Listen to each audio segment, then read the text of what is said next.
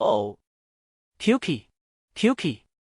The setting sun hung before the green train, like a bare-chested Shuai ceaselessly twisting her body towards Jiaobuyu, trying to lure him closer. Oh. A long, satisfied moan echoed from the restroom. 600 milliliters of urine shot out in a powerful stream through an uncircumcised urethra. The bladder rhythmically contracted.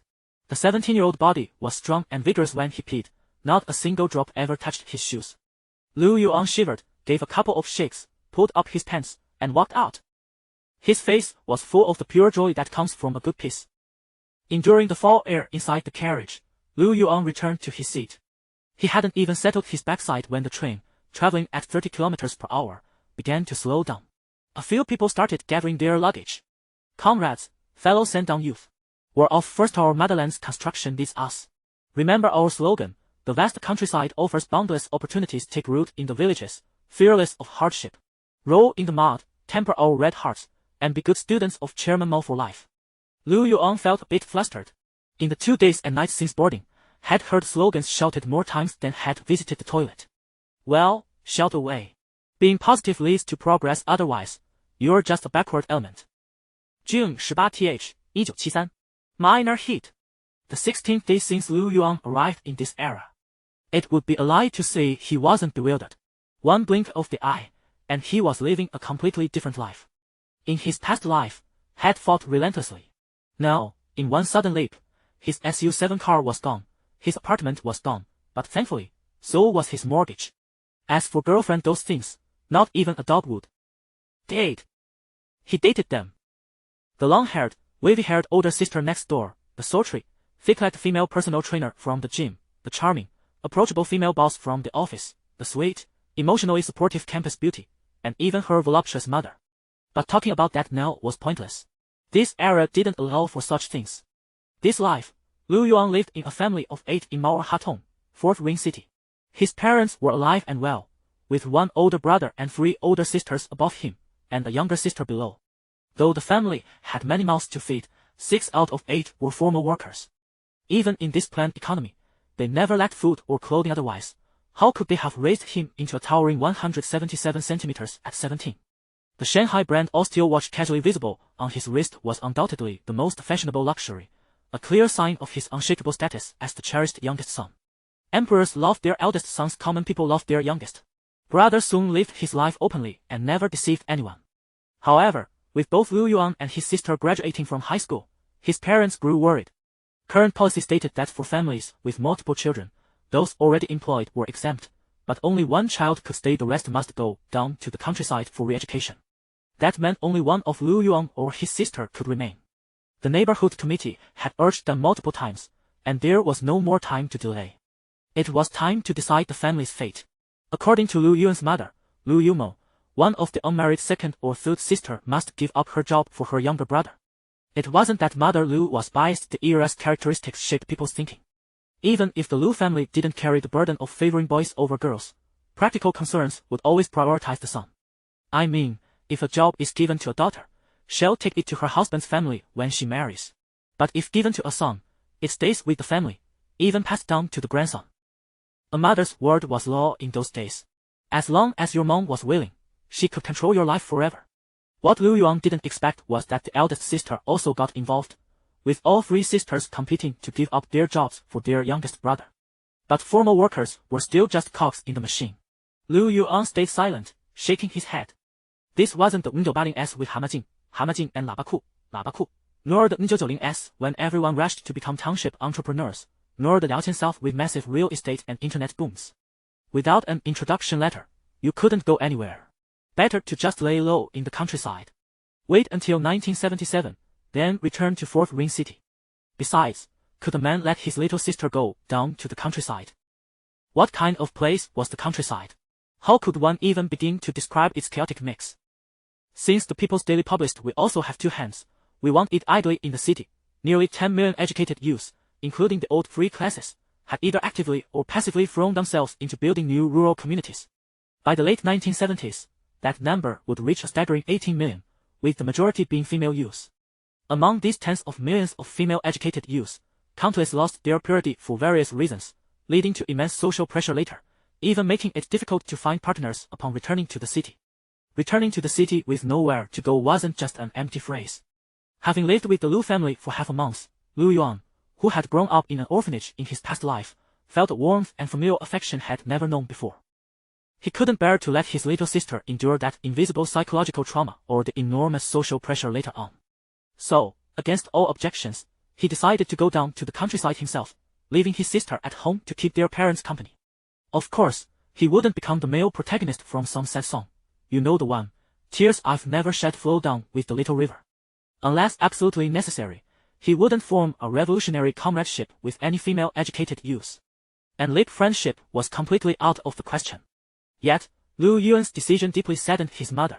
That night, his father drank to drown his sorrows, having a few extra cups, his eyes filled with both pride and sorrow as he looked at his youngest son. Lu Yuan exhausted every sweet word he knew to finally comfort his mother and his 4 sisters. Why dare go down to the countryside? If you had no advantage, what was the point of being reborn? Unlike most transmigrators, his golden finger was a bit low right now. He only had a 20 cubic meter personal space. And it couldn't hold living things. Still, Lu Yuan was a contented man. Better to have something than nothing. Before leaving, he bought a lot of supplies and stuffed them inside. When they heard Lu Yuan was going down to the countryside, it wasn't just his father who drank too much. Zhao Dong, who lived in the same courtyard, also got drunk. The Zhao family had 6 daughters. Mrs. Zhao gave birth the same year as Lu Yuan's mother. The difference was, the Lu family had twins, a boy and a girl, while theirs were triplets or girls. Comrade Zhao had run around, bribed people, and barely secured 1 factory job slot. To keep all 3 of his darlings, he needed at least 1 more slot. With the time to go down approaching, if they didn't sign up soon, Zhao Dong and his wife would be branded as sabotaging the movement of sending educated youth to the countryside. His youngest daughter, Zhao Shuirong, volunteered to go, but Comrade Zhao refused. Now that Lu Yuan was going, they could only let Zhao Shuirong go with him, so they could look out for each other. Why? Because their relationship wasn't ordinary. How close were they? They'd grown up sleeping in the same bed. Of course, that was only when they were very young. Once the kids got a bit older, Mrs. Zhao strictly forbade Zhao Shuirong from staying overnight at the Lu's. This girl, Zhao Shuirong, had bright eyes and perfect teeth, but a personality like a wild boy. That was precisely why Lu Yuan liked having her around. Back in the day, when Lu Yuan was the unrivaled king of the 16 alleys of Nanluo Gaxian, making kids his age cry, many of the bricks he threw were handed to him by Zhao Shuirong at great personal risk. A true founding minister. Chapter 002, The Spirited Young Man. After the slogans were shouted, several people shouldered their bedding rolls, picked up their luggage, waved goodbye to the others, and left. The carriage returned to calm. Lu Yuan felt a deep emotion. In this era of extreme material scarcity, many young people had rich souls. They genuinely believed they were doing the most noble thing in the world. Of course, many others, lacking parental guidance, were forced by circumstances to grow up too fast and too tough, becoming warped and bitter. The strange old troublemakers society saw later mostly came from this generation. They were the ones hogging seats during rush hour, cutting in line, dancing on basketball courts, and lecturing the post-80s generation about being the lost generation. Looking around, the carriage was filled with teenagers aged 16 to 18, all recent middle or high school graduates. A few older individuals, who had made mistakes, were mixed in, but none seemed over 20. Only a tiny minority had volunteered to go down. Most had many siblings or were forced by family conditions to passively take on the task of rural construction. Of course, a few also had certain class background issues. The train stopped. Only a few people boarded. In those days, traveling wasn't easy. First, you needed an introduction letter from your work unit, otherwise, buying tickets or finding accommodation was impossible. Times were cyclical. In ancient times, you needed a travel permit. In the 21st century, you needed an ID card. Now, you needed an introduction letter.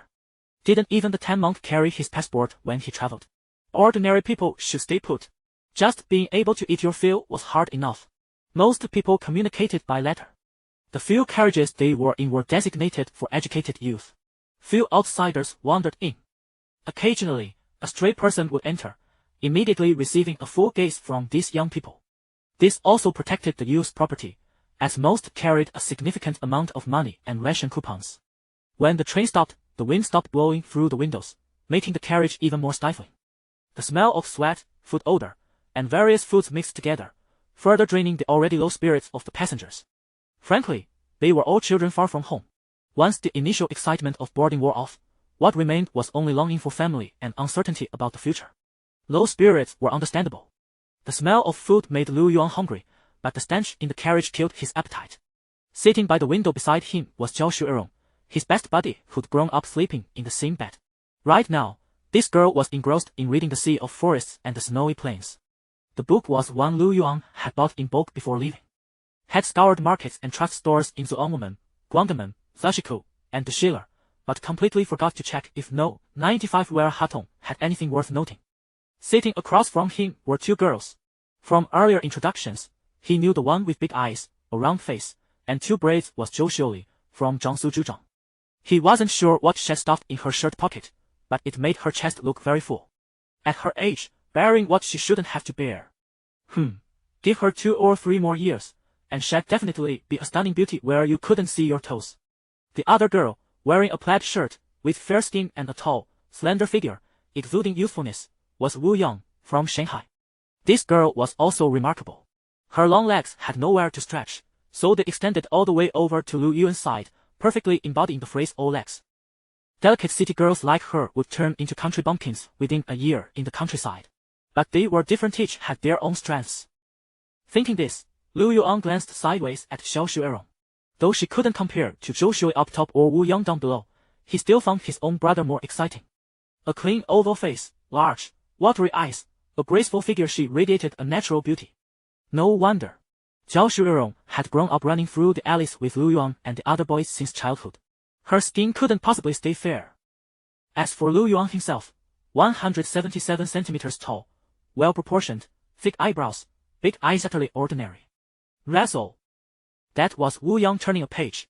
She was also reading a book, the cover of which said Gunfire on the Plain. Also Lu Yuan's book. If it weren't for the fact that they were going to the same production brigade, even a lead goddess like Wu Yang wouldn't have gotten a book from Lu Yuan. This guy guarded his belongings fiercely. Whoever borrowed something from him had to return it on time, or had chased them to the ends of the earth. Especially books. Borrowers rarely took it seriously, tossing them aside after reading. Who knows which dog's mouth made that promise to return it right after finishing. Comrade Lu, I just heard someone say we'll have to learn a lot once we get to the countryside. Zhou Xiuli, leaning on the small table across from him, looked at Lu Yuan with clear, bright eyes. The layout of the green train carriage hadn't changed in decades, a central aisle, with 2-seaters and 3-seaters on either side. They were on a 2-seater. Now Zhao Xuerong and Wu Yang were deeply engrossed in their reading, so Zhou Xiuli, bored, turned to Lu Yuan to chat. Noticing the table's slight wobble, Lu Yuan worried whether it could withstand Zhou Xiuli's unintentional pressure. Meeting her slightly childish, fair face, Lu Yuan nodded. They're right. The first thing to learn when we arrive is how to start a fire and cook. Then, carrying water and chopping firewood. Once you master these, you can basically live independently. That's the first hurdle we educated youth must overcome. Hearing Lu Yuan's words, Wu Yang and Zhao Xuerong, who were reading, clearly perked up their ears. What's the second hurdle? Zhou Xiuli became more alert, shifting from leaning on her elbows to supporting herself on both, causing her chest to jiggle. The first is the living hurdle, the second is naturally the labor hurdle. Lu Yuan kept his eyes straight ahead, continuing his explanation. Our destination is Heilongjiang Province. Though the winters are long, spring planting, summer weeding, and autumn harvest are all essential. Working the fields will definitely be hard. That's something you'll have to overcome with personal willpower. Things will get much easier when winter comes and we hibernate. Zhou Xiuli listened thoughtfully, then gazed earnestly at Lu Yuan and said, Comrade Lu, you're really impressive. You know so much. Lu Yuan. I know a lot. I damn well. No, Jack. Isn't this all common sense? Didn't anyone do their homework before leaving? This comrade speaks correctly. We educated youth going down to the countryside to take root in the villages are here to temper our revolutionary will. Whether it's the living hurdle or the labor hurdle, we must overcome each one with the spirit that no hurdle is too difficult. We must have the strong will to conquer difficulties and the courage not to yield in the face of setbacks. Before Lu Yuan could respond, an impassioned voice cut in. Lu Yuan turned his head and saw a short young man with black-rimmed glasses already standing before him. No kidding, with that tone, if had been born a few years earlier, had definitely have been one of those morning reports, evening reflections, fighting heaven and earth, spirited youth. Chapter 003. Instructions from Aunt Lu. The remarks of the bespectacled youth left Zhou Xiaoli utterly flabbergasted. She found herself at a loss for words. This girl, with her bright, sparkling eyes, appeared clever, yet in reality, she was as naive as a blank sheet of paper, lacking any guile. After a prolonged silence, she finally managed to muster a response. The bespectacled youth, his face lighting up with enthusiasm, pressed on. Ladies, may I inquire where you are stationed? Perhaps we are at the same location. His words evidently included Zhao Xuerong and Wu Yang as well. In stark contrast, the two stood by, engaged in conversation, but without even lifting their heads. Our destination is the Liguowei Production Brigade in Xiangyang Commune, Songyuan County, Heilongjiang Province. Zhou Xiaoli spoke without hesitation, divulging their destination. Ah, what a coincidence. We are in the same commune. I am stationed at Liangjiang Brigade in Xiangyang Commune. Since we are in the same commune, it must not be far apart. The excitement on the bespectacled youth's face intensified as he discreetly glanced at Zhou Xiaoli's attire, cast a gaze at Wu Yang's long legs, and, while adjusting his glasses, took a closer look at Zhao Xuerong's countenance. Then, he turned to Lu Yuan with a smile. Comrade, may I ask where your station is? We are all new social youths. Could we possibly switch seats? The desire for beauty is universal, and Lu Yuan could comprehend this. However, the glimmer in the youth's eyes behind those lenses was rather too animated, as if he were about to reach out and pull at the young lady's clothing. Suddenly, Lu Yuan sprang to his feet, startling the bespectacled youth, who stumbled back a couple of steps. The youth had not anticipated that Lu Yuan would rise to such a height, and judging by his stance, it seemed he intended to confront him. Comrade, please, take your seat.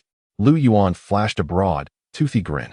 The youth once more adjusted his glasses to mask his prior embarrassment. Thank you, but I was not mistaken. You truly are a comrade of high ideological awareness. My seat is... Bang! Before the bespectacled youth could finish his sentence, a book titled The Forest Sea and the Snow Plane unexpectedly crashed onto the spot where he was about to sit. The book was hurled by Zhao Xuerong, who now stared at him with an expression of serene composure. The youth's unseated posterior shot up as if electrocuted, and he turned to stare wide-eyed at Zhao Xuerong. How can you, as a comrade, act this way? Your actions are detrimental to our unity. He could not continue, for Zhao Xuerong was already rising, poised to confront him. You are undermining the friendship among our intellectual youth comrades. I shall not stoop to your level as a woman. Thud.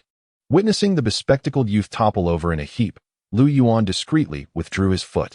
The youth, disregarding his dignity, scrambled to his feet, hastily retreating in a flurry.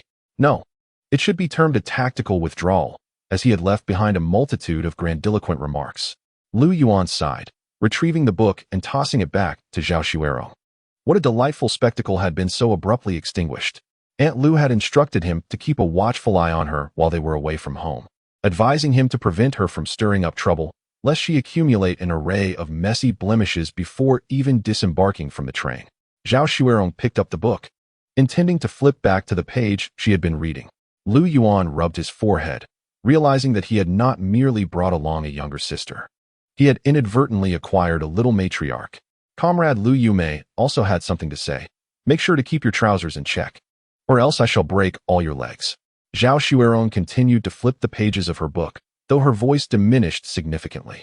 Despite the lowered volume, Zhou Xiaoli and Wu Yang across the table could still hear her distinctly. With a soft chuckle, Wu Yang concealed her flushed face behind the book, though her bobbing head betrayed her amusement. From the previous introductions and the casual exchange between Lu Yuan and Zhao Xuerong, the two girls realized that the pair hailed from the same courtyard, having played together since childhood. Thus, they found no oddity in their conversation. Zhou Xiaoli, brimming with curiosity, slowly lowered her head. She yearned to inquire of Lu Jiqing why his mother mentioned all legs instead of 2 legs, but the earlier remark regarding trousers rendered her unable to voice the question. Lu Yuan, on his part, could find no words. Could one truly speak of breaking legs in front of outsiders? The atmosphere turned momentarily awkward, punctuated only by the sound of Zhao Xuerong turning pages and the glimpse of Wu Yang's rosy face peeking from behind her book. Lu Jiqing, you are truly impressive. Zhou Xiaoli felt the gaze of the bespectacled youth, yet she was unaccustomed to rejecting others. She acknowledged that she could never emulate Zhao Xuerong's behavior of striking someone with a book when displeased. It was not a matter of upbringing, but rather a lack of courage. Under Zhou Xiaoli's admiring gaze, Zhao Xuerong felt a bit shy and waved her hand dismissively. Oh, What's so impressive about that? It was just a book, not a brick. The others chimed in. What if it were a brick? Would you still want to hit someone? Lu Yuan rubbed his face in exasperation, realizing he had just reminded everyone to avoid trouble while out and about. I believe what Lu Jiqing said earlier is correct. As long as we navigate through the challenges of life and overcome the labor hurdles, we should be able to settle down in the Ligo Ton production team. Wu Yang said, clutching her book to her chest and leaning forward. Just as Lu Jiqing mentioned, there is indeed a concept of cat winter in northeast China. I inquired with my elders, and they said the winters here are long, with half the year unsuitable for farming. Once the snow falls in winter, it becomes cat winter. Does that mean we work for 6 months and rest for 6 months? Zhou Xiaoli's expression relaxed considerably upon hearing the prospect of a half-year break. Zhao Shuirong put down her book. Whether we truly work for 6 months and then rest for 6 months is uncertain, but at least it is more comfortable than going to the northwest. While there's no guarantee of 3 meals a day, starvation is not a concern. Moreover, Northeasterners are hospitable and respect knowledgeable scholars. As long as one is not an overly pretentious youth, one can generally make a living there. 3 women engaged in lively conversation truly embodied a theatrical performance. With the trio of distinctly different personalities chattering animatedly, Lu Yuan found himself merely listening. This is no longer like the early years of going to the countryside, with a little probing. One could understand the hardships faced by the educated youth sent to rural areas and the villagers' genuine opinions on these young individuals who could not lift a load or shoulder a burden, with some even resorting to deceit. Indeed, the North now produced a single season of crops. However, a single season does not equate to a singular type. Various crops have different planting and harvesting times, and one does not simply plant once and harvest once. Nevertheless, to maintain their enthusiasm, Lu Yuan refrained from dispelling their spirits with discouraging words. It is better for them to delve into the countryside themselves to gain understanding and experience, or perhaps have the opportunity to offer a gentle reminder, lest they suffer from psychological dissonance. Speaking of going to the Northeast to participate in the rural work program, Lu Yuan indeed benefited from Zhao Shuirong's connections. As the youngest daughter of the Zhao family, Zhao Shuirong was the apple of old Zhao's eye, and her placement in the countryside was a reluctant decision. In order to ensure that these 2 children could find a more favorable location, old Zhao exerted considerable effort. The north is indeed preferable. When winter arrives, it brings snow and frost, offering at least some respite from the relentless toil. Unlike the south where work is never truly done. In the south, although starvation is not a concern, the workload is unending. One labors for 11 months of the year, with the exception of the new year, leaving no time for rest. This may sound exhausting, yet it is far from easy. The dual rice harvesting is no trivial matter, and the rubber plantations can be quite demanding. Moreover, there is the issue of dialects in the South. As the saying goes, 10 miles, different accents, 3 miles, different dialects, 5 miles, different tones. However, this concern may not be as significant. The crux of the matter lies in the strong familial ties, with many villages comprising families of the same surname. In a village of 500 or 600 households, only a few may carry different surnames. They are all descendants of a common ancestor, and even adjacent villages may share a common ancestral hall. Such places often exhibit a tendency towards exclusivity, with clan elders or village leaders wielding unimaginable power. It is not an exaggeration to say that a single word from them can determine a person's fate. In contrast, the Northeast does not present such issues. The influx of population from within the country, particularly from Chulu, has created a diverse demographic landscape. It is rare to find a village with only 1 or 2 surnames. Many are composed of a multitude of them. As a leading region among cities, those who are diligent and hardworking here will not go hungry. Of course, there remains the barren and harsh Northwest. If one were to venture there, they could only stand atop a ridge and endure the biting winds. Choosing the right location is critical, but whether it provides ample sustenance is another matter altogether. Chapter 004. Then let us sing, comrade. Please tuck your feet in. And that comrade over there, kindly slide the enamel basin further under the seat. As mealtime approaches, the train attendant pushes a food cart down the aisle, calling out cheerfully. There is an old saying, dumplings on the train, noodles upon arrival. Before boarding, Lu Yuan's mother, Lu Yume, and Zhao Shuirong's mother prepared dumplings for the 2. However, after 2 days on the train, the dumplings had long been consumed, and given the temperature, any remaining would spoil.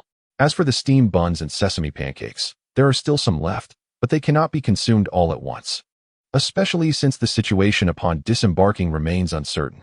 Due to the government's implementation of a dual pricing system, purchasing meals on long-distance trains does not require food coupons. However, each person is limited to one serving. Lu Yuan would not let this opportunity slip by. Eyeing the blackened, misshapen aluminum food container, he immediately inquired about the price. 30 cents for one serving, delicious and inexpensive. Would you like one? Make it two. Zhao Xuerong, seated by the window, stood up to hand over 3 2-cent coins to the attendant, gesturing that she and Lu Yuan would each like a portion. 60 cents may represent a farmer's several days' worth of labor or half a day's wage for a worker, but for Zhao Xuerong's father, the deputy director of logistics at the meat processing plant, it was hardly a concern. Merely 30 cents, Lu Yuan certainly would not engage in pleasantries with his close friends. It is worth mentioning that during his youthful escapades in the alleys, Lu Yuan once sustained a gash to the back of his head from a brick. That very night, Zhao Xuerong, in tears, sharpened her red slippers, vowing to exact revenge. Alarmed, Lu Yuan relinquished his saved pocket money, and the following day, he dragged comrade Zhao to purchase a new pair of shoes. This unfortunate decision rendered him unable to indulge in a bottle of North Ice soda for the next fortnight. Although the boxed meals were rather mundane in taste, they contained minced meat, and as spirited young individuals, they never missed a chance to enjoy a meal that didn't require ration tickets when their finances allowed. From their appearance and attire, it was evident that Wu Yang and Zhou Xiaoli hailed from well-off families. True to form, Zhou Xiaoli promptly ordered a meal as well. Wu Yang, however, hesitated briefly before handing over 30 cents. In comparison to the entire carriage, those purchasing boxed meals were a minority. Most passengers were content with their 2-piece steamed buns or cornmeal cakes, often accompanied by pickles, and some even brought along scallions and soybean paste. After their meal, the group engaged in light conversation until the train attendant collected the empty boxes and wooden chopsticks, at which point the 3 women began to doze off. They had agreed to take turns watching over their luggage, with Lu Yuan responsible until 1 o'clock in the morning, after which Wu Yang would take over. Observing the 3 ladies nodding off, Lu Yuan rummaged through his bag and extracted the little red book. Once a quintessential gift for weddings, its aphorisms have endured through generations, earning the distinction of being the most widely read book of the 20th century. Food may be foregone, sleep may be sacrificed, but a day without perusing the little red book was unthinkable. This was especially true for Lu Yuan, who found it immensely beneficial, not only for assistance in future college entrance examinations, but also in daily life where one needed to apply its teachings. There was a time when a lack of understanding of its principles would hinder one's ability to navigate the world. An elderly woman went to the supply and marketing cooperative to purchase vegetables. The clerk asked, "For the people's service, what vegetables do you wish to buy?" The woman replied, "Like the old man who moved mountains, I seek potatoes." With that, she began sorting through her basket. The clerk frowned. "You must be joking." Yet the woman continued her task, reciting, "One must never be careless." Mastering the teachings of the Little Red Book was essential for everyday life. Whether one was out shopping for groceries, getting a haircut, or engaging in debates, its wisdom proved invaluable. Those who memorized it well could sway discussions in their favor. Meanwhile, Lu Yuan was engrossed in his reading, and before he realized it, it was already 2 in the morning. The sound of the train pulling into the station stirred Wu Yang, who sleepily inquired about the time. Lu Yuan glanced at his watch and informed her. "I'm sorry, Lu, I've dozed off," Wu Yang said, a hint of embarrassment in her voice as she offered him a Cuban candy. "It's no trouble," Lu Yuan waved his hand. "We are all fellow educated youth from Li Go Tun production team. We ought to look out for one another." His refusal was not motivated by any attraction to Wu Yang or her candy, but rather a genuine indifference to losing an hour of wakefulness, having been so absorbed in his reading that he lost track of time. During this time, many passengers in the carriage remained awake. Some, like Lu Yuan, were attending to luggage.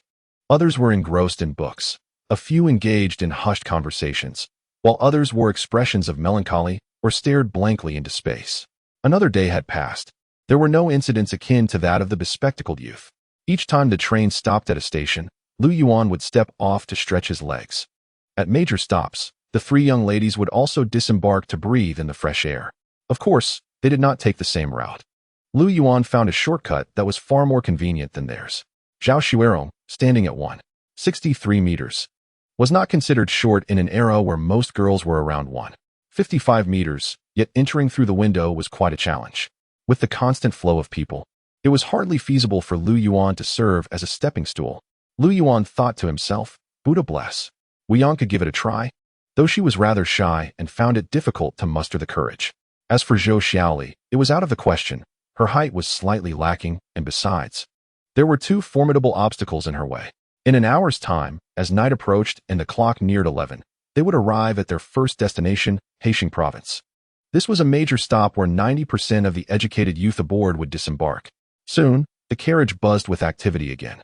Many rose to seek their companions for queuing, followed by various exhortations about unity, standing together, and not succumbing to local bullies. Naturally, Lu Yuan and his companions were not immune to harassment, given that the three young ladies stood out among the female youth. Even Lu Yuan, an unremarkable young man, caught the attention of an enthusiastic female peer. Faced with her words, Lu Yuan remained noncommittal, though the urge to sever his ears and stuff them into Zhou Xiaoli's pocket was quite sincere. After dismissing a few noisy individuals, the train attendant began announcing the impending arrival at the station through a loudspeaker.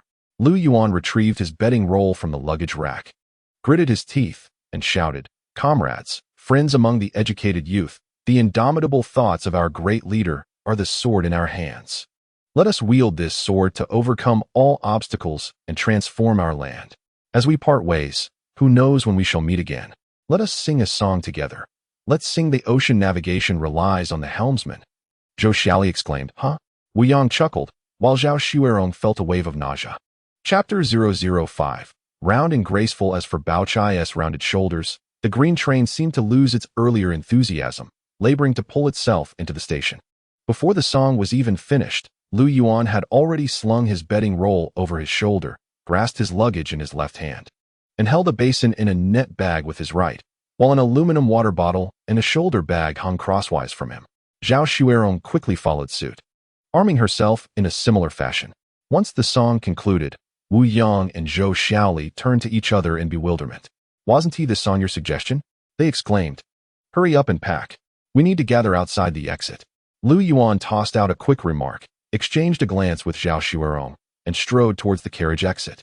As Wu Yang and Zhou Xiaoli finished organizing their belongings, they gazed at the throngs of people at either end of the carriage, lost in contemplation. Standing in the small square before the exit, a gentle breeze swept through, cool yet not cold. Even if the weather were to turn harsher, it would not deter the fervent passion of youth from expressing their genuine emotions. Ah, my beloved black land, my mother whom I yearn for day and night. In this vast world, with a fervent heart, I am rooted in the frontier, committed to revolution. It is our responsibility to ascend the mountains and descend into the countryside. Now, I, Wang Erxi, have arrived. How many times have I envisioned you in my dreams? Today, I finally stand before you. Here, in your embrace. I shall realize my true self, transform the future, and forge ahead with courage. With a thud, the male youth kneels, his forehead gently touching the ground, creating a scene both solemn and reverent. Lu Yuan remarks, Brother, it's done. If we act again, it will truly be over. Lu Yuan and Zhao Xuerong, having observed the performance in the small square, soon see Wu Yang and Zhou Xiaoli navigating through the crowd. Captivated by the spectacle, the throngs quickly gather around. Wu Yang catches sight of Zhao Xuerong waving her hand and strides purposefully towards her.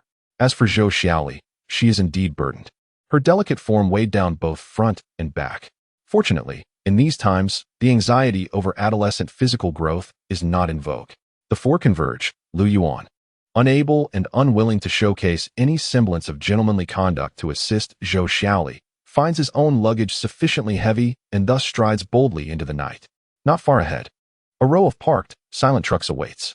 The side of the trucks is adorned with bright red banners, unmistakably the vehicles sent to fetch these young intellectuals. Yet at this hour, the drivers are likely deep in slumber. After all, it has been years since the youth were sent to the countryside, and countless batches have come and gone, the novelty long faded. Most are merely those who disdain the stale offerings of life, no longer eagerly awaiting their arrival.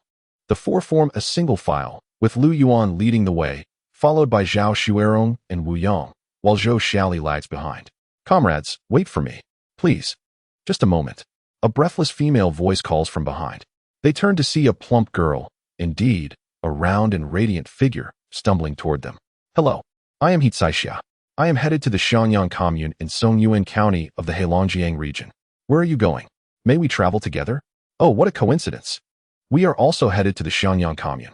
Zhou Xiaoli, seizing the opportunity to speak, places her luggage on the ground and takes a deep breath. Our designated location is the Li Gowei Production Brigade of the Xiangyang commune. Where will you be? I am also from the Li Gowei Brigade. Oh, this is wonderful. He Caixia, having traveled alone until now, feels as if she has found kin upon hearing the mention of Li Gowei, and she grasps Zhou Xiaoli's arm, shaking it excitedly. Poor Zhou Xiaoli, burdened with her bedding, resembles a sponge as her short legs struggle to keep up, nearly toppling over from Caixia's exuberance. Another figure approaches. Comrades, we meet again. Unity is the source of our strength. Only together can we prevail. Please wait for me to finish. It is the bespectacled youth who had sought to swap seats with Lu Yuan a couple of days prior. At this moment, Lu Yuan has no inclination to engage with him, prioritizing securing a favorable position on the vehicle. Noticing Lu Yuan turning away, the others promptly follow suit. He Caixia, strong and boisterous, lifts Zhou Xiaoli's luggage from the ground with one hand, while supporting her with the other as they hastily pursue their companions. The bespectacled youth stamped his foot, sprinted a few steps, and approached Zhao Shuerong. Comrade, I apologize for my earlier demeanor. However, I believe we can still forge a friendship in the endeavor of building a new rural community. May I write to you? Ahead, Lu Yuan stumbled and nearly fell to the ground. Could you please overlook the feminine traits of my companion? If she doesn't slap you, consider yourself fortunate. Yet here you are, still approaching. Begone. Indeed, Zhao Shuerong swung her net bag, from which a porcelain basin and cup were hurled directly at the bespectacled youth, sending him sprawling onto the ground. Following the markings on the liberation vehicle, Lu Yuan located the transport they were to board, tossed their luggage into the truck bed, and with a firm grip on the edge, leapt up to begin climbing. He then took Zhao Shuerong's package and pulled it up as well. Together, they managed to hoist Wu Yang and Zhou Xiaoli into the truck bed. When it came to He Caixia, however, they faced a dilemma. The girl weighed nearly 180 to 90 pounds. While this was not an era that celebrated plumpness, who could resist a chubby girl? Being overweight signified good family conditions. One must eat well to gain such stature. In the countryside, she would undoubtedly be a sought-after prize. A veritable ace in the hands of a matchmaker. Strong and capable, she could contribute to the fertile land. But at that moment, the four on the vehicle were in distress. Pulling her up was proving impossible. Not pulling her up? After all, as fellow educated youths, should they not help one another in times of difficulty? As everyone pondered, the bespectacled youth staggered over, and Lu Yuan quickly waved him closer. Comrade, it is time for unity and mutual assistance. Lend a hand. With that, Lu Yuan pointed to He Caixia and gestured for the youth to assist in lifting her. Is that appropriate? She is a female comrade, he replied, glancing at the mountain-like He Caixia, his brow furrowed in distress. Good heavens, he could scarcely manage it. Lu Yuan clicked his tongue, his tone laced with stern reproach. Comrade, we are like-minded GM partners. Your thoughts have relaxed their vigilance, and incorrect gender perceptions are seeping in. Please discard your previous notions and join us in assisting this young comrade to surmount the obstacles in our GM journey. The bespectacled youth was somewhat bewildered. Had he known the implications of such terms, he would have recognized the absurdity of Lu Yuan's words. Under the moonlight, glancing at Zhao Shuerong's lovely visage on the vehicle, he gritted his teeth, set down his travel bag, unrolled his bedding, and prepared to exert himself. Comrade Zhao rolled her eyes and turned to organize the luggage. Subsequently, Lu Yuan and Wu Yang bent down, each grasping one of He Caixia's arms, while the bespectacled youth crouched down to lift one of her legs, which was nearly as thick as his waist. Midway, Wu Yang began to falter, causing He Caixia to inadvertently sit on the bespectacled youth's face. Noticing the youth struggle to breathe, Lu Yuan quickly redoubled his efforts. He cared not for the youth's condition. His primary concern was to ensure they successfully hoisted He Caixia up, for failure would spell disaster. Meanwhile, Zhou Xiaoli saw the educated youth assisting her and rushed over to help. 3 individuals within the vehicle were bustling about, and in an instant, Lu Yuan found himself encircled by 6 towering mountains. The intricacies of the situation were known only to him. Chapter 006. A brotherly embrace after a flurry of activity. They finally extricated He Jiqing from the arduous GM road. The group sat in the back of the truck, panting heavily. Following their earlier physical interactions, both Wu Yang and Zhou Xiaoli felt a tinge of embarrassment in Lu Yuan's presence. In contrast, He Zaixiao was entirely unconcerned with such trivialities. Having grasped the significance of abandoning gender biases as Lu Yuan had articulated, beneath the vehicle, the bespectacled young man slumped weakly against the tire, his face bearing the weight of a lifetime that had never before been so heavily compressed. As he regained his composure, he realized that silence enveloped the truck. With tears of frustration threatening to spill, he lamented that he had exerted every ounce of strength, even to the point of deforming his glasses, and wondered if the occupants of the truck had truly abandoned him. Seeing that their commotion had failed to rouse the sleeping driver, Lu Yuan was compelled to enlist the assistance of the plump He Zaixiao. "How about you jump a couple of times?" he suggested, gesturing towards the front of the truck. He Zaixiao immediately understood, assuring him that it was a trivial matter. Soon after, the group felt the seismic impact of her stomping. With both hands braced against the side of the truck, her nearly 200-pound frame concentrated its strength in her feet. The earth shook as the sound echoed, even causing Zhou Xiaoli, who was seated on a blanket, to sway perilously. Wu Yang was startled as well, though the young woman's long legs provided her with stability, prompting Lu Yuan to think of the vivid imagery of a red-bottomed sky. Zhao Shuerong was more composed, with Lu Yuan nearby. She promptly grasped the back of his neck at the moment she lost her balance, pulling herself back from the brink of a fanciful mishap. The bespectacled young man below sprang up in alarm, his face a mask of terror as he shouted, "What is happening? What is going on?" Noticing a faint light illuminating the truck's interior, Lu Yuan quickly called out to He Zaixiao, "That's enough, He Jiqing. You've done marvelously this time. But if you continue jumping, neither we nor the vehicle will withstand it." He Zaixiao, panting and exhausted, broke into a sheepish smile. "As long as it works. That's what matters." Indeed, the sound of the truck door opening resonated, followed by conversations with the bespectacled young man below. Shortly thereafter, a series of headlights from the liberation trucks illuminated the area. Staff from the local youth office emerged with a loudspeaker, warmly addressing the crowd gathered in the small square. "Comrades, our transportation is limited. Those who cannot board must endure until dawn, when a second batch of vehicles will arrive." Instantly, the fervent singing that had filled the square came to a halt.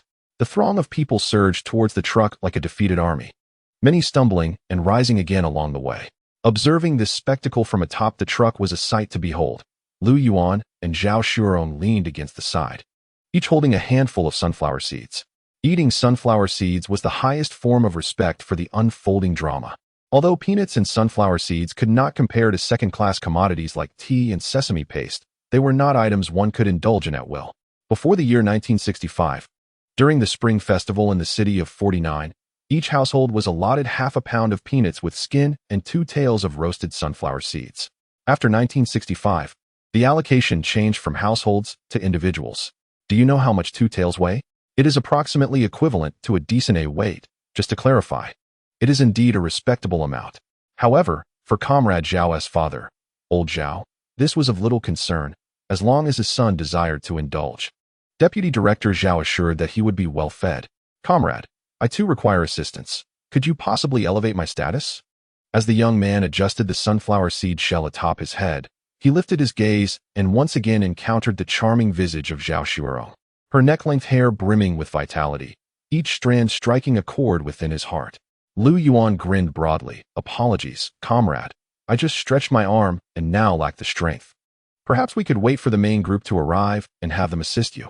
The young man's expression instantly darkened. Waiting for the main group meant he would have even less chance of ascending. As the crowd surged towards the front of the vehicle, Lu Yuan guided Zhao Shuerong back to the truck bed. They organized a few individuals to position their bedding at the front of the truck bed, leaning against the front of the vehicle, with their belongings cushioning their seats. Given their proximity to the cabin, the driver would likely ensure they did not endure excessive jolting, especially since Lu Yuan and the others had adequately cushioned their seating. Thump, thump. Individuals continued to jump aboard, yet upon seeing Lu Yuan and his companions lined up, they were momentarily taken aback. "When did you all get on?" Some quick-witted individuals immediately maneuvered to the front, arming themselves in a manner akin to Lu Yuan and his group. No one was foolish. The rear of the truck was quite bumpy, and hitting a large bump could easily unseat someone. Before long, the truck bed was filled to capacity with individuals, some seated, some crouching, and many standing. In the distance, Lu Yuan spotted the bespectacled young man clinging to the rear of the truck, only to see him jostled down again by others. Local staff from the youth office strolled around the small square, ensuring no one was left behind before returning to the truck, raising a loudspeaker and calling out once more. The road was treacherous. Everyone who could crouch did so. The standing youth lamented, "Do you really need to tell us this? Who wouldn't he prefer to squat? But we need the space to do so." The truck departed after midnight, and according to the staff's announcements, they were nearly 2 hours away from the Heilong Ridge area, where they would take a brief respite. After dawn, buses would arrive to transport people to their respective counties. Due to the nighttime journey, the driver was cautious. Yet the bumpy road still provided a lively experience akin to being tossed about like roasted beans. In contrast, the most comfortable were Lu Yuan and his companions at the front. He Kai Xia's stability had been apparent since they boarded, providing a firm seat. Next to her, Zhou Xiaoli also benefited, as the truck's jolts were softened by the plushness of her companion. Sandwiched between Zhao Shuirong and Wu Yang, Lu Yuan occasionally extended his arm to shield the two ladies from the crowd's encroachment. Despite the jostling and Wu Yang's affectionate gestures, Lu Yuan found it somewhat agreeable. As for Zhao Shuirong, that was a different story altogether.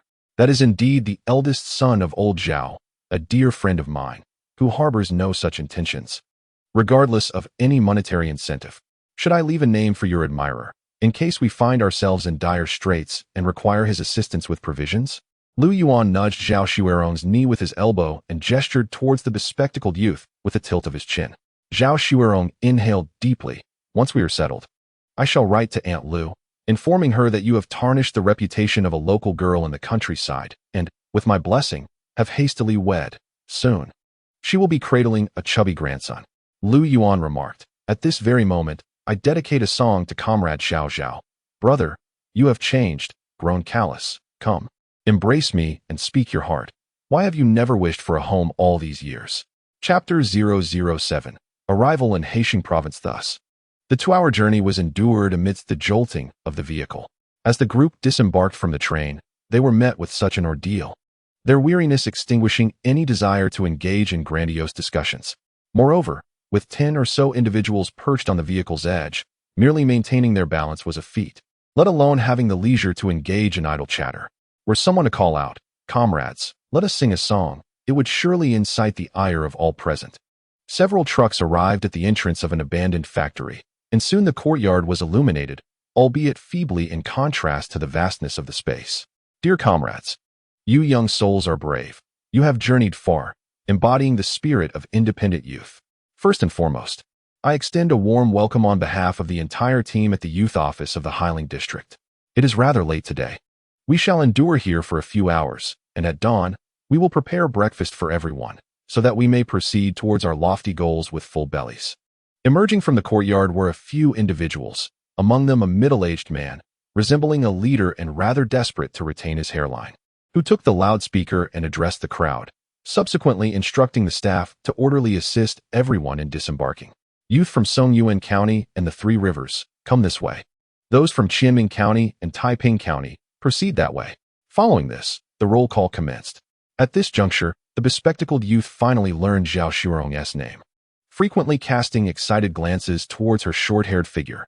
Subsequently, Lu Yuan and the others accompanied the staff into a large room, which, judging by the discarded items piled in the corner, had once served as a working area for a small woolen factory.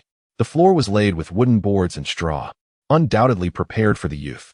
"Comrades, due to our large number and the fact that we are merely resting here temporarily, the conditions are somewhat rudimentary," the staff of the youth office shouted once more. "Yet, as brave representatives, you are responding to the call of the times with your actions. The challenges before you shall not deter your flight towards the shores of your dreams." Lu Yuan raised his hand to glance around. It was nearly 2:30 in the morning. Exhausted and sweaty from the cramped journey, he proposed, "Let us save the motivational speeches for the morning light, shall we?" Upon hearing this, a solemn expression crossed Lu Yuan's face as he stepped forward. "Be courageous in responsibility, daring in challenge, steadfast in belief amidst adversity, and resolute in the face of difficulty." As if partaking in a solemn ceremony, Lu Yuan took decisive strides towards a wooden board situated in a corner, discarding his luggage and placing his bedding upon it. Though sleeping on the wooden board was less comfortable than on thatched grass, The risk of catching a chill was no trivial matter. Indeed, it was summer. Yet the thatch was rather scant. With the limited medical facilities in the countryside, falling ill could lead to dire consequences. Among the 100 or so individuals from 2 counties, only a handful of wooden beds were available, making them a coveted commodity. Upon witnessing Lu Yuan's actions, the staff nodded in approval, sparing him the need for further words. With Lu Yuan leading the way, Zhao Shuerong, Wu Yang, and Zhou Xiaoli echoed their unwavering resolve and followed suit, while behind them, He Caixiao murmured her reluctance to lag behind. A bespectacled youth squeezed his way through the crowd, just about to recite a passage regarding rain and dew, when he observed a throng rushing towards the few remaining wooden beds. Such a lack of decorum. The crowd hastily unfurled their bedding, laying it on the boards and thatch. Reclining fully clothed. On the train, one could hardly enjoy the luxury of lying down to sleep unless they crawled beneath the seats. Under the weight of both mental and physical fatigue, most soon succumbed to slumber. Of course, some remained exuberant, such as the bespectacled youth. Now separated from Zhao Shuerong by He Caixiao, Zhou Xiaoli, and Wu Yang, this would undoubtedly be the most restless night of his life. With the object of his affection sleeping a mere meter away, it was only when his eyelids grew heavy that he finally succumbed to sleep, a smile playing upon his lips. However, not long after drifting off, he felt a heaviness in his chest, akin to a fish deprived of water, gasping for breath.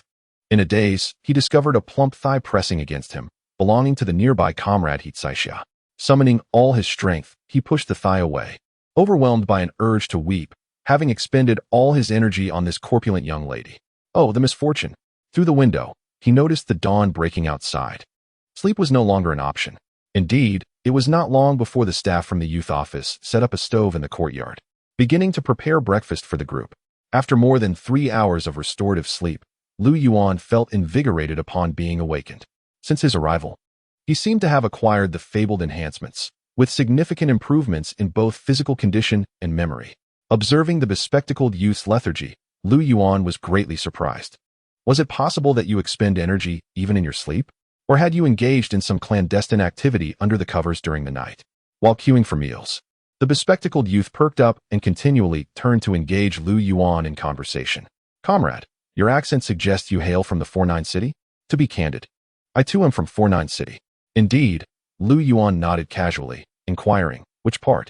Mentugu, the bespectacled youth adjusted his glasses. Zhao Shuerong, standing behind Lu Yuan, drooped her eyelids, pondering when even those from Mentugu could claim to be from 49 city.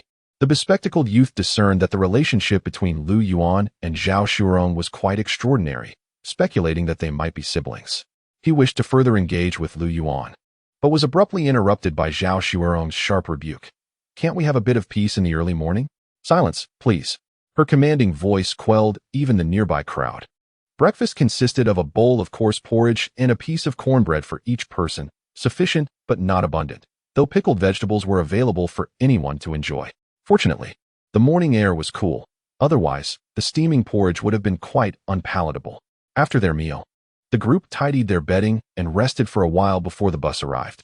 Next came the roll call and a speech from the leader, after which everyone hurriedly rushed towards their respective buses. The bus cabin was considerably more spacious than the truck bed, yet regrettably, seating was limited, and Lu Yuan was unable to secure a seat this time. Upon boarding, he was astonished to find even the engine cover beside the driver occupied. Nevertheless, it mattered little. Standing was preferable to enduring hardship without necessity. He tossed his luggage onto the floor. After all, it was merely a seat. Several young women followed Lu Yuan's lead, disregarding the dirt on the cabin floor, and plopped down after dropping their bags. Those who hesitated, unwilling to sit on the filthy ground, soon regretted their decision an hour later, realizing there was no space left for them to sit. Chapter 008. An unexpected uncle. The journey to Songyuan County was similarly bumpy, though it was significantly more bearable than the previous truck ride. In the bus, there were railings and seats to hold on to during the jolts, and this time, the crowd was denser than before, with the gaps between individuals nearly negligible, at least for those seated on the floor. Lu Yuan also enjoyed the benefits bestowed upon him by Zhou Xiaoli the previous night, as he now found himself back-to-back with He Caixiao, forming an unbranded partnership. Had He Caixiao been replaced by Zhao Shuerong, Wu Yang, or Zhou Xiaoli, such a position amid the bus's turbulence would have occasionally caused discomfort. However, He Caixiao was different, She was a perfect human cushion. Moreover, Lu Yuan's weight provided substantial support for her. Thus, Lu Yuan found himself in complete agreement with the notion that one should marry a plump partner. Nevertheless, his greatest concern lay with Wu Yang, seated at his side. He maintained a perpendicular posture with her, as one of her legs tucked beneath the seat, while the other swung perilously beneath him with the bus's movements. Lu Yuan's worries were not unfounded. The bumps and sudden stops were manageable. However, should the driver take a sharp turn, it was entirely possible that Wu Yang's foot could inadvertently land in a rather compromising location. At that moment, the 20th century might lose an ambitious young man of great promise. Wu Yang's awkward position was not of her own design, but rather a consequence of the continuous jostling and crowding. Yet, the surrounding educated youth, along with the bedding rolls behind and the bag she clutched, afforded her no opportunity to adjust her posture. Lu Yuan understood this predicament all too well. Thus, he silently prayed while trying to fold his legs and gradually shift his weight to the side, hoping to avert an unfortunate incident. Lu Yuan could feel the motion beneath him, and Wu Yang was certainly aware of it as well. However, she assumed that amidst the cacophony of the crowded vehicle, Lu Yuan might not discern the subtle movements until she noticed him cautiously shifting his position. In an instant, a blush crept across Wu Yang's face, swiftly covering her neck, igniting a sense of heat throughout her body. She had no choice but to lower her head as much as possible, enveloping her entire head with her bundle. On Lu Yuan's end, he had done his utmost, yet the confines of the space rendered him unable to evade Wu Yang's lethal presence.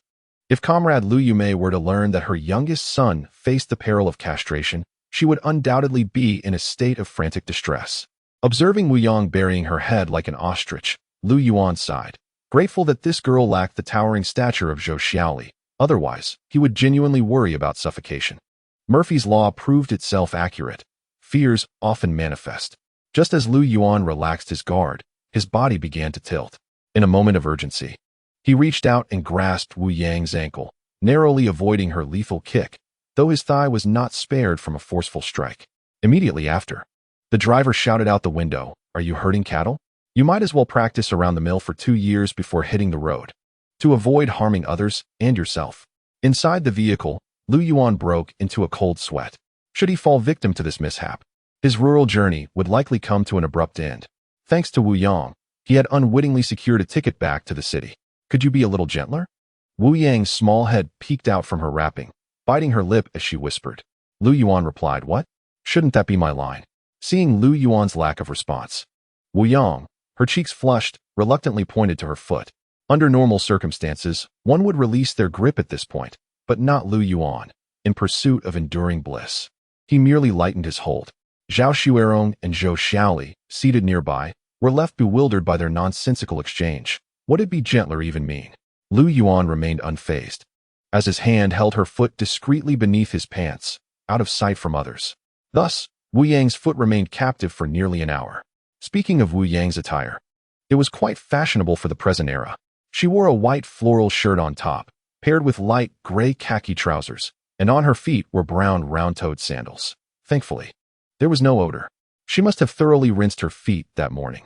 Her toes were slender, perfectly complementing her tall frame, with slightly prominent, yet subtle toe joints, indicating that her feet had served a supportive role for some time, suggesting she occasionally wore heeled shoes. Her little toe remained unblemished, and the heels of her shoes were modest. The outer side of her big toe was free of calluses, aligning with her light and delicate physique, yet also implying that she preferred a quiet, sedentary lifestyle. There was no discernible body hair on her ankles or lower calves, suggesting a higher level of estrogen, thus inferring that her menstrual cycle was relatively regular. Ugh, how despicable! Lu Yuan despised this side of himself. Soon, the bus halted in front of a health clinic, prompting the young intellectuals in need of a restroom to act swiftly. Wu Yang let out a long sigh of relief and quietly addressed Lu Yuan. "I need to go to the restroom." "Oh, all right." Lu Yuan finally released his grip. The trio of young women, Wu Yang, Zhao Xuerong, and Zhou Xiaoli, ventured to the restroom, leaving behind a pile of luggage under the watchful eye of Lu Yuan, who was also occupying their seats. He Kai-Xia wished to join them, yet she found herself taking up space meant for 2.5 individuals. If she were to leave, she would undoubtedly lose her seat upon returning. Once the 3 young ladies returned, Lu Yuan took his turn to visit the restroom. As the bus set off once more, Wu Yang had already shifted her position. The crisis of Lu Yuan's discomfort had been averted. At this moment, he seized the opportunity to glance around at the passengers. Nearly 60 young intellectuals were boarding in Songyuan County, with female participants outnumbering their male counterparts by 15 or 16. Such a daunting ratio elicited a sigh of exasperation from Lu Yuan. Under the influence of a patriarchal mindset, many families found themselves blessed with 5 daughters, 7 sisters, or even 9 siblings. Take Zhao Xuerong's family as an example. With 6 daughters, one might say that the Zhao couple had struck the lottery. During the previous leg of the journey, Lu Yuan had been consumed by anxiety, but now, liberated from Wu Yang's pressures, he began to seek out the familiar figure of the bespectacled youth. Ultimately, he discovered a curled-up figure nestled in a corner of the bus. The young man, drenched in sweat, was soundly asleep. Despite the breeze from the open windows, the cramped quarters felt stifling with the heat generated by the 50 or so passengers. Lu Yuan concluded that the young man must have indulged in some unsavory activities the previous night, as he appeared utterly exhausted. At 11:40 a.m., the bus halted in front of the youth office in Songyuan County. Staff members from the office rushed out to greet them, guiding the group inside. First, we must complete the household registration process, one woman, a middle-aged aunt in her 40s, announced while surveying the newcomers. Without this procedure, you won't receive any rations from the brigade. Afterward, you can head to the cafeteria for a meal. Although referred to as a cafeteria, it was merely a 20-square-meter empty room furnished with a few chairs. Lu Yuan filled his lunchbox with 3 pieces of corn cake and a half-spoon each of cucumber salad and stir-fried eggplant, then retreated outside to find a shaded overhang where he could eat in peace. Before long, Zhao Xuerong and the other young women arrived with their own lunchboxes. Once they finished their meal, Lu Yuan took the opportunity to fill his military green water bottle while washing his lunchbox. He was uncertain of the distance to Ligo Tan, and he knew that having ample water was essential for enduring the day ahead. With everything in order, they entered the period of waiting for the leaders of the production team to come and escort them. Many were too preoccupied with seeking companions for the same insertion location to rest. Fortunately, the area where Lu Yuan and his companions were situated was slightly isolated, allowing them to avoid interruptions. Lu Yuan pulled a thick garment from his bag, laid it out beneath the overhang, and reclined upon it. In such limited conditions, rest was necessary, otherwise, he would lack the energy for the journey ahead. Meanwhile, Zhao Xuerong, Wu Yang, Zhou Xiaoli, and He Kai Xia engaged in casual conversation beneath the eaves. Just as Lu Yuan settled down, he noticed the bespectacled youth hesitatingly approaching, seemingly torn between desire and hesitation. Lu Yuan, could you kindly see him off? Zhao Xuerong furrowed her brow and issued orders to Lu Yuan. Lu Yuan replied, Are you instructing me on how to carry out my tasks? Well, I shall comply. Just watch. He sprang up from the ground and jogged toward the bespectacled young man. Upon reaching him, Lu Yuan glanced at Zhao Xuerong in the distance, and then directly inquired of the young man, Do you have feelings for my sister? And no, I mean yes, I greatly admire Zhao Jiqing, the young man stammered, momentarily taken aback by Lu Yuan's frankness. Then, realizing the implications, he added, Wait a minute. During roll call, I heard your surname is Lu, and hers is Zhao. How could she possibly be your sister? Lu Yuan paused, impressed by the young man's quick wit. We're cousins. Her father is my uncle. Oh, I see, the young man responded, an involuntary look of appeasement crossing his face. However, before he could speak again, Lu Yuan interjected, My sister has always been quite shy, so in front of so many people, it would be best if you refrain from approaching her. If you have something to say, it can be conveyed through me. Ah, well, it's nothing significant. I merely wish to become a comrade alongside her on the GM path, the young man said, increasingly finding Lu Yuan to his liking. A smile creeping onto his lips as he dismissed the previous night's incident of being left behind. Lu Yuan prodded the young man lightly and, adopting a serious expression, declared, My sister has high standards. You must strive to better yourself. You should aim to become a model youth, perhaps even make it into the news. I understand. The young man replied, suppressing his smile and taking Lu Yuan's words, which hinted at a familial connection, seriously. Very well, off you go, Lu Yuan said, maintaining a stern demeanor as he watched the young man walk away, before returning to the eaves and comfortably lying down. Chapter 009. The man Zhao Dai and Zhao Xuerong regarded Lu Yuan, who lay on the ground, increasingly puzzled. She was inclined to inquire about what he had said to the bespectacled young man, wondering why he had initially appeared so delighted. Regrettably, as a gentle breeze swept through, Lu Yuan had already succumbed to a light snore. Having had little rest the previous night, the girls soon succumbed to fatigue, leaning against their bedding and dozing off. Before long, the courtyard fell silent, with the youth sprawled under the trees and eaves in various odd positions, fast asleep. Yet, such moments of bliss are fleeting. It wasn't long before the group was awakened by the sharp and spirited sounds of carriages. Whoa, whoa, whoa. Lu Yuan sat up, squinting towards the source of the noise as mule carts and ox carts rolled into the courtyard. Leaders from various teams had arrived to pick up the youth. However, each of them wore a glum expression, resembling debt collectors rather than welcoming figures. Lu Yuan sighed inwardly, wishing that every youth sent to the countryside spoke as honestly and performed their duties as reliably as he did. If that were the case, perhaps these production team leaders wouldn't regard the youth with such trepidation. Upon hearing that more youth were arriving, the leaders likely felt their heads would spin. Hadn't he noticed how the hairlines of the drivers had receded significantly? It wasn't an easy task for them. As the youth prepared to depart, the head of the youth office was, of course, obliged to deliver a routine, uplifting speech. The spokesperson exhibited commendable eloquence. However, when the same sentiments are expressed repeatedly, the underlying techniques inevitably become apparent. The impact is striking, with many appearing as if transformed, eager to venture into the fields and harness the plow from the old yellow ox, yearning to cultivate 100 acres of land. Take, for example, Comrade Hikaiwa, whose face is now flushed with excitement. Lu Yuan harbors no doubt that she could embrace the old yellow ox until the soil herself. Zhao Dijin, the secretary of the Li Gowei production team, wore a stern expression as he removed his pipe from his waist, filling the bowl with shredded tobacco leaves. With a firm press of his fingers, he struck a match and took a deep drag. At 56 years of age, he should be in the prime of life. Yet in this era, he appears remarkably aged, his dark face etched with deep lines, his back unable to straighten, and his hair resembling wild grass. If there were any consolation, it was the absence of 2 bird eggs.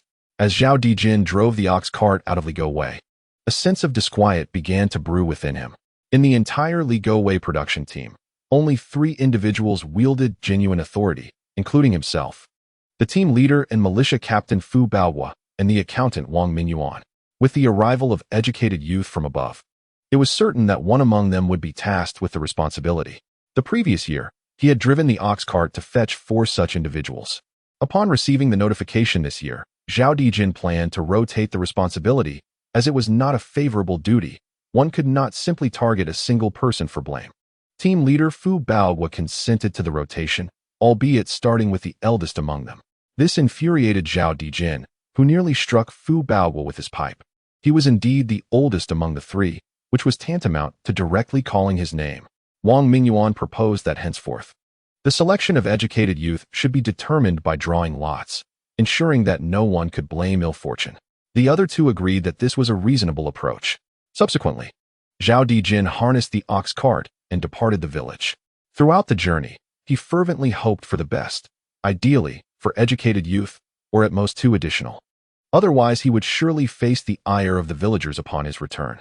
Upon arriving at the commune, he was taken aback to learn that Li Gowei production team was assigned 9 educated youth.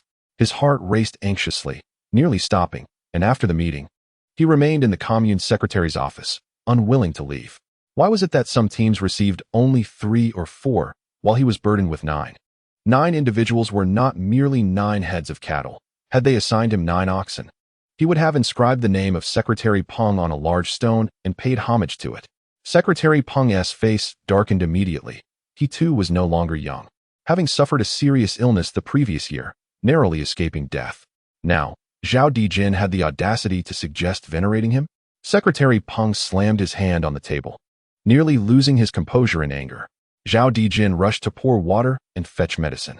When Secretary Peng regained his composure, he scolded Zhao Dijin for his lack of ideological awareness, asserting that it was everyone's responsibility to share the burdens of the nation. Why should Li Gowei be an exception? After venting his frustrations, Secretary Peng pondered, realizing that 9 individuals indeed represented a considerable number. Yet the list of educated youth was already finalized and could not be altered. Ultimately, he could only offer Zhao Dijin some reassurance, promising that in future instances, the number of educated youth sent to Li Gowei would be adjusted accordingly. Time now returns to the present.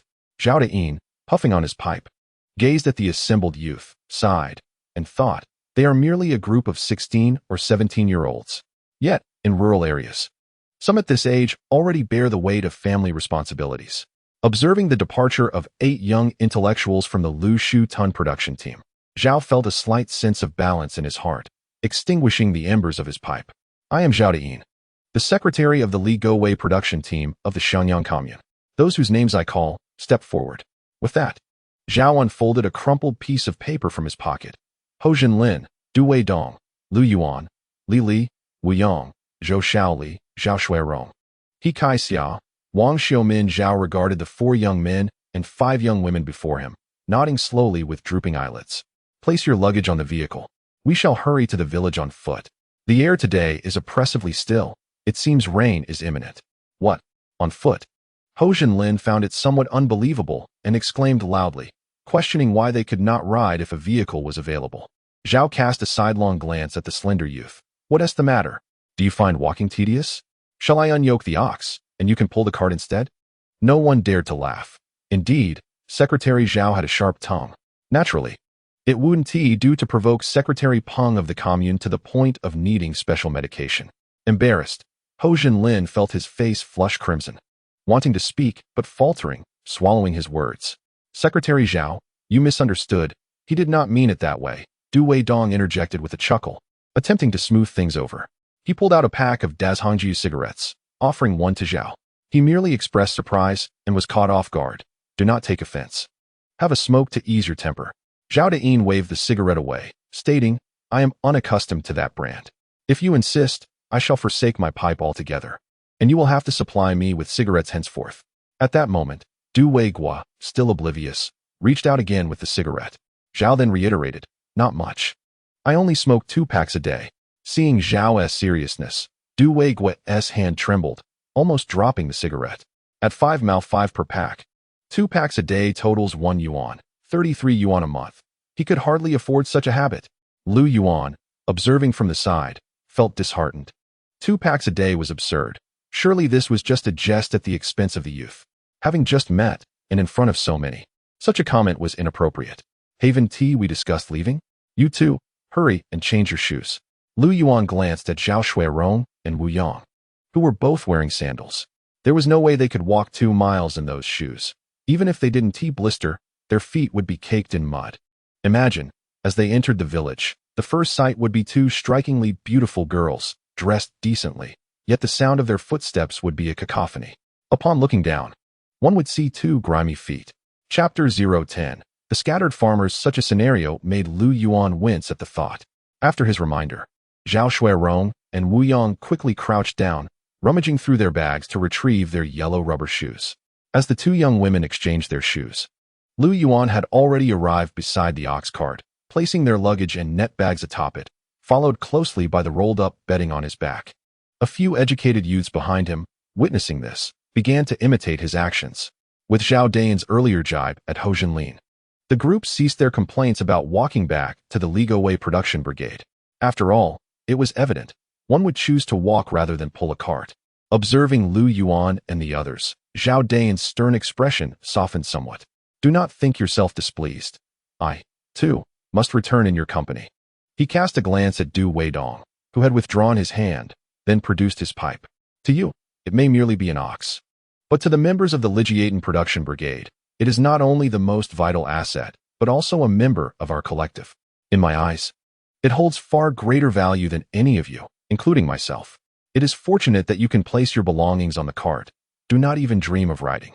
Before they had even reached Li Gowei village, Zhao, the secretary, had imparted a lesson, leaving everyone somewhat dispirited along the way. Oh, how I wish I could join the army, Zhou Shaoli murmured, pouting.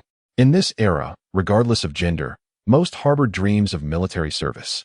The allure of the army green was too great. The standards for enlistment had become relatively lenient. Girls merely needed to be at least 155 centimeters tall, within a certain weight range, and have completed secondary education, but Zhou Shaoli fell short in one regard. She had not yet turned 18. Nevertheless, her physical development was notably advanced, nearly rivaling that of future generations' young women. Who says we are not soldiers? We are not only soldiers, but also agricultural soldiers, with our unit designation scattered. Lu Yuan remarked casually. Upon hearing Lu Yuan's words, Zhou Xiaoli's mind began to whirl. Huh? Why are we armored soldiers? And why is our designation 7086? Wu Yang also gazed at Lu Yuan with a curious expression. However, it was Zhao Xuerong who provided them with the answers. Hearing the terms agricultural soldiers and scattered, Zhou Xiaoli shot Lu Yuan an annoyed glance, her energy suddenly dissipating. Since being abducted by Lu Yuan, Wu Yang had not spoken to him again, and now found herself bemused by the notion of agricultural soldiers. Another half-hour passed, and the young women visibly struggled with fatigue. Ho Zhenlin and Du Weidong, dripping with sweat, trailed at the back of the group. The first to falter was He Caixia. Secretary Zhao, may we rest for a moment? We have not had proper rest these past few days. We truly cannot continue, she implored.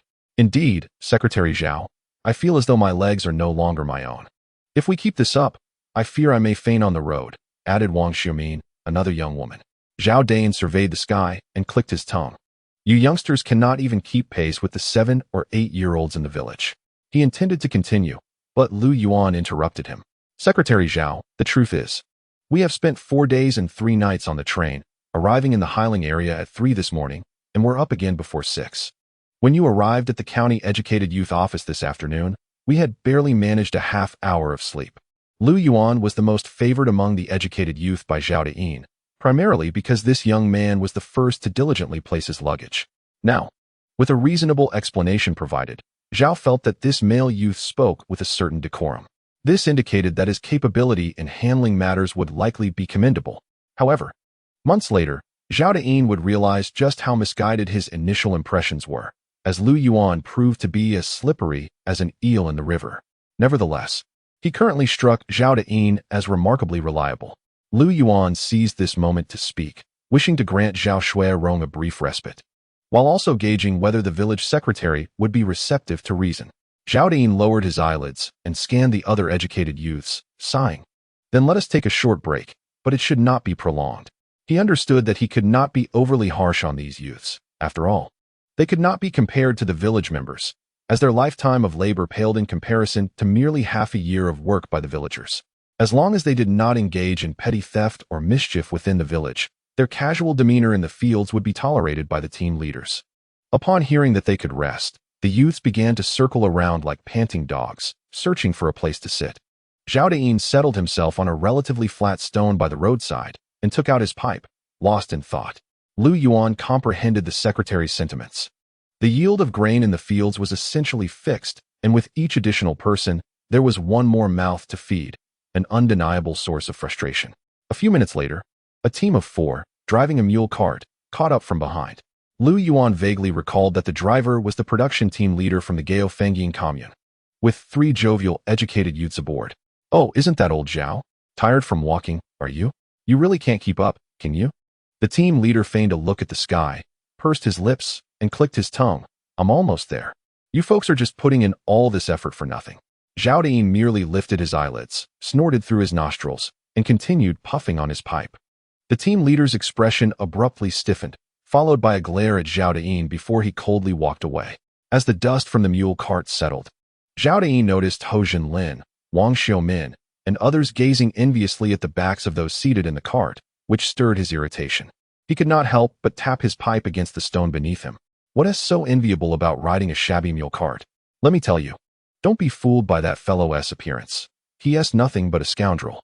Zhao Deyin seemed unsatisfied with his remark and added, people like him have no good intentions. If you find yourselves assigned to the Heilongjiang team, you'll be in for a rough time. Ho Zhenlin and Du Weidong nodded in agreement, casting another glance in the direction of the departing mule cart. If he could stoop so low, one could only imagine when he might seize an opportunity to trouble the female educated youths. Secretary Zhao, what does scoundrel mean? Zhou Xiaoli inquired, her face a mask of confusion. Zhao Deyin, clearly taken aback by her question, coughed slightly before pointing at the composed Lu Yuan beside Zhou Xiaoli. That one over there, Lu. Could you kindly explain this term to our young lady here? Lu Yuan, you hold yourself in high regard. You are indeed remarkable. Yet you ask me to elucidate the matter of a man and his daughter-in-law?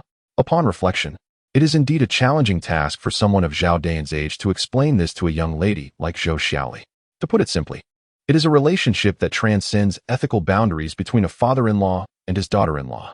Yes, that is precisely it. Lu Yuan felt a sense of satisfaction with his explanation. Zhou Xiaoli appeared bewildered, shaking her head. I do not comprehend. Beside her, Wu Yang, having grasped the meaning, quickly tugged at Zhou Xiaoli's shirt, attempting to stifle her further inquiries. Zhao Dayan extinguished his tobacco pipe, smiling at Lu Yuan. The young lady does not understand. Could you not simplify your explanation further? Lu Yuan shrugged. It means the father-in-law and daughter-in-law have shared a bed. Observing Zhou Xiaoli's face reddening rapidly, Lu Yuan felt reassured. As long as she did not pursue why the father-in-law shared a bed with his daughter-in-law, her intelligence appeared to be intact. Chapter 011. The legacy of Li Guowei. With the topic concluded, Secretary Zhao urged everyone to continue their journey. The group had scarcely been conversing or pondering the peculiar situation of the father-in-law and daughter-in-law, feeling as though they had not truly rested. However, the clouds in the sky had thickened considerably, dark and oppressive, seemingly advancing towards them. Without needing Zhao Dayan's prompting, the group hastened their pace.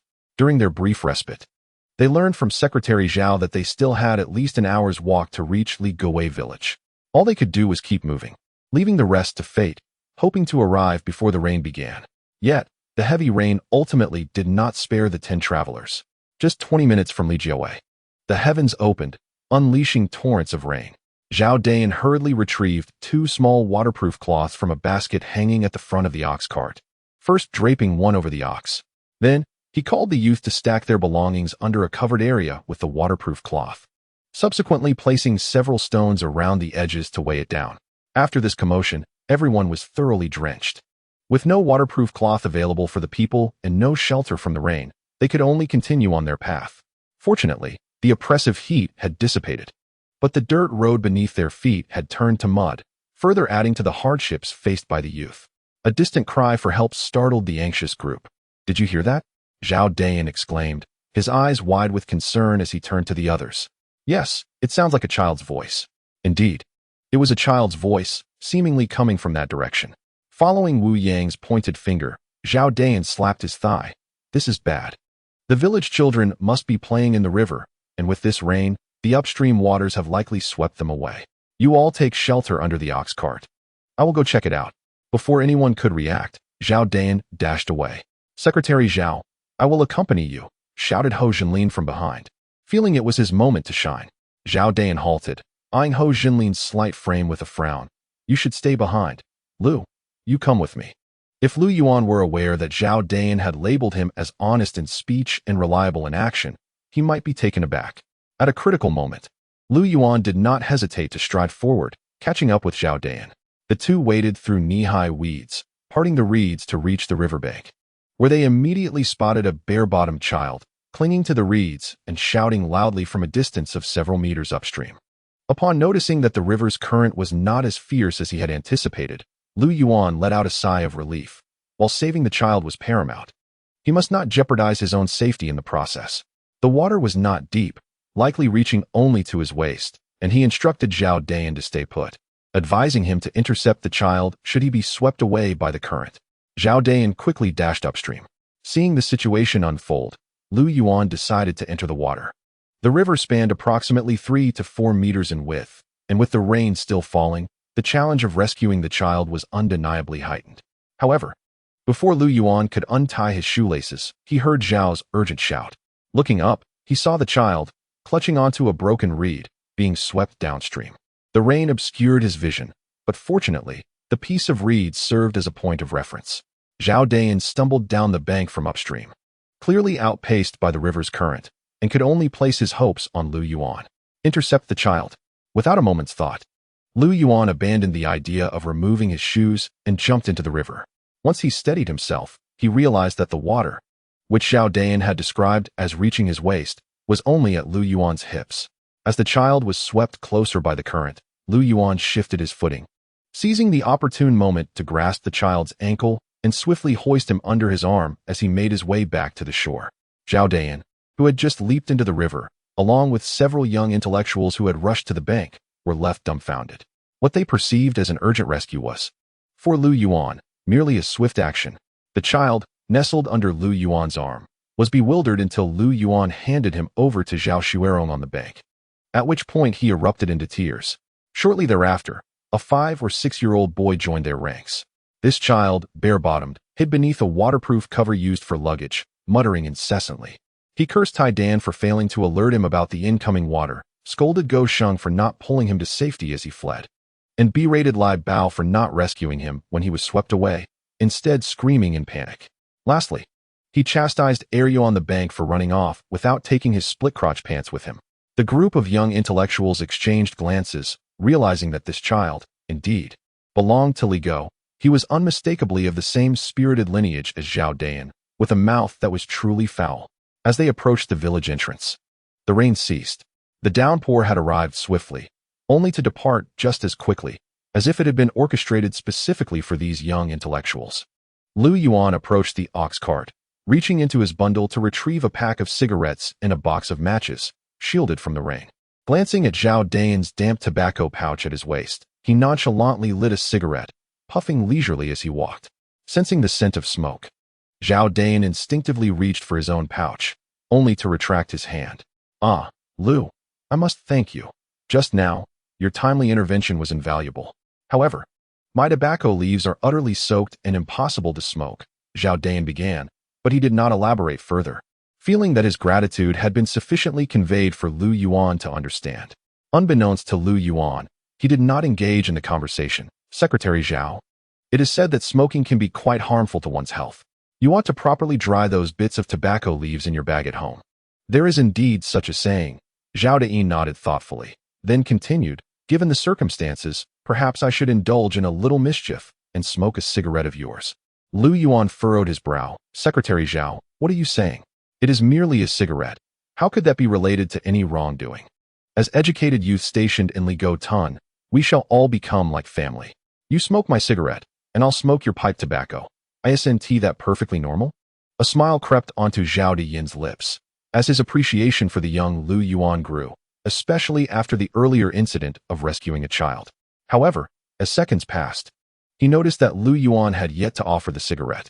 Clearing his throat, Zhao Dayan coughed lightly. "Ah, it seems I have a craving for a smoke. Lu Yuan, may I take one of your cigarettes?" "Huh." Lu Yuan was taken aback and quickly waved his hand. "No, Secretary Zhao. What if you smoke this cigarette and cannot adjust to the pipe later?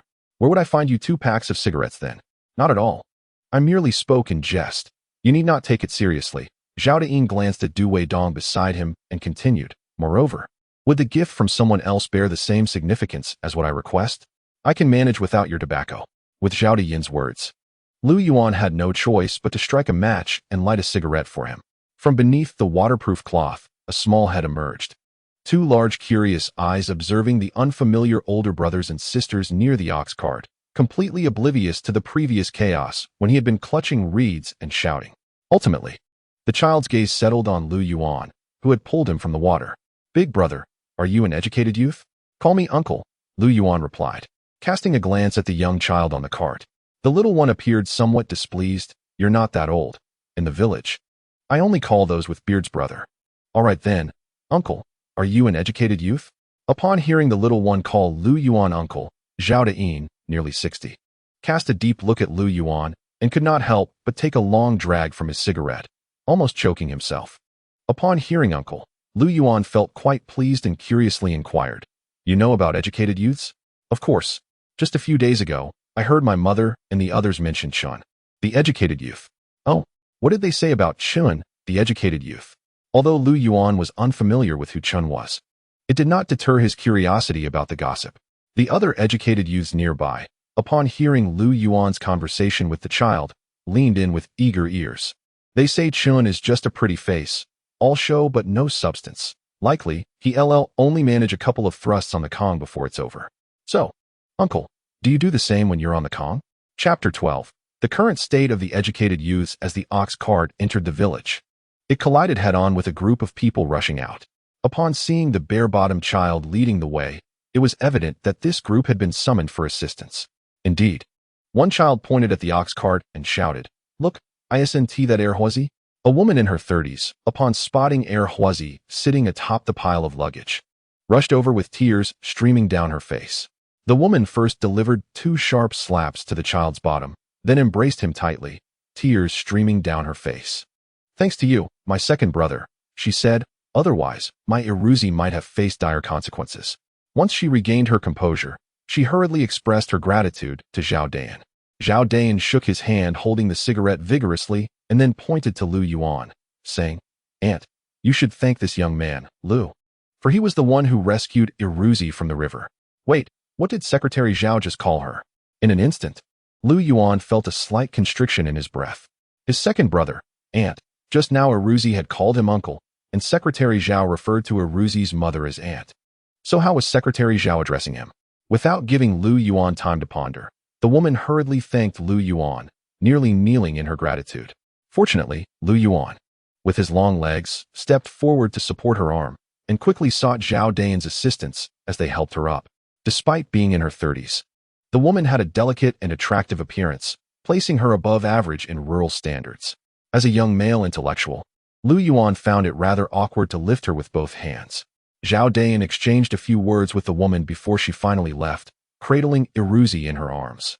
The child leaned on her shoulder, shouting to a little girl nearby, "I'm wearing open crotch pants." Hearing that a new intellectual had saved Iruzi, numerous villagers curiously gathered around, eager to see what this Lu intellectual looked like. Although it was still some time before they were due to finish work, the recent rain had prompted everyone to return home early. The commotion at the village entrance quickly attracted a throng of villagers. To these native villagers, the intellectuals from the big city were akin to foreign species. While everyone understood that they were there to seize grain, they also recognized it as a policy from above. Opportunities for rural folk to witness such happenings were scarce. Any incident in a household could be the topic of gossip at the dining table for days. Now that new intellectuals had arrived, everyone wanted to take a look. My goodness, why are there so many intellectuals this time? I just counted 9. What can be done about it? Can you persuade the secretary to send them back to the commune? Don't worry about what doesn't concern you. It's better to think about what to plant in the 2 acres of your private plot. Oh, that young man with thick eyebrows and bright eyes talking to Secretary Zhao is the one who saved Iruzi, right? He looks quite handsome and even wears a wristwatch. How could his parents bear to send him to the countryside? Hey, look at those young female intellectuals. They all seem quite pretty and have fair faces. Wow. That girl's grain sack is enormous. I didn't have one that size when I gave birth to my 3rd child. A group of aunts and older women clustered together, laughing and making all sorts of unabashed comments, their words flying freely. Even Lu Yuan and his fellow male intellectuals struggled to handle the barrage, let alone the female intellectuals. Even comrade He Caixia became flustered under the praise from these older women. What astonished Lu Yuan even more was that his good friend Zhao Xueran actually blushed. The young men in the village also gathered, continuously glancing and discussing the female intellectuals. The youthful heart is perpetually restless, and it is likely that for a considerable time, their conversations will revolve around the newly arrived female youth. Finally, after a long day of labor, they managed to leave work early. Although the rain was not particularly heavy, the private plots remained inaccessible, prompting everyone to hastily return home to prepare dinner, hoping to lie down and rest early. Zhao Dan, noticing that the chatter among the women was becoming increasingly absurd, quickly interjected, stating, "We got drenched on the way. Can't you see our clothes are still damp? Please clear the path." The temperature rose rapidly after the rain, and the sensation of half-dry, half-wet clothing was quite uncomfortable, especially for the young women, who longed to reach the youth station to change clothes and avoid feeling self-conscious in front of others. The crowd, merely seeking amusement, complied with Zhao's request and made way. The group of youth quickened their pace, closely following the ox cart away from the village, a place rife with gossip. This Lu youth seems quite suitable. He matches well with my niece. I should find an opportunity for them to meet. If it works out, we should expedite the arrangements. One of the older women chuckled, almost causing Lu Yuan to stumble in surprise. No, absolutely not. Is it truly a good match, or am I being deceived? He exclaimed. Soon, the group followed Zhao Dan to a narrow stone bridge by a brook at the eastern edge of the village, where it was evident that the ox cart could not pass. At that moment, 2 young individuals, a man and a woman, approached from the opposite side of the bridge. Zhao, is that you here to pick them up? They inquired. Zhao, these must be the new youth from Ligawei, correct? Zhao nodded in acknowledgement. This time, we have a larger allocation of youth for ligaway, and accommodations at the youth dormitory may be somewhat tight. Please try to arrange accordingly. And if you encounter difficulties while collecting provisions later, feel free to bring them up. Zhao then addressed Lu Yuan and the others. These two are the leaders of the youth dormitory, Wang Chenggang and Sun Ming. You will follow them with your luggage and adhere to their instructions at the dormitory. If you have any questions, do not hesitate to ask them. After getting soaked on the way back, make sure to drink some warm water. There is no rush to start work tomorrow. Take some time to rest and adjust your spirits. You will join the senior youth in working the day after tomorrow. Upon hearing this, the group began to retrieve their bedding from the ox cart. Once the 9 new youth had shouldered their bedding rolls and carried their belongings, Zhao Dayan reluctantly led the ox away, concerned for the animal that had also been caught in the rain. It was imperative to return it to the barn swiftly to avoid any illness. As Zhao had previously introduced himself, Wang Qinggang continued, I am Wang Qinggang, the male leader of the youth dormitory, which is not far ahead and serves as our collective residence. Currently, there are 8 individuals residing there, 4 men and 4 women, including you. That makes a total of 17. Wang Qinggang exchanged a glance with Sun Ming and continued, of course, since our youth come from various regions, there are inevitably differences in habits. Therefore, the village leadership has permitted the youth to stay with local families or to construct their own homes in the village. Wang Qinggang and Sun Ming had not anticipated the sudden arrival of 9 youth, making it clear that the dormitory could not accommodate everyone. Since Zhao had not mentioned the option of temporary lodging or building homes, it fell to him to address it. Intrigued by the prospect of residing and constructing, Lu Yuan was shrouded in secrets. Escaping the confines of the commune where he shared meals and lodgings with fellow educated youth would be a welcome change. As they conversed, the group arrived at the commune. The architectural style suggested that this place had once been a temple. The courtyard was spacious, lacking a gate, with crumbling walls surrounding it. In the southwest corner stood a shed, beneath which a large pot was supported. Most of the remaining space had been transformed into a vegetable garden, flourishing with greens. There were remnants of buildings on both the eastern and western sides, but only 3 main structures remained, having been repaired for the educated youth to inhabit. Upon entering the central hall, the first sight was a darkened stove, followed by 2 large water jars, a cupboard, and a pile of firewood. The door curtains bore the words male and female painted in red. However, behind these marked curtains, one might occasionally find not a restroom, but rather a dormitory. Chapter 13. The idea of building Lu Yuan, along with 3 other male educated youth, entered the room guided by Wang Qinggang, the male leader, only to be met by a nauseating stench that nearly drove them back. 3 older educated youth lay languidly on the kong, slowly rising as they noticed the newcomers. Their expressions, pale and sullen, conveyed a sense of discontent, almost bringing tears to the eyes of Ho Jinlin and Du Weidong, who were standing behind Lu Yuan. Was this to be their fate in 2 or 3 years? What had happened to the fervor for building a new rural community? These are the new educated youth at our commune. Let us extend a warm welcome. Wang Qinggang attempted to uplift the atmosphere, striving to invigorate the group. After everyone had introduced themselves, the atmosphere lightened slightly from its previous somber state. Lu Yuan surveyed the room and understood why Wang Qinggang had mentioned the need for lodging and construction. With 4 individuals already occupying more than half of the kong, fitting in 8 would be a formidable challenge. In such sweltering heat, the thought of 8 grown men crammed together on one kong was quite overwhelming. Furthermore, the chaos within the room was palpable. Various items were haphazardly strewn about, with the mingling of sweat and foot odor creating an unbearable stench. The conditions in the female dormitory were likely no better.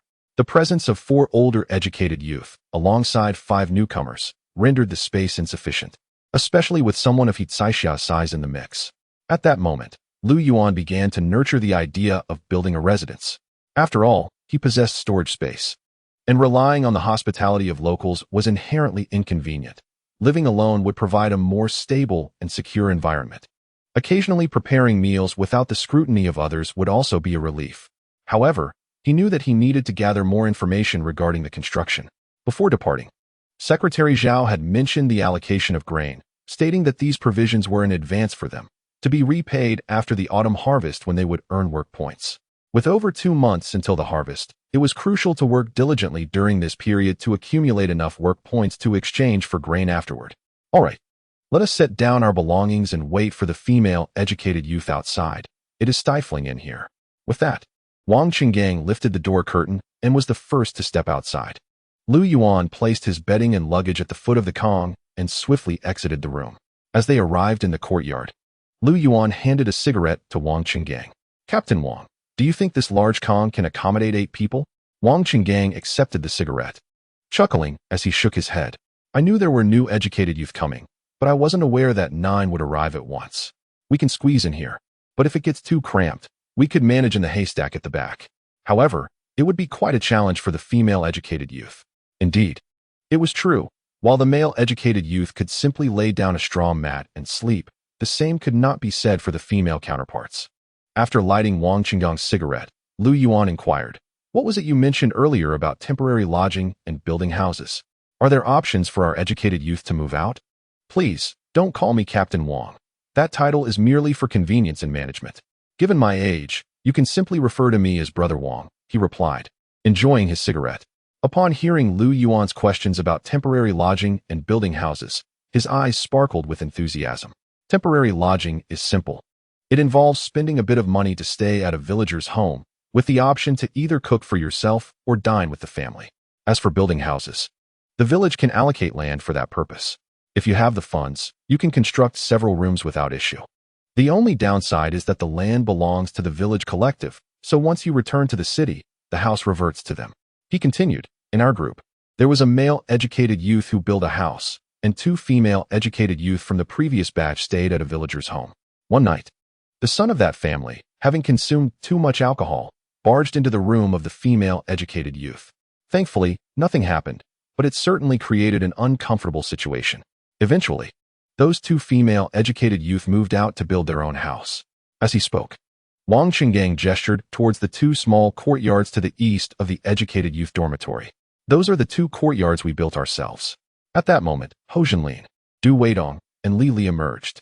Following them were Zhao Xuerong, Wu Yang, and several other female educated youth, led by their team leader, Sun Ming.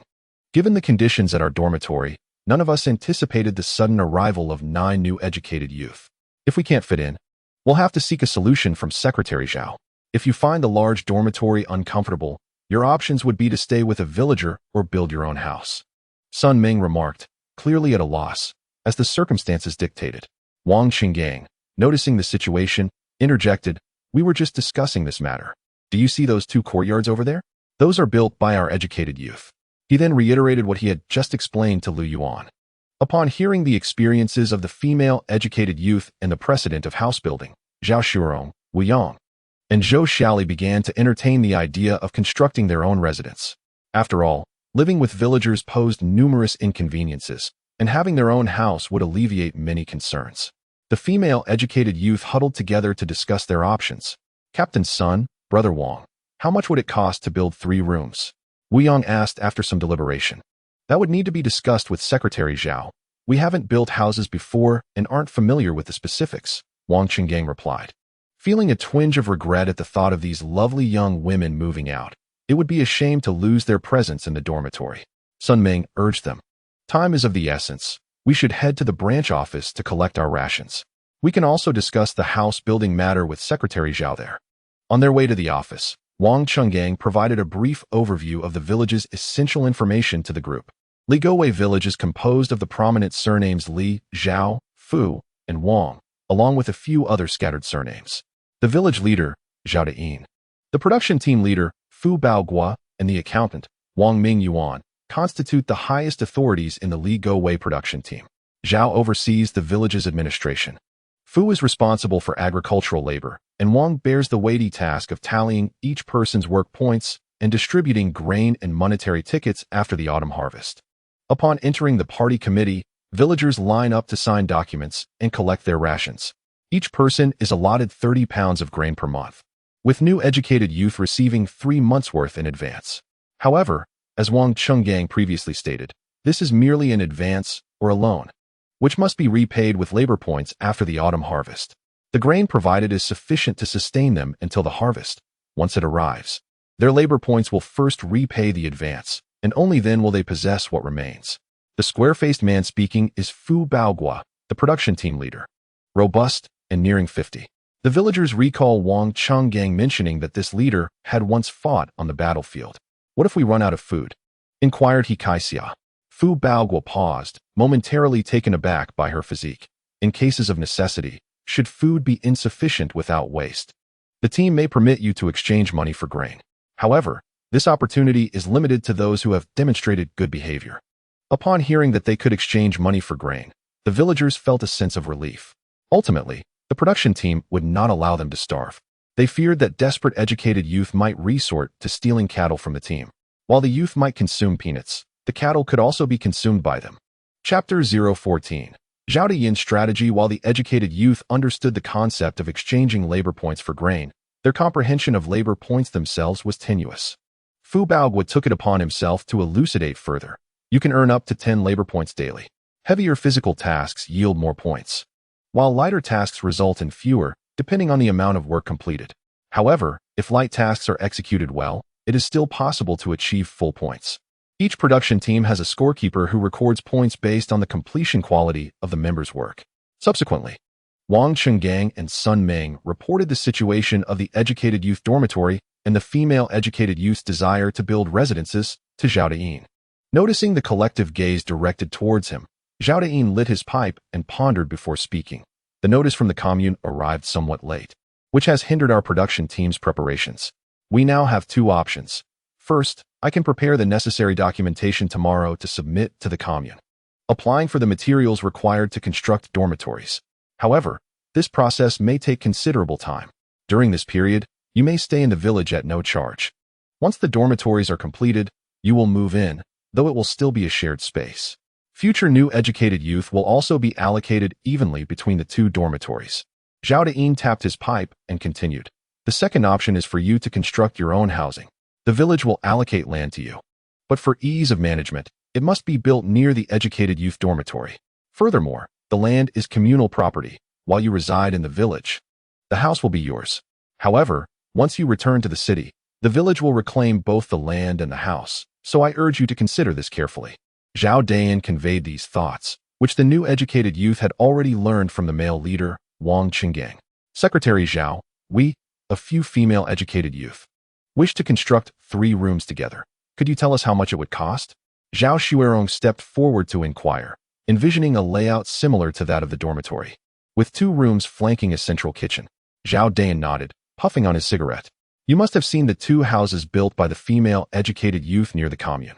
They are constructed from mud bricks with earthen walls, but they only have 1 stove and 1 Kong bed. If you desire to build 3 rooms, will you not require 2 stoves and 2 Kong beds? The group of female educated youth had initially planned to occupy 2 rooms, using bedsheets as curtains for privacy during the night, which would provide significantly more space compared to the commune while ensuring their privacy. Observing Zhao Xuerong and the others nodding in agreement, Zhao Deyin contemplated before providing an estimate. It would cost approximately 150 yuan. If you opt for a fence wall, you might save about 10 yuan. However, considering you are all young women, it would be preferable to use mud brick walls, as this would shield your courtyard from passers-by, thereby safeguarding your privacy and warding off gossip. Zhao Xuerong, Wu Yang, and Zhou Xiaoli all nodded. Well aware of the importance of the female educated youth's reputation in the countryside, deeming it unnecessary to spare that 10 yuan. Yet, upon hearing the total of 150 yuan, Wang Xiumin hesitated. Divided among 5, each would need to contribute 30 yuan, a sum she was reluctant to part with, especially since the house would not be hers permanently.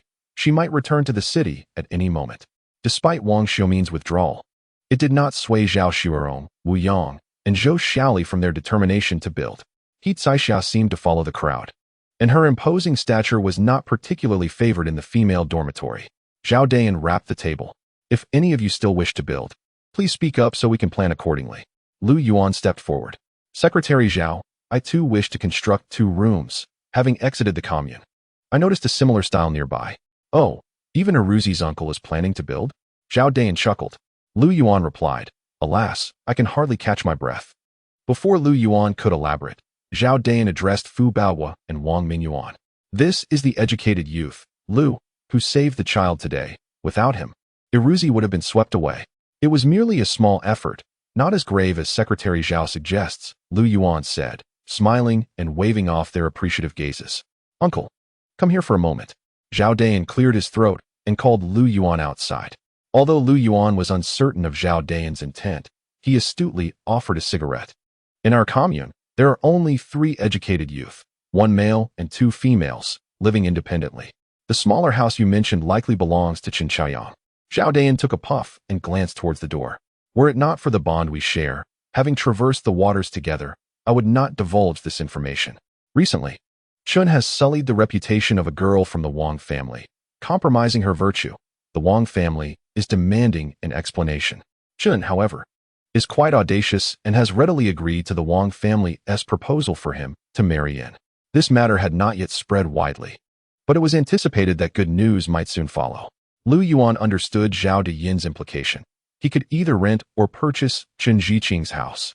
Contemplating this, Lu Yuan stuffed the remaining half-pack of cigarettes into Zhao Dayin's pocket. "Aren't you leading me to air?" Zhao Dayin attempted to protest, but Lu Yuan stopped him, saying, "Uncle, you are my elder. You mentioned that we have both waded through the waters together. What is half a pack of cigarettes? Besides, I hardly smoke more than 2 a day. Keeping it with me would be wasteful." The information Zhao Dayin provided was invaluable. It was possible that Lu Yuan could soon reside in his own home. After finishing a cigarette, the two returned indoors. Although everyone was curious about their conversation, no one dared to inquire at that moment. The next issue at hand was temporary lodging. With female educated youth Wang Xiumin opting out of the housing project to return to the youth dormitory, only 4 female educated youth remained. Since their stay was temporary, and they would move out once the houses were completed, Zhao Dayin had no choice but to accommodate them in his own home. Zhao Dayin had 2 sons and 2 daughters. His eldest son had married and moved out. Both daughters were also married. And his youngest son had enlisted in the army last year, leaving only the elderly couple at home. Accountant Wang led the new educated youth in taking stock of the grain, after which they used the party branch's cart to transport the grain back to the youth dormitory. The rations for Zhao Shuirong, Wu Yang, Zhou Xiaoli, and He Kai Xia did not need to be unloaded. They were directly loaded with their luggage and taken to Zhao Zhishu's house. With He Kai Xia around, there was no concern about their inability to pull the cart. As dusk approached, Lu Yuan set down the grain and exited the youth dormitory, making his way to Chun Xiaoyang's residence. There were only 2 houses in that area. Chun Xiaoyang's was slightly smaller, surrounded by a fence. "Is Chun Ziqing home?" Lu Yuan did not enter the yard, but stood at the gate. Noticing a faint light inside and a figure moving about, he called out, "I'm here." With a creak, the wooden door opened, revealing a young man wearing glasses. Although his skin was somewhat darkened, he appeared in excellent spirits, unlike the older educated youth at the dormitory. Upon stepping into the yard and recognizing Lu Yuan, the young man paused for a moment and instinctively asked, "Who are you?" "I am Lu Yuan, the new educated youth at our dormitory." Upon realizing Lu Yuan's identity, Chen Xiaoyang speculated about his intentions. Lu Yuan reached into his pants pocket, retrieved a pack of Dakiamin cigarettes, and handed one to Chen Xiaoyang, stating, "I will be straightforward. I heard from Zhao Zhishu that good news is approaching for you, and this house might become available. So I came to inquire if I could rent it. Not renting, but temporarily lodging. Let's discuss this inside." Chen Xiaoyang corrected Lu Yuan's terminology and welcomed him into the house. Chapter 15. Moving into one's own house. Chen Xiaoyang's fenced yard was quite spacious, equipped with a toilet, firewood shed, and a small vegetable cellar. It appeared that a garden had once been cultivated, though now much of it lay fallow. Pushing open the wooden door to the main room, which served as the kitchen, revealed a large stove and a water tank, with the surrounding walls lined with newspapers that had darkened considerably from smoke. Next was a modest cupboard, marked with numerous knife scars, indicating that Chen Xiaoyang often used it as a cutting board. Upon entering the inner room, Chen Xiaoyang adjusted the kerosene lamp, coaxing the flame to burn more brightly. The uneven floor was adorned with a small jar for storing grain and a weathered wooden table. The cupboard at the end of the Kong was ajar, with 2 bundles resting beside it. "I just need to tidy up a bit more. If you wish to stay, you can move in tonight. The iron pot, water jar, and cupboard are all yours to use. As for daily necessities, you can procure them from the commune or the supply and marketing cooperative in the county. There are mule carts heading there daily from the village." As Chen spoke, his hands were busy pulling a large pair of cotton trousers from the cupboard and stuffing them into a bundle. He then turned to Lu Yuan. "How long do you intend to stay?" "At least 2 or 3 years," Lu Yuan replied, settling onto the Kong mat and slowly adding, "I'm unsure how the rent will be calculated." Qin Xiaoyang removed the cigarette from his lips and shook his head. 2 or 3 years. It's unlikely you'll return to the city in that time. Given the current situation, it's hard to say if you'll be able to go back in the next decade. I suggest you consider purchasing this house outright. Brother Chun, your insight is commendable, but I don't have much money on hand. I'm uncertain what price you have in mind. If it's beyond my means, I'd prefer to rent for now and discuss buying later when I have the funds. Lu Yuan suspected that Qin Xiaoyang intended to marry soon, which might be why he was selling the house. Although renting was more economical than buying, Lu Yuan feared the complications that might arise if he settled in and Chun changed his mind about the rental. After all, once married, Chun would no longer be merely a youth from the city, but a resident of Ligowei village. Lu Yuan was not short on funds, so it made sense to invest a bit more to secure the property. Given that he planned to reside there for 4 years, not merely 4 days or 4 months, creating a comfortable living environment was essential. While Qin Xiaoyang's house was modest, its small size had its advantages, such as warmth during the winter months. Although Lu Yuan had not envisioned a family life filled with a wife and children, he understood the importance of being prepared for the possibility of engaging conversations with female youth who might share their dreams. One must have a warm Kong for such discussions. Otherwise, it would be quite challenging to converse in the cold. Qin Xiaoyang finished tying up the bundle and, after a moment of contemplation, extended his hand toward Lu Yuan. 50 yuan. We are both educated youth. I cannot allow you to call me Brother Chun without some form of compensation. I spent over 70 yuan building this house. And I am also leaving you the water jar, iron pot, and furniture. What do you think? That sounds reasonable, but I don't have that much money, Lu Yuan replied, smacking his lips. Brother Chun, 50 yuan is too steep. With a little more, one could build a new house. I can only offer 35 yuan. And that is my final offer. 45 yuan. Let us not dither, Chun replied. 40, including the kerosene lamp. Otherwise, I'll have no light at night, Lu Yuan countered. Qin Xiaoyang stomped his foot in agreement. Deal. For Lu Yuan, paying 40 yuan for an existing house was quite advantageous. Considering the included iron pot, water jar, and furniture, he felt he had made an excellent bargain. Qin Xiaoyang promptly handed over the keys, saying, "These are the keys to the main room and the inner room. Once you replace the locks, please return the old ones to me. The day is already quite late. You still need to move your luggage and bedding. Tomorrow afternoon, after I finish work, we shall seek out Comrade Zhao to formalize the agreement. I shall leave the kerosene lamp with you. That settles it. I must hurry back to accompany my father-in-law for a drink. Remember, after work tomorrow, we will meet at the village committee." With that, Qin Xiaoyang hoisted 2 bundles onto his back and exited through the door. Lu Yuan's gaze shifted from Qin Xiaoyang's receding figure to the key in his hand, then to the empty house. Is this to be his home from now on? He wandered through the 2 rooms a few times. Then, carrying the kerosene lamp, he exited the courtyard without even locking the door. Upon returning to the youth hostel, Lu Yuan's intention to move his belongings puzzled everyone. "Are you planning to stay at your fellow villager's house, Lu?" Wang Qinggang approached, offering him a large production. Wang Qinggang was eager to befriend Lu Yuan, who wore a small watch. After all, it could lead to opportunities upon returning to the city. With a chuckle, Lu Yuan replied, "Indeed, Captain Wang. I'll be staying at Qin's place for now, as he has not been residing in the house next to the youth hostel." Wang Qinggang nodded thoughtfully, murmuring, "I wondered why there had been no light from his yard these past few days. It seems he truly has other matters to attend to." Lu Yuan paused in his packing, bemused. "Why are you so fixated on observing Qin's courtyard? Are you planning to monitor my every move as well?" It appeared that this fence offered little in the way of privacy. "I had intended to prepare a welcome for you new youths today, but it seems we hardly had the chance to get acquainted before you moved away. Perhaps we shall find another opportunity in the future." Wang Qinggang's face was filled with regret, and after offering Lu Yuan a few words of advice in a brotherly tone, he returned to his own tasks. Just as Lu Yuan was about to leave with his bundle, another new youth from his batch, Du Weidong, approached him. "Lu, given the state of our room, why don't I join you at Qin's place?" Du Weidong had overheard the conversation between Lu Yuan and Wang Qinggang. With Qin absent, it would essentially be Lu Yuan alone in the house. "That decision is beyond my authority. You must consult with Chun," Lu Yuan stated, accurately noting that the house was not yet his, and for tonight, he was merely borrowing it.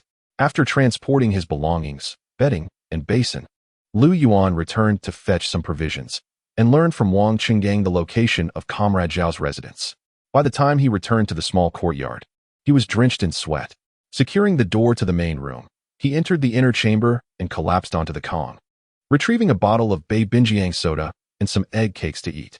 After consuming 1 bottle of soda and 6 pieces of egg cake, Lu Yuan felt rejuvenated. He then fetched the basin to wash his face, adjusted the kerosene lamp to a brighter setting, and swept the Kong mat clean with a broom, neatly arranging his bedding. Only then did he find the time to lie down and contemplate the tasks that lay ahead. Chapter 016. Settling in night had fully descended, making it impossible to inspect which areas of the house and yard required repairs. He would have to wait until tomorrow. Nevertheless, Lu Yuan had already resolved to replace the fence with a mud wall. Next door, 2 female youths were residing, and it would not be long before the houses for Zhao Xuerong, Wu Yang, and others would also be built on this side. In this village, while others have earthen walls, he alone possesses a fence.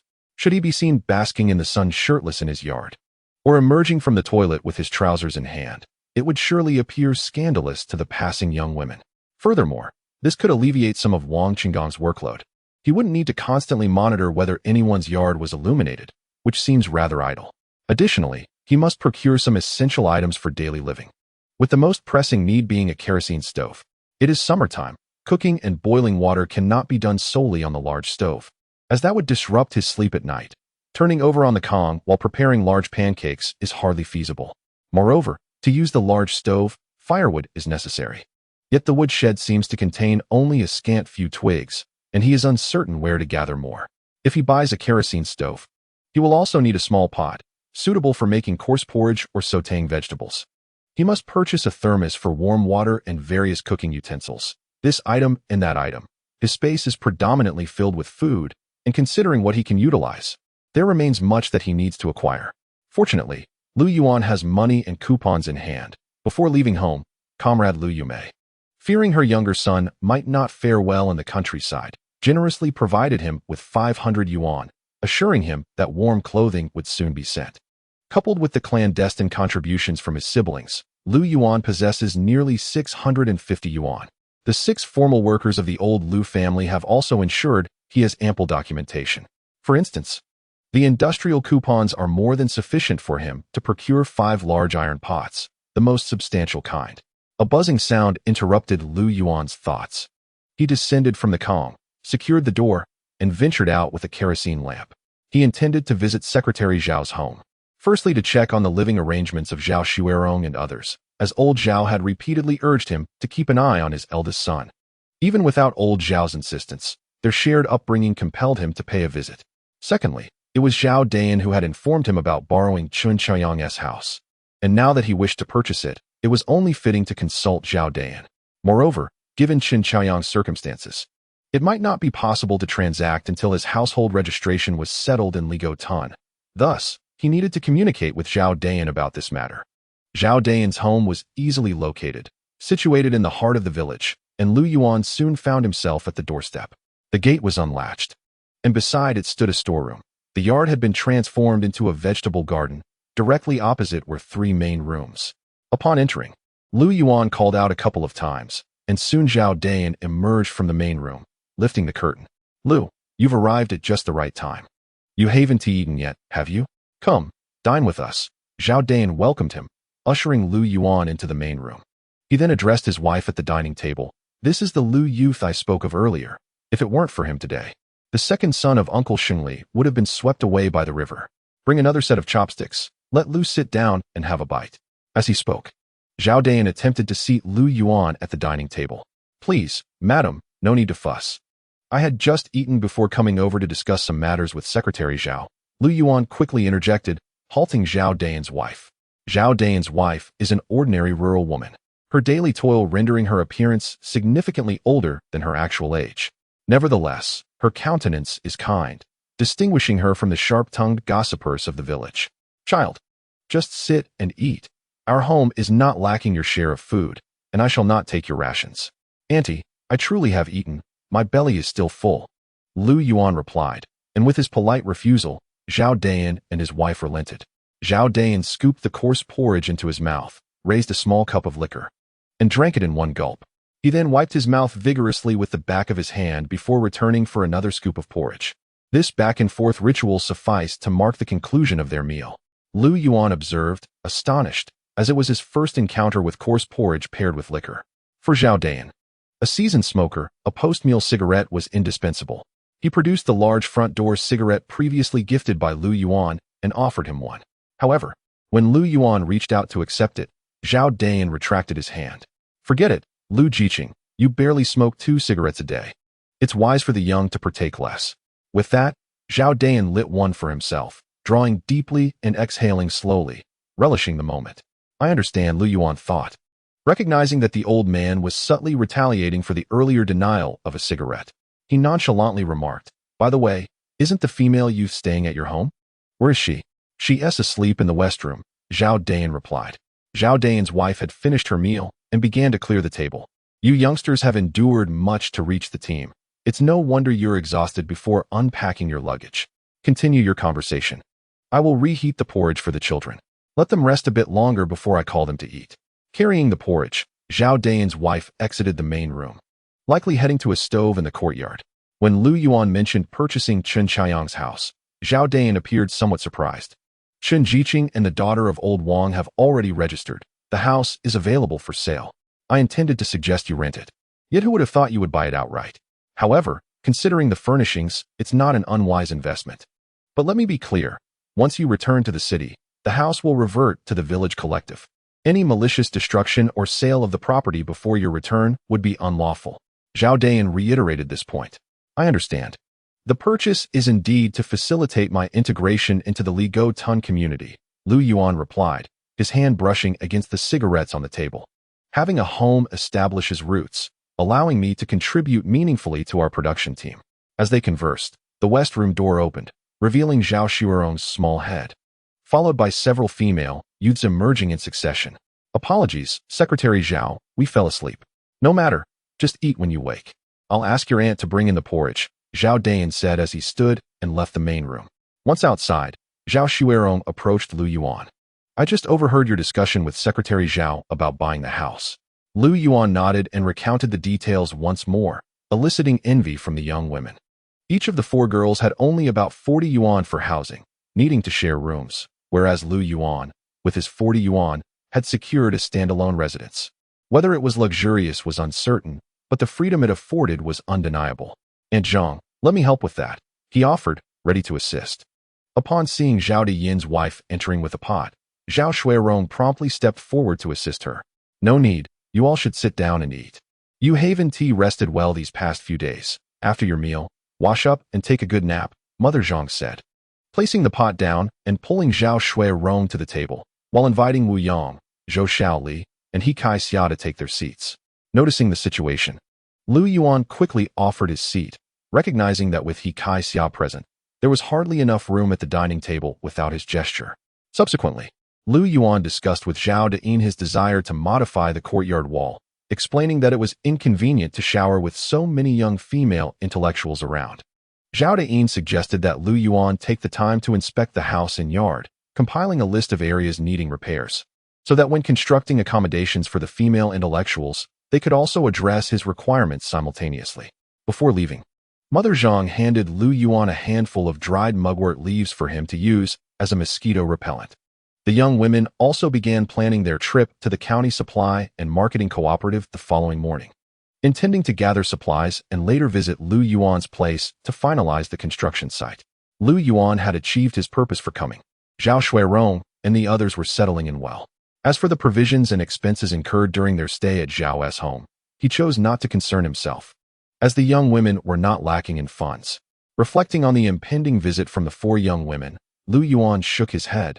In truth, Zhao Shuerong and He Kai Xia need not come, while Wu Yang and Zhou Shaoli could visit one at a time.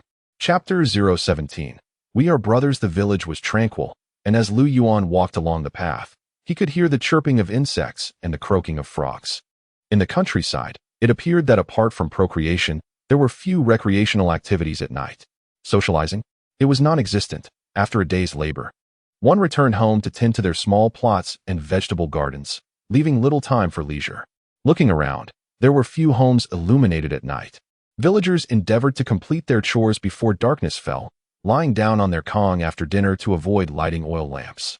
Clutching dried mugwort leaves under his arm and carrying an oil lamp, Lu Yuan walked home as a cool breeze from the river swept away the day's heat. As he walked, he noticed several figures emerging ahead. Upon closer inspection, he recognized Wang Chenggang, Ho Jinlin, and two former young intellectuals. "Captain Wang, where are you headed?" he inquired as he approached, noticing that their hair was still damp. "Ah, we've just come from the river, finally managing to wash up." "Lu, what brings you out?" Wang Chenggang replied cheerfully. Lu Yuan smiled in return. "It's hot. I came out for a breath of fresh air." After exchanging a few words, they arrived at the young intellectual's dormitory, and Lu Yuan continued on alone towards his home. Passing by the doors of two female intellectuals, he glimpsed a flicker of light through the wooden door. Just a few steps further lay his own fenced courtyard, where the door was merely a formality. He kicked it open and entered. Upon returning home, the first thing Lu Yuan did was ignite the dried mugwort leaves, thoroughly fumigating the house. Not wishing to bathe at the river so late in the evening, he noted that there was still half a barrel of water in the tank. He stripped down to his underwear, filled a basin with water, and poured it over himself in the courtyard. After drying off, he crawled into bed and, beneath the glow of the oil lamp, began to write letters home. Until a wave of drowsiness swept over him, he slept soundly that night, dreaming of marrying the most handsome bride in the vicinity, while Zhao Xuerong clapped her little hands in excitement beside him. The urgent sound of a gong rescued Lu Yuan from the clutches of comrade Lu Yumei's stick. Regrettably, the most beautiful bride also remained in the realm of dreams. After the rhythmic strikes of the gong echoed 3 times, it finally ceased. Lu Yuan glanced at the clock, which indicated it was still not yet 4:30 in the morning. He adjusted his trousers, donned a vest, and wrapped himself in a coat before stepping out in his yellow rubber shoes. As he pushed open the kitchen door, a refreshing breeze enveloped him. At this early hour, the sky was just beginning to brighten, and apart from the earlier gong, the village lay in tranquil silence, interrupted only by the distant calls of birds from the woods behind the house. With sleep dissipated, Lu Yuan returned to the inner room to tidy his bedding, neatly arranging it on the Kong cabinet. After a brief cleanup of the Kong mat, he fetched water for washing. The water in the tank had likely been sitting for some time. It was suitable for washing his face, but drinking it was questionable. Lacking a kerosene stove and a clay pot, as well as firewood and water, even preparing a simple porridge was out of the question. Thus, Lu Yuan resorted to the biscuits from his supplies as a makeshift meal. He crumbled the biscuits into a lunchbox, poured in water from the kettle, and a simple breakfast was ready. In both flavor and appearance, it far surpassed corn mush. Just as Lu Yuan set the lunchbox down, the village gong rang out again, presumably reminding the workers to keep track of time. It was then that he took a moment to survey the room. The Kong cabinet had limited capacity, already stuffed with luggage, and if winter clothing and bedding were sent over, there would be no room left. It seemed he would need to construct a cabinet. While many items could be stored in his space, that was not practical. Many things needed to be visible for easier explanation when used. For instance, the kerosene lamp before him, if not for Chen Xiaoyang leaving it to him, would pose a challenge to explain if questioned, as it was impossible to carry such items in a rural package. Thus, clarity of purpose was crucial. The newspapers plastered on the walls of the inner room had begun to peel in places, revealing the yellowed earthen bricks beneath. To prevent dirt from falling and soiling the bedding, it would be wise to buy some newspapers to recover those areas. The uneven floor would surely become damp in winter, likely becoming slippery and unpleasant to walk on. It would be best to lay something down. Stepping into the courtyard, the day was already bright, and looking at the overgrown vegetable garden, Lu Yuan felt somewhat disheartened. Chen Jiqing had neglected his duties. At the very least, he could have planted a couple of cucumber vines or a tomato plant for Lu Yuan to inherit, or even a chili plant, which would have earned him some goodwill. But now, if Lu Yuan wished to cultivate vegetables, he first needed to clear the weeds. The toilet on the west side of the courtyard and the firewood shed were still intact. Upon closer inspection, he noticed some scattered branches inside the shed. Gathering them would likely suffice for boiling a small pot of water. The fence had several broken spots, but these were of little consequence. It could not even deter humans, let alone wild animals. Regardless, the earthen wall would need repairs, and a single breach was as significant as 10. Lu Yuan leisurely paced around the courtyard, mentally noting the items he needed to procure, before finally returning indoors to grab his water bottle and shoulder bag before stepping out. At this hour, everyone had gone to work, leaving only a few chickens foraging in the grass along the village path. By the time Lu Yuan arrived at the village entrance, several others were already waiting for the bus. A group of aunts and elder women gathered together, chattering animatedly, alongside two male educated youths, Ho Jinlin and Du Weidong, who were part of Lu Yuan's cohort. The three exchanged polite smiles and nods, acknowledging each other. Fortunately, it wasn't long before the four young ladies, Zhao Xuerong, Wu Yang, Zhou Xiaoli, and He Caixia, approached.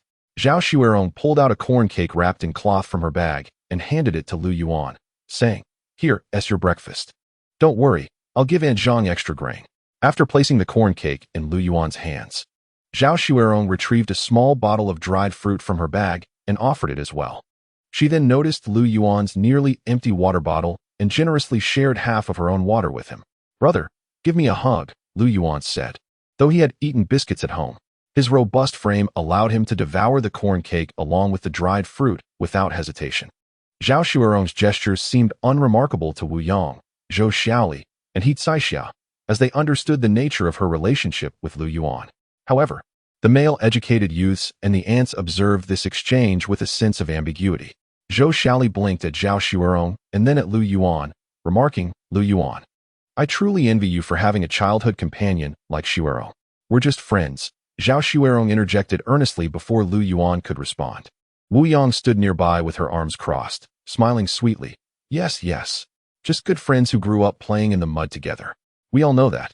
Before long, Lu Yuan had consumed the corn cake and taken a couple of sips of water, promptly returning the remaining dried fruit to Zhao Xuerong's bag. As the group waiting for the bus began to cluster in small groups, Lu Yuan noticed two more aunts and a young girl had joined them. Wang Shuming, who had just exited the construction site, also arrived and began conversing with Ho Jinlin and Du Weidong. Soon after, the ox cart arrived, and everyone hurriedly boarded, eager to avoid sitting near the wheels. Lu Yuan, indifferent, exemplified the international etiquette of prioritizing ladies. Once aboard, he casually found a place to sit. The ride to the commune took 2 cents, while to the county town it cost 5, a fair price for all ages. In front of so many aunts, Lu Yuan, wary of gossip, only paid for his own fare. Unbeknownst to him, the earlier exchange of food with Zhao Xuerong had not gone unnoticed by the onlookers. On the cart, the aunts engaged in idle chatter, continuing a conversation that had not concluded before boarding. During their pauses, the sound of the cart wheels rolling over the dirt road was distinctly audible. The educated youths remained silent, their quietness deafening. Yet, despite the silence, the aunt's curiosity soon found its way to Lu Yuan. "You must be the educated youth Lu, right?" inquired one aunt, her long face and delicate features forming an oddly harmonious visage. Lu Yuan had noticed her upon arriving at the village. She had been animatedly chatting with someone, her small mouth flapping like a machine gun, likely spewing a fair amount of saliva in the process. Her posture was striking, one leg standing straight while the other was slightly askew, resembling a compass poised to draw a circle. At a glance, one could discern that this woman was not a virtuous character. Lu Yuan, lost in thought, was nearly dozing off when she unexpectedly called him back. "Oh, do you still remember me, Andy? How could I forget? You have become quite famous in our village, saving someone on your very first day. You are a benefactor to us, sent by heaven to bring us fortune." The long-faced aunt leaned in closer, raising her backside slightly, then pointed her chin toward Zhao Xuerong. "Isn't that your partner? She is truly beautiful. Finding such a lovely girl within 10 miles is no easy feat. Have you two been living together? Are you planning to celebrate your wedding in the village?" Upon reflection, Lu Yuan understood that Zhao Xuerong's corn cake had provided this gossiping woman with an opportunity to spread rumors. This could not be allowed to continue, if left unchecked. Soon even the village dogs would be gossiping about Lu Yuan and Zhao Xuerong. The reputation of a young female intellectual was of utmost importance and must not be tarnished by idle talk. "Mind your words, Andy. What do you mean by benefactor? I am merely an ordinary young intellectual. How could I possess such power to bring fortune to the village? You are perpetuating feudal superstitions. Such notions are detritus, deserving of public scorn. Why have you revived them? It seems you have been severely affected by superstitious beliefs." The long-faced aunt recoiled, obediently returning to her seat. Yet Lu Yuan had no intention of letting her off easily. Great leaders have always emphasized the need to uphold righteousness and discard all outdated notions that deceive the populace. We must rigorously combat the use of feudal superstitions for personal gain. This is a serious matter. The long-faced aunt appeared visibly shaken, being just a simple country woman. She struggled to comprehend Lu Yuan's lofty principles. However, she grasped a few key phrases: perpetuating feudal detritus, public scorn, ideological erosion, great leaders, rigorous combat, and serious matters. Not only the long-faced aunt, but also the surrounding women turned pale. The conversation had escalated to a level of gravitas that left them dazed, their minds swirling into confusion, unable to think clearly. Just moments ago, they had been happily chatting with the long-faced aunt, now fearing they might be drawn into this serious discussion. The young intellectuals were equally stunned. Wu Yang, Zhou Xiaoli, and He Caixiao exchanged bewildered glances, while Hou Zhenlin and Du Weidong wore expressions of shock, never expecting Lu Yuan to possess such eloquence. Only Zhao Xuerong calmly took out a piece of dried fruit and popped it into her mouth, her face alight with amusement as if watching a performance. And you, dear Annie, how did you deduce that Zhao Xuerong is my partner? You clearly do not heed the words of our great leaders. Lu Yuan resolved to deliver a slight shock to these gossip-mongers, knowing that while he could not guarantee a year of silence, he could certainly ensure a lengthy respite. Our great leaders frequently instruct us that without investigation, one lacks the right to speak. Merely because Zhao Xuerong offered me a corn cake, you presume we are in a relationship? It seems, Auntie, that not only are you plagued by superstitions, but you also harbor a severe case of dogmatic thinking. The long-faced aunt felt her scalp tingle as her eyes filled with mist. With just a single remark, she was deemed worthy of consuming peanuts.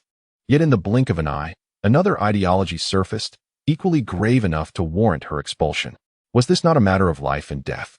Nearby, several aunts and elder women dared not breathe, their courage to gaze at Lu Yuan extinguished as they lowered their heads to the tips of their toes. Suddenly, the sound of a match striking, igniting the stillness of the bullet cart, shattered the silence. Hou Zhenlin blinked twice and spoke up. Lu Jiqing, do you not think your words are rather severe? Not severe? Zhao Xuerong, chewing on dried fruit, turned her gaze toward Hou Zhenlin. You must understand that with great responsibility comes the weight of your words. Indulging in feudal superstitions is not only unlawful, but also criminal. If this reaches the commune, not only will the production team's leadership face dismissal, but you too shall be sent to the farm for reformation. Startled, Hou Zhenlin quickly shook his head. Zhao Jiqing, I have said nothing. We are all educated youth and must remain united. What do you mean by we are all educated youth? Are you attempting to form cliques or incite class antagonism? Lu Yuan aimed his criticism at Hou Zhenlin. Zhao Jiqing and her companions are already preparing to build houses.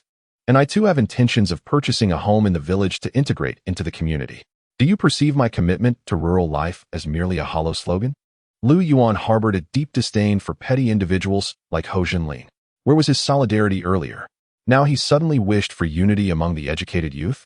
Du Jiqing, you do not share this sentiment, do you? Lu Yuan turned to Du Weidong. Lu Jiqing, I have never thought that way, I assure you. Du Weidong hastily waved his hands, his face a portrait of innocence, as he had not uttered a single word. Wang Xiumin, clutching her clothing at the side, added, I too have not thought of it in that manner. Lu Yuan warned, I shall not hesitate to place the blame squarely upon you. Chapter 19. The girl named Xiaofeng. Misunderstanding. Lu Jiqing. It was my thoughtless words, please do not hold it against me. Seeing Lu Yuan's imposing demeanor, Hou Zhenlin promptly began to relent. With a sigh, Lu Yuan nodded, as long as it is a misunderstanding, but in the future, please think before you speak. To exaggerate your words is tantamount to undermining the unity of the collective, a matter of severe consequence. Yes, I will be more careful with my words. Hou Zhenlin replied, his face contorted in a grimace, realizing the gravity of the situation. He Caixiao, bewildered, shifted her position, causing a slight commotion that nearly set the old ox off course. Fortunately, the cart driver quickly corrected the animal's path. Zhou Xiaoli's big eye sparkled, her cherubic face flushed with excitement, as she observed Lu Yuan's confrontations with rapt attention. Wu Yang, feeling the tension in the air, fidgeted uncomfortably, her long legs restless. Lu Jiqing, actually, this was also a misunderstanding on my part, she stammered, her long face beginning to quiver. I was merely joking in the village. I had no other intentions. Lu Yuan remarked, I find that hard to believe. Your posture and your words suggest otherwise. With another sigh, Lu Yuan addressed the women. Aunties, I must implore you, Some matters should not be spoken of lightly. To downplay it as a misunderstanding is one thing, but to escalate it could lead to dire consequences. This matter, in essence, serves as a deterrent.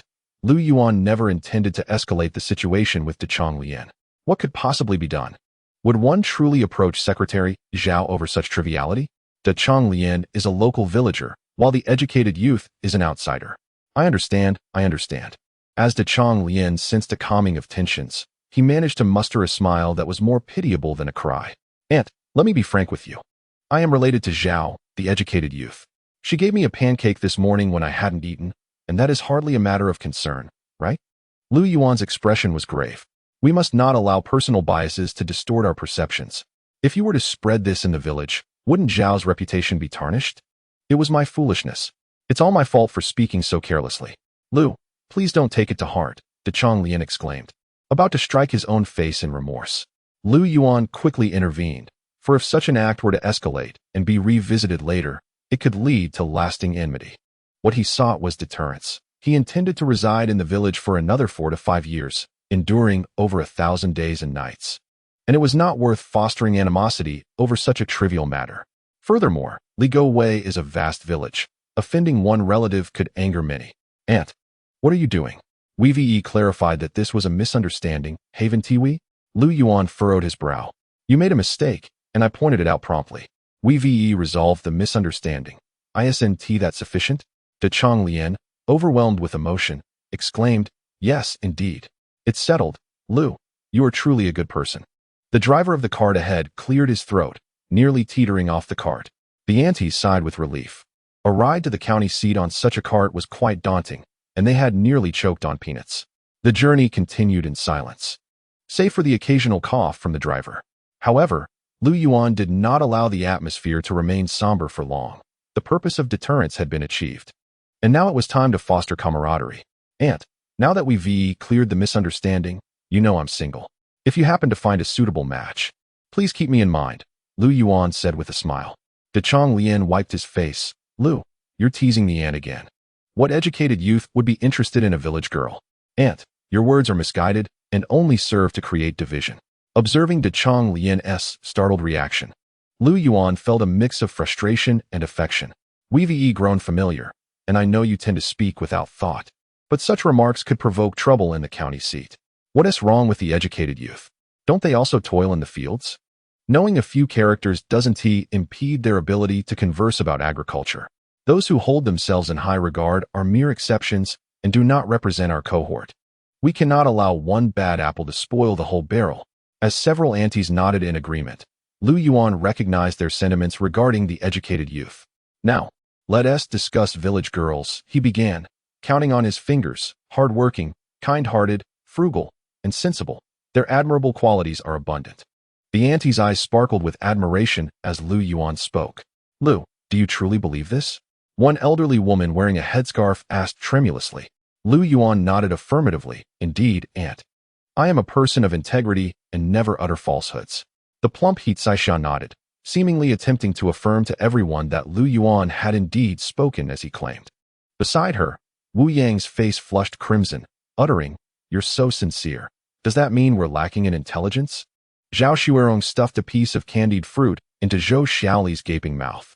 The elderly woman joyfully patted the arm of the young girl beside her, saying, Xiaofang, did you hear what Lu Jiqing said? He's merely a worker. How could he possess the education of a Jiqing? If even Lu Jiqing praises you, you needn't worry. Lu Yuan interjected, What? When did I compliment her? In an instant, the attention of the crowd shifted to the girl nestled beside the elderly woman. She possessed beautiful, large eyes and thick, long braids. Perhaps shy from the gazes upon her, the girl made a soft sound and lowered her head. After an inquiry from an aunt nearby, the group learned that the girl was being introduced to a suitor from the county, yet she seemed quite insecure upon discovering he was a worker with a stable job. Yet, one could hardly blame the girl. In these times, anyone able to secure a ration of commercial grain was indeed a rare find, representing a singular opportunity to escape the rural confines. Have a piece of candied fruit, Zhao Xuerong offered, presenting a sweet and sour plum cake to the girl, likening it to the way young women sometimes need to be demure and shy, while at other times, confident and gracious. The girl gazed intently at the fruit, hesitating briefly. But upon hearing Zhao Shuerong's words, she accepted it and murmured her thanks. Wu Yang softly added, Xiaofang, I believe you are overthinking. You are so beautiful that it is likely he fears you might not find him suitable. Zhou Xiaoli chimed in. Indeed, Xiaofang is far more attractive than I. And her hair is much better too. Once our house is completed, we shall invite you over to play. At that moment, the coachman ahead cleared his throat, lifted his straw hat, glanced back, and remarked, Heilongjiang's daughter, look how beautifully you've blossomed. Rest assured, as long as Xiaofang desires to marry, she could effortlessly choose from formal workers to skilled tradesmen. Brother Yang, you flatter me. I shall have Heilongjiang take you out for drinks soon. The elderly woman responded joyfully, then turned to Lu Yuan and the others. Lu Jiqing, you are a good person, unlike those cunning Jiqing from before. Lu Jiqing is truly kind. He has saved the children of our village. Indeed, listen to how reasonable Lu Jiqing is. He is unlike those older Jiqing. Our Li Gowei greatly needs young men like him. Other aunts echoed in agreement. With the encouragement of the crowd, Xiaofang's eyes sparkled with newfound confidence. The previously stifling atmosphere lifted, and the passengers on the ox cart became lively once more. Before long, they arrived at the county. The coachman informed them of the return time to the village in the afternoon, then guided the cart to a shaded area. As they disembarked, the long-faced aunt felt a bit shy yet turned to Lu Yuan, saying, Lu Jiqing, if you don't mind, you can call me Aunt Wangxi. If anyone in the village dares to speak ill of you, I will certainly give them a piece of my mind. Chapter 020. The frenzy of shopping. Ho Jinlin and Du Weidong were left in a daze. Wait, how could this be? Lu Yuan just wanted you to eat a bullet. Lu Yuan truly hadn't anticipated such unexpected gains from a trip to the county. Indeed, your efforts along this journey have not been in vain. Henceforth, you shall be regarded as a considerate man in Li Go. Zhao Shuerong raised an eyebrow, her exquisite nose giving a dismissive snort. Lu Yuan remarked, Is it possible to do without such a considerate person? Wu Yang grinned, her eyes nearly squinting with delight. Comrade Lu Yuan, a woman as formidable as an eagle will watch over you. To hell with being watched over. I could certainly use it. He glanced at the long-faced figure. Now Aunt Wangxi, observing her animated conversation with the other women, undoubtedly expending energy akin to a gas-guzzling vehicle, wasting not a bit.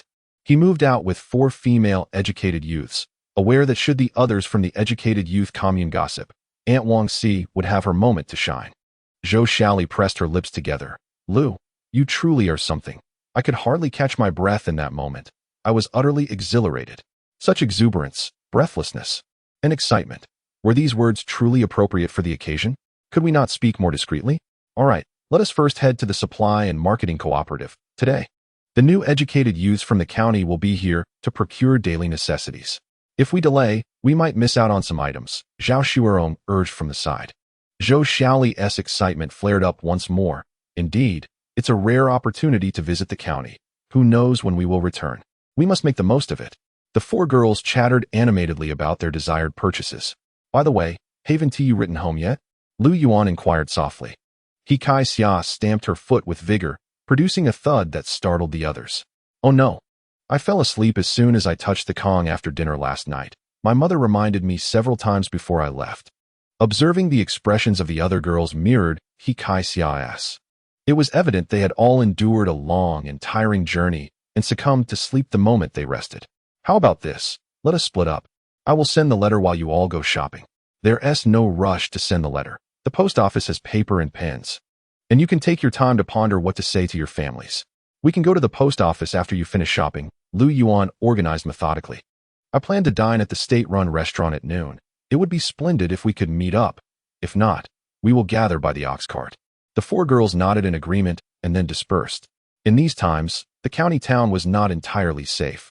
However, while Wu Yang and Zhou Xiaoli might face potential danger alone, the presence of Zhao Shuerong and He Kai Xia altered the dynamics. Even if the girls ventured into the local market, Lu Yuan felt reassured with Zhao Shuerong among them, knowing they would not be easily deceived or ensnared. Back in Beijing, this group had often frequented the black market. As the daughter of the logistics deputy director, Zhao Shuerong was well versed in such matters. He Kai Xia effectively assumed the role of bodyguard. Her physical presence alone was formidable, and when silent, she resembled a statue, intimidating by mere appearance. The center of the county town was formed by the intersection of two major streets running east-west and north-south, surrounded by the supply and marketing cooperative, schools, bookstores, hospitals, and other essential establishments. At a glance, the landscape was filled with single-story buildings, with the hospital being the only two-story structure. The path beneath their feet was unpaved. As the saying goes, without wind, 3 feet of dust, with rain, 2 feet of mud. As they walked, Lu Yuan's perspective broadened. Witnessing one of the so-called 3 peculiarities of the Northeast, young women smoking pipes. He was aware of the biting cold of winter in this region. Yet he was taken aback by the severity of the chill, to the extent that even the young ladies resorted to warming themselves with fire in their mouths. However, this meager flame for warmth hardly sufficed. He imagined that while toiling in the fields, one could occasionally take a break and smoke a cigarette like the men. Upon exiting the post office, Lu Yuan assessed his supplies. At that time, Comrade Lu Yumei had yet to hand over the substantial funds entrusted to her, leaving Lu Yuan no choice but to rely on his own savings. Not only was he financially constrained, but his cash reserves were scant, with many items procured from the black market, further tightening the already meager state of his pockets. Thankfully, with the generous support from his good friend, Comrade Xiao Zhao's private stash, he managed to stockpile a fair amount of provisions. The majority of his supplies consisted of food, including 50 sesame pancakes at 3 cents each, 30 steamed buns, 5 packs of biscuits, and 5 pounds of pork. He had stored a modest 10 bottles of orange-flavored North Ice soda, which was quite pricey at 15 cents per bottle. In terms of taste, it paled in comparison to Fanta, merely serving as a sugary indulgence. In later years, such a beverage could fetch 5 to 6 yuan, but now it was merely a nostalgic luxury. The cost of 3 cents was indeed a testament to the exploitation of conscience. He also had 20 pounds each of rice and flour, 2 pounds each of white and brown sugar, and 10 packs of Fima cigarettes at 15 cents each, along with 10 packs of Dakiaman at 40 cents, and 2 packs of Zhonghua cigarettes, which were considered premium and required a tobacco ticket. Otherwise, Lu Yuan would have certainly acquired a couple more packs. Additionally, he had 5 pounds of bulk sorghum liquor, 6 bottles of Erguo at 1 yuan 50 each, along with a complete set of checkers and military chess. He also stocked up on sausages, cooking oil, soy sauce, vinegar, and salt as needed. Lastly, he received a jar of pickled vegetables from Comrade Xiao Zhao, which was not easily obtainable, but with a little effort, old Zhao could procure a few jars. These supplies were sufficient for Lu Yuan's sustenance, as he had no inclination to wander around the grain station or food supply depot, especially without local tickets. Using national tickets would not be worth the effort. As for storing more pork, that was out of the question. It was already 9:30, and unless he queued in the dark, he would not see any scraps of meat. However, there were plenty of items he intended to purchase at the supply and marketing cooperative, and he planned to first visit the farmer's market to acquire a basket or a carrying frame, as it would be cumbersome to transport everything in a disorganized manner. The farmer's market was not located on the main street, but rather on 2nd Street. Today was not a market day, so there were not many people inside. Lu Yuan leisurely strolled around, purchasing a carrying frame, followed by a broom and a pot brush. There were few vendors and nothing else he required, so he headed straight to the supply and marketing cooperative. Upon entering, he noticed several young people dressed as educated youth, but he did not see Zhao Xuerong and her companions. He then entered into a fervent shopping spree. First on his list was a kerosene stove. As the large Kong could not be heated at night, this item was frequently used in the summer, so he decided to buy 5 pounds of kerosene. Next, he selected a clay pot, a thermos, a comb, a kitchen knife, plates, bowls, and chopsticks, along with a ladle.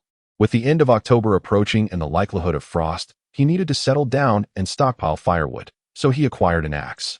He could not always rely on Aunt Zhang for mugwort to ward off mosquitoes, so he purchased a mosquito net, along with soap, ink, matches, and 4 copper locks, as well as a pair of yellow rubber shoes.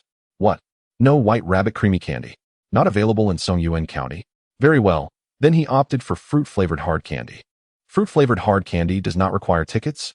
In that case, he would take a pound. Each person was limited to half a pound? Very well, he settled for half a pound.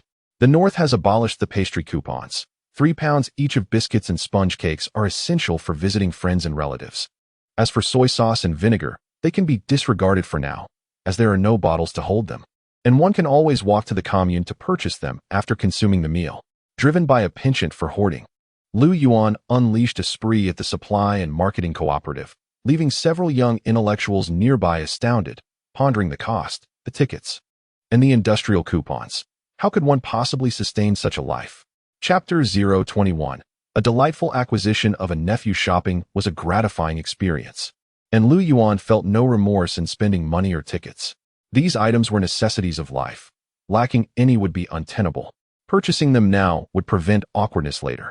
Just as he stepped out of the cooperative, he quickly retraced his steps. The household was in dire need of toilet paper. Should he forget to buy it this time, he would be forced to resort to tearing pages from books in a couple of days. He could hardly scrape by with twigs. As for sanitary napkins, such luxuries were only utilized by girls like Zhao Shuerong and Wu Yang during their menstrual cycles. The key point was that one required a coupon to buy them.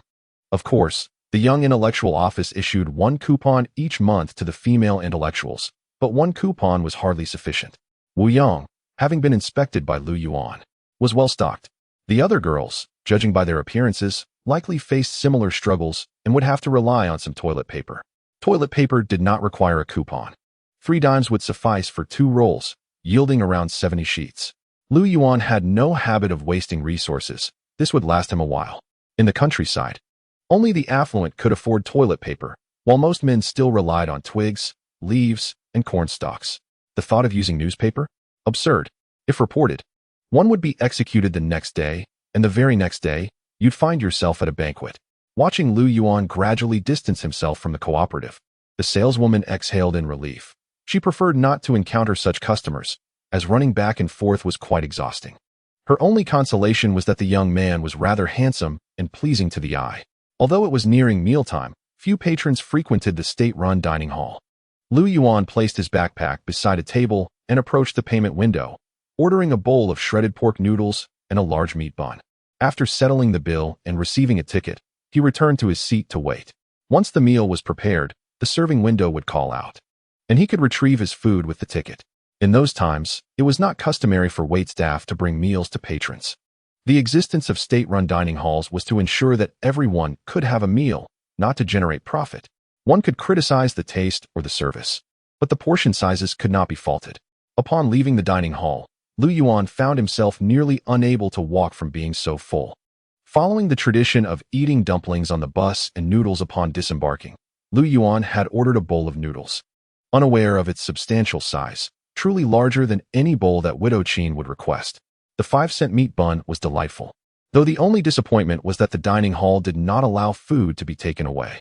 After exiting the dining hall, he encountered 4 young women approaching, with Zhao Shuerong and Zhou Xiaoli also carrying backpacks, while Wu Yang and He Caixia each bore a black pot.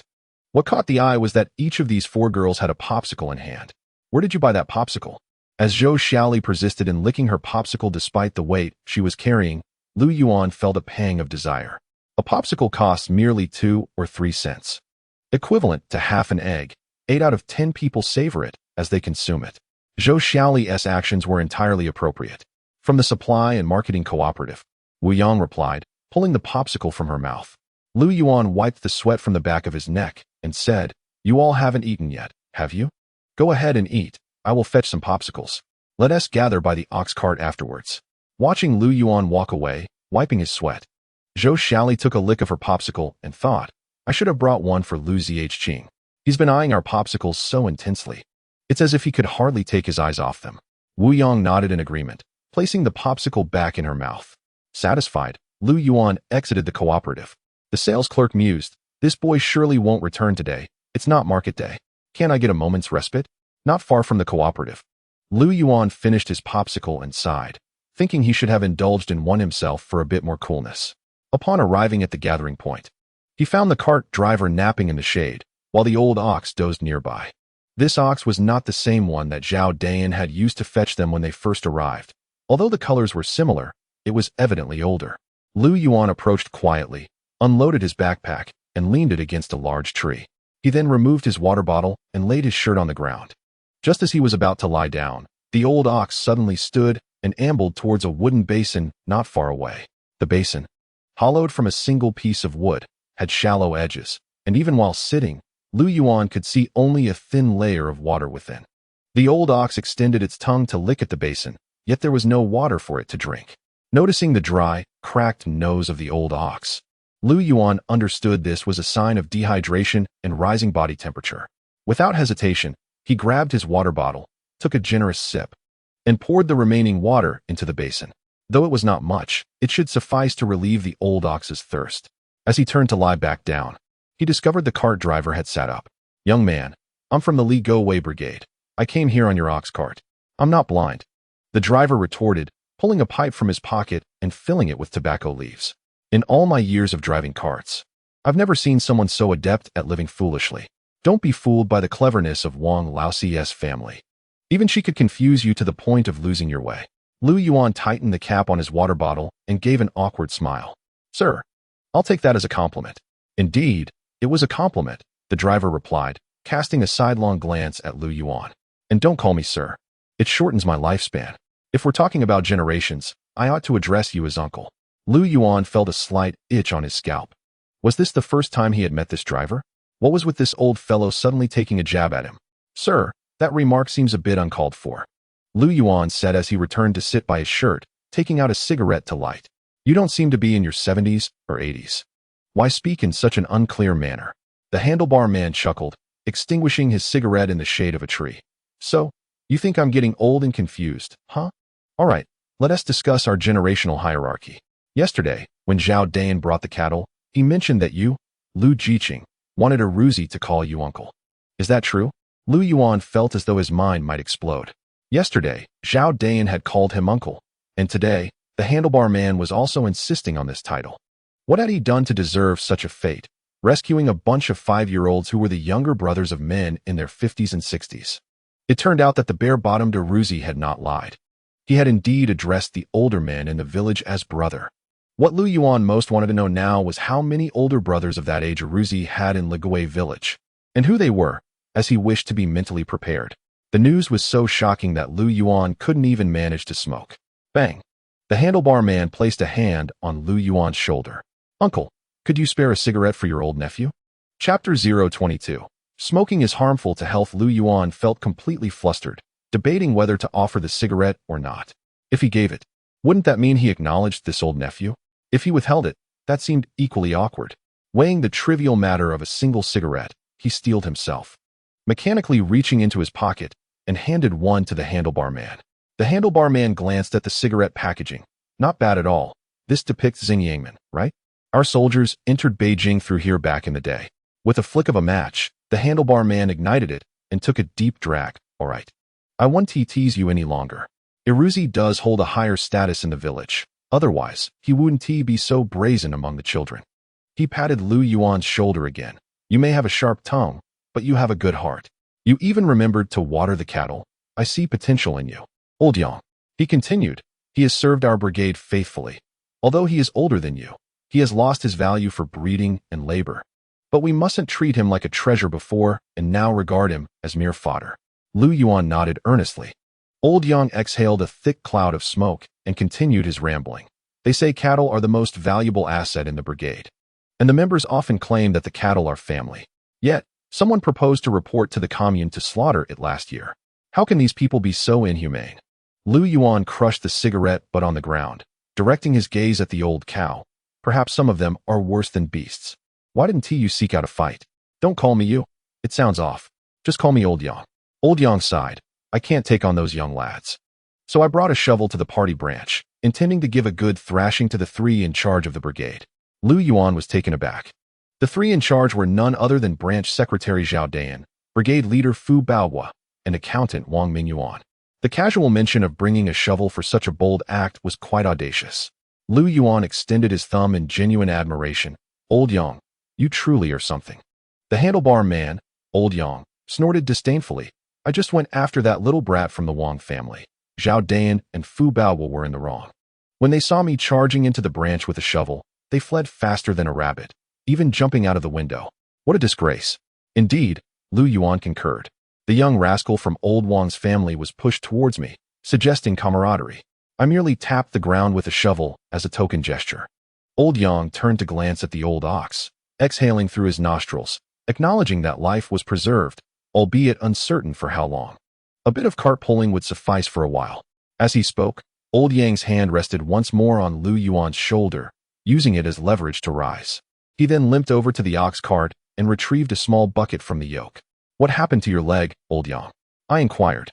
"Got it during a skirmish with the little devils," he replied nonchalantly, without turning back.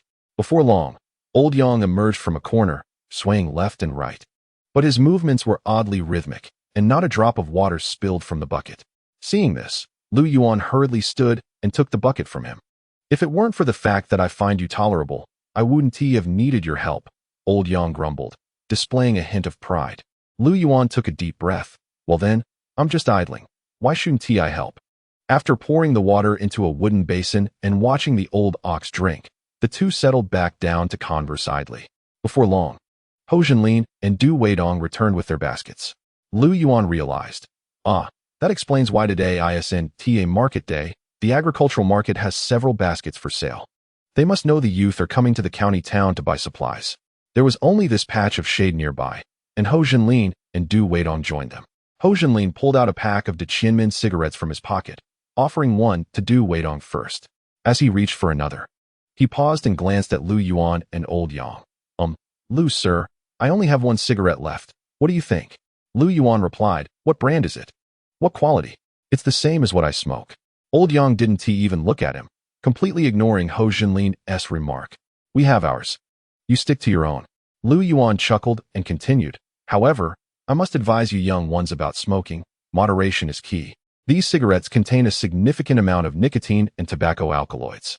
Of course, you might not know what that entails, but these substances can damage lung cells, and long-term heavy smoking could likely lead to lung cancer." Ho Zhenlin and Du Weidong were momentarily taken aback, cigarettes in hand, unsure whether to smoke or not. Du Weidong was tempted to ask, "But Lu, don't you smoke as well? I seem to recall seeing you do so." Old Yang rolled his eyes at the side, thinking, what a waste of breath, let the lad keep rambling. After Lu Yuan finished speaking, he disregarded their expressions and rummaged through the basket, grasping a pack of Zhonghua cigarettes. "Here, Old Yang, let us smoke these. They contain less nicotine." Ho Zhenlin and Du Weidong stared in disbelief at the Zhonghua cigarettes in Lu Yuan's hand. "What on earth? Lu, you truly are something else. What kind of cigarettes are these? Why do they seem to have more substance than the others?" Old Yang did not accept the cigarette offered by Lu Yuan, but instead took the entire pack from Lu Yuan's other hand. Lu Yuan chuckled. "You've never smoked this before, have you? This is called a filter tip. It can filter out most of the nicotine and other harmful substances. Let me tell you, these cigarettes are quite expensive. You can't buy them without a coupon, and our county supply store hardly has any boxes left. They are indeed a fine product." As Old Yang spoke, he took out a cigarette and gestured for Lu Yuan to light it for him. Lu Yuan struck a match and lit Old Yang's cigarette along with his own, then turned to the dazed Ho Zhenlin and Du Weidong. "What are you waiting for? Light up and smoke. One match won't suffice for 4 cigarettes." Their faces contorted in dismay, yet they managed to light their cigarettes. While smoking, Lu Yuan felt something was amiss and turned to Old Yang. "Old Yang, where's my cigarette?" "What cigarette?" "Oh, I put it away," Old Yang replied, patting his pocket with a serious expression. "Young man, I must advise you, moderation in smoking is essential. This cigarette contains some harmful substances, which could lead to cancer if smoked long-term." Lu Yuan was taken aback. The words sounded strikingly familiar, as if he had just said the same thing to the two beside him. "You put it away? So fond of showing off. Perhaps I should get you a spoon next time." Seeing Lu Yuan in disbelief, Ho Zhenlin and Du Weidong exchanged gleeful glances. Lu Yuan had no intention of quarreling with Old Yang over a pack of cigarettes. Besides, Old Yang was a war hero. Smoking a pack with us was a mark of respect. However, thinking of the price of $1.20 per pack, Lu Yuan felt a pang in his heart. "You should smoke something better, especially considering that cough of yours," he added, trying to save face. His meaning was clear. This cigarette was not a matter of contention, but rather a gesture of concern for Old Yang's health. Old Yang smiled and nodded, glancing at the cigarette in his hand, remarking, "Indeed, it's quite enjoyable." Lu Yuan sighed in relief. How could it not be enjoyable at that price? Meanwhile, Ho Zhenlin and Du Weidong exchanged puzzled looks, wondering when these two had become so familiar with each other. It seemed surreal. At that moment, 4 young women returned, chatting and laughing, each wearing a straw hat. After setting down their things, Wu Yang and Zhou Xiaoli approached Lu Yuan. "Lu Zhqing, may we take a look at what you bought?" We want to compare and make sure we didn't forget anything. Seeing Lu Yuan nod, the two eagerly rushed to inspect his purchases, resembling girls unboxing a mystery box in a later era. Why did you buy an axe? One exclaimed. To chop wood. Of course. What else would I do with it? Lu Yuan took a deep drag from his cigarette, savoring its final worth. After all, it cost 6 cents. Old Yang glanced at the two girls and spoke. You girls won't need that. There are plenty of twigs at the foot of the mountain. If you're diligent about collecting them, it will suffice. Upon hearing this, Zhou Xiaoli's youthful face broke into a smile. With your reassurance, I feel at ease. But just to clarify, when I say be diligent, I mean you must go collect every day after work, or winter will be difficult. But that depends on how much you gather each time. Old Yang added, still holding his cigarette. This revelation caused not only Zhou Xiaoli and Wu Yang's expressions to fall, but also left Zhao Xiurong and He Caixia, who were chatting nearby, in disbelief. Although they had yet to work, they understood how arduous it would be. The thought of having to collect firewood daily after work seemed like a daunting task that could very well drain their spirits. No worries, let us gather more this time. I can carry it. He Caixia patted her chest, reassuring her companions.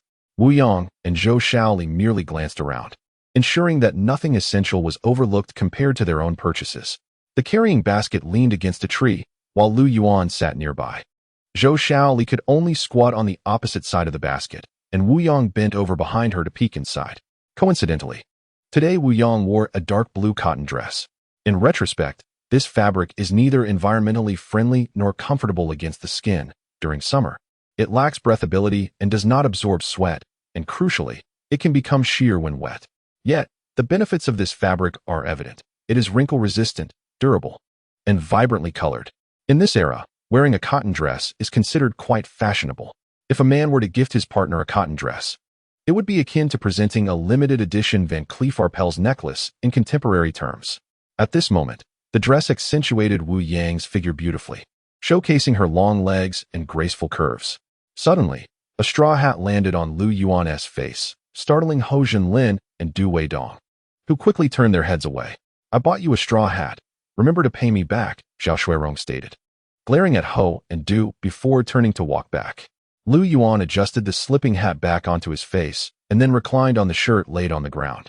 However, Wu Yang and Zhou Xiaoli remained oblivious to the incident until Zhao Shuirong resumed her original seat. With some time still before returning to the village, Lu Yuan decided to lie down and did not rise. Yet, he could hear Old Yang's voice of admiration nearby. Ah, this is quite a smoke, truly delightful. What is it called again? It looks like a premium product, even better than what I retrieved from the enemy. Lu Yuan ignored Old Yang, feeling exhausted. Let it all fade away. Drowsily, he was roused by a push, opening his eyes to see Old Yang. Get up and have a smoke. We'll be leaving shortly. Lu Yuan stood, placing the straw hat atop his head, and took the cigarette offered by Old Yang, noticing it was a Dai Qian Min brand. Oh, Old Yang, you're something else. Can't you just give me a huazi? Lighting the cigarette, Lu Yuan looked around and saw everyone had gathered. 4 young female intellectuals and a group of ants surrounded Xiao Fong, engaged in conversation. Observing the smile on Xiao Fong's face, Lu Yuan sensed that her matchmaking endeavors had surely succeeded. Come, young lad, help me secure the ox, Old Yang commanded, treating Lu Yuan with the familiarity of a son. Lu Yuan took a puff of his cigarette, responding with a grin. Well, who am I to refuse you? A war hero. Whatever you need, I shall do. Once the harness was secured, everyone began loading the ox cart. Lu Yuan cast a glance at the old ox ahead. He hadn't felt this way before. But after hearing Old Yang's words, he began to feel pity for the creature. Now you care for the ox. Why did you all buy so much? Lu Yuan's worried expression did not go unnoticed by Old Yang, who began to cough violently before he could finish his sentence. Seeing this, Lu Yuan extended his large hand and patted Old Yang's back vigorously. Cough, cough, stop coughing.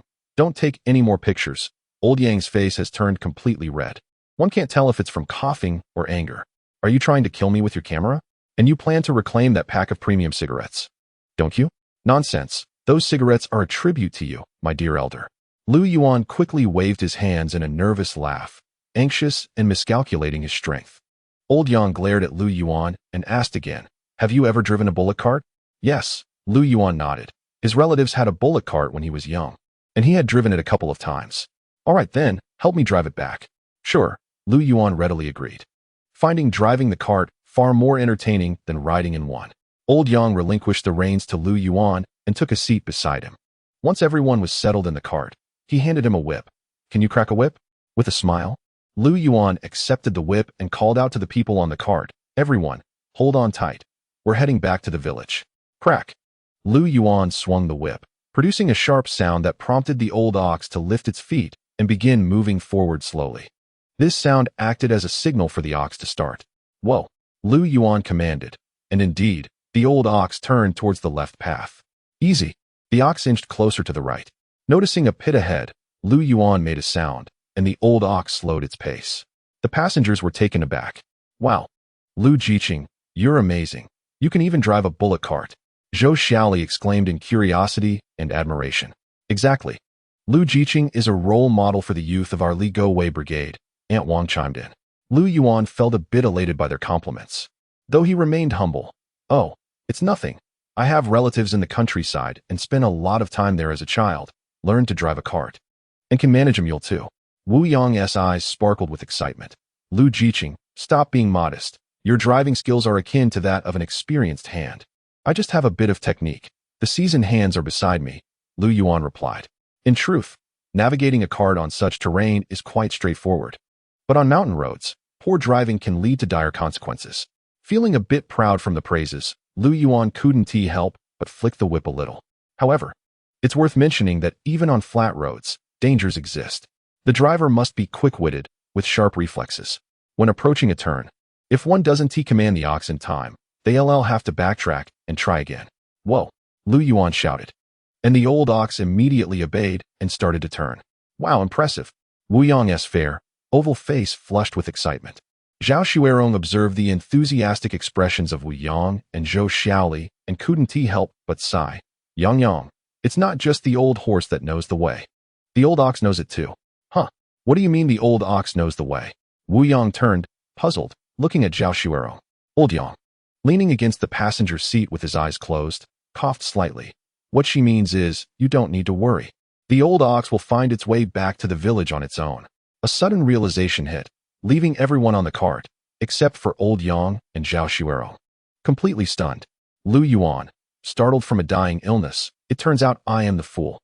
Chapter 024. The young woman's vision for house construction. In the ensuing stretch of road, Lu Yuan initiated the autonomous driving test. As anticipated, the old ox adeptly managed the angles and timing of the turns, deftly avoiding the larger potholes on the road. Lu Yuan felt a sudden weakness in his hand that held the whip, as if he had been struck across the face. Behind him, Wu Yang and Zhou Xiaoli stared blankly at the back of Lu Yuan's head, bewildered by the old ox's activation of its intelligent driving mode for quite some time. Ho Jinlin and Du Weidong stifled their laughter, their faces turning as red as liver. Indeed, the skill of the driver is crucial when the ox exhibits errant behavior. One must act swiftly to correct it, for even a minor lapse could result in injury to the passengers. Old Yang, with his eyes barely open, discreetly glanced at Lu Yuan in the driver's seat and offered a supporting remark. "Aunt Wang Si, Brother Yang is right. Our lives and livelihoods are entirely in Lu, the young man's hands. I trust he is a competent driver, and I feel secure riding with him." Indeed, the points Lu Yuan made were quite persuasive. He must be proficient in handling the carriage, and his skills cannot be lacking. Xiao Fangyang chimed in. Lu Yuan leaned against the cart, mimicking Old Yang's posture, and relaxed. "Since it knows the way, I shall take this opportunity to rest and engage in conversation with everyone." Aunt Wang Si's eyes twinkled as she promptly sought a topic. "Oh, Wu, is it? Why do you four girls need to buy 2 large pots?" Aunt Wang Si smiled at Wu Yang, then her expression turned serious. "Have those young women at the commune been bullying you? Speak to Aunt Si, and I shall help you set things right." No. Wu Yang quickly shook her head. "It is we who wish to build a house." Thus, the group began to discuss the topic of constructing a house. "Yes, we must certainly use adobe walls. Your house will be on the outskirts of the village." Setting aside the concerns about privacy, what if a wild beast were to come down from the mountain? Aunt Wang Si rambled on, adding, "You young women must be cautious not to associate too closely with the male members. It may invite gossip." Of course, Lu Yuan is the exception. He is a youth like you and is related to Zhao. The aunts and elder women looked at Aunt Wang Si with fresh curiosity. wondering when she had become so benevolent. Wasn't it you who spoke ill of the young women previously? As they entered the village, the cart hit a stone, jolting Lu Yuan, who had been dozing against the cart's edge, back to awareness. After disembarking, Lu Yuan flicked the whip towards old Yang, scowled, shouldered his backpack, and turned to leave. Hey, you rascal. The old ox knows the way without my prompting. Why take out your anger on me? With that, old Yang lit a cigarette, then hobbled back to the driver's seat, picking up the whip from the ground, and called out to Lu Yuan's retreating figure, come find me at the livestock shed sometime. I'll treat you to a drink. Lu Yuan waved a hand over his head without looking back, bidding farewell. There's no need for such extravagant gestures. The village was tranquil, the members still laboring in the fields. Upon returning home, Lu Yuan began to organize the items in his backpack, arranging what needed to be laid out and putting away what should be stored. Subsequently, Lu Yuan sought a branch of moderate thickness in the shed, skillfully chopping it with an axe before affixing it to the wall of the inner room. The earthen wall proved inadequate for nails, despite the mosquito net being light. It was challenging to secure. The northeastern region experienced a temperate continental climate, with frigid winters and uncomfortably warm summers. After completing this modest task, Lu Yuan's back was drenched with sweat. Although it was broad daylight and everyone had gone to work, he could not venture into the yard in his undergarments to wash himself, lest he be seen by a passing aunt or neighbor and subjected to gossip. Ever since he learned last night that he could bathe by the river, it had occupied his thoughts. Splashing water in the courtyard was simply not the same. He removed his shirt and continued working in just a tank top, mopping the Kong mat and cupboard with a basin of water, contemplating the need to commission a small Kong table from the village carpenter. Dining on the edge of the Kong was unsustainable, causing discomfort to his back. Moreover, the Kong mat needed replacing. One could only wonder if Chen Jiqing had ever engaged in skilled labor up there. After quenching his thirst and washing his hands and face, Lu Yuan was about to scrub the tub when he suddenly realized he had forgotten to purchase a water bucket and yoke. At that moment, 4 young women arrived. Though he remained inside, the cacophony of their chatter was far more raucous than sparrows in the trees. The girls were filled with curiosity, lingering in the sun-drenched courtyard for quite a while before entering the house. Once inside, their exploration intensified, marveling at the sparsely furnished room, which nearly bewitched them. Oh, when will our house be completed? I long to possess my own home. Su Xiaoli sighed lazily on the Kong, daydreaming. Although she was the shortest among the girls, her proportions were pleasing, and as she reclined, her youthful form remained unchanged. The glimpse of her smooth, white abdomen as she stretched provided Lu Yuan with a brief visual indulgence. Zhao Xuerong, Wu Yang, and He Caixia also settled on the Kong, leaving Lu Yuan standing at the table on the ground.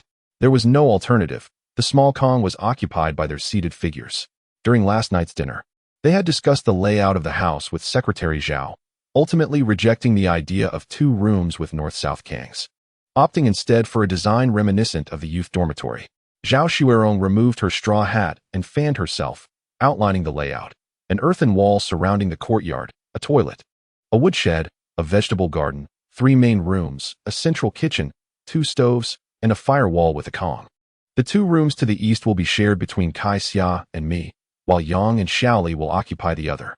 She continued, during the frigid winter months, if we wish to conserve firewood, we can all huddle in 1 room.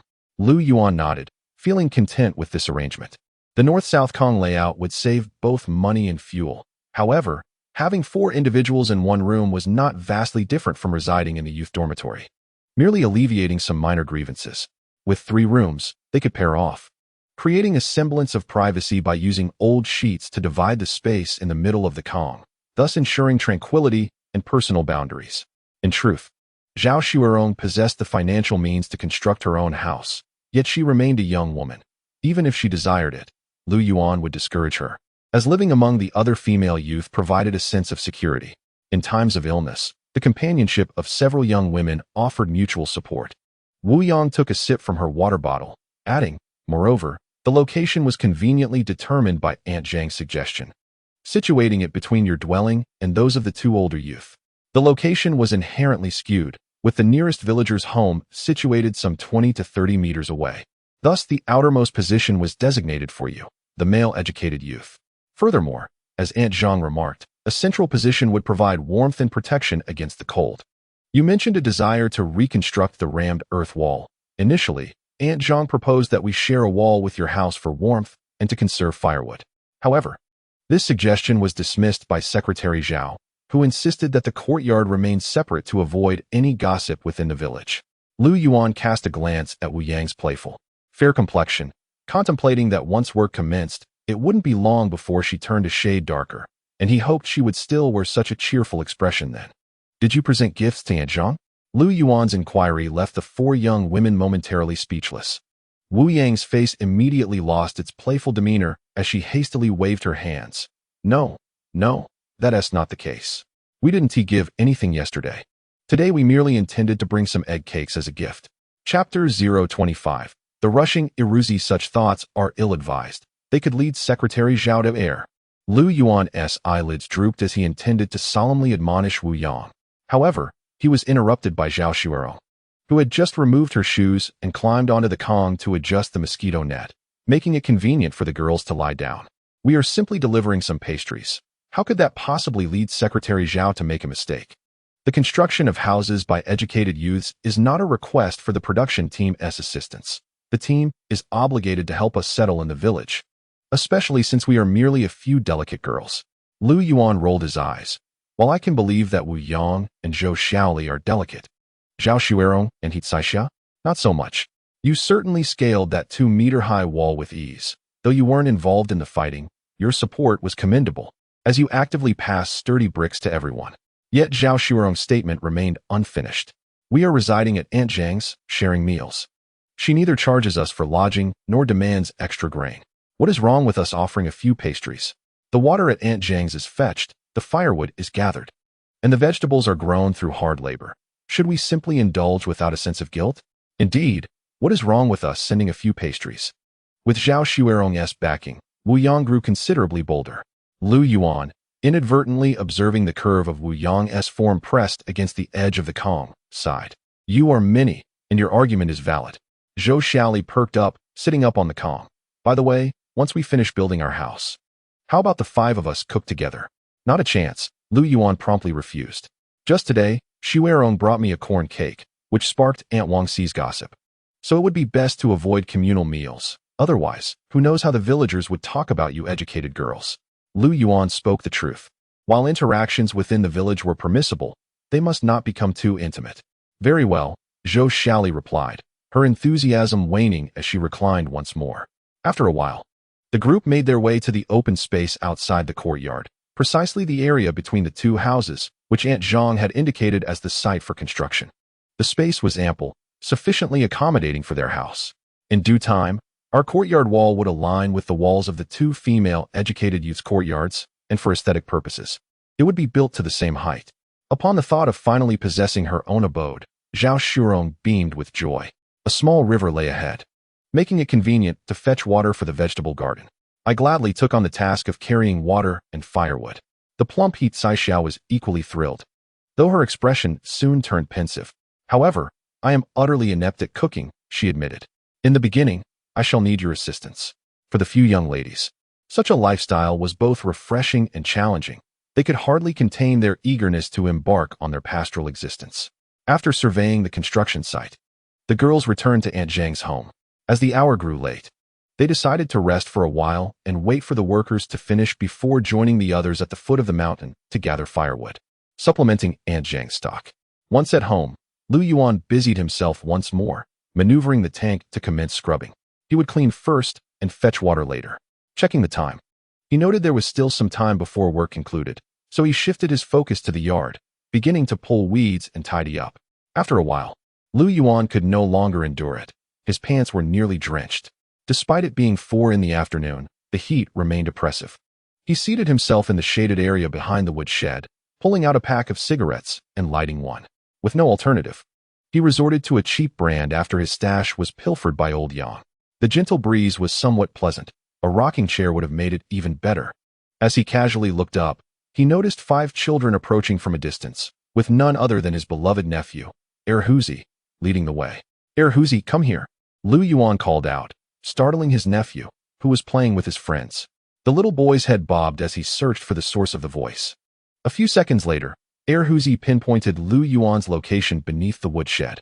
Uncle, he shouted excitedly, sprinting towards him, bare-armed. With a resounding thud, Huzi kicked the fence gate, warping it so severely that it almost flew off its hinges. Lu Yuan grimaced at the sight, noting that the boy was indeed wearing split-crotch pants. Those little peanuts are quite the sight, he thought. However, the next scene nearly caused Lu Yuan to choke. The fence gate, propelled by inertia, swung back and struck the 4 other children, each receiving a kick. Oh, how did 3 little peanuts end up here? I didn't see anything. Lu Yuan contemplated the idea of chopping off their little hands, as they certainly had no use for them.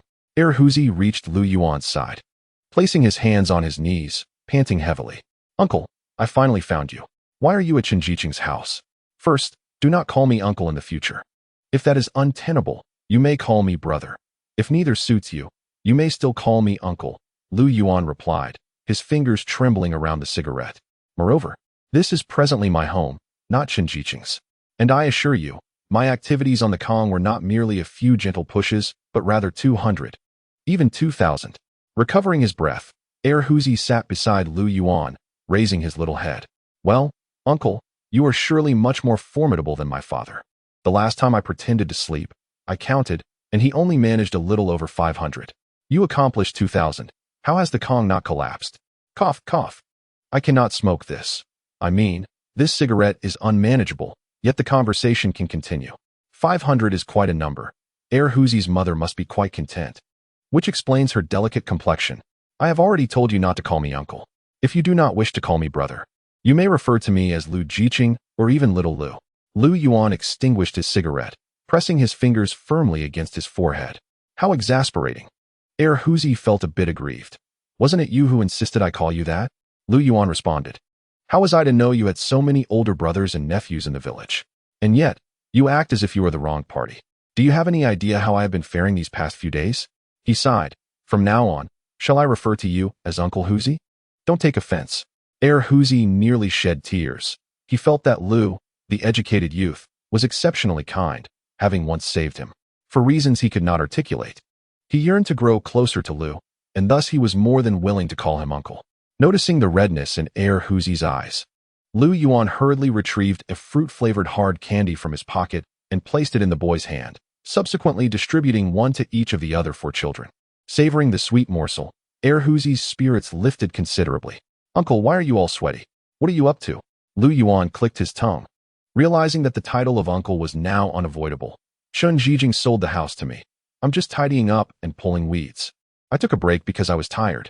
Oh, it's just pulling weeds. Upon hearing this, Huzi perked up, rising to beckon his friends. Hey everyone.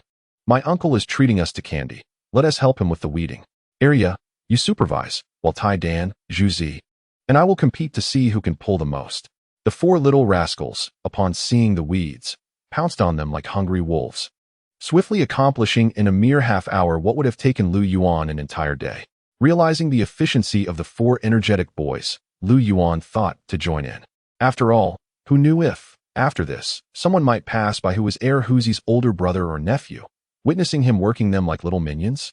Chapter 26. The past of Chen Xiaoyang. The 4 little kings of the open crotch pants were utterly relentless, and Lu Yuan had not anticipated the tremendous power of a single piece of hard candy. It was as though they had consumed some invigorating elixir, rendering them unstoppable. Lu Yuan and Arya could only assist by gathering the weeds pulled by the 4 into a pile, which they then carried to the riverbank. With many hands making light work, and considering the fervor of the 4 little warriors, they managed to accomplish in just over half an hour what would normally take Lu Yuan an entire day. Observing the boys, drenched in sweat, Lu Yuan suddenly slapped his forehead, realizing with dismay that there was not a drop of water left at home. The North Ice Ocean soda in his space was not for public consumption. He could not afford to distribute the 5 bottles, as doing so would soon earn him a notorious reputation in the village. Moreover, explaining its origin would be futile, as it was unavailable anywhere in Songyuan County. Claiming he had brought it from the capital was unrealistic. Zhao Shuerong would never believe that. All right, Huzi, you and the others go over there and take a break. Lu Yuan directed, pointing towards the woodshed as he headed into the house. Emerging moments later with 6 pieces of egg cake, he announced, I only bought back 6 from the county today, just enough for each of us to have one. As the children caught sight of Lu Yuan with the treats, they immediately stood up. Upon realizing it was egg cake, They began to lick their lips in anticipation. In these times, rural families rarely indulged in such pastries. Only the more fortunate might enjoy a slice during the new year, while those in dire straits might never have tasted it at all. "Uncle, what is this?" A boy, 2 years older than Aruzi, gazed longingly at the egg cake. Lu Yuan promptly handed him a piece, saying, "Come, Lai Bao, enjoy the egg cake." The group settled in a line beneath the firewood shed, each clutching a piece of the delectable treat. Lu Yuan finished his portion in a few bites and turned to observe Tai Dan, who was not merely eating but savoring each morsel with his tongue, relishing the taste with a look of sheer delight and satisfaction. Lai Bao took a small bite and turned to Lu Yuan, exclaiming, "Uncle, this egg cake is truly fragrant and sweet." Zhuzi, having eaten half, declared he would save the other half for his mother. Arya took a single bite, intending to bring the rest home for her sister. After finishing, Iruzi licked his fingers and slapped his thigh in realization. "Oh no, I meant to save half for my mother too, but it was so delicious I completely forgot." Lu Yuan chuckled, "You truly are your mother's good son. As long as it tastes good, I'll bring back some biscuits from the county next month for us to enjoy together." He gently removed his arm from Iruzi's shoulder, saying, "Now off you go. Hurry home and drink some water. My water tank is still empty, and there isn't even a bucket at home." Iruzi stood up, took a few steps, then rushed back to say, "Uncle, my mother said that when my father returns in a couple of days, she wants to invite you over for dinner." "No need." Lu Yuan waved his hand. "Tell your mother not to go to such trouble." After sending the children on their way, Lu Yuan glanced at the clock and realized it was almost time to finish work. Chen Jiqing was likely already waiting for him at the party branch. He donned his shirt and hurried towards the branch. Upon reaching the threshing ground in front of the branch, he saw a group of people carrying large hoes towards the warehouse. Among them was Chen Xiaoyang. Spotting Lu Yuan, Chen Xiaoyang quickly handed over the hoe he was carrying to a fellow member, requesting assistance in returning it to the storekeeper, before rushing over to Lu Yuan. "Lu Jiqing, you are truly punctual." "It's nothing. We agreed on this yesterday," Lu Yuan replied as they made their way into the branch. Just before entering, Lu Yuan noticed the small window. He recalled how old Yang had once approached with a large shovel, wondering if Zhao Dan and Fu Bao had jostled each other when they jumped through it. Last night, Lu Yuan had communicated with Zhao Dan, and upon seeing Lu Yuan and Chen Xiaoyang arrive together, it was evident what their purpose was. The two signed an agreement. Lu Yuan provided the payment, and subsequently, the brigade issued a certificate, signing and stamping 3 copies, completing the process. Lu Yuan tucked the certificate into his pocket, then offered a cigarette to those present, exchanged a few pleasantries, and followed Chen Xiaoyang out of the branch. "You can call me Chen Ge, and I won't call you Lu Jiqing anymore. I'll just call you Lu Yuan," Chen Xiaoyang said, still holding on to the 40 yuan Lu Yuan had given him, chuckling. "In the future, if you need anything in the village, just let me know. Your Chen Ge will certainly help as much as he can, but you know, I'm just a son-in-law here. I have my limitations." While Chen Xiaoyang's initial words were resolute, his latter remarks seemed to wane. However, Lu Yuan understood. They were merely young intellectuals with no deep ties, and it was already commendable for him to say so. "Rest assured, Chen Ge, I understand. However, I do have a favor to ask. I forgot to buy a water bucket in the county today, and I have no means to fetch water. I would like to borrow one from you." Originally, Lu Yuan intended to borrow from the youth academy, as it would be more convenient for repayment. However, upon meeting Chen Xiaoyang, he changed his mind. Since he had moved out, it was better to minimize interactions with the youth academy. A cordial conversation would suffice, even if merely for the sake of appearances, as it was essential not to let the villagers perceive any discord among the youths. Chen Xiaoyang was initially startled, thinking there was a serious matter at hand, but soon laughed, saying, "Is that all? Come, let's go to my home and fetch it." On the way, Chen Xiaoyang cheerfully shared stories about his family. At the age of 6, he was adopted by a childless couple who were factory workers. Miraculously, after adopting him, the couple conceived and subsequently gave birth to 2 sons, which led to Chen Xiaoyang becoming the unwanted burden of the family. Despite the hardships he endured in that household, he still expressed gratitude towards his adoptive parents. "One must possess a conscience. No matter the circumstances, they raised me. Even if my meals were less than those of my 2 younger brothers, at least I was fed. Otherwise, I might have perished in some foul ditch." As he spoke, Chen Xiaoyang's voice quivered, yet he maintained a smile. "When I left home, my mother slipped me 100 yuan to forge a better future for myself. while my father secretly gave me 28 yuan and 65 cents, weeping and begging me not to return. In truth, he had no intention of going back. There was nothing for him there, no job awaiting him. It was better to remain where he was, wasn't it? He acknowledged that not only the villagers gossiped about him, but even his peers looked down upon him. Yet, he declared, I truly do not care. Lu Yuan found himself at a loss for words of comfort. Sensing that his companion did not require them, he simply offered a cigarette. Brother Chen, I won't say much else. Just let me know when you have a joyous occasion. I would love to partake in the celebration. Chen Xiaoyang paused in surprise, then patted Lu Yuan on the shoulder. Nodding earnestly, the houses in the village were scattered, mostly featuring individual courtyards. Upon arriving at Chen Xiaoyang's door, more accurately, his wife's home, Lu Yuan was taken aback. What a remarkable place.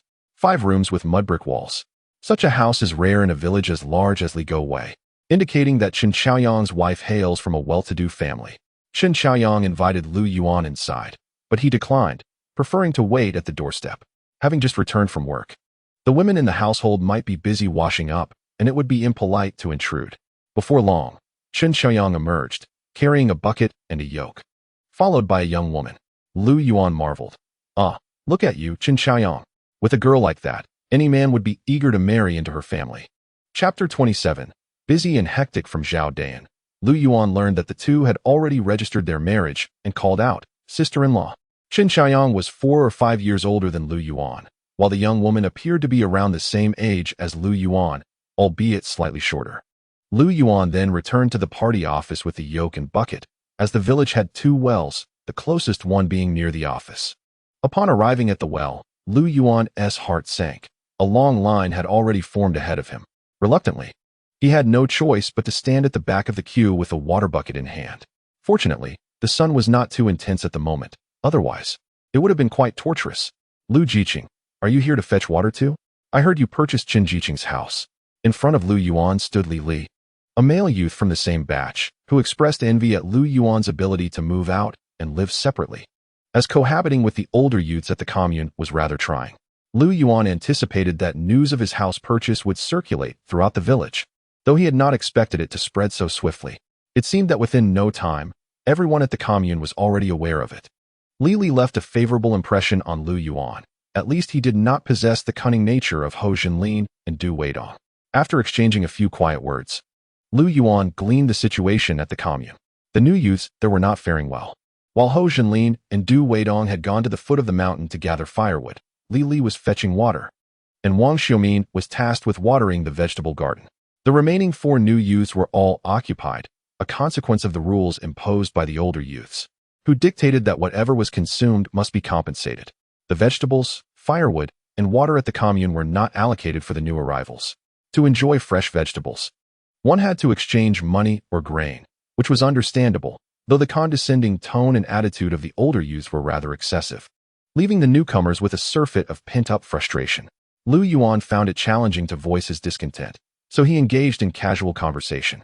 During this time, several women passed by and greeted Lu Yuan. You must be Lu Jiqing. I heard Chen Jiqing sold his house to you. A few days ago, I passed by and noticed that the yard is still overgrown.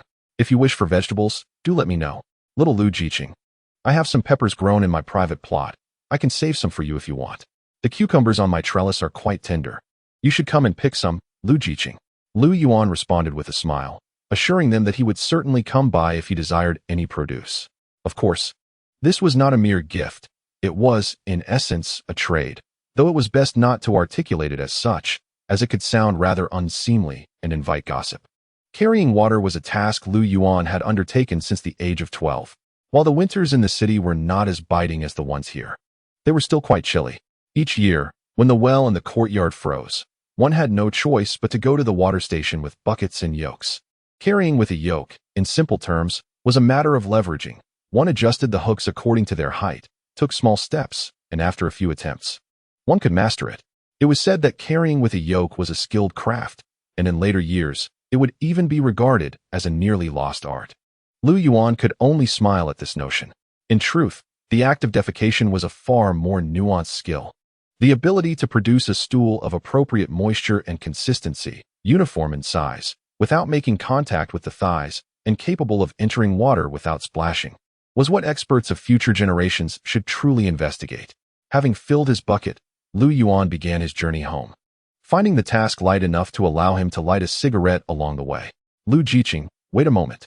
Turning around, he saw that it was Aunt Li, the mother of Xiao Fong, who had shared the ox cart ride with him today. Lu Yuan grinned and replied, Aunt Li, do you live around here? Aunt Li from the fenced yard waved at Lu Yuan and hurried inside. Moments later, she emerged with a cloth bag in hand.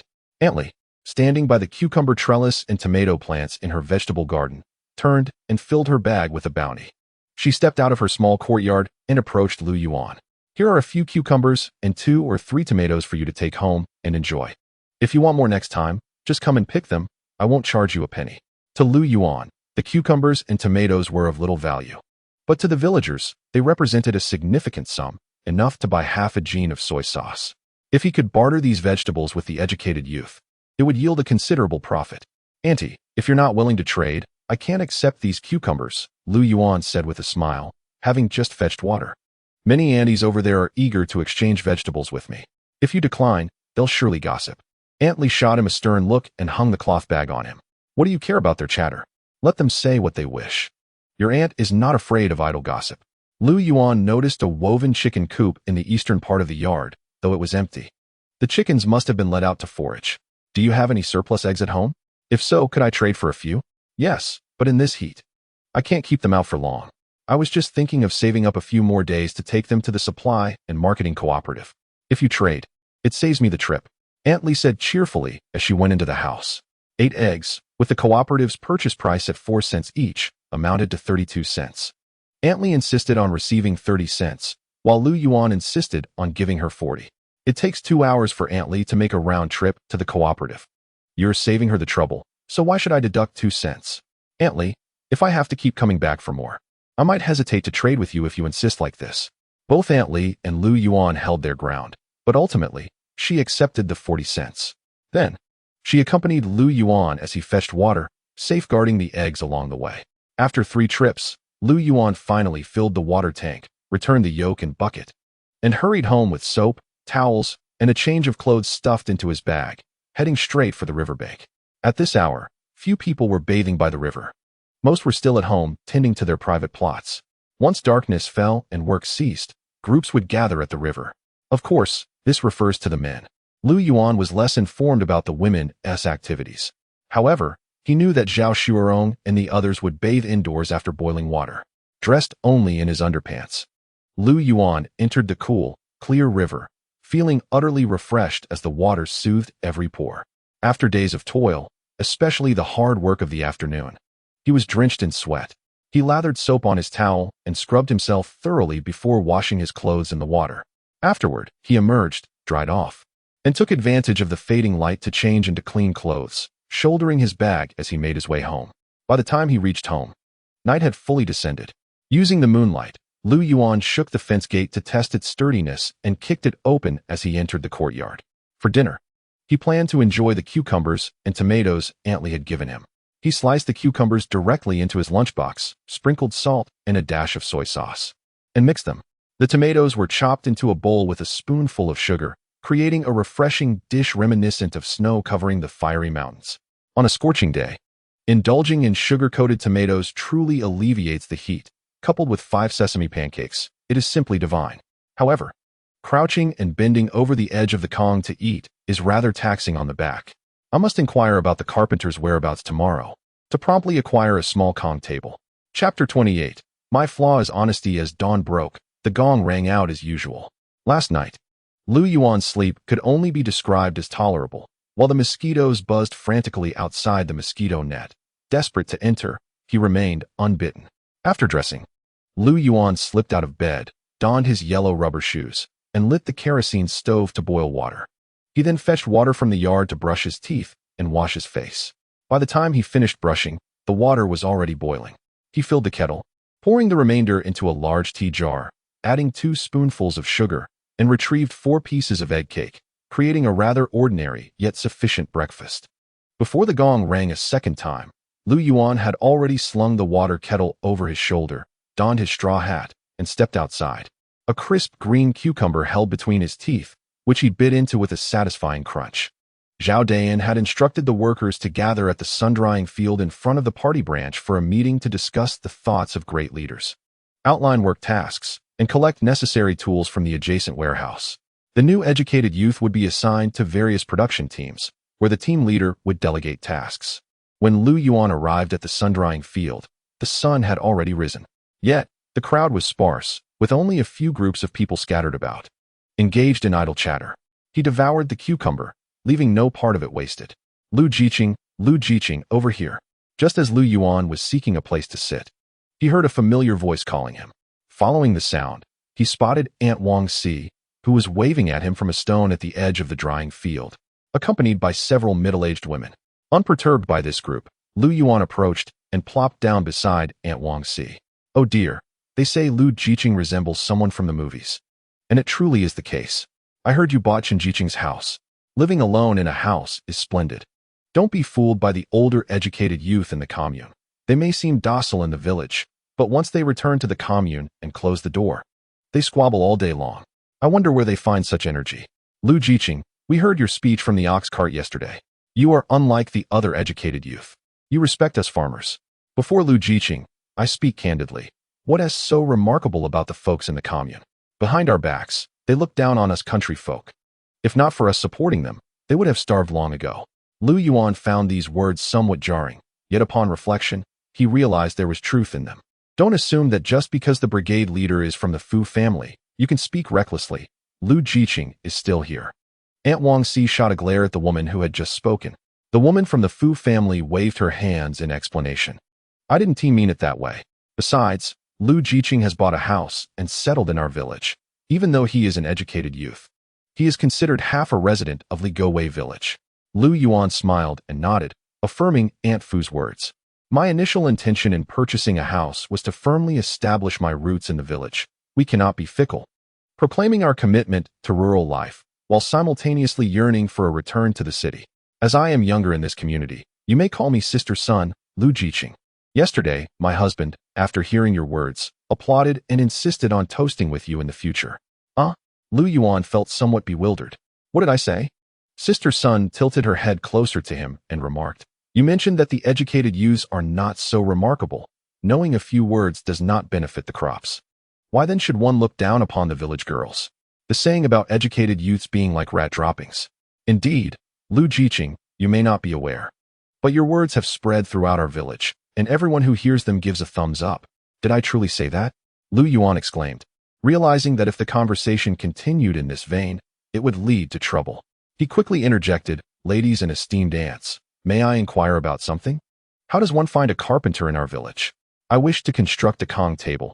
Is it necessary to consult Secretary Zhao for such a trivial matter? Oh dear. Lu Jiqing, my husband, is the carpenter of the village. Aunt Fu hurried over upon hearing Lu Yuan's request. It's merely a small Kong table.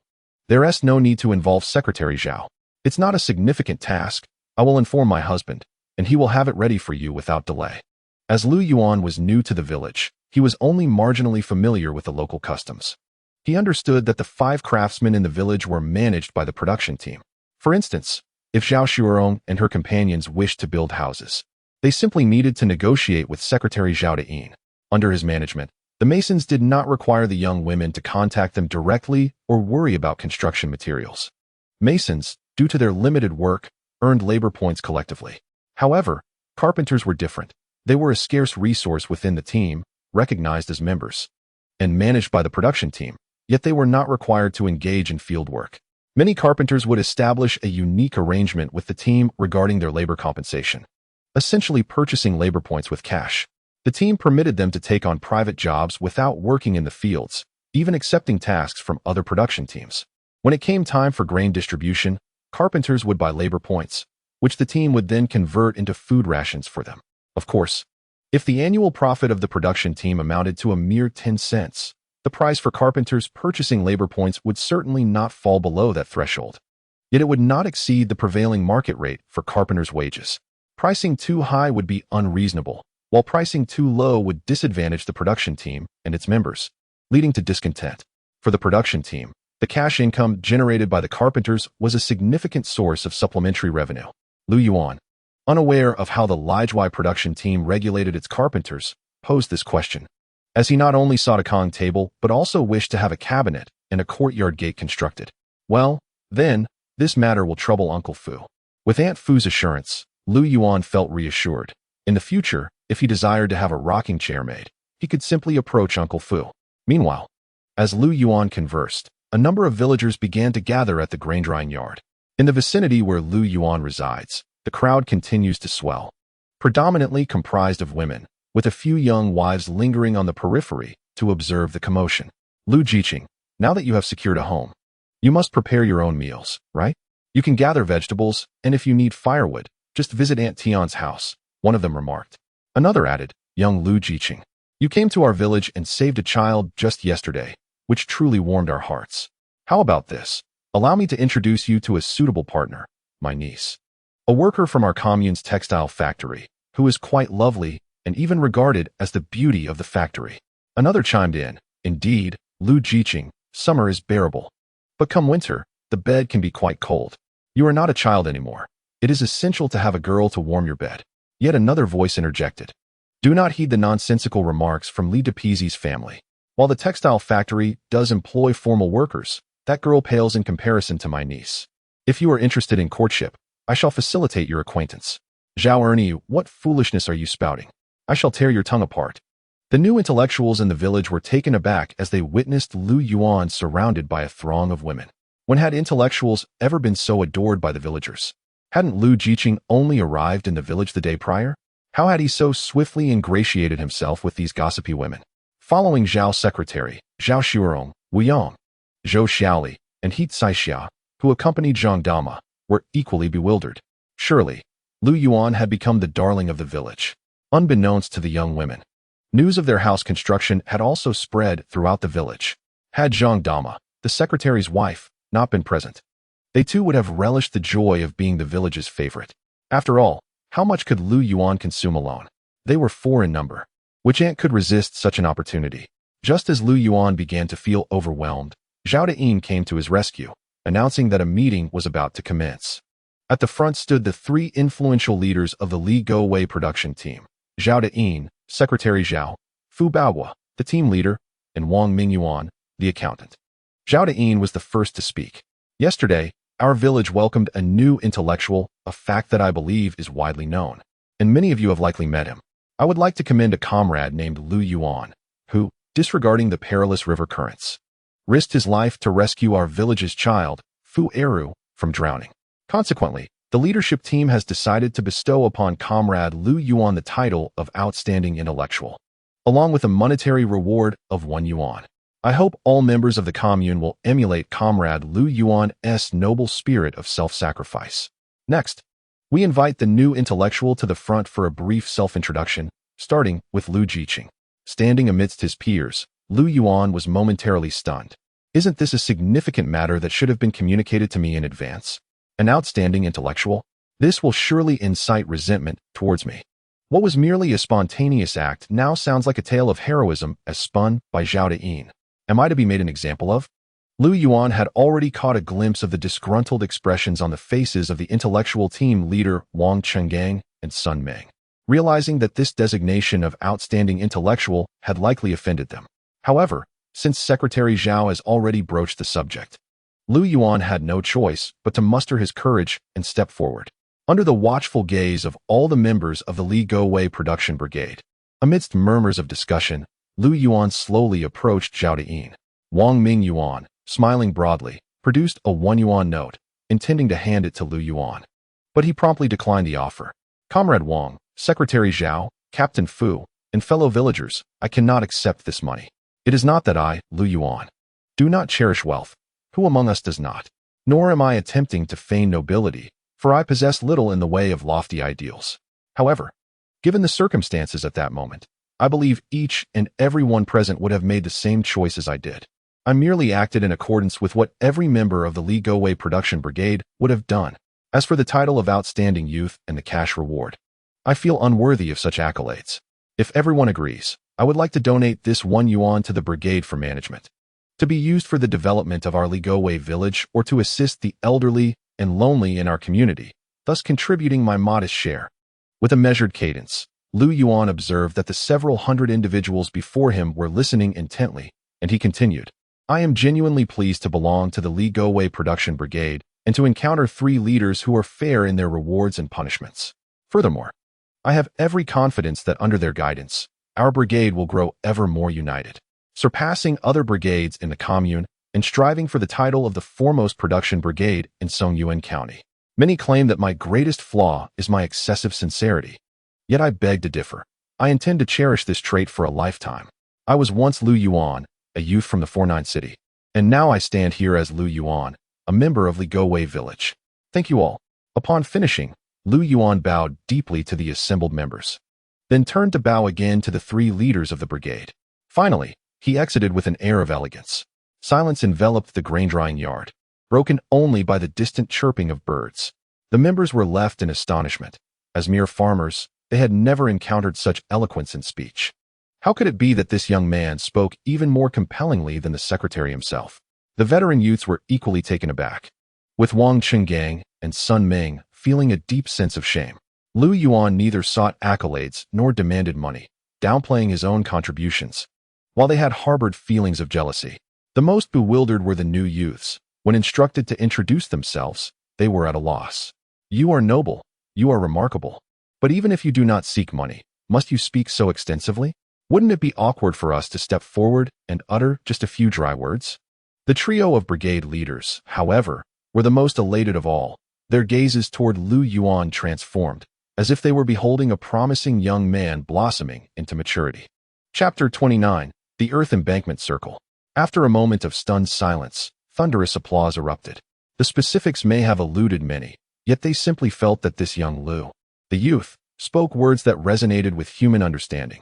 They appreciated him, feeling a connection with this sincere and honest young man, and were willing to embrace his identity as a member of Li Gowei.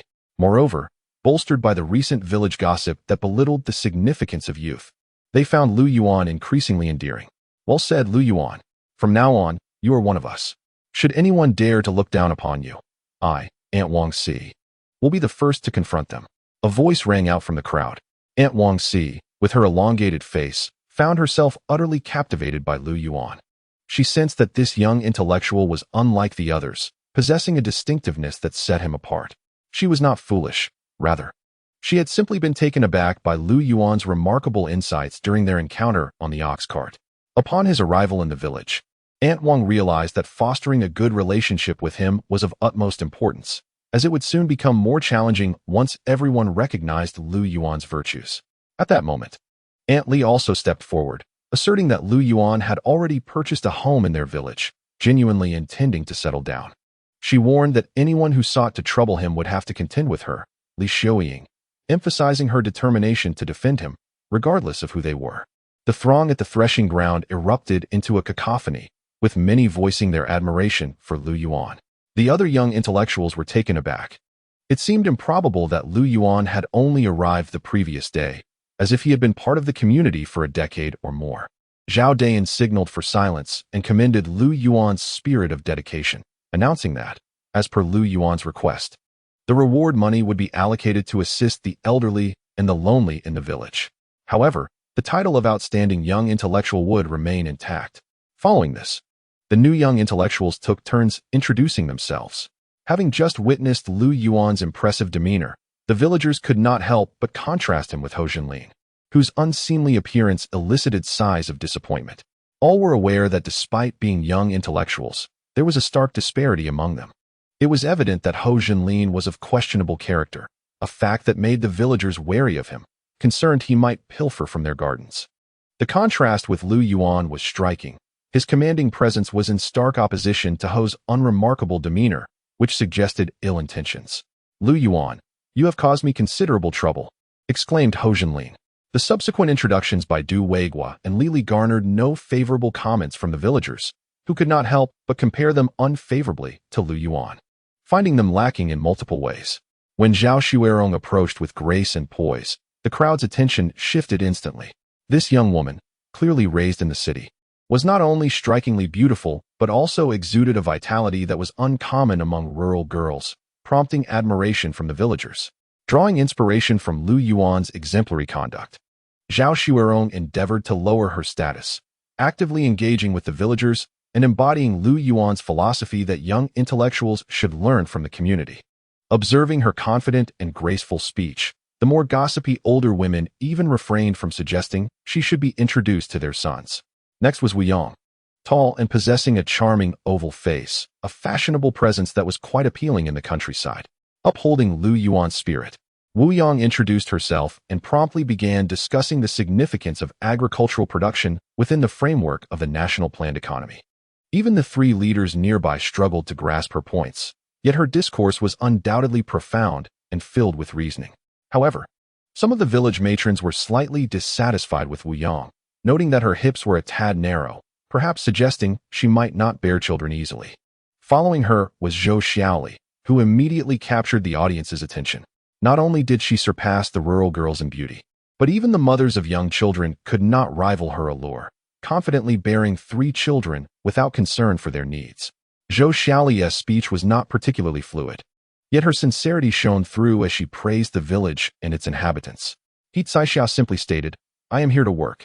The crowd found this plump girl refreshingly straightforward, and many mothers with eligible sons began to take notice. If one were to marry her, it would undoubtedly result in a significant increase in work points. She could both bear children and labor diligently. Where could one find such an exceptional wife? Next, the 8 new educated youth were assigned to 6 production teams. Team leader Fu Bao was summoned the 6 team leaders to select the educated youth they preferred to join their ranks. The leaders of Team 1 and Team 2 exchanged smiles with Lu Yuan but did not speak. Their teams were the backbone of the production brigade, handling the heaviest and most arduous tasks, thus earning the most work points. They had no interest in the pampered city youth, fearing they might disrupt the team's ethos. Knowing that Teams 1 and 2 would not accept these youths, Team 3's leader swiftly chose Du Weidong, infuriating the leader of Team 4. Among the 4 male educated youths, only Lu Yuan and Du Weidong appeared robust, while the others, like the monkey-like Hou Zhenlin, were overlooked by all the leaders. Team 4's leader settled for selecting Li Li. As for Lu Yuan, it was best to pass. Everyone knew he had purchased a house upon arriving in the village, and with the shiny watch adorning his wrist, he was clearly not in need of money. In the entire Li Gowei production brigade, only accountant Wang possessed a watch, and it was an old one at that. Having a clock at home was already impressive. The thought of a watch was beyond imagination. Observing this young Lu Yuan, it was evident he was well off. Expecting him to work diligently was a futile hope, for he did not need the 2 work points. There were also 4 female educated youths tasked with construction. Although He Caixia appeared quite capable, she was still a city girl. It remained uncertain how well she would adapt to team management. As for Teams 5 and 6, there were hardly any choices, as they were regarded as the laggards of the brigade. Teams 5 and 6 were humorously referred to as the retirement teams, consisting of the elderly and those with poor physical stamina. They performed the lightest tasks, and naturally, one could not expect them to tackle heavy labor, resulting in the lowest work points in the entire brigade. Thus, Hou Zhenlin, Wang Xiumin, and He Caixia were assigned to Team 5, while Lu Yuan, Zhao Xuerong, Wu Yang, and Zhou Xiaoli were placed in Team 6. With more than 2 months until the autumn harvest, the urgency of farm work was minimal. Team 6, where Lu Yuan was situated, enjoyed an even more relaxed pace. Their daily tasks lacked rigor, primarily involving weeding in the cornfields, catching pests on the soybean plants, turning the leaves of the sweet potato vines, or watering the crops. Today's assignment for Team 6 was weeding. With the recent rainfall, the wild grasses had surged in waves. The weeding seemed endless, a task Lu Yuan was content with. It was certainly preferable to do Weidong's grueling toil of land clearing. However, Lu Yuan's joy was premature. Fu Bao announced once more that Teams 4, 5, and 6 would each send 4 male members to form 2 labor groups to gather soil for the livestock pens. Lu Yuan and Hou Zhenlin found themselves among those chosen. Chapter 30. I have decided on these 6 teams. The production brigade is diligently preparing fertilizer for the upcoming agricultural season, strictly adhering to the esteemed principles of agriculture set forth by the great leader: soil, fertilizer, water, seeds, density, protection, management, and labor. The significance of fertilizer is underscored by its position as the second priority. So, where does this fertilizer originate? Primarily, it is sourced from household contributions, such as the manure from the members' latrines. Each year, Families typically prepare 1 or 2 carts of yellow earth, layering it over the manure pile every few days. Do not underestimate this layer of yellow earth. After a year of accumulation and compaction, it amounts to a substantial quantity, excluding what is utilized for personal plots. The remainder is submitted to the brigade, which in turn rewards the members with corresponding labor points. In addition, there are chicken and rabbit droppings, earth from the Kong, a traditional heated bed, soil from dilapidated houses, and manure from larger livestock.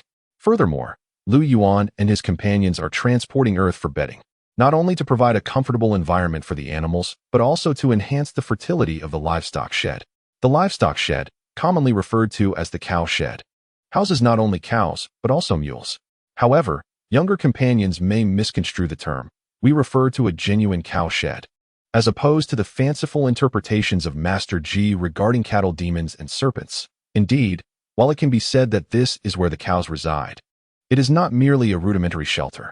The older generation's reference to being sent to the cow shed as a punishment does not imply actual residence within a cow shed, but rather indicates a dwelling associated with cattle demons and serpents, which could range from a decrepit thatched hut to a brick and tile house.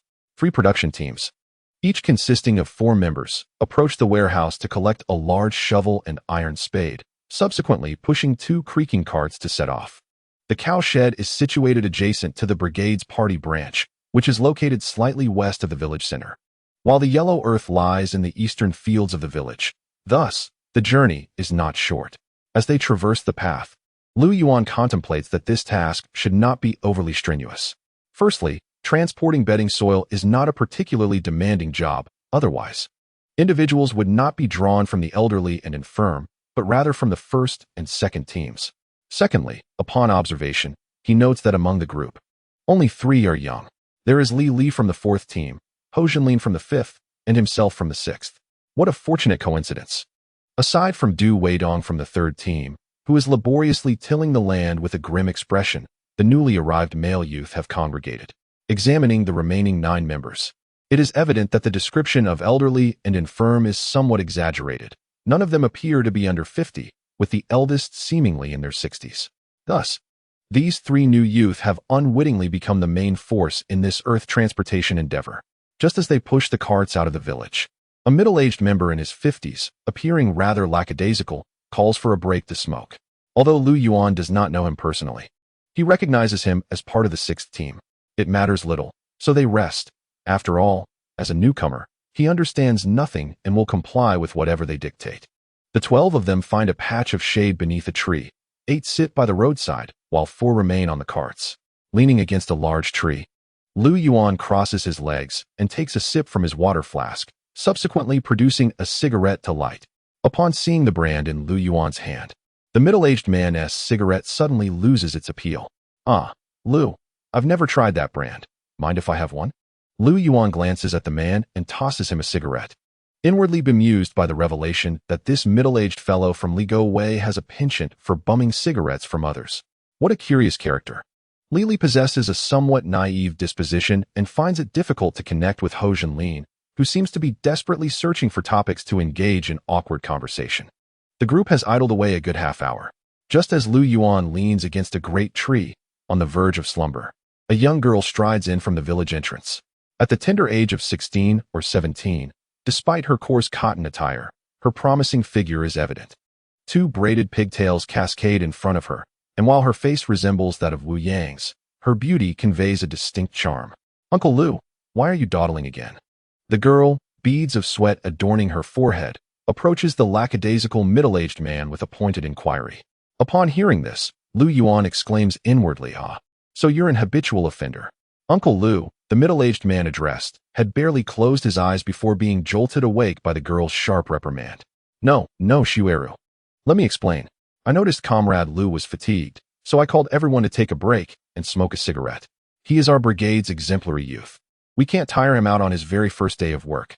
Uncle Lu rises, grinning and sidling up to the young girl, eager to defend himself. Lu Yuan wishes he could slap the old man's face with a bloody sanitary napkin, but alas, such items are scarce in these times. We've only just left the village, Uncle Lu. How could Comrade Lu possibly be tired? Don't spout nonsense. It's clearly your laziness to blame, not Comrade Lu. The girl's eyes sparkle with clarity, a testament to Uncle Lu's notorious reputation. Uncle Lu chuckles sheepishly, a hint of embarrassment crossing his face. The girl rolls her eyes at him. Enough with the pretense. 2 carts, 8 loads of earth per cart each day. Or else you'll see it reflected in the work points. At this revelation, Lu Yuan comprehends that the girl is likely a scorekeeper, sent by the brigade for inspection. Oh no, Shueru, just look at us. Old and young alike. Who here is capable of strenuous labor? Uncle Lu feigns a pitiful expression. How about this? 6 carts daily. We promise to manage that. The journey is long.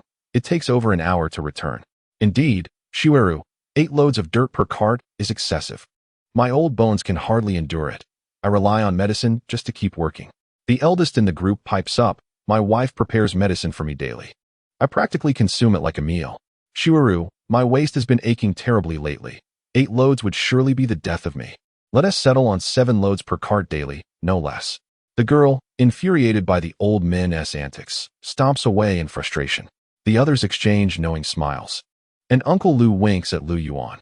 If we push 1 cart less each day, we could stretch a week's work into an extra day.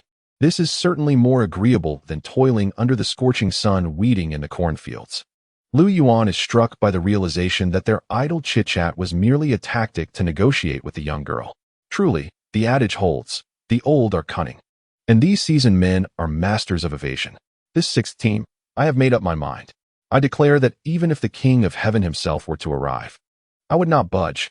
All right, let us set off. It's cooler in the morning. We'll haul 4 carts, and in the afternoon, when the sun is fierce, we'll manage 3. With a grand gesture, Uncle Lu summoned the group to commence their labor. A team of 6 was formed. One wielded a large hoe for tilling the soil, another filled the cart with a shovel, while one pushed and another pulled the cart, leaving the remaining 2 to rest and take turns. Alas, Lu Yuan spat blood in disbelief. How could they even manage to find time to rest amidst such toil? Soon, Lu Yuan moved from the shade of a tree to another patch of shade at the worksite. Indeed, he was one of the 2 resting members of the 6-person team. The carefree Uncle Lu had already dozed off under the great tree, having yet to commence any work. Lu Yuan found great favor in this method of labor. The easygoing middle-aged man, Li Jiansheng, was the 6th son in his family and was affectionately referred to as Li Zi by the younger villagers, while the elders called him Uncle Lu. Eventually, after Li Jiansheng had drawn a rough map of sorts with drool on his chest, it was time for Lu Yuan and him to push the cart. Lu Yuan pushed from the back while Li Jiansheng, with a thick hemp rope slung over his shoulder, pulled from the front. Observing Li Gensheng's grimace, Lu Yuan sighed, wondering why they couldn't simply have 4 people push the cart instead of needing to take turns resting. Unable to bear the sight of Li Gensheng's struggle any longer, Lu Yuan shouted from behind, "Uncle Lu, put in some effort. I can barely push this." Startled, Li Gensheng nearly lost his footing from Lu Yuan's outburst. "You young lad, standing there talking does not compare to my age. I've exhausted all my strength. And yet you ask for more," he gasped, not bothering to turn back. "If I muster more strength, we can take a break in the shade up ahead." Under the tree's shade, with a cigarette dangling from his mouth, Li Jiansheng looked quite content. "Little Lu, I've realized you're not entirely sincere. You've got quite a few tricks up your sleeve." Li Jiansheng chuckled. "However, I like that about you." Lu Yuan replied, "Li Zi, we can chat all we want. But why must you resort to insults?" He glanced at Li Jiansheng and asked, "Does your family have any daughters?" "Yes, why do you ask?" "How old is she this year?" 15. She has been sent to the county to attend high school. In the future, let us leverage some connections to secure a formal job for her. If not, she can always come back as a scorekeeper. 15 is a fine age. In a few years, may I become your son-in-law? Don't even think about it. Don't put me in a bind. You young intellectuals will surely return to the city. And my daughter won't be seeking a city dweller. Li Jiansheng shook his head vigorously, like a rattle drum. After smoking their cigarettes and finishing their banter, the 2 resumed their journey. This time, Lu Yuan took the lead in pulling the cart, while Li Jiansheng pushed from behind. Little did he know, as the hemp rope settled on his shoulder, Lu Yuan exclaimed. Pulling seemed far more arduous than pushing. "Uncle Lu, are you putting in any effort? Why is this so exhausting?" This time, Lu Yuan grimaced at the front. Li Jiansheng, frustrated by Lu Yuan's complaints, retorted, "Neither pushing nor pulling seems to suit you. You've grown quite robust. Yet you insist on making things difficult for your Uncle Lu." Before they could even reach the village, the hemp rope shifted back to Li Gensheng's shoulder. This time, Lu Yuan refrained from shouting. The earthy soil was pushed into a livestock yard occupying about an acre, deposited in the corner where the bedding dirt had previously been stored. This soil would later be dried and softened to serve as bedding for the livestock. After enduring the excrement and trampling of cattle and mules, the organic matter transforms into a rich fertilizer. At the boundary of the courtyard, beneath the trees, a row of wooden stakes stands, where several cows and a couple of mules rest peacefully. The cattle shed comprises a series of large adobe structures, their width and height twice that of typical dwellings. The lower portion is constructed of bricks and stones, with diminutive windows, while the roof is supported by the finest wooden beams provided by the production team, topped with a thick layer of straw compacted with mud. Internally, part of the shed serves to nourish and shelter the livestock, while another section is utilized by the team as a storage facility for grains, farming tools, and various communal implements. Through the narration of Li Jiansheng, Lu Yuan learns that the cattle shed is not merely a place for animal husbandry, but also a venue for warmth and social interaction among the community. In winter, the shed is warmed by a fire, drawing people together to bask in its heat, play chess, and engage in lively conversation. With the cart now devoid of soil, the two men felt a sense of ease on their return journey. Lu Yuan took the initiative to push the cart, while Li Jiansheng leisurely followed, his pipe in mouth. As they exited the village, the pair sought refuge under the shade of trees to rest. "Uncle, is it appropriate for us to be doing this? There is no soil on the cart, and pushing an empty cart requires us to take breaks," Lu Yuan remarked, taking a small puff from Li Jiansheng's pipe and frowning slightly in discomfort. Li Jiansheng sighed. "You're still young. How can you presume that others don't take breaks when returning with an empty cart? Moreover, one must pace oneself. It is unwise to exhaust oneself entirely before resting, lest we draw snow ruse ire." Upon hearing this, Lu Yuan nodded earnestly and offered Li Jiansheng another smoke from his pipe. "Uncle, what do you think about me becoming your son-in-law?" Upon returning to the field, it was Lu Yuan's turn to dig while Li Jiansheng loaded the cart. "Uncle, exert yourself a bit more. I can't load enough with just one scoop. Once we finish, we can relax in the shade together. Focus on your own work. Why are you fixated on mine?" Li Jiansheng retorted, wiping his brow before tossing aside the shovel. "Come try it yourself." Lu Yuan picked up the shovel and swung it down, only to exclaim, "Oh dear, this is quite taxing. No wonder you work slowly." "That won't do, uncle. I just strained my back. You should handle the shovel. I'll rest my back for now, and tomorrow I'll continue." With that, Lu Yuan pulled Li Jiansheng over, placing the shovel back in his hands. Li Jiansheng received the shovel and shot a glance at Lu Yuan. "You're complaining about back pain? You're still young. I didn't have any issues at your age." By midday, the two carts were filled with 8 loads of soil, and all 12 workers found refuge under the shade of the trees. The oppressive heat made it easy to succumb to drowsiness.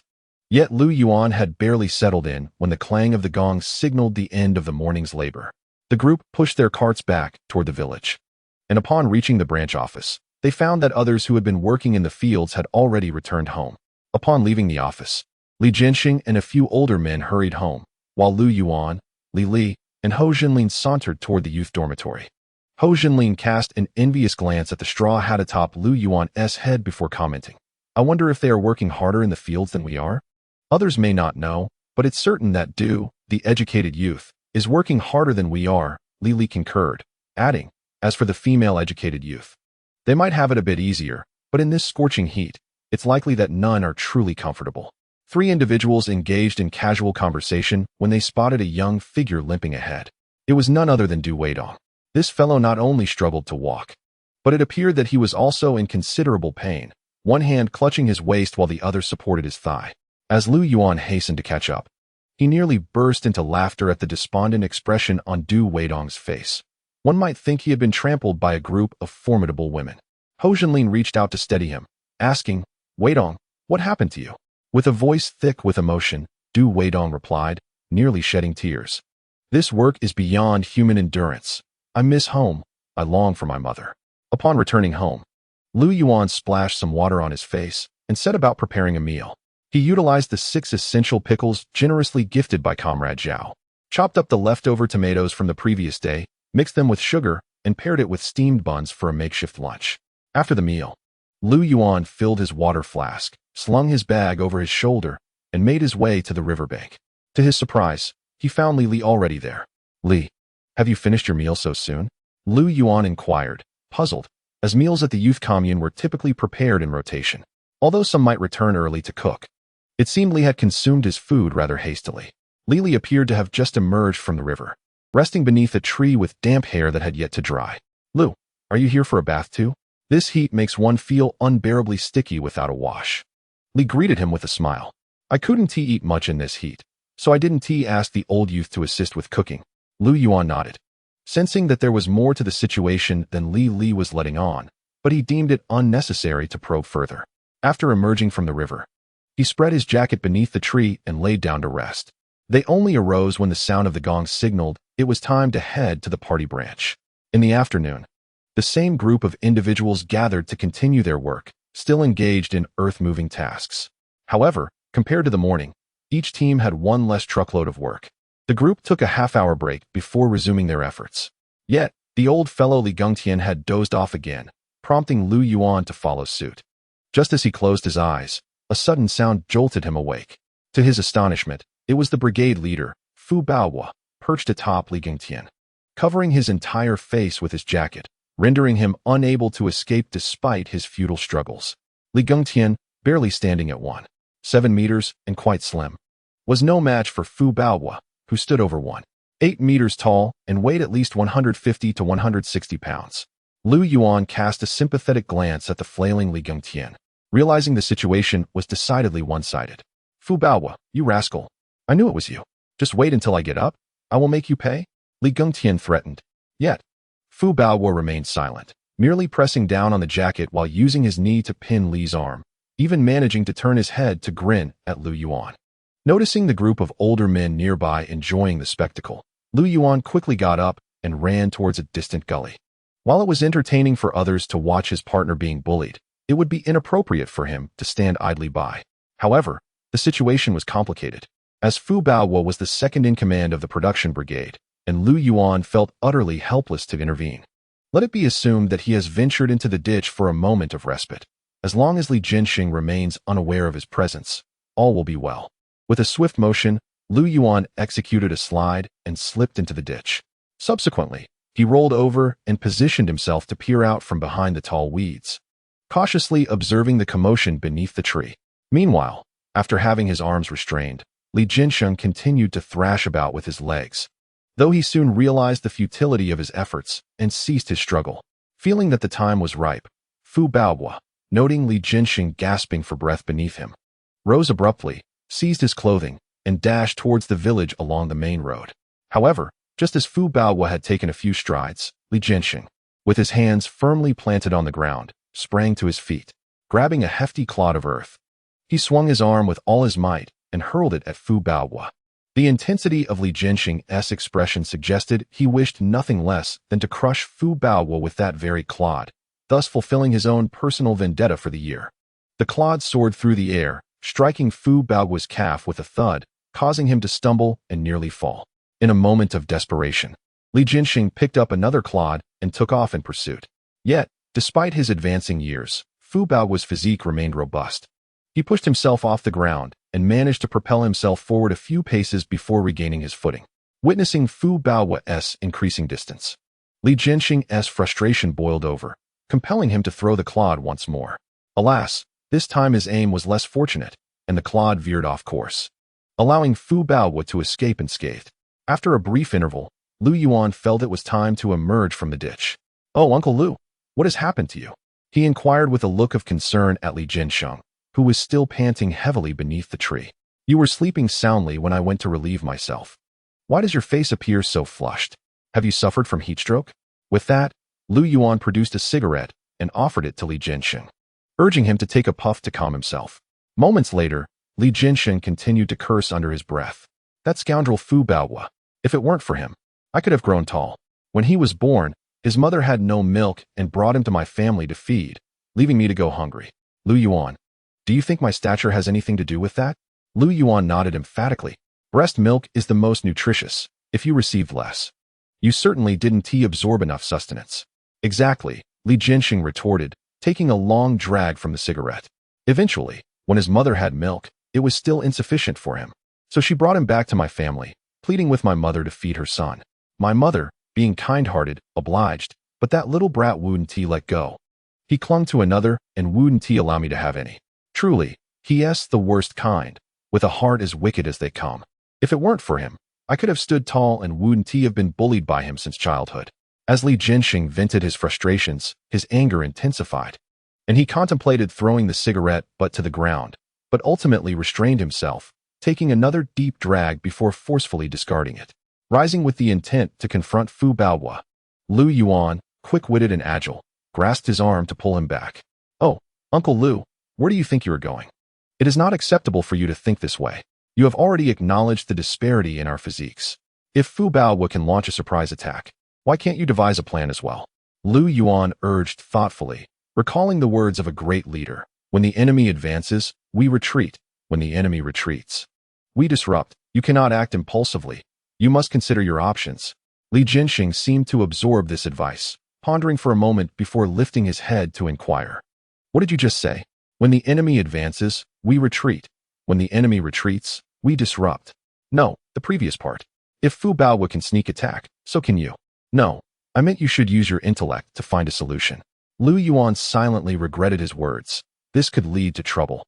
If Li Jinxing truly attempted a sneak attack, he would inadvertently become an accomplice. Suddenly, with a loud clap of his thigh, Li Jinxing declared, "I will carry out a sneak attack." Lu Yuan winced, realizing that the idea was his, and he had brought this upon himself. Lu Yuan had pointed out the general direction for the sneak attack, and that afternoon, while hauling the cart, Li Jinxing was unusually vigorous, making it necessary for Lu Yuan to occasionally pull back. "Slow down, Uncle Lu, you're spilling the dirt." "Dear Uncle Lu, don't just focus on pulling the cart.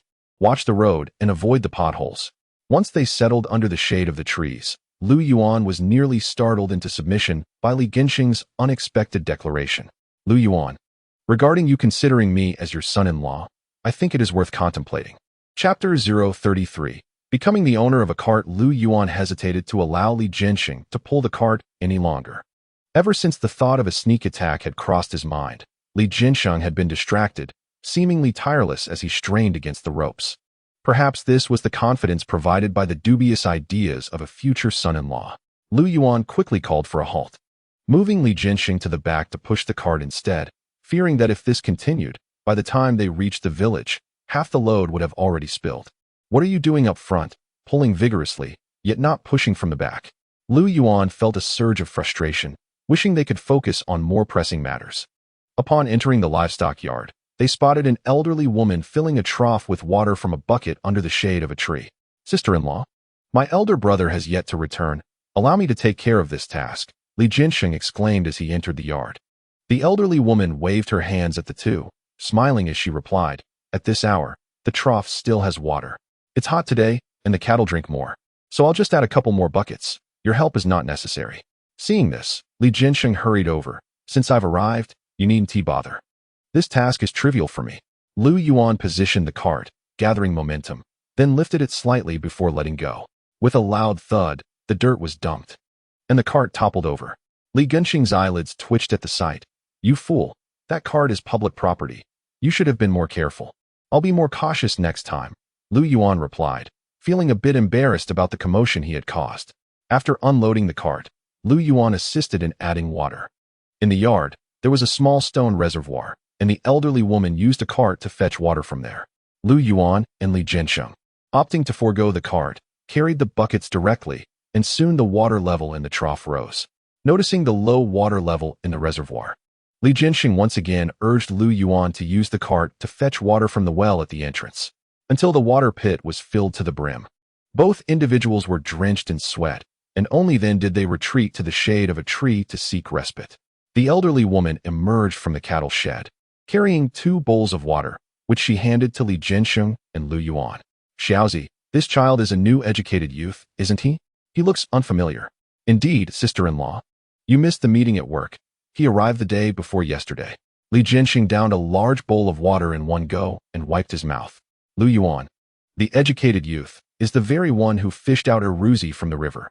This morning, Zhao Dane bestowed upon him the title of Advanced Educated Youth as a jest. Upon hearing this, the elderly woman regarded Lu Yuan with a hint of warmth. "Ah, so it's Comrade Lu. Just yesterday, old Yang praised you upon his return. Yesterday? Old Yang. In the Li Gowei production brigade, Lu Yuan seemed to know only one person with the surname Yang.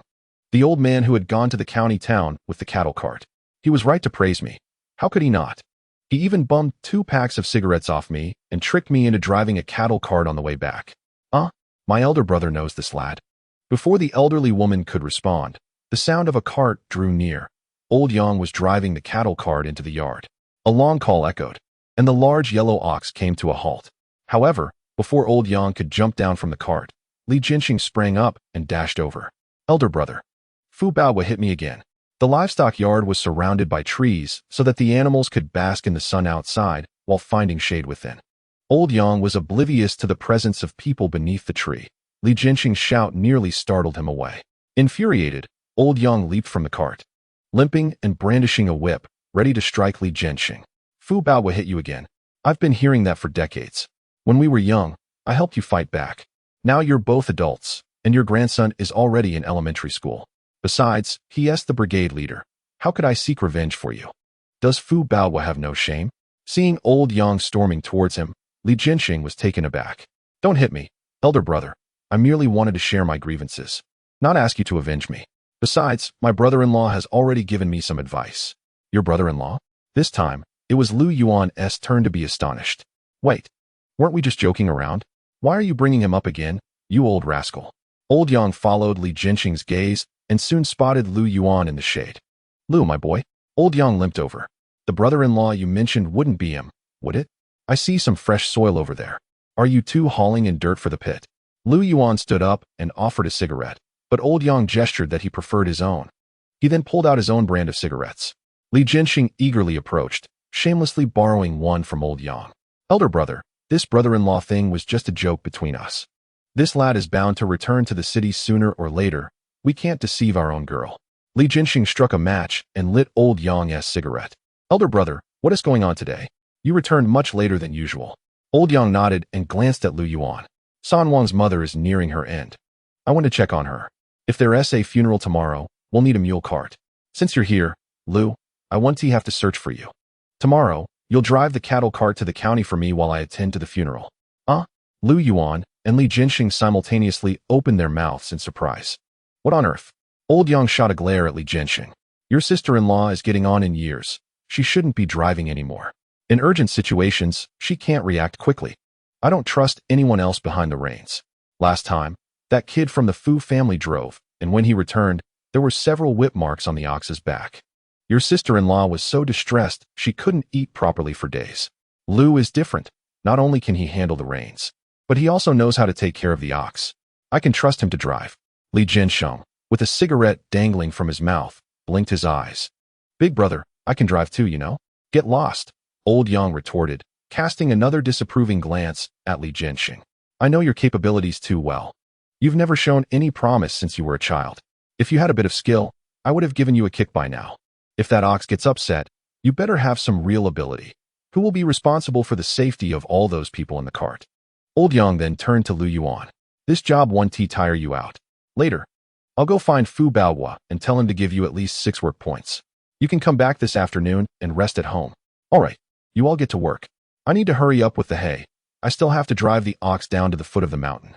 Lu, remember to come to the livestock yard early tomorrow to pick up the cart. With that, Old Yang and his wife went off to work. Li Jinxing turned to Lu Yuan and scrutinized him from head to toe. You're something else. Sixth uncle really underestimated you. You just entered the village a couple of days ago, and now you're already in charge of the cart. My elder brother is known for his eccentric temperament. How did he come to favor you? Aside from your decent looks and a clever mind, I don't see any other merits. Lu Yuan snorted dismissively and asked, Is the cigarette good? Of course, it's excellent. This cigarette is called Zhonghua. See this? It's a filter tip. Li Jinxing held the cigarette up to Lu Yuan's eyes. Your big front door pales in comparison. This is the real deal. Lu Yuan nodded calmly. Yes, that is my cigarette. What? Your cigarette? Li Jinxing, not foolish, quickly pieced it together, his expression shifting.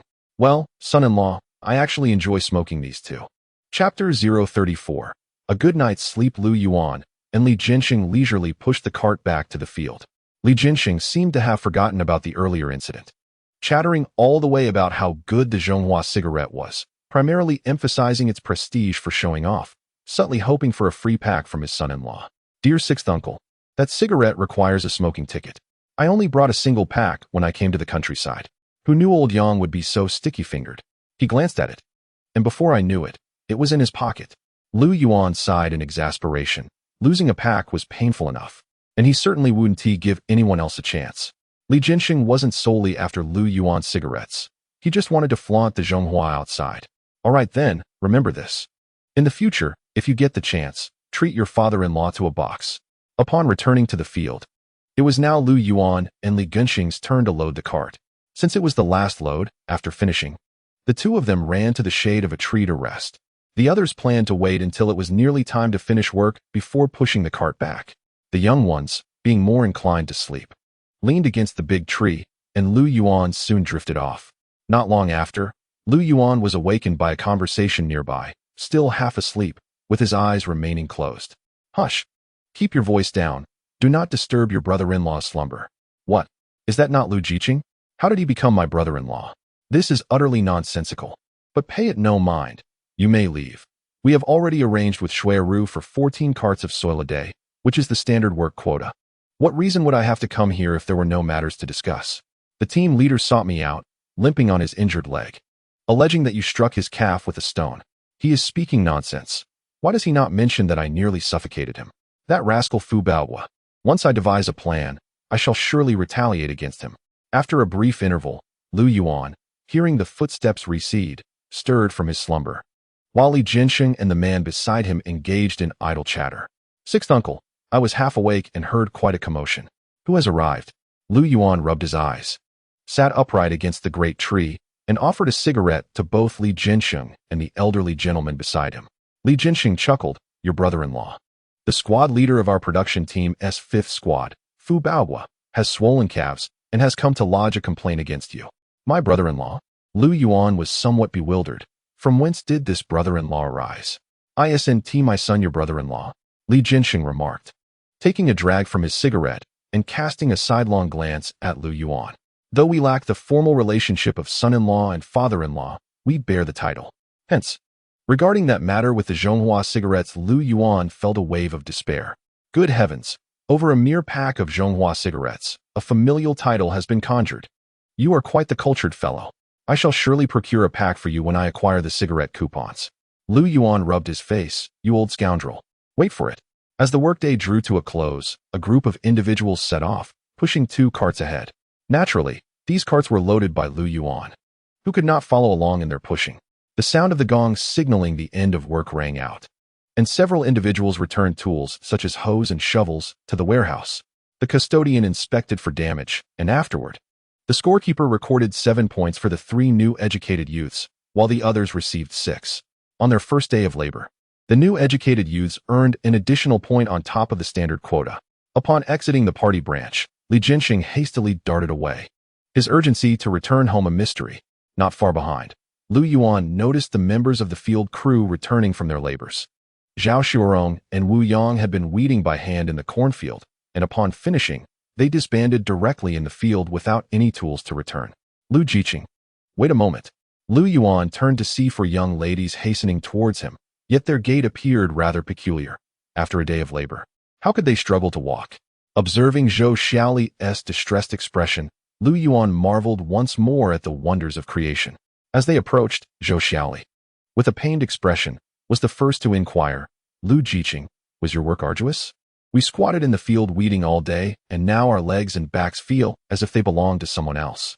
And look at my hands, Zhou Xiaoli exclaimed, extending her palms towards Lu Yuan. Upon inspection, Lu Yuan noted the transformation of her once delicate hands, now marred with green plant sap and streaked with blood from scrapes. Had he known, he would have purchased gloves. Tears welled in Zhou Xiaoli's eyes as she spoke.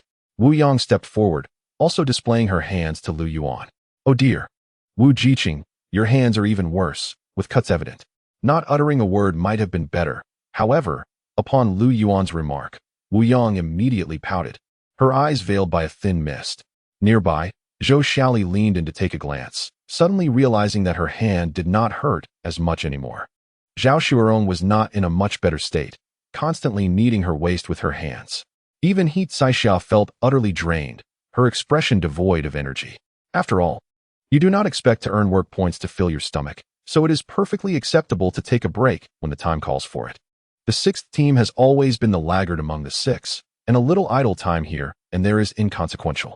Observing Wu Yang beginning to weep, Lu Yuan could only offer words of comfort. It wouldn't do. The team leader was quite strict, and anyone caught resting too long at the worksite would be reprimanded. Zhou Xiaoli lamented. You're not allowed to be openly lazy. However, you can take your time while working. Feel free to learn a thing or two from the aunties in your team. Rest assured, they will seize any opportunity to slack off, Lu Yuan advised. Enlightened by his words, the young ladies suddenly saw the light. Indeed, we cannot bury ourselves in work tomorrow. We must seek wisdom from the aunties, they agreed. Those aunties were likely accustomed to such labor, feeling as though they were merely strolling through the fields, utterly oblivious to fatigue. Lu Jiqing was right. Tomorrow, we shall diligently learn the craft. Zhao Xuerong appraised Lu Yuan and inquired, how was your day? Were you tired? I'm well enough. I managed several short naps throughout the day, though they were rather brief and left me wanting more, Lu Yuan replied with a broad grin, revealing his gleaming teeth. The four girls were at a loss for words. They could scarcely lift their legs from exhaustion.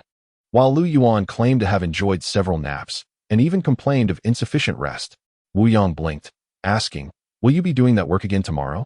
How long will it take? I'm unsure of the duration. I estimate it will last about 10 days to half a month, he replied, before shifting the topic. However, tomorrow I have other tasks.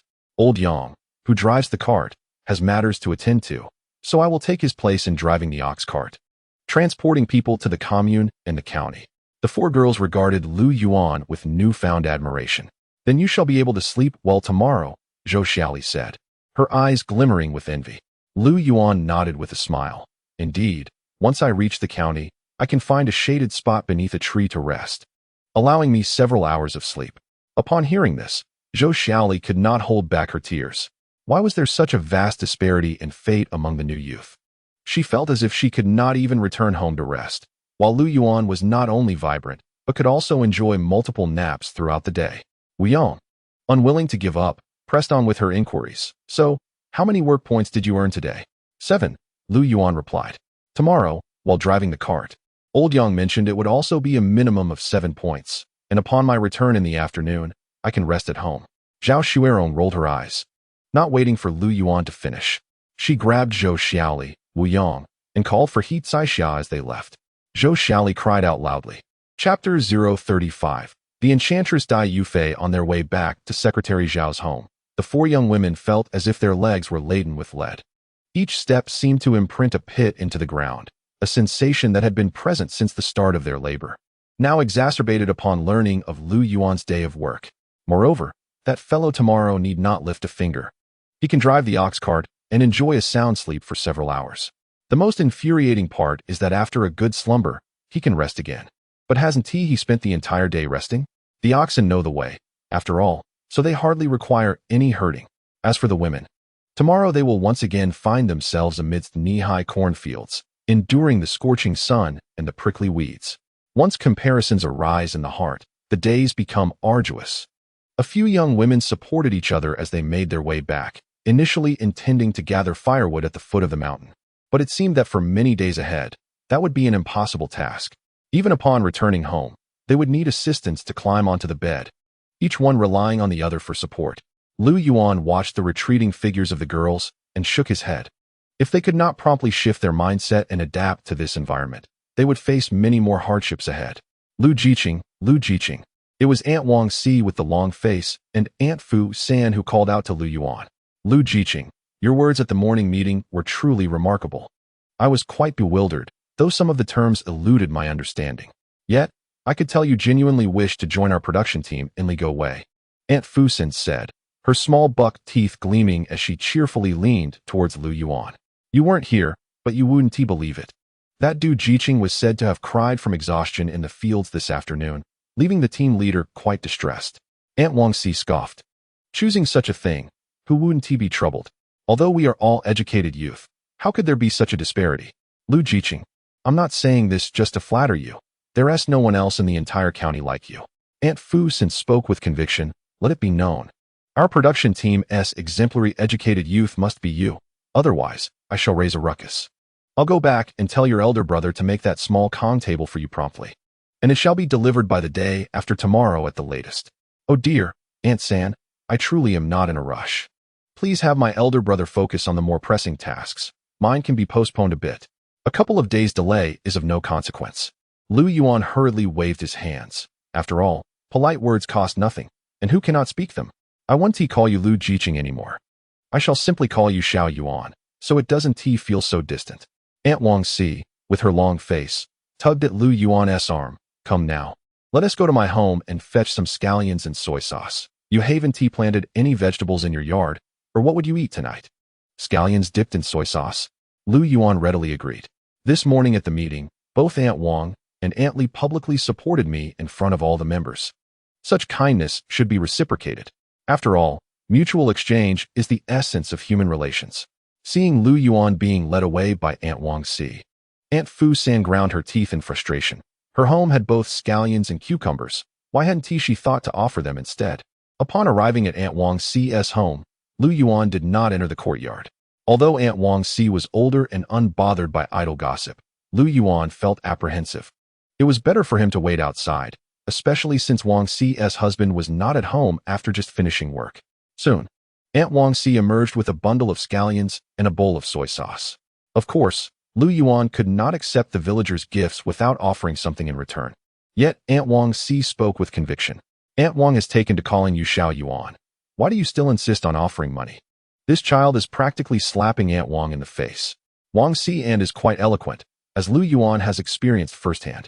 With a stern expression, Lu Yuan replied, Aunt Si, your words are misguided. Those scallions were laboriously cultivated, watered with great effort, and the soybean paste is no less significant. I appreciate your concern for me, but I cannot accept these goods without due compensation. If I were to take something for free today, how could I expect others to barter with me in the future? Is that not a fair point? Ultimately, Aunt Wang cheerfully accepted the 2 dimes. However, she stipulated that once her homegrown garlic and peppers were harvested, she would set aside some for Lu Yuan, which would be accounted for within that 2 dimes. Very well then, Aunt Si, I shall take my leave for now. I will bring you the bowl later.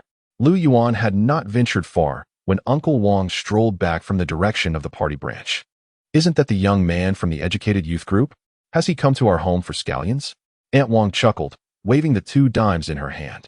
I find this young man quite pleasant. I initially intended to gift him something, but he insisted on trading. Our meager offerings are hardly worth 2 dimes. Please bring back something from the garden for him later.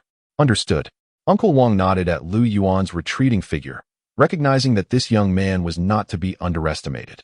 Despite the team leader Wang Qinggong's seemingly amiable demeanor, he pales in comparison to this young man. What is on your mind? Aunt Wang detected an underlying meaning in her husband's words. Uncle Wang furrowed his brow, as if troubled by an unresolved mystery. After work, I stopped by the party branch office for a drink and ran into old Yang from the livestock yard, who was looking for the brigade leader. I heard that San Wang's mother is gravely ill, and since old Yang couldn't leave, guess what happened next? Spit it out. Why do you keep me in suspense? Aunt Wang clicked her tongue disapprovingly, her expression turning somber. Old Yang recommended this young man to take over his cart to the county. Uncle Wang offered an awkward smile to his wife, promptly revealing what he had learned.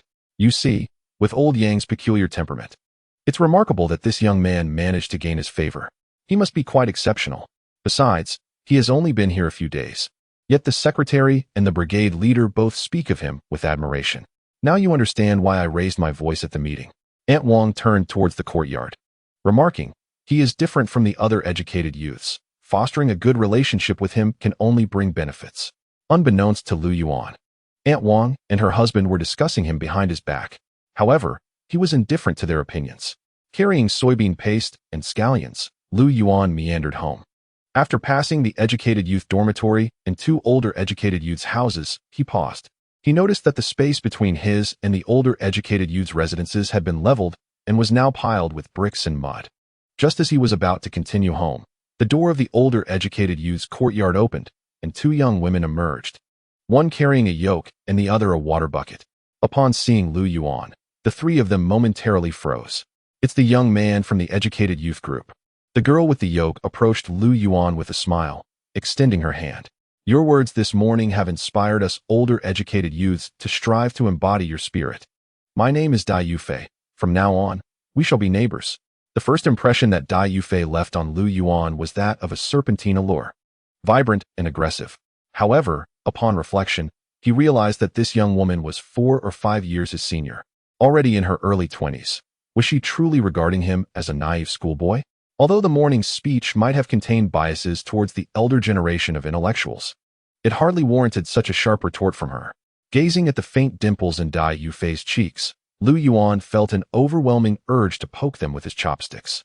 A handshake is an international courtesy. Was it possible that Lu, the young intellectual, bore such burdens of thought that even a simple handshake between comrades would be fraught with hesitation?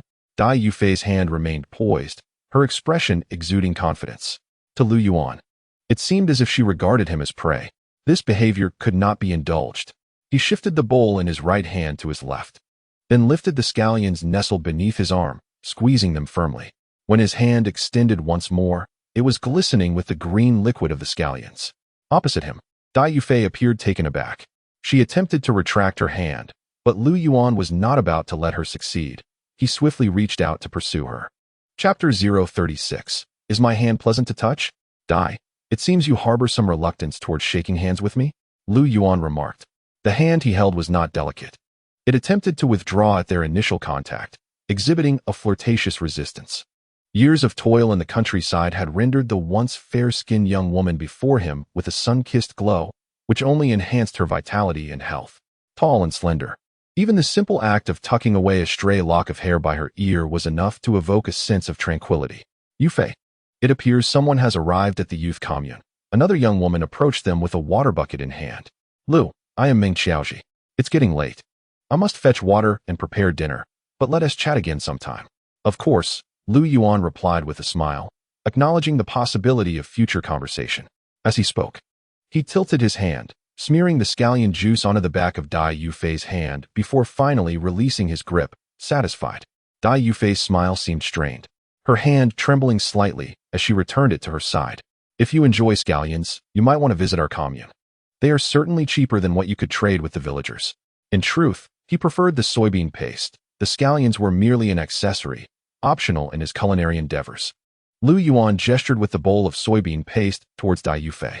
After bidding farewell to the two women, he turned to head back to his own courtyard. Compared to Dai Yufei, Meng Xiaoji appeared rather ordinary, though she possessed a countenance that was quite agreeable and was undoubtedly a person of meticulous thought. With two such young women in close proximity, the village gossipers would surely think twice before spreading rumors. Upon returning home, he washed the scallions and set out the soybean paste, then opened the grain bag he had borrowed from the collective, preparing to cook some corn porridge.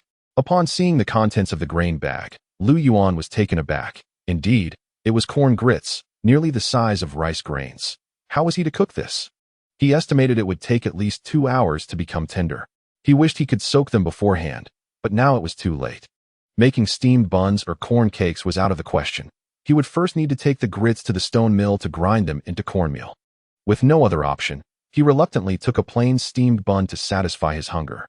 On this sweltering day, Lu Yuan had little appetite, having accomplished little throughout the day.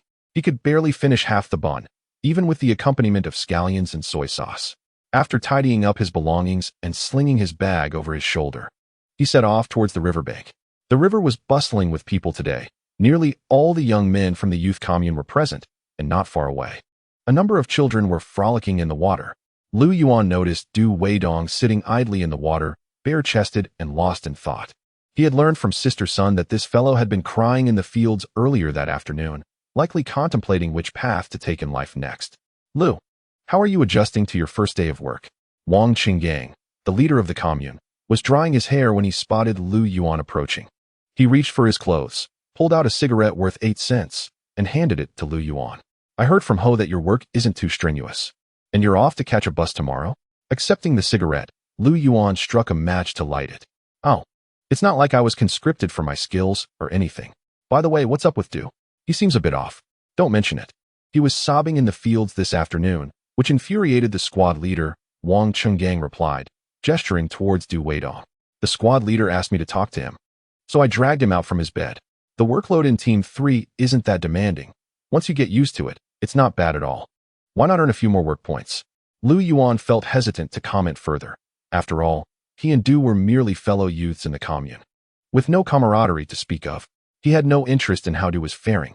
After exchanging a few idle remarks with Wang Qinggang, Lu Yuan stripped off his clothes and waded into the river for a bath. By the time he emerged from the water, Wang Qinggang and the others had already dressed and walked away.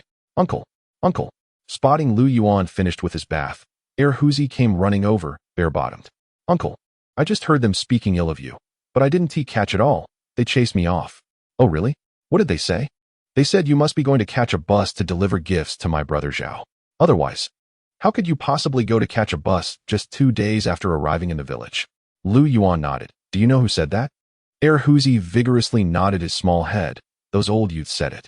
And that new youth with a mole on his face said you were involved with the female youths, and that your conduct is questionable and your thoughts are improper.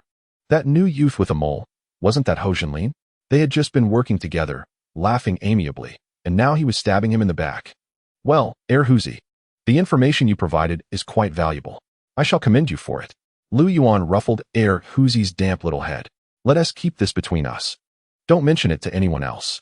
Huzi looked confused. Why not? I want to tell brother Zhao. He'll surely deal with them. Lu Yuan's face fell. You little rascal, thinking of confronting others while still in your split-crotch pants. Where did you pick up such language? No reason, it's just not the right time. When the time comes, you can go. All right, uncle. If you don't confront them, let me know, and I'll make sure brother Zhao goes to the commune to handle them. With a casual gesture, Huzi placed his hand on his waist. His little peanuts swaying from side to side, a look of pride adorning his face. There was also Fu Baohua, my brother-in-law, and of course, Wang Mingyuan. Not to mention my eldest nephew, who became an accountant at my father's behest. Goodness, exclaimed Lu Yuan. It seems that the triumvirate of the production team consists entirely of your family. After sending Huzi on his way, Lu Yuan changed his clothes and returned home. The night passed without incident. When the copper gong rang the following day, Lu Yuan rose and washed himself. He proceeded to boil 4 eggs and took out a bottle of soda, completing a simple breakfast. With his backpack and water bottle slung over his shoulder, Lu Yuan set out directly for the livestock yard. Upon arrival, he noticed the ox cart was already harnessed. Little Lu is here. Old Yang just left. This is set aside for you, said Tian Yang, old Yang's wife, as she handed Lu Yuan a small notebook and a pencil. You need to record 2 cents for the commune and 5 cents for the county. Whoever rides, wherever they go, must be noted here. After returning, just hand the money to the accountant, Wang Mingyuan, at the branch. All right, Yang, I've noted it down. Lu Yuan replied as he carefully placed the notebook and pencil into his backpack. Tian Yang led Lu Yuan to the ox cart and reiterated. The water bucket and drinking basin are hanging here. There's a hydraulic well not far from the assembly point. You can fetch water there. And this bag contains some fodder. It's not much, just toss it into the ox basin when you rest in the county. Lu Yuan glanced at the familiar old ox, reaching out to touch its not-so-smooth coat. You can rest assured, Yang, I will take good care of it. I trust you, dear child. And here, save this for lunch, she said, handing him a cloth bag. Lu Yuan opened it to find 2 cucumbers, a tomato, and an eggplant, smiling at her thoughtfulness. You are so kind, Yang. I shall take my leave now. With a cheerful demeanor, Lu Yuan drove the ox cart out of the livestock yard. The driver's seat had a small perch. Lu Yuan mimicked old Yang's posture, reclining slightly with his legs crossed, pulling his straw hat low over his eyes as he called out, heading towards the village. Upon reaching the village entrance, Lu Yuan was taken aback to see only 2 people, Aunt Li and Xiao Fang. Checking his watch, he muttered, "It seems rather early."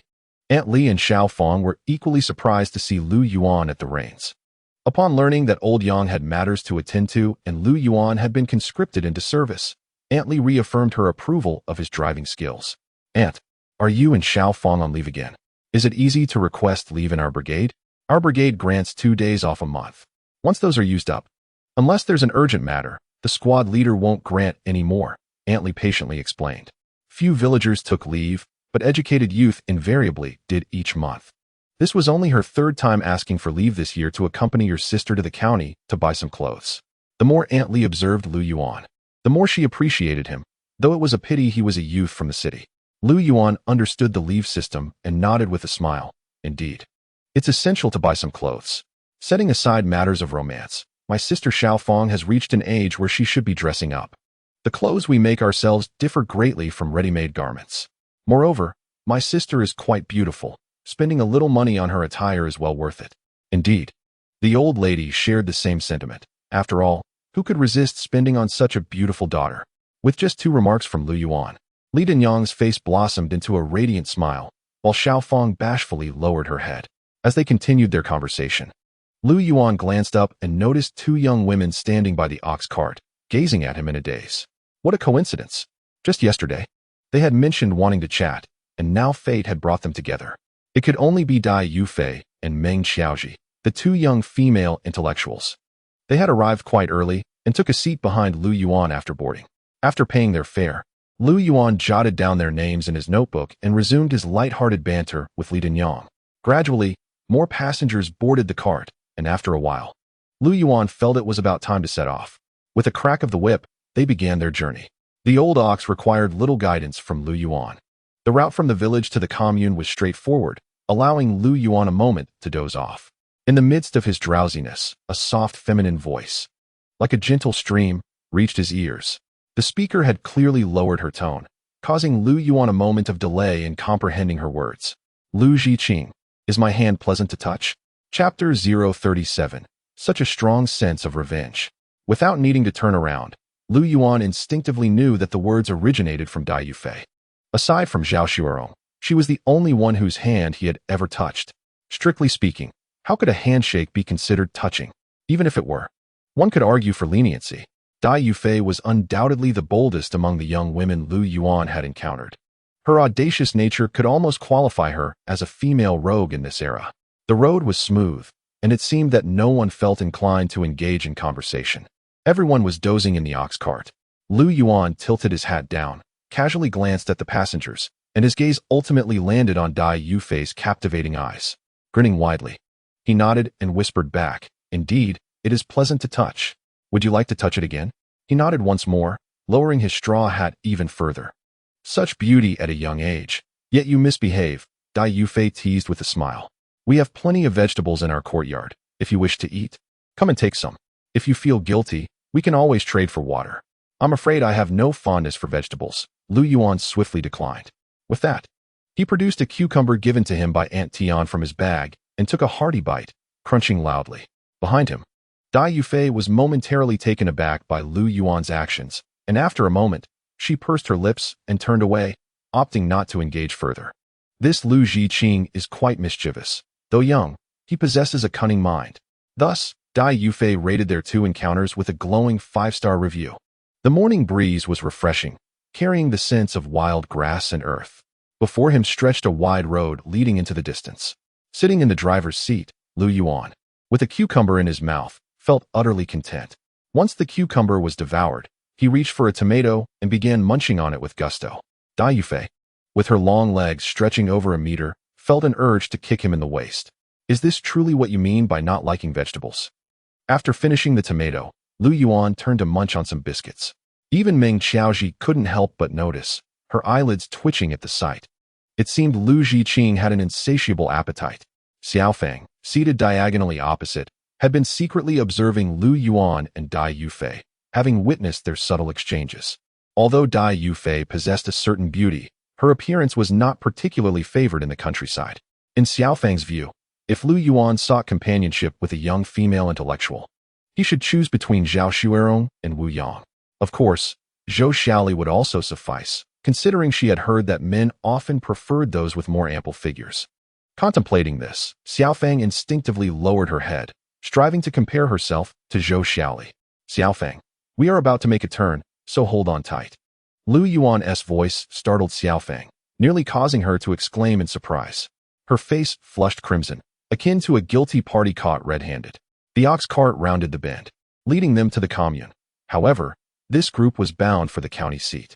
Villagers typically walked to the commune, unwilling to spend money on transportation. As the cart made the turn, the passengers were jolted awake. Aside from the 2 young female intellectuals and Xiaofeng, the cart was filled with older women from the same village, ensuring a lively atmosphere of chatter. Before long, the cart buzzed with conversation. Someone recounted how a newlywed had already quarreled with her mother-in-law within a month of marriage. Wang Ershuan from the east end of the village had become involved with Li Danto's wife. A witness had seen the two in an intimate embrace on private land, leading to a confrontation where Li Danto knocked out Wang Ershuan's front teeth. It was rumored that Chun, a young intellectual, was willing to marry into the Wang family simply because Wang Qi's father held a minor position at the commune's cotton mill. Otherwise, it was uncommon for young intellectuals to seek brides from the countryside, especially through marriage. Meanwhile, the carpenter's wife and Zhao Laowu had been exchanging glances, raising concerns that she might soon be unfaithful. Though the two young female intellectuals had spent several years in the village, they were not well acquainted with the older women, as they belonged to different production teams. Even within a shared team, familiarity did not equate to friendship. Dai and Ming, you have been with our production team for 3 or 4 years now, haven't you? The young girls who once arrived have now become old maids. Perhaps you should settle in our village. By your age, I had already given birth to 2 children. Indeed, Dai, you are quite beautiful. Surely you could find a good match. Initially, we thought you young intellectuals were merely passing through, but look, several years have slipped by. You always speak of returning to the city, but when will that hope come to fruition? Ming, you seem like a gentle girl, perfectly suited for our village's finest young man. Not to speak ill, but if you wait too long, you'll grow old. Women live only for this fleeting moment. Are you Liang Dama from the west end of the village? Dai Yufei asked, tucking a loose strand of hair behind her ear with warmth. Thank you for your kindness. But at our age, we are still considered young in the city, and our families are quite strict, not allowing us to casually date. However, I heard yesterday in the fields that your second son is quite taken with a female intellectual from the commune. Is that true? My family wrote to me about young men in Yunnan and Sichuan becoming involved with female intellectuals, only to face dire consequences. You ought to focus on your own son instead of meddling in others' affairs, lest something unfortunate occur and you find yourself regretting it too late. Mrs. Liang and several other women were momentarily stunned by Dai Yufei's words. Dai, are you speaking truthfully? This sounds rather far-fetched. You must be trying to deceive us. One of the women said with a sidelong glance. Dai Yufei's eyelids drooped slightly. This has already made it to the major newspapers. If you don't believe me, you can ask Secretary Zhao or Captain Fu. They often attend meetings at the commune and will certainly know. Oh, I'll inquire with my son when I get home and advise him to keep his distance from the young women at the youth commune. Mrs. Liang murmured thoughtfully, lowering her head in silence, her expression shifting as she pondered deeply. Lu Yuan listened intently to their conversation, marveling at the situation. How could Mrs. Liang, who referred to you as an old maid, be the one to spoil the good fortune of someone's son? What a vengeful spirit she possessed. Upon reaching the county town and setting a return time to the village, everyone dispersed to attend to their own affairs. Lu Yuan did not linger, hastening his ox cart directly to the agricultural market, where he purchased a water bucket and a yoke, securing them with rope to the cart before returning to the meeting point. With time still on his side and the state-run restaurant not yet open for business, he could not indulge in a good meal. Moreover, the heat of the day was rising, making it impractical to roam around with the ox. After unyoking the beast, he tied the old ox beneath a tree and fetched a bucket of water. After tending to the old ox, he retrieved a worn straw mat from the cart and comfortably laid down beneath the tree. Outside, the blazing sun scorched the earth, yet the shade beneath the tree offered a refreshing oasis. As the shadows danced and a gentle breeze caressed his face, Lu Yuan dozed off to the rhythmic sound of the old ox chewing its cud. Chapter 38. The Dog Walking Expert. Li Jinxing's spring slumber, autumn fatigue, summer drowsiness. Lu Yuan's nap was exceedingly restful. It was not until he heard commotion nearby that he opened his eyes. A group of women had returned, engaging in lively conversation in the shade about the novelties of the county town.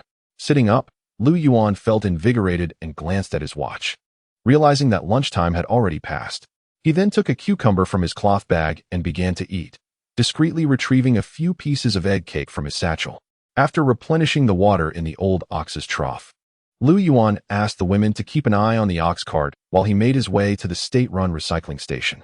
Indeed, in this day and age, working at a recycling station was a secure job. He spent 30 cents there to purchase a bundle of newspapers, intending to take them home for walling.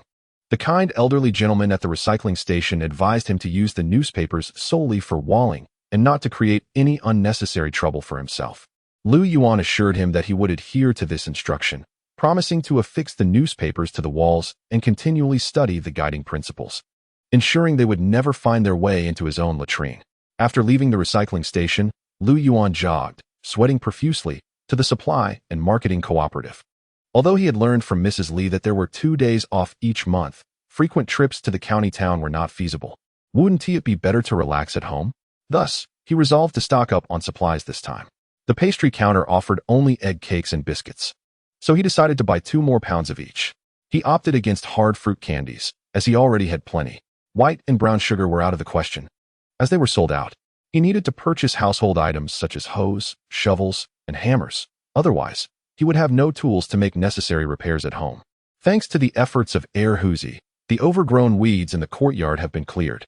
There is now time to plant some vegetables, which will require a hoe and a shovel. Of course, he does not need to plant a large quantity, as it is just for his own consumption. Planting vegetables serves 2 purposes. Firstly, it saves the trouble of seeking out villagers to exchange for produce, which he could do since he has just arrived at the production team in Li Go Wei. However, relying solely on bartering for food might lead to gossip. Secondly, it is wise to stockpile provisions for the winter. Otherwise, the small vegetable cellar in the courtyard will merely become ornamental, when it could be filled with cabbages and radishes. As for the handles of the hoe and shovel, he can find suitable wood on the mountain. Lu Yuan set out without a basket, simply tying the tools together with a piece of rope and slinging them over his back as he exited the supply and marketing cooperative. Upon returning to the meeting point, he encountered Dai Yufei and Meng Xiaoji, who were just returning.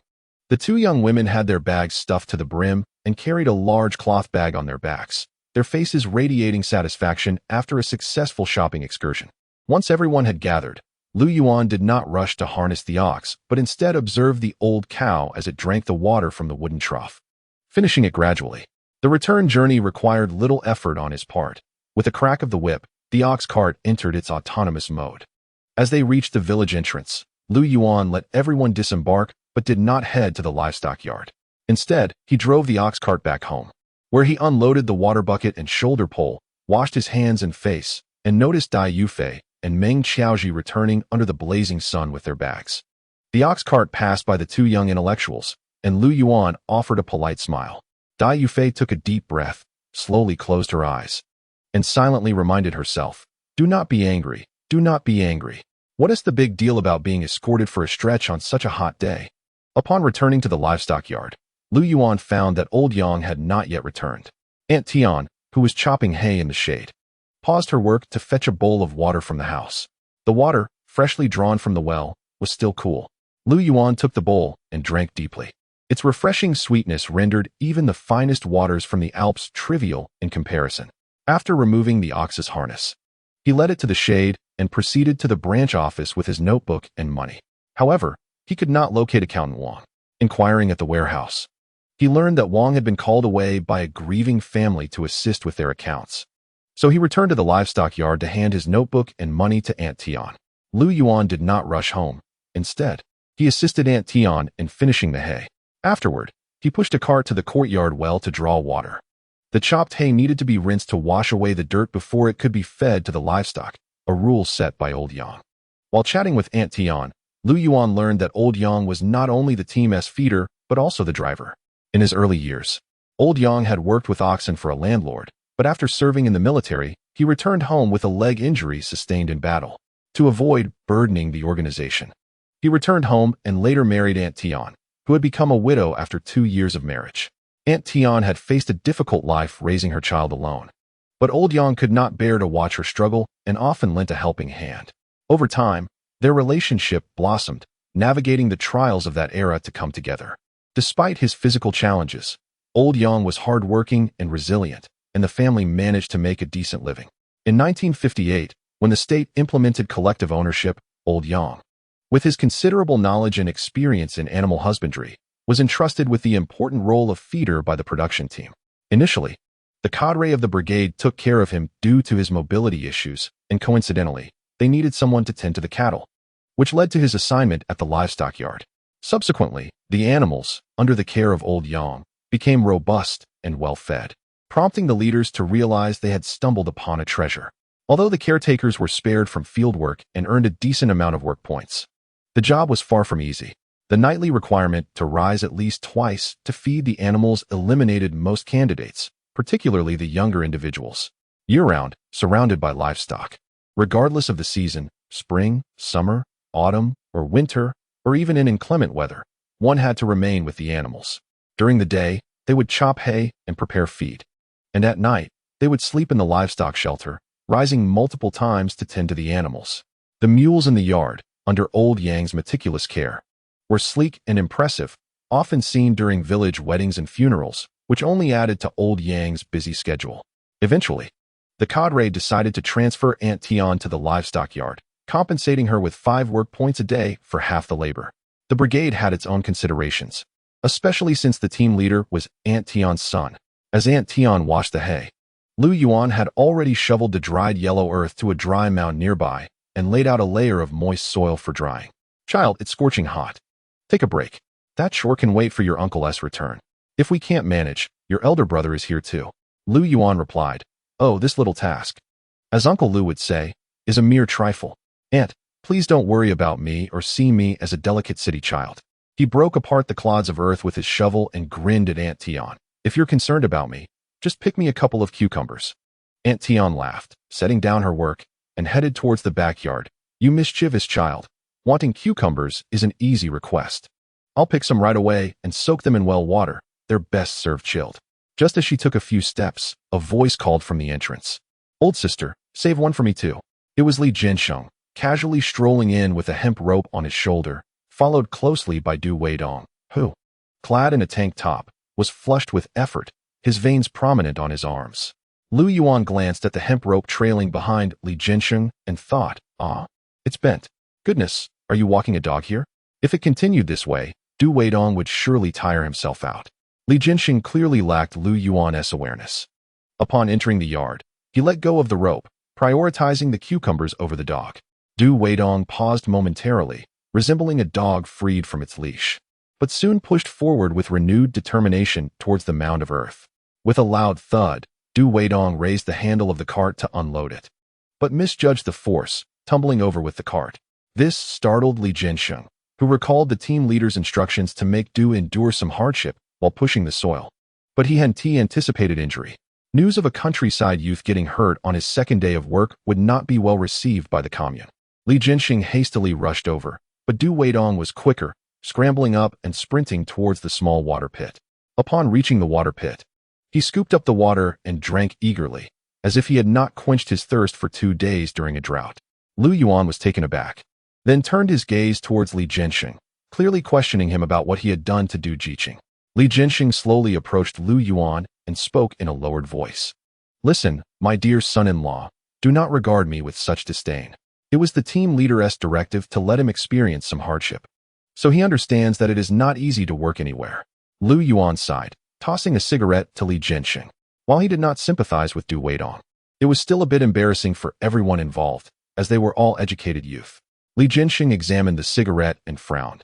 Do you think, as my son-in-law, you cannot offer me a decent smoke? You provide Brother Yang with fine Chinese cigarettes, and I get this? If you are not going to offer me anything better, then I shall not partake. As he spoke, Lu Yuan reached to reclaim the cigarette, but Li Jiansheng deftly evaded him. With a swift motion, Li Jiansheng struck a match and lit one for Lu Yuan first. The team leader is not my son. He is my nephew, the second son of my fourth brother. Li Jiansheng remarked, taking a puff and grimacing at the cigarette. This is not great. It's far inferior to my pipe tobacco. Lu Yuan inhaled deeply and smiled.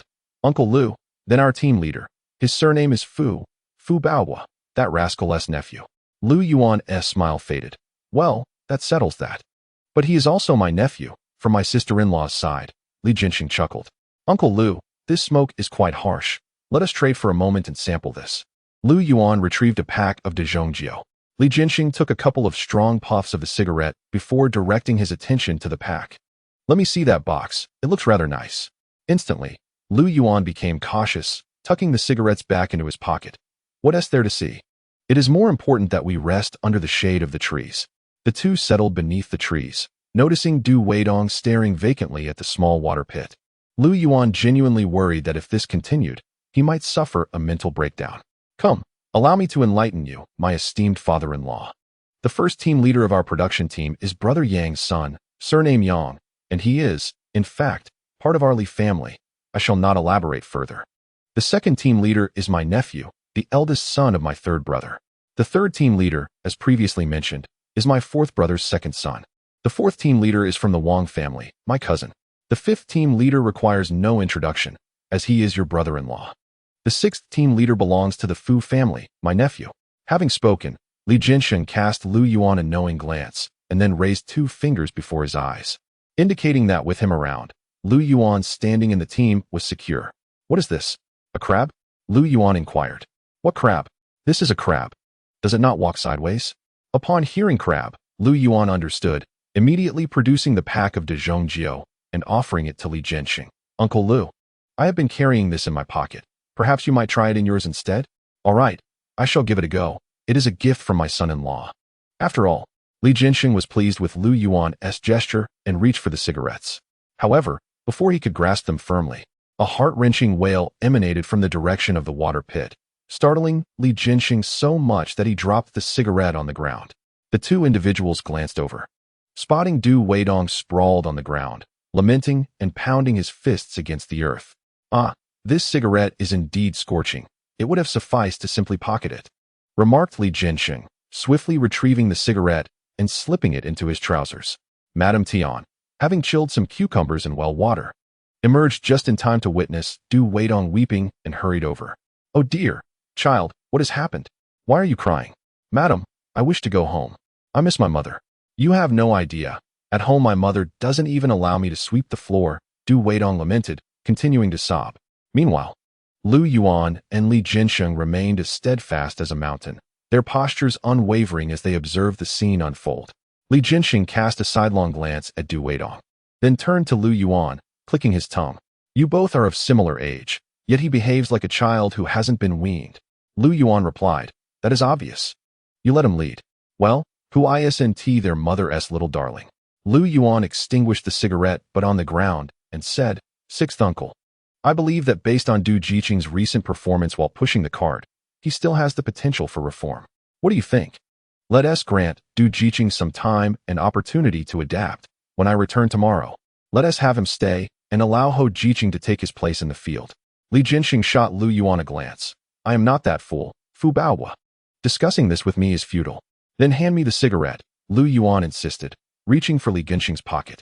Li Jinsheng, alarmed, swiftly covered his pocket. Hold on, son-in-law. You've already opened your mouth. I must fulfill my end of the bargain. Upon seeing Lu Yuan retract his hand, Li Jinsheng chuckled. What's the matter? Did Ho Jiqing offend you? Not exactly.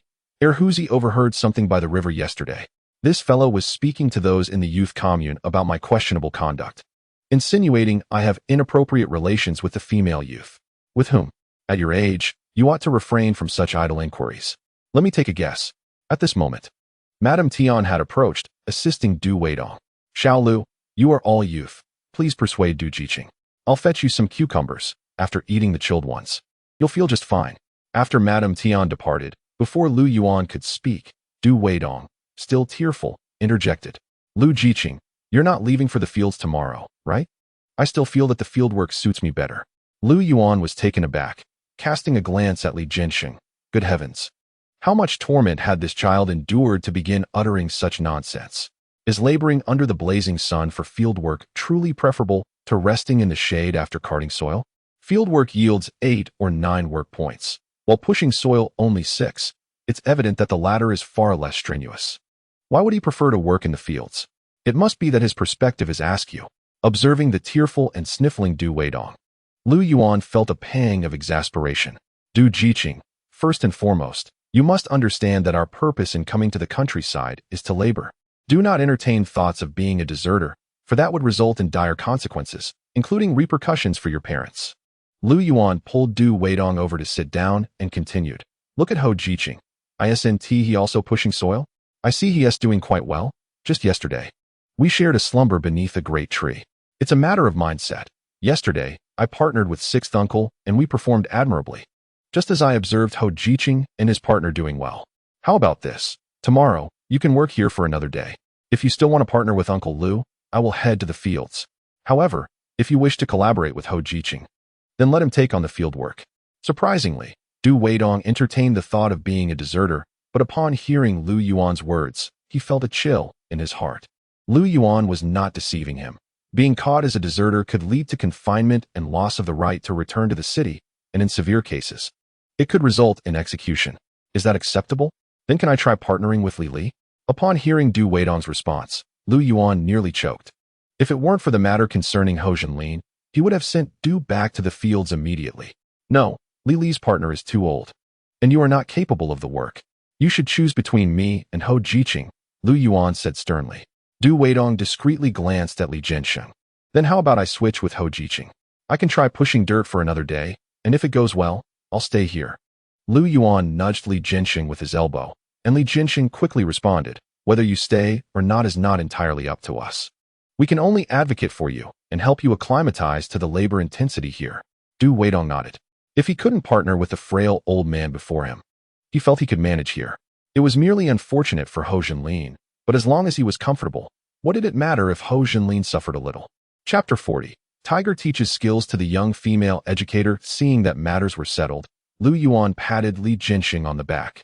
Uncle Lu, since Du Jiqing is not in good condition, just let him rest while you take over the cart. Uncle Lu, here, have a smoke. Du Weidong, no longer crying, forced to smile, wiped his tears, and quickly produced a cigarette to offer to Li Jiansheng. He genuinely feared this old man, who, under the guise of labor reform, treated him like a beast of burden. While others rested, he was not allowed to, and when others worked, he had to work alongside them. Meanwhile, Hou Jinlin and Li Li had already taken a couple of naps, but he had barely settled in the shade for 5 minutes before being called back to work. That cunning old man, Li Jiansheng, with a stern face, reluctantly accepted the cigarette. Du Jiqing, I am training you. You must understand I am doing this for your own good. Du Weidong nodded repeatedly, his face filled with gratitude towards Li Jiansheng. Lu Yuan stood up, brushing off his pants and pulling Li Jiansheng up with him. All right, you two should head back. Another group will arrive soon to push the cart, and it's not good for you to linger here. All right.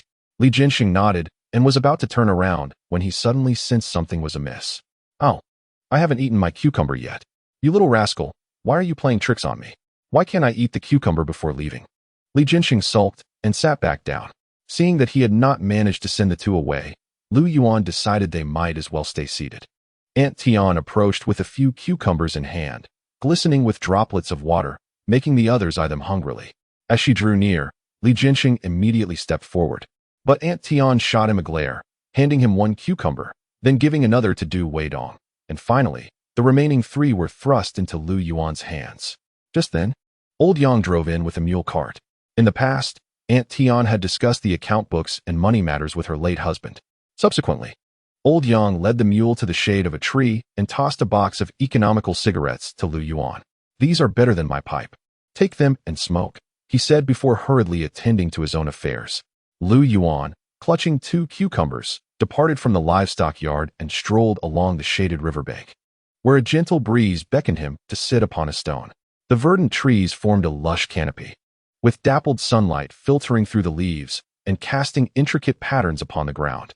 The river flowed serenely before him, accompanied by the chorus of croaking frogs and chirping cicadas. Such a picturesque scene, Lu Yuan had only ever glimpsed through the lens of a smartphone in a future world. However, his reverie was soon interrupted by 2 bare-bottomed figures approaching along the riverbank. Upon spotting Lu Yuan, Erhuzi's face lit up with joy as he rushed over, brandishing his split-crotch pants. Uncle, you're back from driving the cart. With a swift motion, Erhuzi tossed his pants aside and plopped down on a nearby stone, followed closely by Lai Bao's energetic antics. Lu Yuan nodded and offered a cucumber to them. Share this between you. Thus, the 3 of them sat side by side in the shade by the river, munching on cucumbers. Uncle, what are you doing later? I want to play with you, Erhuzi said, grinning as he chewed. Lai Bao nodded in agreement. Me too. Half an hour later, Erhuzi and Lai Bao, clad in their split-crotch pants and bare arms, accompanied Lu Yuan as he set out. Lu Yuan balanced a water bucket filled with corn husks on a yoke, while Erhuzi wielded a broom, and Lai Bao carried a broom for sweeping the calm. The trio headed straight towards the stone mill by the threshing ground. Though there was a larger stone mill in the livestock yard, it was drawn by animals, and Lu Yuan's modest amount of grain did not warrant the trouble of harnessing the mule, so he opted not to bother old Yang. At this hour, the workers had yet to return, leaving the two hand-cranked small mills by the threshing ground unattended. Lu Yuan selected a seemingly clean and functional mill and gestured to Erhuzi to assist. With a clatter, Erhuzi vigorously swept away the dust and dirt, sending it flying onto himself and Lu Yuan. Following Lai Bao's guidance, Lu Yuan borrowed a wooden scoop from the storage room and gradually poured the corn husks into the mill's feeding hole, all while being instructed by Lai Bao on how to gently rotate the grinding stone. Don't apply too much force, take it slow. Otherwise, the cornmeal will be mixed with husks, he cautioned. Oh, uncle, guide your palm back gently. Don't grip too tightly, or your hands will blister. Erhuzi advised. You should put in less. If you add too much, Uncle won't be able to push it, and it will get stuck. Lu Yuan praised Lai Bao. You're doing great. Call me uncle and Erhuzi, grandpa. As the grinding noise filled the air, cornmeal slowly emerged from the mill. Lai Bao quickly picked up the broom to sweep the scattered cornmeal into the trough. The three worked in harmony, and soon they had ground a small bag of corn husks. However, just then, the gong signaling the end of work rang out. Lu Yuan, carrying the cornmeal and flanked by the two little ones, began to head back. Not far along the path, they were intercepted by four young female intellectuals. Lu Yuan, what are you up to? Zhou Xiaoli inquired, peering into the bucket. Did you grind the grain we advanced for you? Was it at the mill by the threshing ground? The four young female intellectuals appear to be in rather poor spirits today. Even the loquacious Zhou Xiaoli is forcing herself to engage in conversation. Once your house is built, you can bring the grain over here to be ground, she says. Lu Yuan nods, then curiously inquires. Didn't you learn from those ants how to take it easy today? At the mention of this, Wu Yang's lips curl into a smirk. Don't mention it. We did learn, but it seems we missed the essence of it, which led to our scolding from the team leader. No worries, Zhao Shuerong reassures. After dinner tonight, let us gather on the Kong to summarize our thoughts. Tomorrow, while working, we shall strive to refine our methods so that no one will discern our idleness. Lu Yuan, overhearing this, quips, so it's all just to slack off? What a waste of brain cells. With their conversation, Erhuzi, who is holding a broom, puffs up with pride. Isn't it just slacking off? What is so hard about that? To put it plainly, it's about working without exerting effort. But one must not be too obvious. When engaged in work, one should alternate between speed and slowness, thus others cannot criticize. Zhao Shuerong nods along, appearing to be enlightened. Wu Yang listens attentively. Exactly. My neighbor ant does just that, speeding up for a bit and then slowing down. Even He Tsaixua's eyes sparkle with understanding as she nods vigorously. The four young women encircle Erhuzi, urging the little fellow to repeat his earlier words. Erhuzi plants the broom firmly on the ground, causing the little peanuts to sway as he begins to elaborate. Lu Yuan shakes his head, thinking to himself that while the initial advice was acceptable, should they truly follow Erhuzi's later suggestions, they would undoubtedly face reprimands come morning. Chapter 041.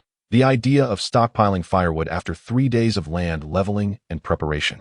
Du Weidong seems to have returned to his peak condition prior to going to the countryside. His previously sorrowful demeanor has vanished. He now pushes the earth with renewed vigor, no longer longing for home or mother. Currently, he is soundly asleep in the shade, snoring thunderously enough to disturb both Lu Yuan and Li Jianxing. It is said that he had a fierce argument with Hou Jinlin last night.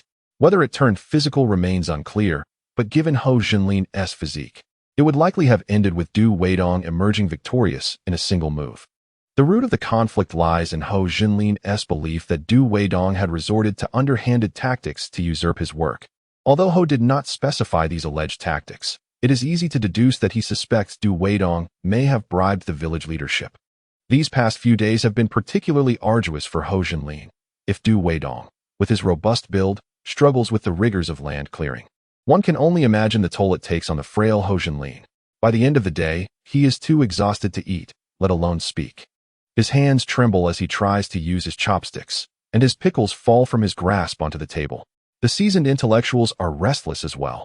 Spurred on by the older veterans, Hou Jinlin confronts Du Weidong, only for Du Weidong to respond with a single clenched fist, bringing the matter to a swift conclusion.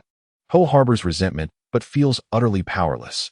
Li Jianxing rises and nudges Lu Yuan with his toe, gesturing toward the nearby shade. Lu Yuan understands and walks over to join him. Upon sitting down, Li Ginqing's first inquiry was about when Du Weidong would be returned to the third team. Let's wait a couple of days. The matter is not yet resolved. Lu Yuan tossed a cigarette to Li Jinsheng and helped them light it. The two discussed matters under the shade of a tree, after which Li Jinsheng returned and kicked Du Weidong awake. "Oh, what the hell, it's you, Uncle Lu." Du Weidong, deep in a sound sleep, nearly lashed out in surprise upon receiving an unexpected kick. However, upon recognizing Li Jinsheng, he instantly became alert, retracting his instinctive reaction and quickly producing a cigarette to offer. "Uncle Lu, smoke?" "I'm not smoking, my throat hurts." Although Li Jinsheng claimed he wouldn't smoke, he nonetheless accepted the cigarette and tucked it behind his ear. "Du, I heard from the village children that someone in the educated youth dormitory said Lu had given gifts to the brigade leaders to catch the bus. Is there any truth to this?" Du Weidong was taken aback. "Uncle Lu, I'm not aware of this matter." Li Jinsheng sighed. "Such rumors can tarnish a leader's reputation. I was hoping you could find an opportunity to make a contribution while staying at the educated youth dormitory, which might allow you to remain here with the bulldozer. It seems, however, that in a couple of days, you will have to return." "Don't be like that, Uncle Lu. I just remembered who mentioned it. The thought of returning to land reclamation is alarming. That could be the end of me. No way. I will go to the brigade committee and report this matter." Li Jinsheng nodded. "You must speak the truth." In the afternoon, Du Weidong exclaimed, "Uncle Lu, can't you muster some strength? Haven't you had lunch yet? Get lost." Even if your Uncle Lu were a bull, he would still need to rest occasionally. "Those words are what I told that kid Du Weidong a few days ago. I think you should go do the land reclamation." "That won't do. If I go to reclaim land, who will be here to handle you?" "That's true." In recent days, Old Yang had returned early from the livestock yard, and yesterday, no one was driving the ox cart. So Lu Yuan and Li Jinsheng casually helped to dry the wet soil until the dry earth.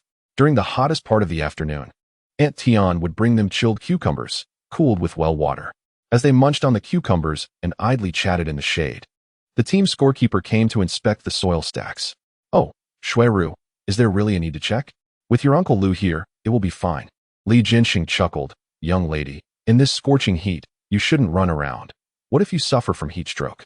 Fu Shuiru cast a glance beneath the shade. "It is precisely because of you, Uncle Lu, that I feel uneasy. If you weren't here, I wouldn't bother to run." Her words left Li Jinsheng momentarily speechless, and he proceeded to examine the soil stacks. Fu Shuiru was the scorekeeper for the 6th team, and she had an uncle with the surname Fu Baohua. The scorekeeper was semi-official. If there was no work in the morning, they still had to labor alongside everyone else. Similarly, the brigade accountant Wang Mingyuan was also semi-official. Yet he never worked in the field since he had endless tasks with the accounts. Sometimes, Wang would take account books home to work on, but whether he was actually working or sleeping remained a mystery. For Secretary Zhao and Brigade Leader Fu, there were quotas from the commune, specifying how many days of work were required each year. However, everyone turned a blind eye to Wang. So one could only imagine how they regarded Secretary Zhao and Brigade Leader Fu. Certainly, all of this transpires during the off-season of farming. Come autumn harvest, not only the three of them, but even the commune secretary must gather a couple of baskets of corn before departing. Ahem, Lu Jiqing. What do you think of my lovely niece? You have purchased a house in the village. Why not settle here? Li Jinxing coughed heartily and gestured towards Fu Shuiru. I advise you to abandon any hope of returning to the city. Such aspirations are futile. One should learn from Qin Jiqing. Look at our Shuiru. Her appearance surpasses that of the daughter from the Wang family, and she is taller. Most importantly, she is educated, having completed high school. Li Genqing's remarks were delivered with theatrical flair, making it impossible for Fu Shuiru to feign ignorance. Indeed, before Li Genqing could finish, Fu Shuiru blushed and scampered away. Lu Yuan, observing from the side, felt a surge of frustration, almost wishing to silence Li Genqing. The last thing he wanted was to attract the attention of village girls. Any misstep could render his life in the village exceedingly difficult, especially since Fu Shuiru was the niece of the village chief. Nevertheless, Fu Shuiru was undeniably attractive. Her departure, marked by a firm stomp, revealed why she favored loose clothing. Only Zhou Xiaoli could rival her in terms of robust appeal. Lu Yuan shook off his unhealthy thoughts and began to inquire about gathering firewood with Li Genqing. Winter arrives early in this region, by the end of October. The ground is likely to freeze, and warmth will not return until late March or early April. Thus, it is prudent to gather firewood sooner rather than later. During the protracted winter, One cannot engage in profound conversations about life and ideals with the fairer sex without sufficient firewood to heat the calm. Previously, he had learned from old Yang that one could find plenty of branches at the foot of the mountain. However, Lu Yuan sought not merely to collect twigs. He desired to chop down some substantial logs. Otherwise, what was the point of purchasing an axe? Furthermore, branches do not provide sustained heat. While they suffice for boiling water and cooking, one cannot dash out to gather more firewood every few minutes during a snowstorm. If he could stockpile some thick logs, he could stoke the stove with a couple of them, ensuring several hours of warmth, allowing him to sleep soundly at night without shivering in a frigid bed. There are plenty of branches and stalks at the mountain's base, but for thick logs, one must venture into the woods to find fallen trees or those that have withered. Li Jinxing sighed, explaining that fallen trees often result from heavy storms, lightning strikes, or insect infestations, although they are seldom found at the mountain's periphery, as the locals have already collected them. However, I must caution you against venturing deep into the mountains. The dangers are plentiful. Not only could you become lost, but even I, a native of Legoway, might find myself disoriented in the depths of the forest. The true peril lies not in losing one's way, but in unfamiliar terrain leading one into a ravine. At such a moment, even if the commune organizes a search, they may not be able to locate you. Moreover, the area is teeming with wild beasts. Wild boars could pose a lethal threat, not to mention wolves, leopards, and bears. Encountering any of these could spell disaster. Only the most experienced hunters dare to venture deep within, setting traps or ambushes. You are aware of those large iron traps, aren't you? Stepping into one could render a person incapacitated. Lu Yuan was drenched in cold sweat from Li Gunxing's words. Goodness, the dangers were indeed manifold. Not only from the environment and the beasts, but also from the traps set by hunters. Wasn't this akin to a one-click return to the city? Chapter 042. If unabandoned, I wish to be adopted as a foster father. Seeing the grave expression on his son-in-law's face, Li Jinxing patted Lu Yuan's shoulder, offering a reassuring smile. Do not frown. As long as you gather firewood on the outskirts, you will be fine. Occasionally, you might even find some fallen logs. The wild beasts do not venture near the mountain's periphery, nor will you encounter the hunter's iron traps. Aunt Tian brought over 2 washed tomatoes and, overhearing their conversation, added, Little Lu, old Lu is right. You mustn't venture deep into the mountains. Just gather at the foot of the hill. There are plenty of people and firewood over there, and you can easily collect a large bundle of branches without taking unnecessary risks. Rest assured, Aunt, Lu Yuan replied, taking a large bite of the tomato. Eating tomatoes in this heat is truly refreshing. On his way back from work, Lu Yuan encountered Zhao Shuerong and the 4 girls, Wu Yang and others. Lu Jiqing, let us walk together. We're going to check on the house, Zhou Xiaoli called out to him. Did you earn 6 work points again today? You don't look too well. Lu Yuan nodded. Yes, I came down to work before fully waking up, and I'm still a bit sleepy, Zhou Xiaoli remarked, as Wu Yang kicked a small stone on the ground. We've worked hard and only earned 5 work points. You can just sleep and get 6. It's truly unfair. Lu Yuan nodded once more. Actually, sleeping is quite taxing too. You have to guard against mosquito bites and endure the snoring of others, and leaning against a tree to sleep can be quite uncomfortable. Wu Yang genuinely considered giving Lu Yuan a kick, wondering if he was speaking sensibly. Zhao Shuerong, without hesitation, kicked Lu Yuan's calf, causing him to wince in pain. The 4 girls appeared significantly stronger than a few days prior, yet it would still take time for them to adapt to the labor intensity of their work. After hearing Aruzi's advice last time, they found it considerably easier, although they received a stern reprimand from the team leader. Upon returning home, the 4 of them once again refined their skills in evading labor, managing to conserve a fair amount of energy while completing their assignments. The foundation for the girls' house had been laid, with the ground level already rising over a meter. Though it was a mud brick house, the lower half was constructed of stone to prevent moisture, as prolonged exposure to rain or snow would necessitate periodic repairs. Today, I heard Aunt Wang Si mention that once the house is completed, we should treat everyone to a meal. It's an unwritten rule in the village, Zhao Shuerong stated. In a couple of days, we plan to take a trip to the county to buy some meat and vegetables to bring back. Lu Yuan nodded. This is not just a rule, it is a matter of etiquette, and thus it is only right. I will also be constructing mud brick walls here. The invitation for the meal shall include my share. Once the mud brick structure rises above the ground, the progress will accelerate. I estimate that in another 2 to 3 days, we can put up the beams. If you go to the county, It would be a good time to inquire about purchasing a water tank. After some discussion, the 4 girls departed.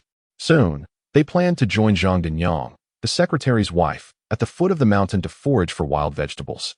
Familiarizing themselves with the various types, Lu Yuan returned home, shouldered his basket, grabbed his hand axe, and set off towards the foot of the mountain.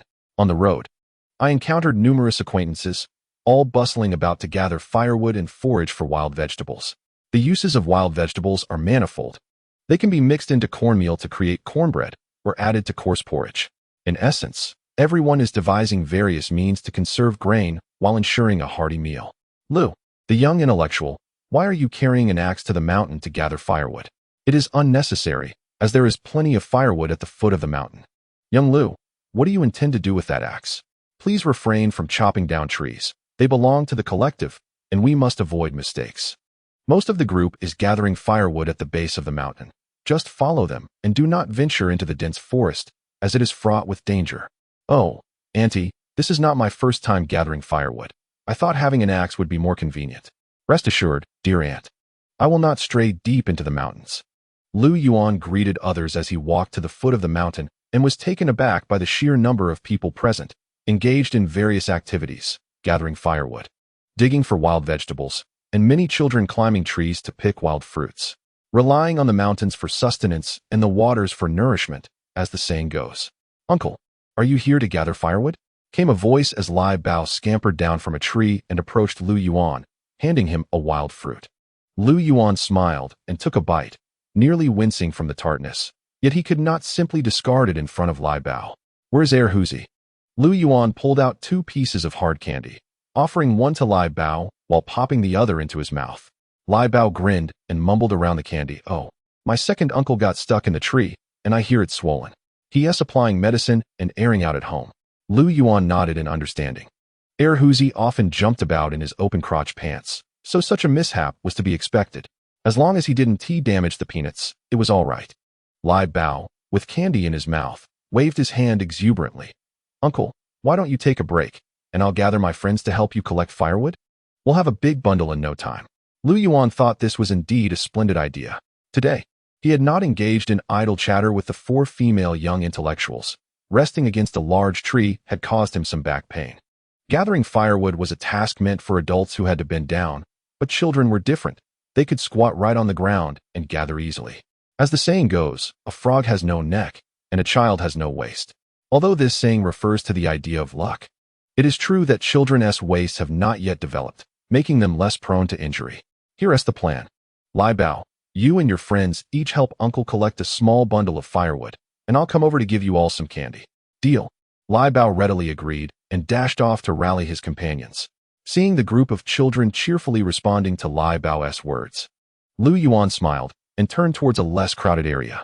He preferred to avoid the throngs of people gathering firewood. Seeking a space where he could make the most of the sparse materials available, finding a secluded spot, Lu Yuan began to gather vigorously, focusing primarily on thicker branches. Though he did not overlook the smaller twigs, diligently sending them into his storage space. The more firewood he could accumulate, the greater his joy would be during the winter months. Despite his earnest efforts, Lu Yuan still could not locate the fallen logs or dead trees that Li Jinsheng had mentioned. At last, Lu Yuan severed a segment of vine with his axe and bundled up a considerable amount of firewood before shouldering it and making his way outward. Upon reaching the foot of the mountain, he found a group of 6 or 7 children, led by Lai Bao, already waiting. Each child with a bundle of firewood at their side. Lu Yuan approached and produced some fruit-flavored hard candies, 2 pieces for each of you. But you must help me carry the firewood back, otherwise I cannot manage this alone. Thus, Lu Yuan led the way, followed by a throng of children, each bearing a bundle of firewood, marching triumphantly towards the village. Not far ahead, Lu Yuan noticed someone loitering at their doorstep. As he drew closer, Lai Bao called out to the person, addressing them as Old Master. Lu Yuan was momentarily taken aback. This individual appeared to be in their 30s. Was this truly an old master? The man approached and grasped Lu Yuan's hand with fervor, his tone brimming with emotion. Lu Jiqing, I am Aruzi's father. My wife sent word a few days ago, saying you saved our son. We are immensely grateful to you. He continued. I have been busy with work and couldn't return until today, specifically to invite you to our home for a meal. To Aruzi, You are like a second father. We are at a loss for how to express our gratitude. Your words are too weighty, Iruzi's father. I simply have a bond with your child. Let us refrain from such formalities, Lu Yuan replied with a smile, shaking his head, feeling somewhat uncomfortable with the man's firm grip. Iruzi's father became serious. Lu Jiqing. If it weren't for you, my son would no longer be with us. To say you are like a second father is no exaggeration. If you do not mind, why not let Iruzi recognize you as his godfather? Recognize me as a godfather? Lu Yuan nearly stumbled at the suggestion. It seemed a jest too grand. If he truly became Iruzi's godfather, not to mention the likes of Zhao Dan, Fu Baohua, Lao Yangtu, and Li Jianxing, he would indeed find himself surrounded by a host of nephews. Chapter 043. Information and new knowledge. Iruzi's father had spoken astonishingly, yet Lu Yuan dared not acquiesce. Goodness! He would soon find himself wandering the village, inundated with a multitude of grandchildren. The idea of Iruzi acknowledging him as a godfather was a bit too much, considering the complicated family hierarchies in the village. Brother Wang, I truly like this child, but let us forego the godfather idea. Your family's standing in the village is rather complicated. Lu Yuan sighed, expressing that this matter was not trivial. In these trying times, a meal would suffice. Besides, Iruzi had been quite helpful to me. Upon hearing Lu Yuan's reluctance, Iruzi's father grew anxious. Not allowing him to recognize you as a godfather and refusing to eat. This simply won't do. Oh, Lu Jiqing, the meal is prepared. His mother hasn't gone to work and has been busy all afternoon. You must eat. Seeing Lu Yuan hesitate, Iruzi's father attempted to pull him toward their home. Lu Yuan, though of considerable stature, was nearly stumbled by the man's insistence. Iruzi had mentioned that his father could push against the bed 500 times. Lu Yuan believed the child must have underestimated the number. Surely it was more than that. Wait, Brother Wang, I still have this firewood on my back. Lu Yuan quickly gestured. How about this? Let me set the firewood down and wash off this sweat before I come over. Wang Xingli, the father of Iruzi, chuckled softly. That's more like it. He then hurriedly shared his address with Lu Yuan before departing, stating he needed to gather a few nephews to keep Lu Yuan company. He instructed the youngsters to neatly stack the firewood in the shed, and Lu Yuan rewarded each child with a piece of candy. In exchange for firewood, villagers charged a mere 10 cents per bundle, making the arrangement quite advantageous when bartering with the children. 2 pieces of candy ensured firewood would be delivered to his home. Uncle, tomorrow we won't need candy. We'll just collect the firewood and bring it back to you, one child suggested. Yes, Uncle gave us 3 pieces of candy today, so we'll gather even more tomorrow, another added. Indeed, this orange-flavored candy is simply delightful. Tomorrow I'll carry a large bundle of twigs for Uncle. This was precisely the outcome Lu Yuan desired. He need not ascend the mountain himself, and the firewood in the shed would accumulate. If you treat Uncle well, he certainly won't let you down. Next time I visit the county, I'll bring you some biscuits, 2 pieces each, he assured the children. He promptly sketched out a plan for the large pancakes, prompting an immediate uproar of excitement among them. They had heard from Lai Bao that previously, after merely pulling some grass, this knowledgeable young man had rewarded each of them with a piece of sponge cake. That sponge cake was a delicacy they had longed to taste. The children, bursting with enthusiasm, eagerly discussed their plans to collect firewood early the next morning. However, Lu Yuan firmly instructed them to avoid going alone and to wait until there were others at the foot of the mountain. Due to the construction nearby, the door to his premises was merely ajar to allow the laborers access for water and to wash their hands and faces. The fence surrounding the courtyard had been removed and set aside, with plans to assign workers for the wall's construction in the coming days. Lu Yuan had not only purchased a small Kong table from a carpenter in the village, but had also exchanged the Kong mat. The courtyard gate would be measured for dimensions only after the wall was completed. As dusk settled, Lu Yuan gathered his belongings, slung his bag over his shoulder, and made his way to the riverbank. After retrieving a bottle of erguotu from his space, he followed the address Wang Xingli had provided. Upon arriving, he called out a couple of times before Wang Xingli emerged, followed by Zhao Dan, Fu Baohua, Wang Mingyuan, and Li Jianxing. The 4 prominent surnames of Li Gowei village had gathered. Lu Yuan's eyelids twitched. Was this the companion Wang Xingli had mentioned? Just then, Wang Xingli bellowed, startling Lu Yuan and causing him to nearly drop the bottle. Quick, the godfather of Iruzi has arrived. Let's get cooking. Not only did Lu Yuan freeze, but even the 4 nephews appeared bewildered. Li Jianxing was the first to express his discontent, striding up to Wang Xingli. Old uncle, why is this lad suddenly Iruzi's godfather? He still calls me uncle. If you do this, won't that make our kinship all mixed up?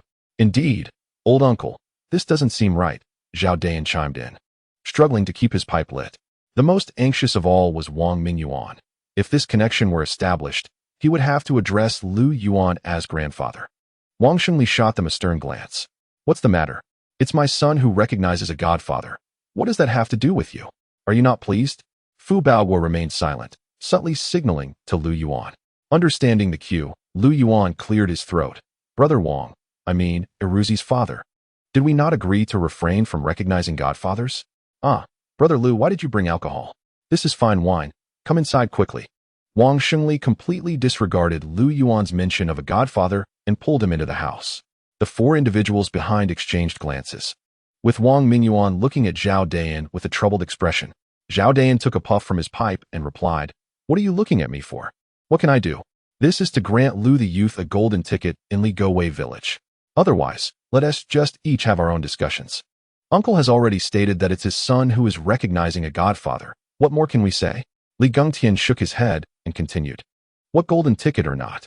This lad gets along well with me and Brother Yang. How could we allow him to be bullied in the village?" Huzi lay on the kong, his bare backside red and swollen. "Uncle, you know a lot. Help me think of a solution. How long will this last?" Before Lu Yuan could speak, Wang Xingli slapped his younger son on the backside. "Move over. Make space for your godfather." Huzi yelped and scooted over. Soon, the four individuals entered the house. Wang Xingli busied himself arranging the kong table, serving dishes, and pouring drinks. Lu Yuan was greeted by the delightful aroma of food as he entered. Wang Xingli's wife was quite the cook. There was a pot of stewed chicken, pork with vermicelli, scrambled eggs with tomatoes, stir-fried green beans, and cold dishes of cucumber with soy sauce and tomatoes sprinkled with sugar. These 6 dishes were quite sumptuous for the village. In this custom, men drank while women and children waited until the men finished their meal before they could eat. However, Huzi was drooling so much he nearly dripped on Lu Yuan's foot.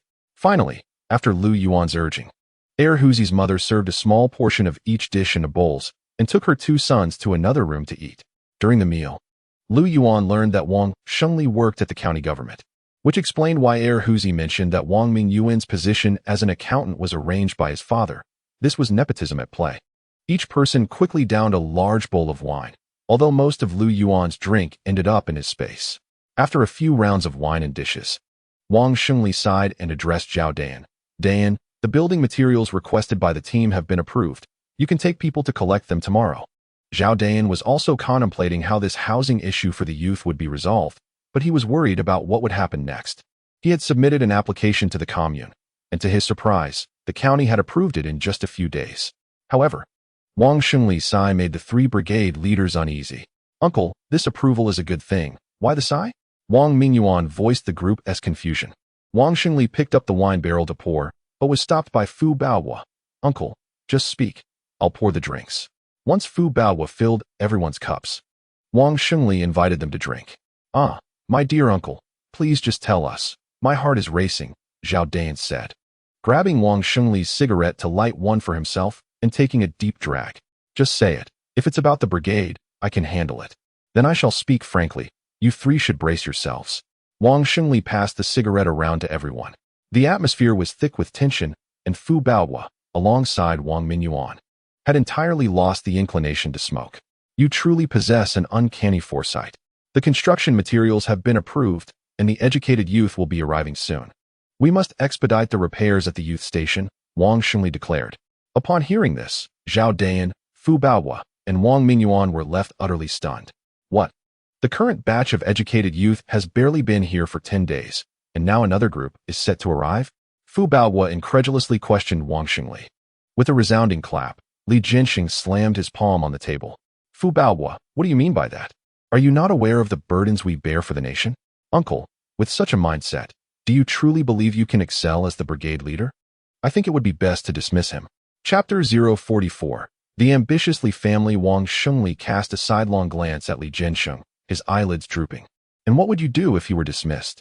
"That's not the issue," Li Jianxing replied, awkwardly chuckling at Wang Xingli's inquiry.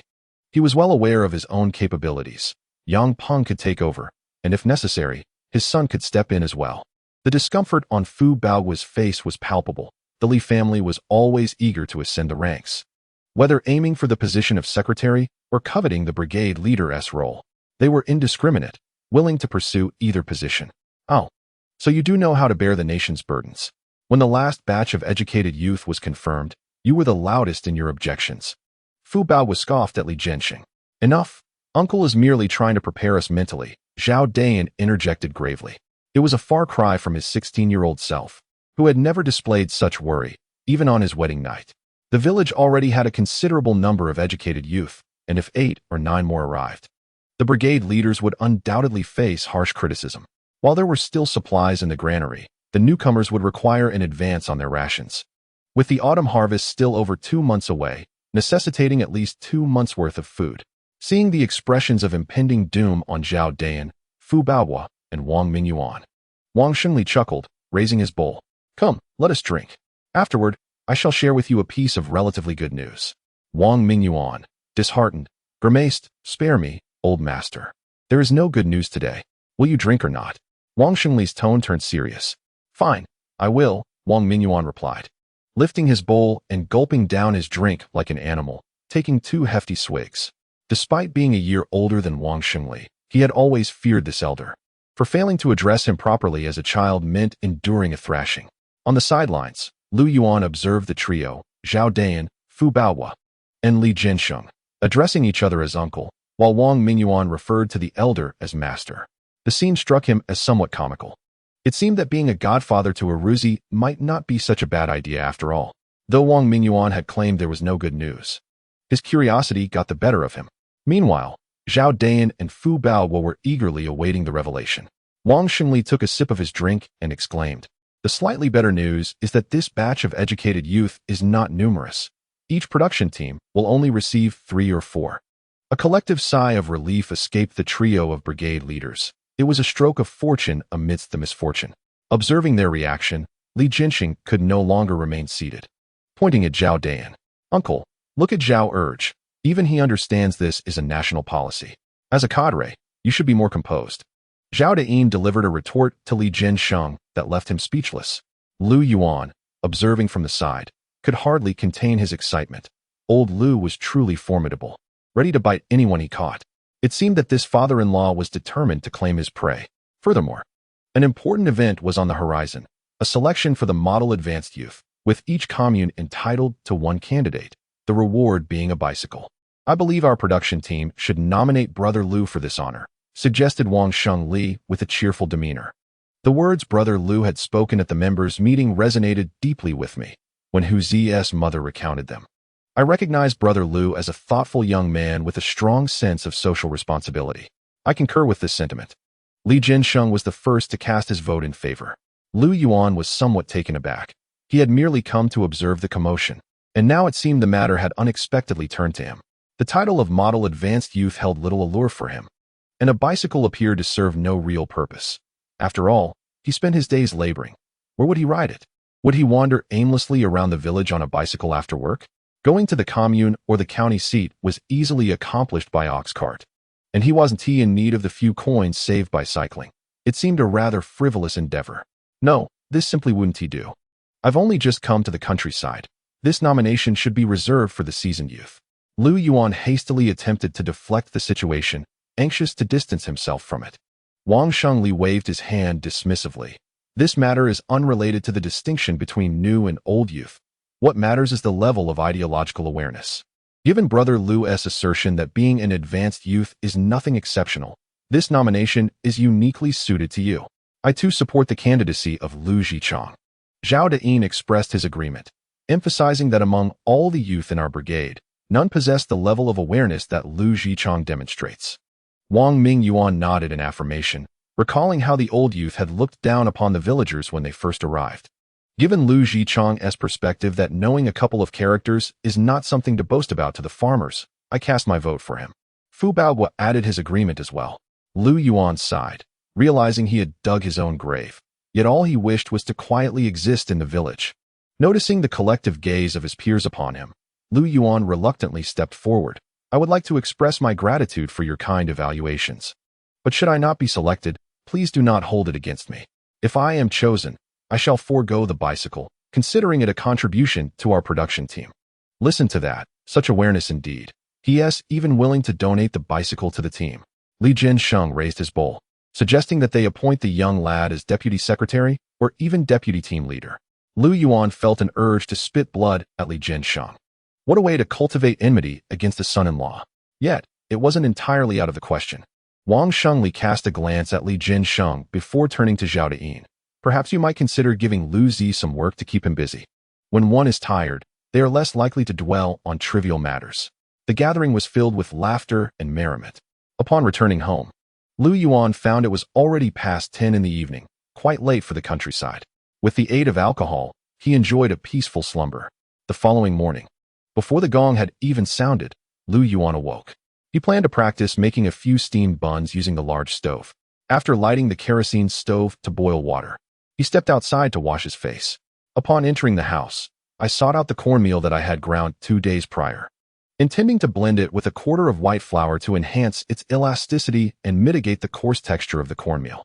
As I noticed the water nearing a boil, I gradually poured it into the cornmeal while stirring, subsequently adding the white flour and beginning to knead the mixture. There was no time to wait for fermentation. I kneaded vigorously, aiming only for it to be edible. The next step was shaping, which was quite straightforward. Dipping my thumb in water, I punctured a hole at the base while rotating and pinching to form a hollow shape.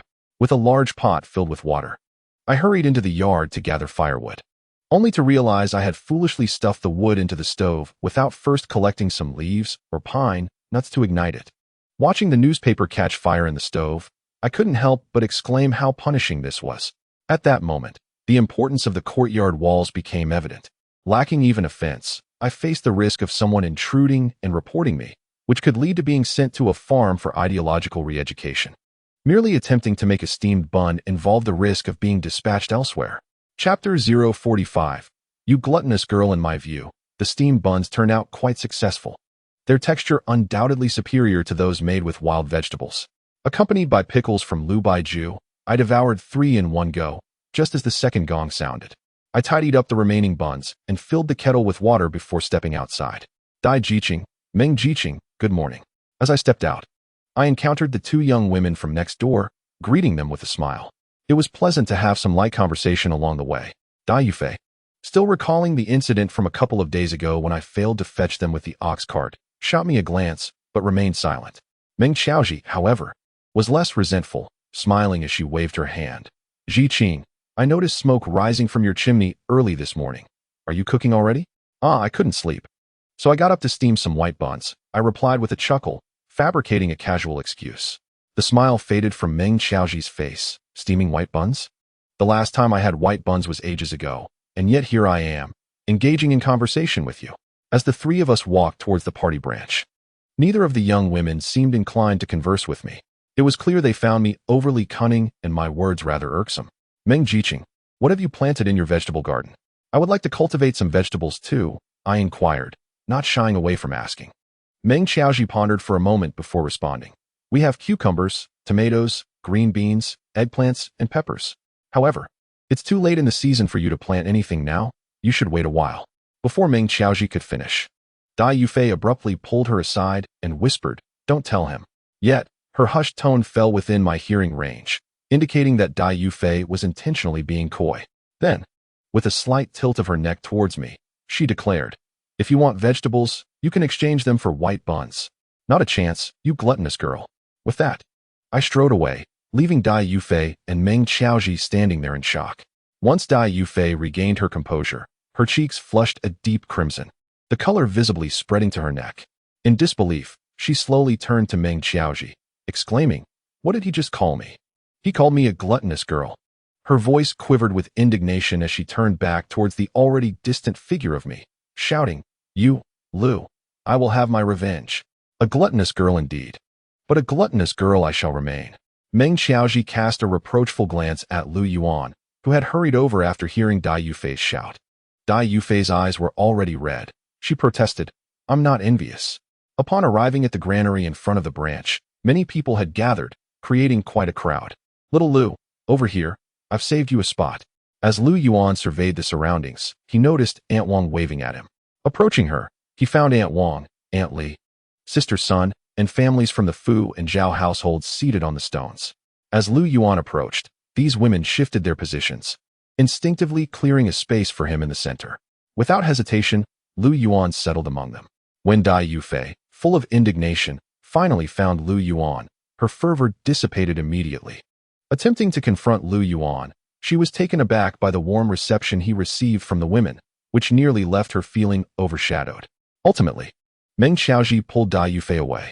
Just before leaving, Lu Yuan waved at her, silently mouthing for words that she found unacceptable, nearly causing Dai Yufei to faint from exasperation. Oh dear, Lu Jiqing, you seem quite familiar with this Dai Jiqing. She is indeed beautiful, but we must be cautious. Marrying someone like her could lead to trouble. Given her looks, the voice from Zhao Erniu's family carried the weight of experience, while Aunt Li, with a grin, mentioned a niece she could introduce, saying, I was too polite to criticize her. She resembles a dark Zhang Fei, unworthy of your handsome stature, Lu Jiqing.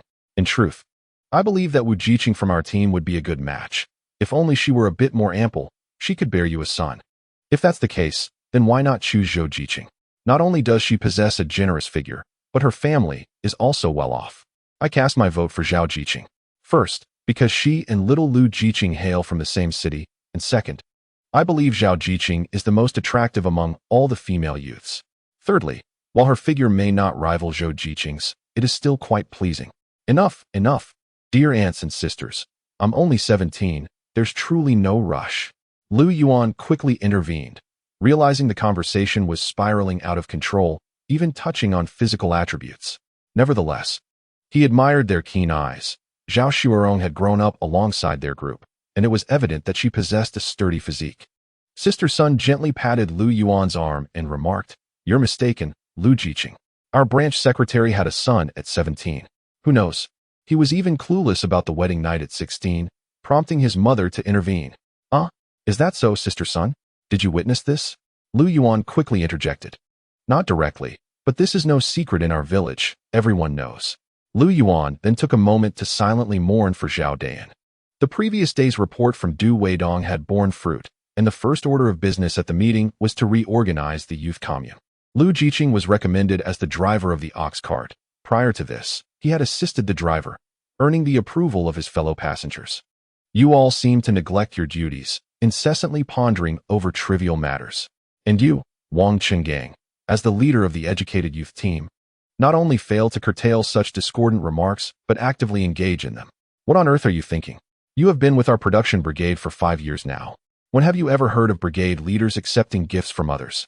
Zhao Dayan pulled Wang Qinggang out for a scolding, warning that if I ever hear such slanderous words again, everyone involved would be sent back to the educated youth office. The mere mention of being sent back to the educated youth office sent shivers down the spines of the young workers. Being returned by the production brigade does not mean a return to the city. Rather, it entails laboring in even harsher conditions, where lives are at stake. Wang Qinggang hung his head, nearly brought to tears by the reprimand, not daring to utter a word in defense. Ultimately, the matter concluded with Wang Qinggang receiving a deduction of 50 points, while the others faced a deduction of 30. Poor Ho Jinling, who had toiled hard in the fields these past few days, saw his hard-earned points wiped clean in an instant. Wang Qinggang harbored resentment, knowing full well that this report was instigated by Du Weidong, the only one absent from the conversation by the river that day. Everyone present, except him, faced penalties. And then there was Ho Jinling, who instigated the discussion. He certainly is no saint either. Previously, morning meetings would conclude with a song or an inspiring message, but today, Fu Baohua abruptly dismissed everyone with a wave of his hand. Lu Yuan and the others went to the warehouse as usual to collect their tools, then pushed a cart toward the fields outside the village. Along the way, Du Weidong was weighed down by thoughts.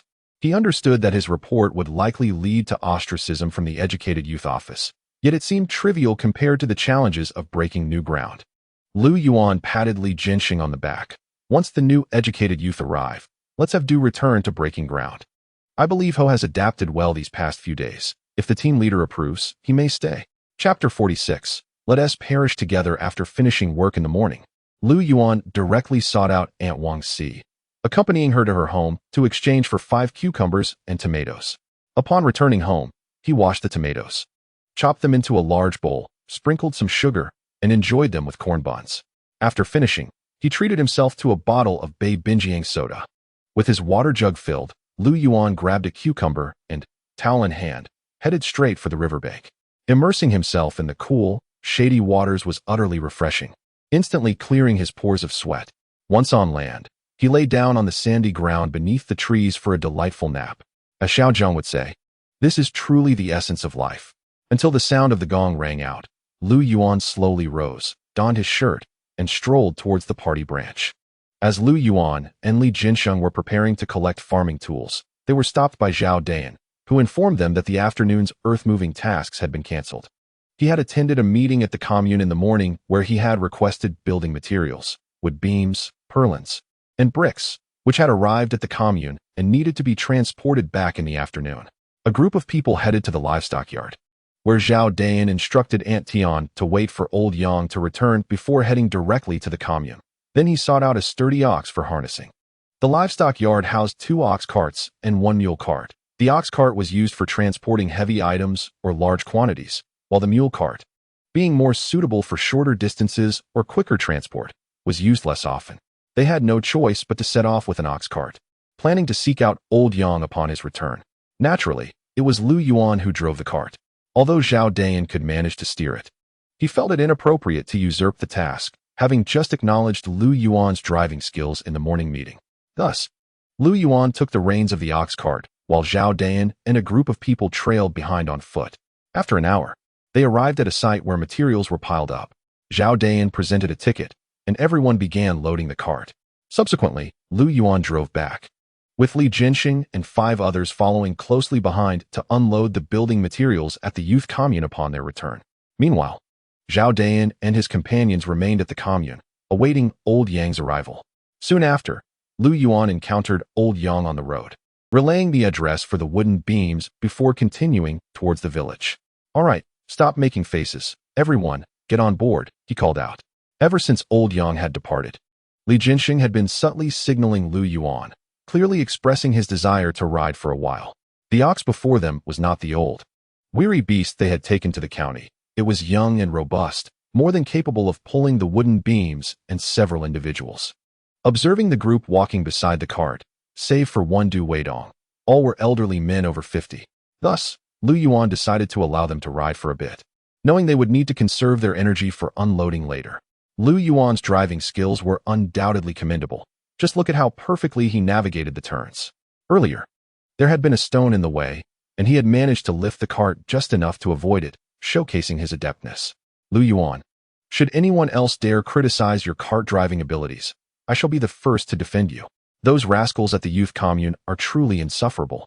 Incapable of doing their own work, only knowing how to undermine others, the eldest, old Zhao, remarked, casting a glance at Du Weidong. "I'm not talking about you, Du. Old Zhao, I'm different from them. Didn't you see how Secretary Zhao didn't reprimand me this morning?" Du Weidong replied, forcing a smile. As they approached the village, the others instinctively jumped off the cart. It was an unwritten rule in the brigade that one could not carry both goods and people. Being spotted would surely lead to gossip that could trouble Lu Yuan. Upon entering the youth commune, they first went in to drink water and wash their hands and faces, consuming nearly half a barrel in the process. Du Weidong watched, gnashing his teeth, thinking this had nothing to do with him. After unloading the cart, they continued back, for there were still bricks and rafters to transport. As they left the village, they soon encountered old Yang driving another ox cart, with Zhao Dayan and others seated atop. Li Jinsheng and the others walking on the ground stood in stunned silence. "Get on the cart and save some energy. You don't want to tire yourselves out during loading and unloading, or you'll end up getting hurt," Zhao Dayan called out as the 2 carts passed each other. Li Jinsheng and the others quickly hopped onto Lu Yuan's cart. "Look here, I believe this brigade's secretary should let team leader Yang Penglan take over." Li Jinsheng began to murmur again, but his words went unacknowledged. Each ox cart made 2 trips to transport the construction materials, and since the materials could not fit inside the youth commune, they were piled outside. Although the sun had not yet set, the workday was already over. Zhao Dayan waved his hand and announced that each person would receive 2 additional work points. Originally, Lu Yuan had planned to carry the large hoe home to cultivate his yard after work, but now he had to abandon that thought. As for gathering firewood on the mountain, that was out of the question. By the time he reached the foot of the hill, darkness had already fallen. Upon returning to the small courtyard, he noticed that the wall had been built halfway. Now repairs were needed on the youth commune side, and the progress on this side had evidently accelerated. As soon as he stepped into the house, Lu Yuan retreated. Approaching the firewood shed, he was stunned into stillness. The shed was not small, measuring around 6 or 7 meters in length, 2 meters in width, and approximately 2.5 meters in height. However, a third of it was now filled with firewood, which was quite a shock. He and T noticed this at noon. These little ones had managed to bring back so many branches in just one afternoon. The promise of 2 biscuits seemed rather insufficient. It appeared that the firewood shed needed to be expanded. Taking advantage of the remaining daylight, Lu Yuan returned home to gather some clean clothes and slung a bag over his shoulder as he stepped outside. Just as he did, he noticed the door of the neighboring 2 female youths opening, but it was Chun Xiaoyang who stepped out first. Lu, I heard you went to the commune to fetch timber. Have you just returned? As Chun Xiaoyang approached, the 2 female youths followed, but Dai Yufei's expression seemed as if she were ready to bite. Yes, Chun, I just returned from the cart. Do you have something to discuss? You go ahead. I'm off to bathe by the river. As Lu Yuan spoke, he was about to leave when Chun Xiaoyang stopped him. With a cheerful smile, Chun Xiaoyang offered him a cigarette and struck a match to light it for him. I came by your courtyard earlier and saw you weren't home, so I came over here. I'm getting married in 3 days. I haven't notified anyone at the youth commune, just you 3. If possible, I hope you can come and support me. Congratulations, Brother Chun. Don't worry, I'll definitely be there. As a youth worker, Chun Xiaoyang had faced his challenges settling in the village, but it seemed that all was well now. Unconsciously, Lu Yuan caught sight of Meng Xiaoji behind Chun Xiaoyang, signaling him with a finger. He understood that she was indicating 1 yuan. It seemed that the customary gift for weddings in the village had increased, and this girl was likely trying to trick him into avenging Dai Yufei. However, Lu Yuan did not mind. He had purchased Chun Xiaoyang's house, including the water tank and the Kong cabinet, for 40 yuan, and even accounting for depreciation, he had saved at least 10 yuan. Without any hesitation, he pulled out a yuan and placed it in Chun Xiaoyang's hand. Brother Chun, with the wedding day approaching, I didn't have time to prepare a gift for you. Please take this money. No, Brother Lu, this is too much. Upon seeing the money in his hand, Chun Xiaoyang immediately tried to return it to Lu Yuan. Lu Yuan noticed Dai Yufei smiling charmingly, clearly smug with her scheme's success. Meanwhile, Meng Xiaoji looked apologetic, slowly lowering her head, daring not to meet Lu Yuan's gaze again. Brother Chun, let us not speak of these things. As long as you find happiness in your marriage, that is what truly matters. Lu Yuan firmly pushed Chun Xiaoyang's hand back. If there is anything you need help with, just let me know in advance, and I will certainly assist as much as I can. Chun Xiaoyang was deeply moved, gripping Lu Yuan's hand tightly. His lips pressed together, rendered speechless for a while.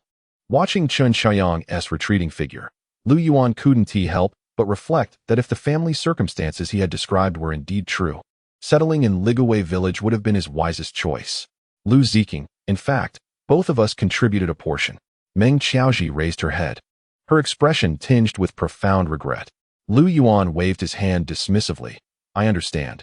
Even without your gestures, I had intended to contribute as well.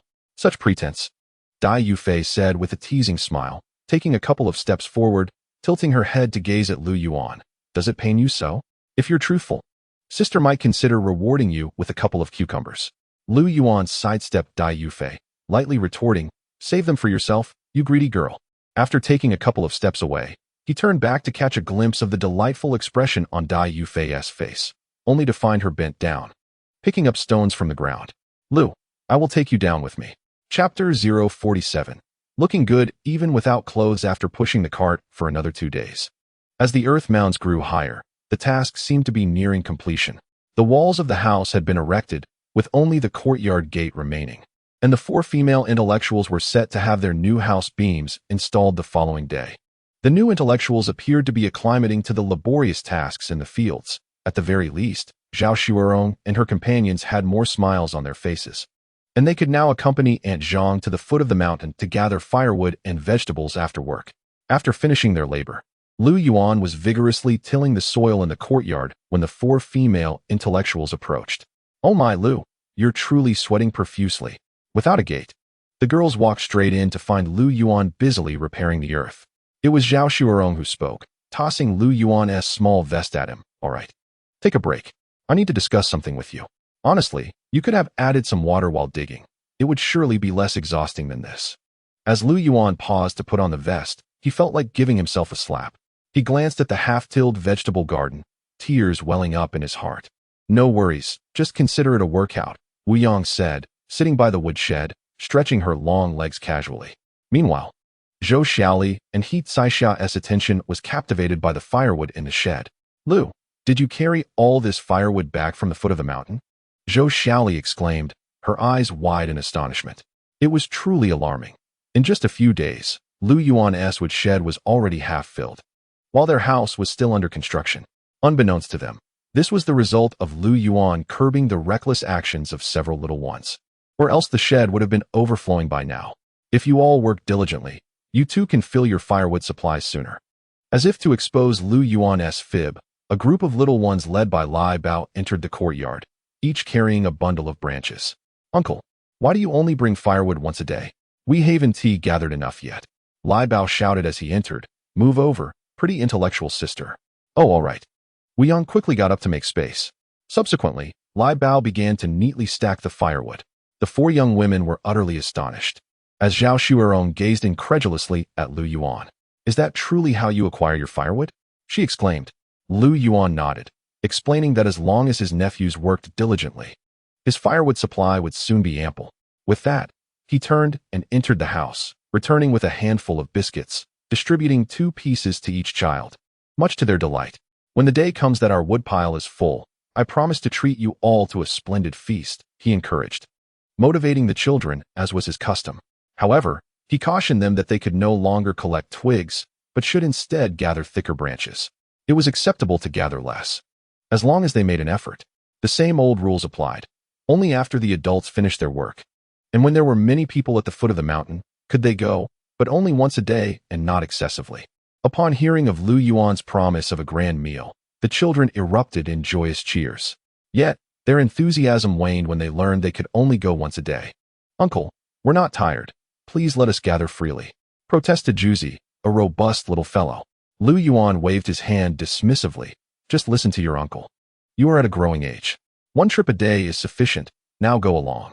The young women observed the scene thoughtfully, realizing they might adopt a similar approach. This was far easier than collecting firewood at the foot of the mountain themselves. You must be Zhao, the educated youth. Juzi chimed in with a grin. My mother says you are the prettiest girl among the educated youth, and she supports you sharing a bed with my uncle. Before Zhao Shuerong could comprehend the child's words, Arya interjected. Silly Juzi, you've got it wrong. My mother says Zhou is well endowed and can bear children for my uncle. You are both mistaken. My mother and my 4th aunt support Wu, even though she is petite. She has long legs and looks splendid even without clothes. Don't you understand? Aside from the children's chatter, the rest of the courtyard fell silent. Lu Yuan felt exasperated. What was this nonsense? He truly wished to kick these little rascals out one by one. Enough of this nonsense. Off you go to play. We have matters to discuss. He hurriedly ushered them away, for he feared that if they lingered any longer, he'd find himself with children of his own to name, which would be quite the hassle. Observing the fluctuating expressions on the faces of the young women, Lu Yuan felt genuinely embarrassed. With all this talk of physique, who could endure such a conversation? Children joke around. Do not take it to heart. They speak without restraint, he said, scratching his somewhat tingling scalp. By the way, what is it you wish to discuss? Zhao Shuerong was the first to regain her composure, recalling that she had indeed shared a bed with Lu Yuan, albeit many years ago. We came to ask you what supplies we need for the beam-raising ceremony tomorrow and whom we should invite. Have the people from the Educated Youth Compound notified us yet? Shun is getting married the day after tomorrow, and I have promised to attend. I won't take a leave of absence tomorrow, lest it complicate matters for the team. Lu Yuan pondered before responding. Tomorrow, head to the county town first to buy meat. While you may not find fatty cuts, lean meat will suffice. Also, do not forget to purchase some liquor. The men in the village have a good tolerance, so we need to buy several pounds of baijiu. And some sugar cubes as well. The beam raising is a grand occasion, and we must share some sweets with everyone. Since we are heading to the county town, we can procure the large water vat. It would be splendid if the seller could deliver it. Otherwise, you may hire a horse-drawn cart, allowing you to return with it before noon s-beam.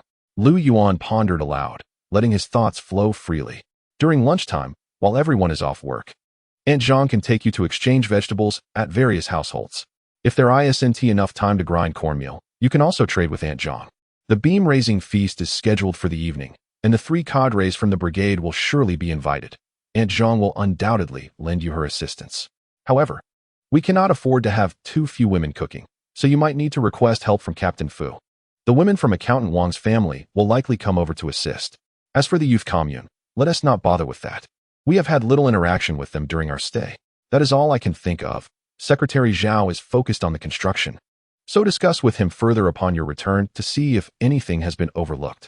Zhao Shuerong nodded, stating that Aunt Zhang had also suggested they make a trip to Captain Fu and Accountant Wang's homes to invite their wives and daughters-in-law to help tomorrow, or else there wouldn't be enough hands.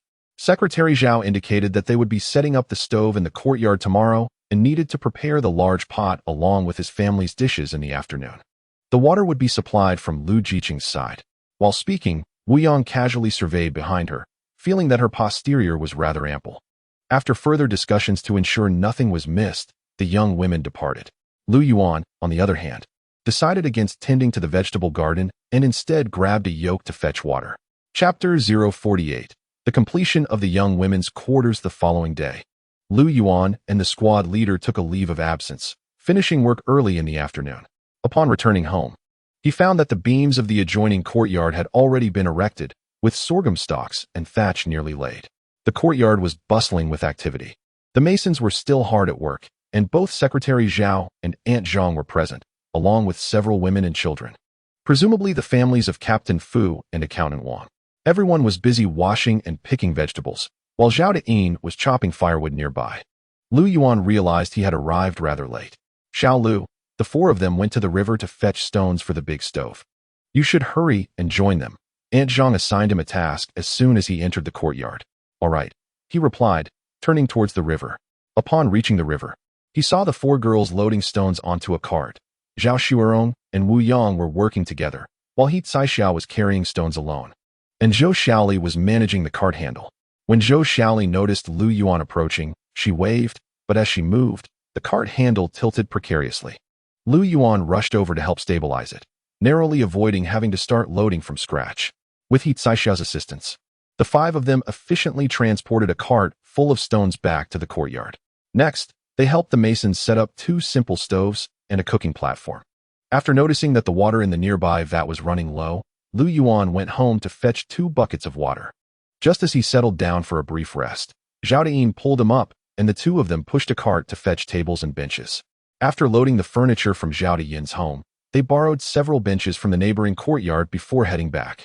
Naturally, it was Lu Yuan who pushed the cart, while Zhao Deyin trailed behind, smoking his pipe. After unloading the tables and stools, Lu Yuan thought he could finally catch his breath. However, he underestimated Zhao Deyin, who promptly assigned him the task of chopping meat again. The 4 young women had managed to procure only a small piece of lean meat, so they had to visit the farmer's market to buy a chicken. Now, the plucked and eviscerated chicken lay before Lu Yuan on the cutting board. But the problem was that he had never performed this task before and was unsure of where to begin. Staring at it, "One tea help. You need to chop," Zhao Deyin remarked as he passed by, pipe in mouth, and soon after, a cacophony of chopping ensued. Grabbing the kitchen knife, Lu Yuan began hacking away indiscriminately, causing Zhao Deyin to shiver and rush over to seize his arm, saying, "All right, enough. You go chop that firewood. I'll take care of the chicken."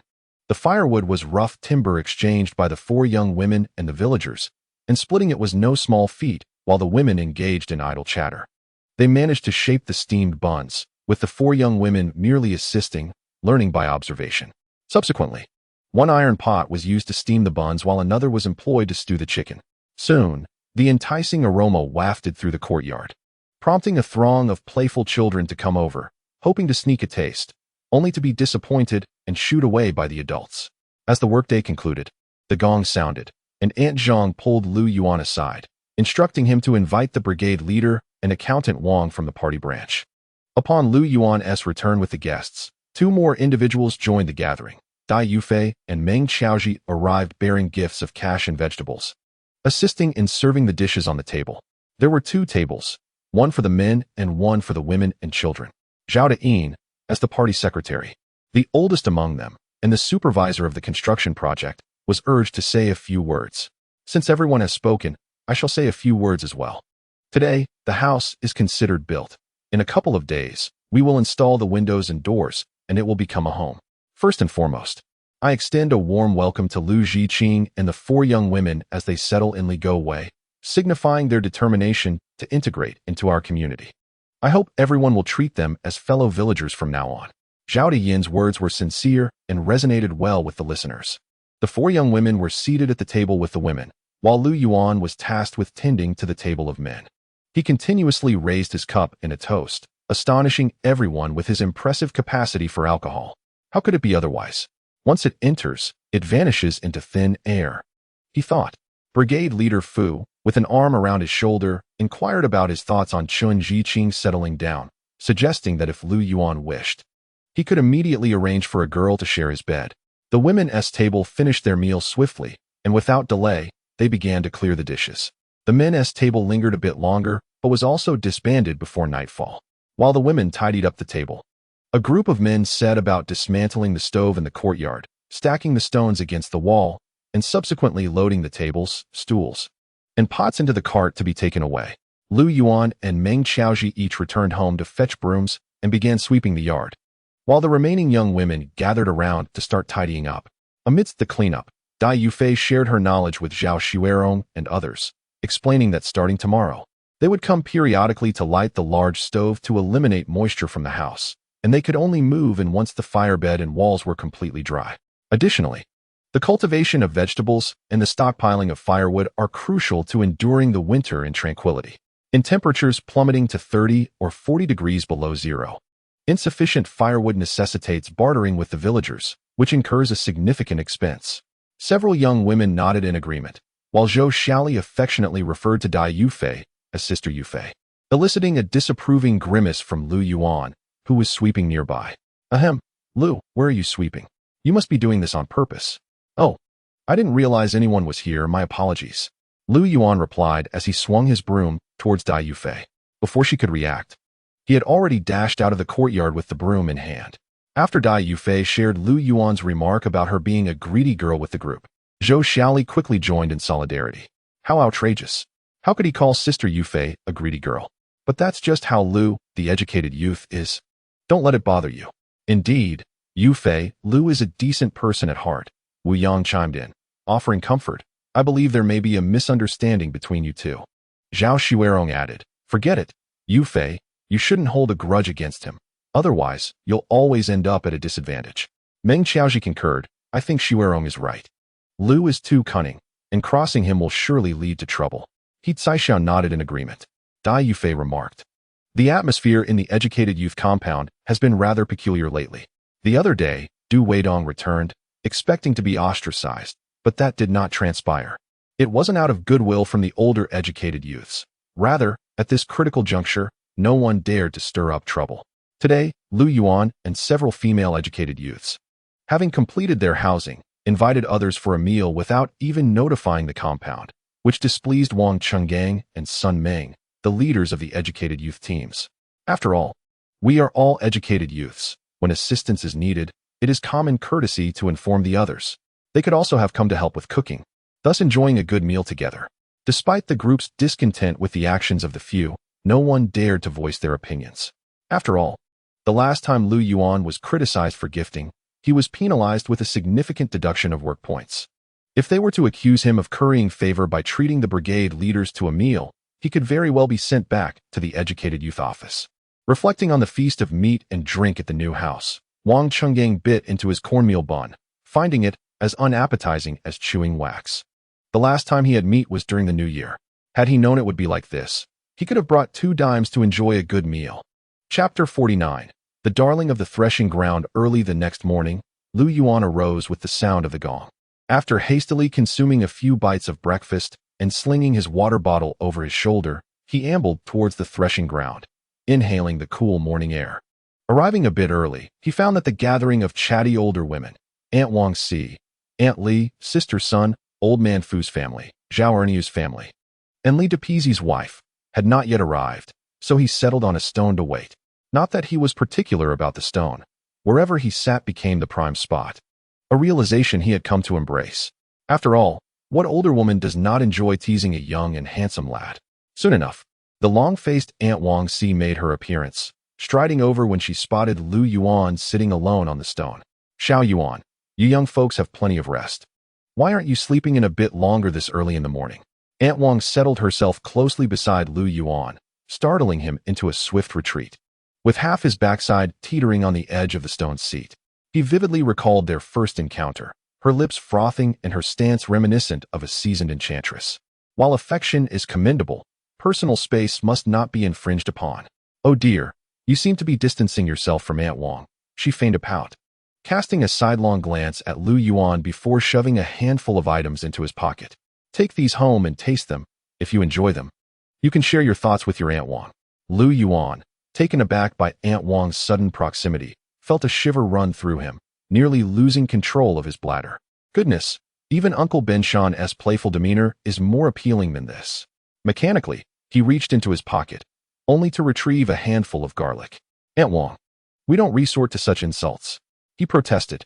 If you continue to stuff my pockets, I might as well carry a spoon. I prefer that much more. Oh, but it seems Aunt Wang has been thinking of you, she replied. Every meal has lacked flavor, and this is just what you need. Lu Yuan chuckled, accepting the garlic graciously. As long as you care for me, Aunt Wang. With a beaming smile, Aunt Wang produced a tender green cucumber from her bag, breaking it in half and offering the upper portion to him. How are you finding your stay in the youth commune? Do you not feel lonely living alone? Lu Yuan, unhesitant, bit into the cucumber. After all, he had been exchanging vegetables with the villagers. Why not treat Aunt Wang kindly? It's bearable, though it does feel empty. My mother forbids me from dating, or I'd surely be in trouble. Sighing, Aunt Wang spoke with the wisdom of experience. You know, those young people in the commune have been here for 5 years now, transitioning from 17 or 18 to 23 or 24. They constantly clamor to return to the city. But is it really that simple? If they endure a few more years, they'll be approaching 30, and in our village, being 24 or 25 without a wife means you're an old bachelor. After 30, whether in the countryside or city, finding a partner becomes a daunting task.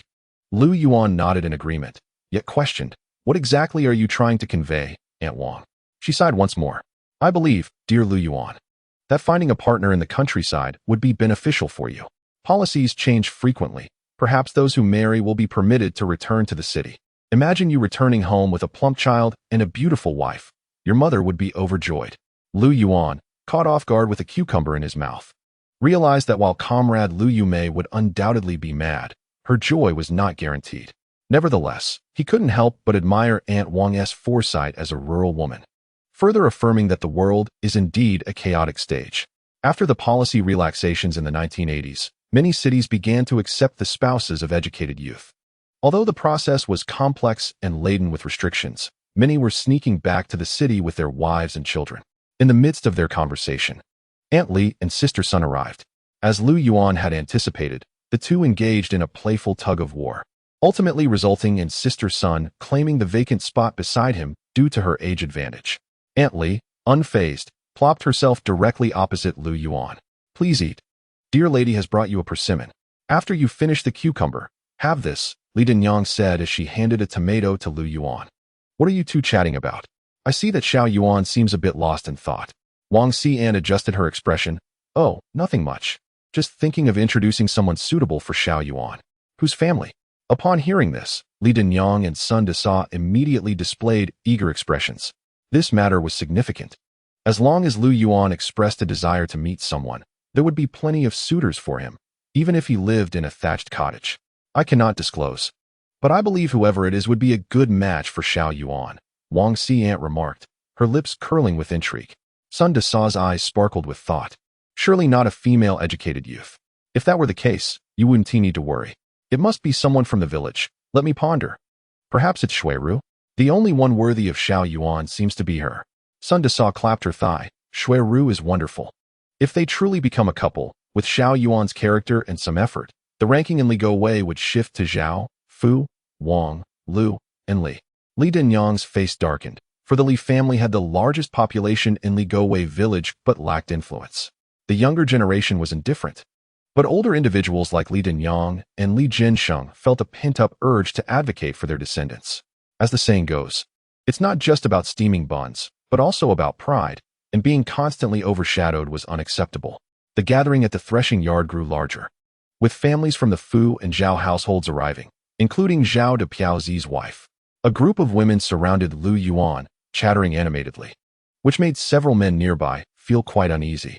Lu Yuan was busy. After finishing Li Dinyang's tomato, he began munching on the gourd seeds given by Fu Laosan's wife. These seeds were indeed a treasure, rich in protein, dietary fiber, and vitamin B. When consumed in moderation, they helped replenish energy and promote digestion. They were quite aromatic when fried, albeit a bit challenging to crack open. Regardless, when it came to snacking, one should not be too picky. No matter what the women said, Lu Yuan simply replied, "My mother will break my legs." A group of young men and women observed Lu Yuan, the center of attention, with complex expressions, unable to comprehend why these women were so fond of him. Wu Yang nudged Zhao Shuirong's arm. "Your buddy is quite the charmer, a friend of women. Not just the older women, but even little girls in their toddler years could engage in conversation with him."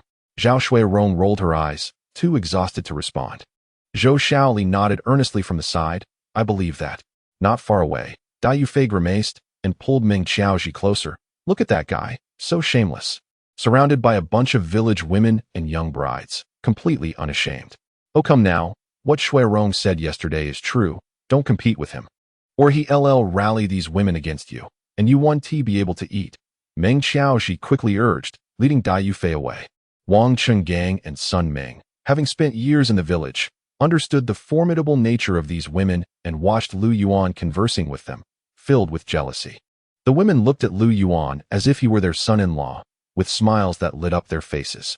The older educated youths had been in the village for 5 or 6 years, yet none had integrated as seamlessly as Lu Yuan. Lu Yuan had only arrived a few days ago, and if things continued this way, within a month, even the village dogs would greet him with respect. Otherwise, during their gatherings, if any dog claimed not to know the youth, it would surely be ridiculed.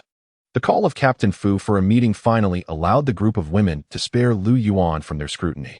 Just as he was contemplating this, he felt someone sidling up to him, and upon turning, he recognized it was Uncle Lu. He resembled a laggard student, always arriving just before the class bell, and vanishing the moment the bell rang for dismissal, leaving no trace behind. Chapter 050. Repairing the youth cadre dormitory. The early morning assembly concluded amidst the harmonious praises sung for the great leader. With it ended the brief respite that Lu Yuan and his companions had enjoyed from their labor. Du Weidong hung his head, feeling a bitter pang. He had once risked ostracism under the influence of Li Jinsheng, only to find his leisure time cut short. The new task involved assisting the village mason in repairing the youth dormitory. The construction materials had been delivered, and new youth would soon be assigned, making the repair of the dormitory an urgent matter. The old houses requiring repair had lost their roofs and had walls that had collapsed, yet the foundations remained intact, significantly easing the workload. With the help of Lu Yuan, Li Jinsheng, and the other members of the retirement brigade, the construction could be completed within 2 days if all went smoothly. The only disappointment was that Zhao Dayan was supervising the work, making it difficult for anyone to slack off. However, with Li Jinsheng, his well-connected father-in-law, Lu Yuan believed there were still opportunities to exploit. Thus, a group of workers pushed a cart under the scorching sun, following Zhao Dayan to the villagers' homes to collect mud bricks. Meanwhile, Lu Yuan and his group rested in the shade by the stone quarry at the foot of the hill, waiting for the mason to chisel out large stones, which they would then load onto their cart for transport back. The county had not only provided construction materials, but also a limited budget. This funding was insufficient to cover the costs of mud bricks, bedding, water jars, iron pots, doors and windows, or the cotton paper for window coverings, necessitating additional support from the brigade. The mud bricks were crafted by the villagers during their free time. The process, while not complicated, was quite time-consuming. Clay and mud were gathered, mixed with straw, and pressed into molds to form bricks, which then needed to be dried thoroughly before use. These bricks were prepared by the villagers for their own future construction needs, and they were unlikely to contribute to the brigade's efforts. Nevertheless, Zhao Dayan had managed to visit several households last night and secured enough for their needs. The bricks piled over a meter high on the cart made Du Weidong feel as though his hands were trembling from the effort, pushing with all his might. fearing that a misstep could cause the cart to topple and ruin the entire load of bricks. The labor was not only exhausting, but also nerve-wracking. On the other hand, Lu Yuan found himself in a more favorable position. While pushing the cart, he casually held a cigarette between his lips. Ahead, Li Jianxing and two elderly men pulled with ropes, while Li Li and old Zhao exerted all their strength to push. Uncle Lu, what are you doing? At your age? Shouldn't you have learned better? Do you still wish to have a son with my aunt? Why do you seem so weak as we just begin our work? Lu Yuan, with a cigarette dangling from his lips, began to count. You, being the youngest here, should take the lead. Get lost. Can't you see my pants are soaked? Li Jianxing felt a pang of guilt. His son-in-law had an uncanny knack for reading the situation. Lu Yuan sighed and glanced aside. Old Zhao, I'm not trying to criticize you, but you haven't done much work, have you? Just look at your clothes. They're drenched as if you just emerged from the water. How much herbal soup did you drink this morning? Old Zhao felt a twinge of bitterness. At home, his wife had no expectations of him, content if he earned 4 work points a day. Yet, working alongside Lu, it was a different story. He could easily earn 5 or 6. You should keep that sharp tongue of yours in check. It's early, and you're already chatting nonsense with the old ladies. Now, you're making fun of us at work. Lu Yuan clicked his tongue. Old Zhao, with your age, you shouldn't be envious of the youth. Perhaps I should have a word with Sister Sun and have her chat with you about some risque topics. Old Zhao nearly stumbled at that. With his age, he felt as though he was at death's door. Surrounded by risque discussions, his grandson and granddaughter-in-law were both in the brigade. What would that look like? Li Li, standing to the side, felt a surge of emotion. Clearly, they had all come together. Yet Lu had managed to integrate himself into the village so effortlessly. While other youths were being bullied by villagers, Lu had flipped the script and was now the one asserting dominance over the villagers, particularly these elderly men who were not to be trifled with. Old Nian, why are you just standing there laughing while my Uncle Lu looks like a dead dog from exhaustion? Aren't you ashamed? Uncle Wang, I understand your hand isn't functioning well, but that shouldn't stop you from hauling that hemp rope and putting your legs to work. 60 is the prime age for labor. You ought to muster all your strength for the next generation. Li, among us 6, you are the youngest. Why not take a turn pushing the cart for me so I can catch my breath? By noon, this group had moved 4 carts of stones. And with the leftover materials from the ruins of the youth hostel that hadn't been taken by the villagers, they had just enough. After work, Lu Yuan felt little appetite, merely nibbling a few bites before lying in the shade by the river. He had come to terms with his simple life, far more comfortable than working in the city. Before long, Li arrived, bringing news that trouble had erupted at the youth hostel. The workers had emptied both water barrels, leaving the returning residents without water to cook. Wang Changgang reprimanded Du Weidong and Li Li for neglecting their responsibilities, placing all the blame on them. However, masons needed water. Everyone needed to drink, and after work, everyone wanted to wash their hands and faces. Could those two really stop them? Moreover, they would have to be able to stop them in the first place. Before the afternoon shift began, Zhao Dayan rushed to the youth hostel to hold a criticism meeting with Wang Changgang and Sun Meng. The benefits of renovating the youth station for the old youths were self-evident. While the female youths only gained 1 more, Wang's side had 3 additional members. Once the new house was repaired, it would allow for a redistribution of 2 people to this side, thus making the old house more spacious. In the end, Wang Qinggang had no choice but to lead the group to fetch water, while Zhao Dayan reminded the workers to leave enough water for the youths to cook in the evening. The sun at 2 or 3 in the afternoon was merciless, scorching enough to make one feel as if their skin might peel away. Even the bricklayers struggled to muster any enthusiasm, let alone the members of Lu Yuan's aging team. Zhao Dayan turned a blind eye to the situation. Although the work was pressing, it paled in comparison to the autumn harvest. One could hardly expect to drive the team forward with a small whip. It was only when a hint of coolness graced the air that spirits began to lift. Those with even a modicum of masonry skill joined in the repair tasks, while Lu Yuan and his companions assisted by mixing mortar, organizing wooden beams, weaving thatch for the roof, transporting adobe bricks, and tamping the earth. These assorted tasks fell to them. After a long day, Lu Yuan sought permission from Zhao Dayan to take leave the following day for the wedding of Chun Ziqing. In previous years, many had opted to hold weddings at night to avoid disrupting production. However, the darkness rendered everything inconvenient, and the elders deemed it inauspicious, leading to a return to midday ceremonies. According to traditional beliefs, noon, when the sun is at its zenith, symbolizes brightness and hope, capable of warding off misfortune. Thus, choosing to celebrate a wedding during this time signifies that the newlyweds will be blessed by the energies of heaven and earth, ensuring a more blissful and fulfilling marriage.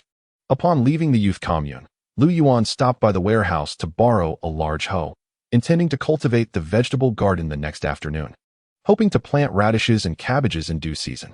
On his way back, he encountered Dai Yufei and Meng Xiaozhi, two young women from the commune. Lu Yuan initially assumed they would ignore him, but to his surprise, Meng Xiaozhi approached him to chat.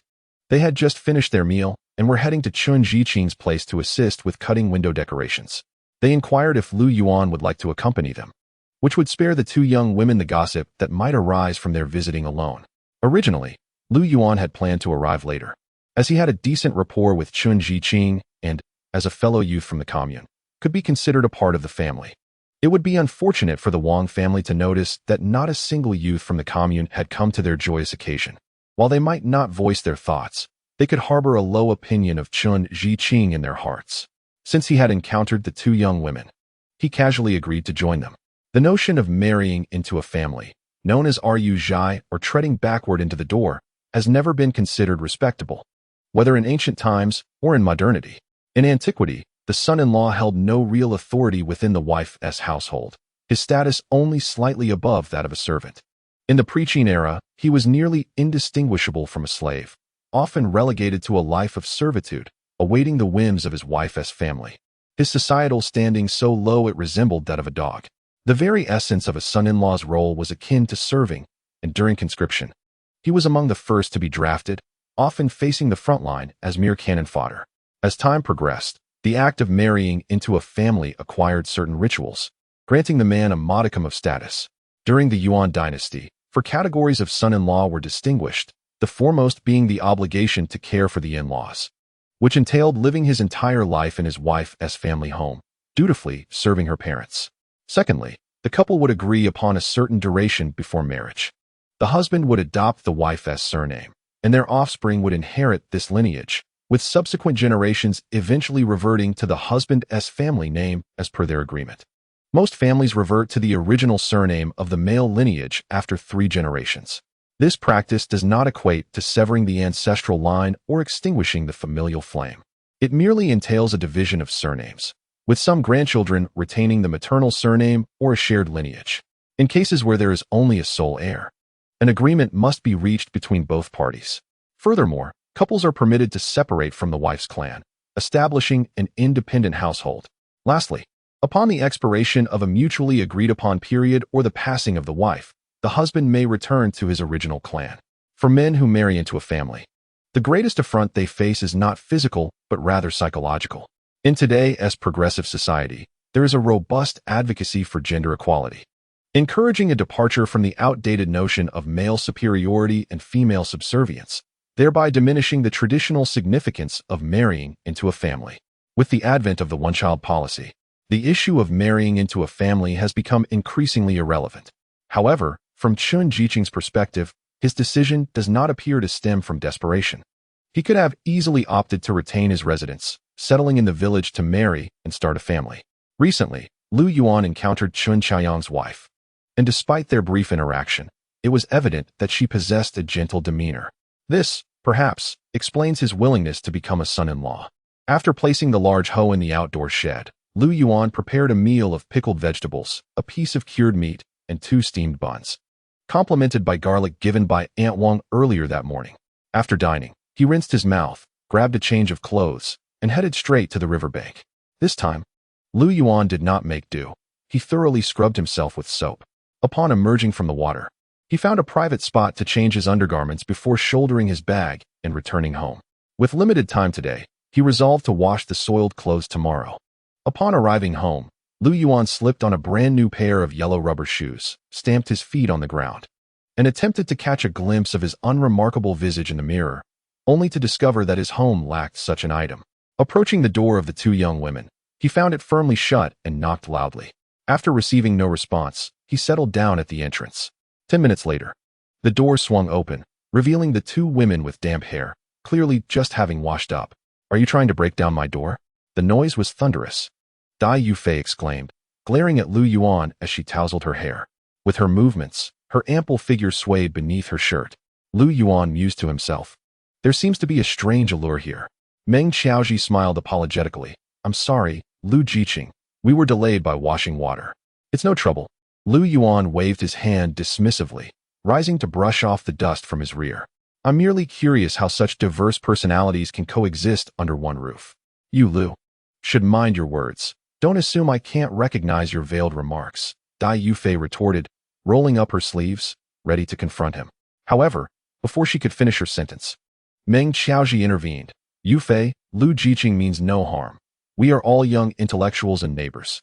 Why must you always bicker upon meeting? She linked her arm through Dai Yufei's. Let us head over to Chun Jiqing's place and see if he needs any assistance. He has helped us both over the years. Dai Yufei snorted disdainfully. You're no match for Chun Jiqing. I certainly won't fetch water to exchange for vegetables with you, nor will I trade steamed buns for it. How infuriating. Lu Yuan shrugged casually, nearly provoking Dai Yufei into a fit of rage. The rural dusk was so breathtakingly beautiful that it seemed like a vibrant painting. The three of them walked side by side along the tree-lined path by the river, enveloped in soft, warm hues that draped over the distant fields, villages, wisps of smoke, and the glow of the sunset, all intertwining harmoniously. The air was filled with the symphony of chirping insects and croaking frogs, embodying a unique serene beauty amidst the clamor. Upon arriving at the entrance, quite a few people had already gathered in Old Wang's yard. After dinner, everyone had come together to lend a hand. Some were chopping wood, others setting up stoves, tidying the yard, and pasting festive couplets. Ah, the educated youth has arrived. Here, have a celebratory smoke. Uncle Wang San, ever observant, spotted Lu Yuan as soon as he appeared and offered him a cigarette from a pack he held. Seeing Lu Yuan, Aunt Wang Si grinned widely, putting down her work to approach him. Three brother, don't chat with Xiao Yuan just yet. Quickly, let him go in with Dai Jiqing and Meng Jiqing. What if Chaoyang has something to say? Yes, you should go in and take a look. Lu Yuan, Dai Yufei, and Meng Qiaoji were all educated youth, and so was Qin Xiaoyang. Regardless of how familiar they usually were, their current status made them family members of Qin Xiaoyang. As Lu Yuan exchanged greetings, Aunt Wang Si pulled him into the outer room, where he saw old Zhao sitting on a small stool, diligently crafting lanterns from red paper and bamboo sticks. Well, old Zhao, saving your energy for a duel with the lanterns, are you? Ah, Lu Jiqing, your aunt made me some herbal medicine. After drinking it, I feel rejuvenated. Old Zhao looked up with a grin, revealing his few remaining yellowed teeth. Upon entering the inner room, Lu Yuan was greeted by the presence of Wang Shengli, Li Zhensheng, Zhao Dan, Fu Baohua, and Wang Mingyuan. Before they could exchange pleasantries, Lu Yuan was pulled by Chun Chuyang into the West Room, accompanied by Dai Yufei and Meng Qiaoji. The West Room was sparsely populated, and judging by the decor, it seemed to be where Chun Chuyang and his wife lived. Under Chun Chaoyang's introduction, Lu Yuan met his in-laws, a pair of amiable middle-aged couple. Dai Yufei and Meng Qiaoji appeared to be quite familiar with Qin Chaoyang's wife, as they immediately settled on the Kong and began chattering away. Soon after, Lu Yuan, like a rag doll, was dragged into the backyard by Qin Chaoyang. The two lit their cigarettes, and Qin Chaoyang took a deep drag before exhaling slowly. Xiao Yuan, do you think I should write to them and let them know? Chapter 052. The Grand Wedding. Regarding Chun Chaoyang's question, Lu Yuan refrained from providing an answer. Such matters required his own discretion, driven by his heart. From an outsider's perspective, Lu Yuan believed it was entirely unnecessary to inform Chun Chaoyang's adoptive parents. Their actions prior to sending him down to the countryside indicated a desire to sever ties. Why complicate matters now? However, Lu Yuan kept these thoughts to himself, as it seemed that Qin Chaoyang still held some affection for his adoptive parents. In these times, having been raised to adulthood, regardless of the quality of sustenance, was a reason for him to be grateful for a lifetime.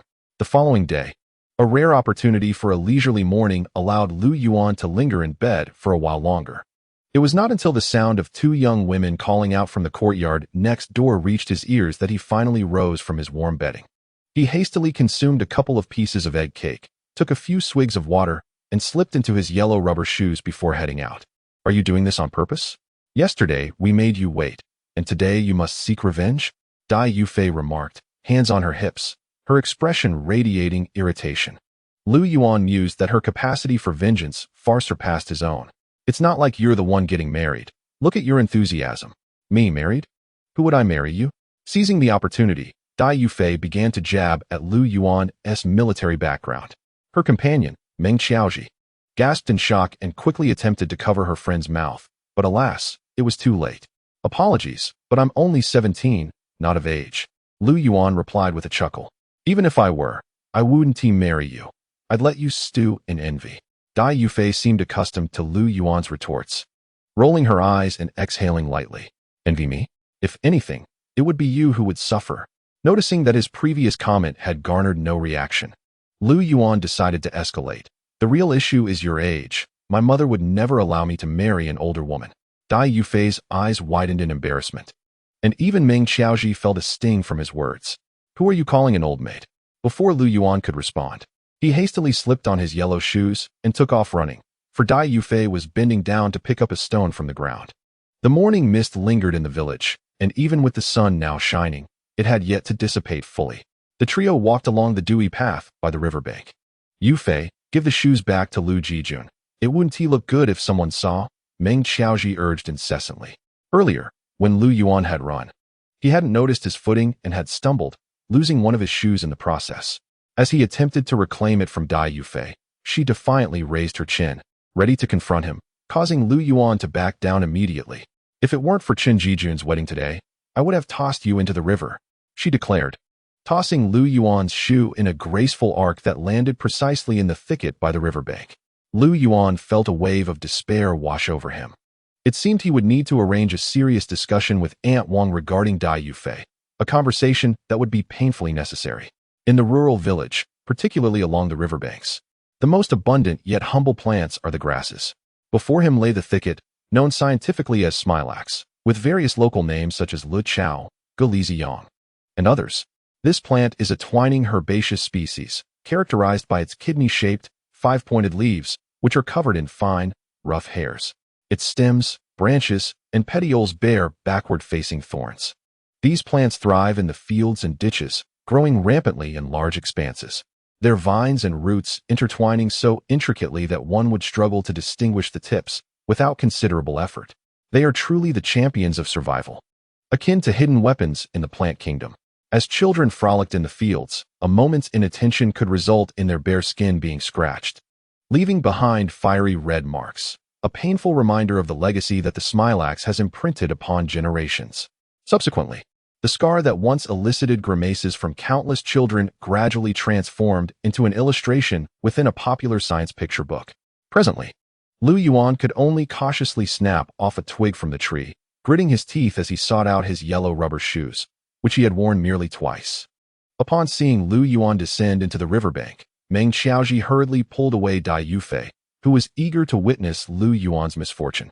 Should Lu Yuan emerge later, it would be Dai Yufei who would descend in his stead. Due to Chen Xiaoyang's dual identity as a sent-down youth and a son-in-law, the customary wedding procession was omitted. Traditionally, the bride would reside at her maternal home, with the groom subsequently fetching her. However, this protocol was dismissed by Chen Xiaoyang's father-in-law, who wished to spare Chen Xiaoyang any embarrassment and prevent the villagers from perceiving the wedding as overly laden with son-in-law rituals.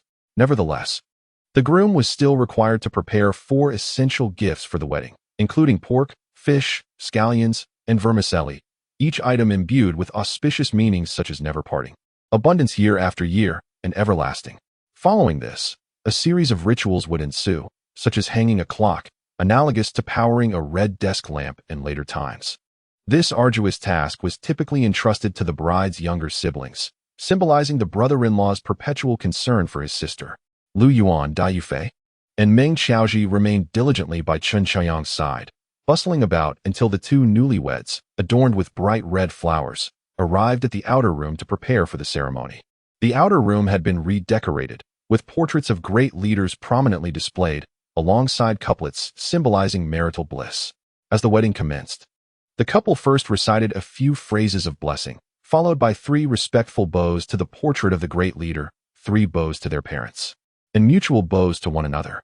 Lu Yuan was the first to initiate applause, while everyone joined in, offering heartfelt congratulations, thus marking the completion of the ceremony. In stark contrast to the elaborate weddings of later generations, this affair was refreshingly simple, attended by individuals genuinely extending their best wishes. Unlike the later gatherings, often motivated by self-interest.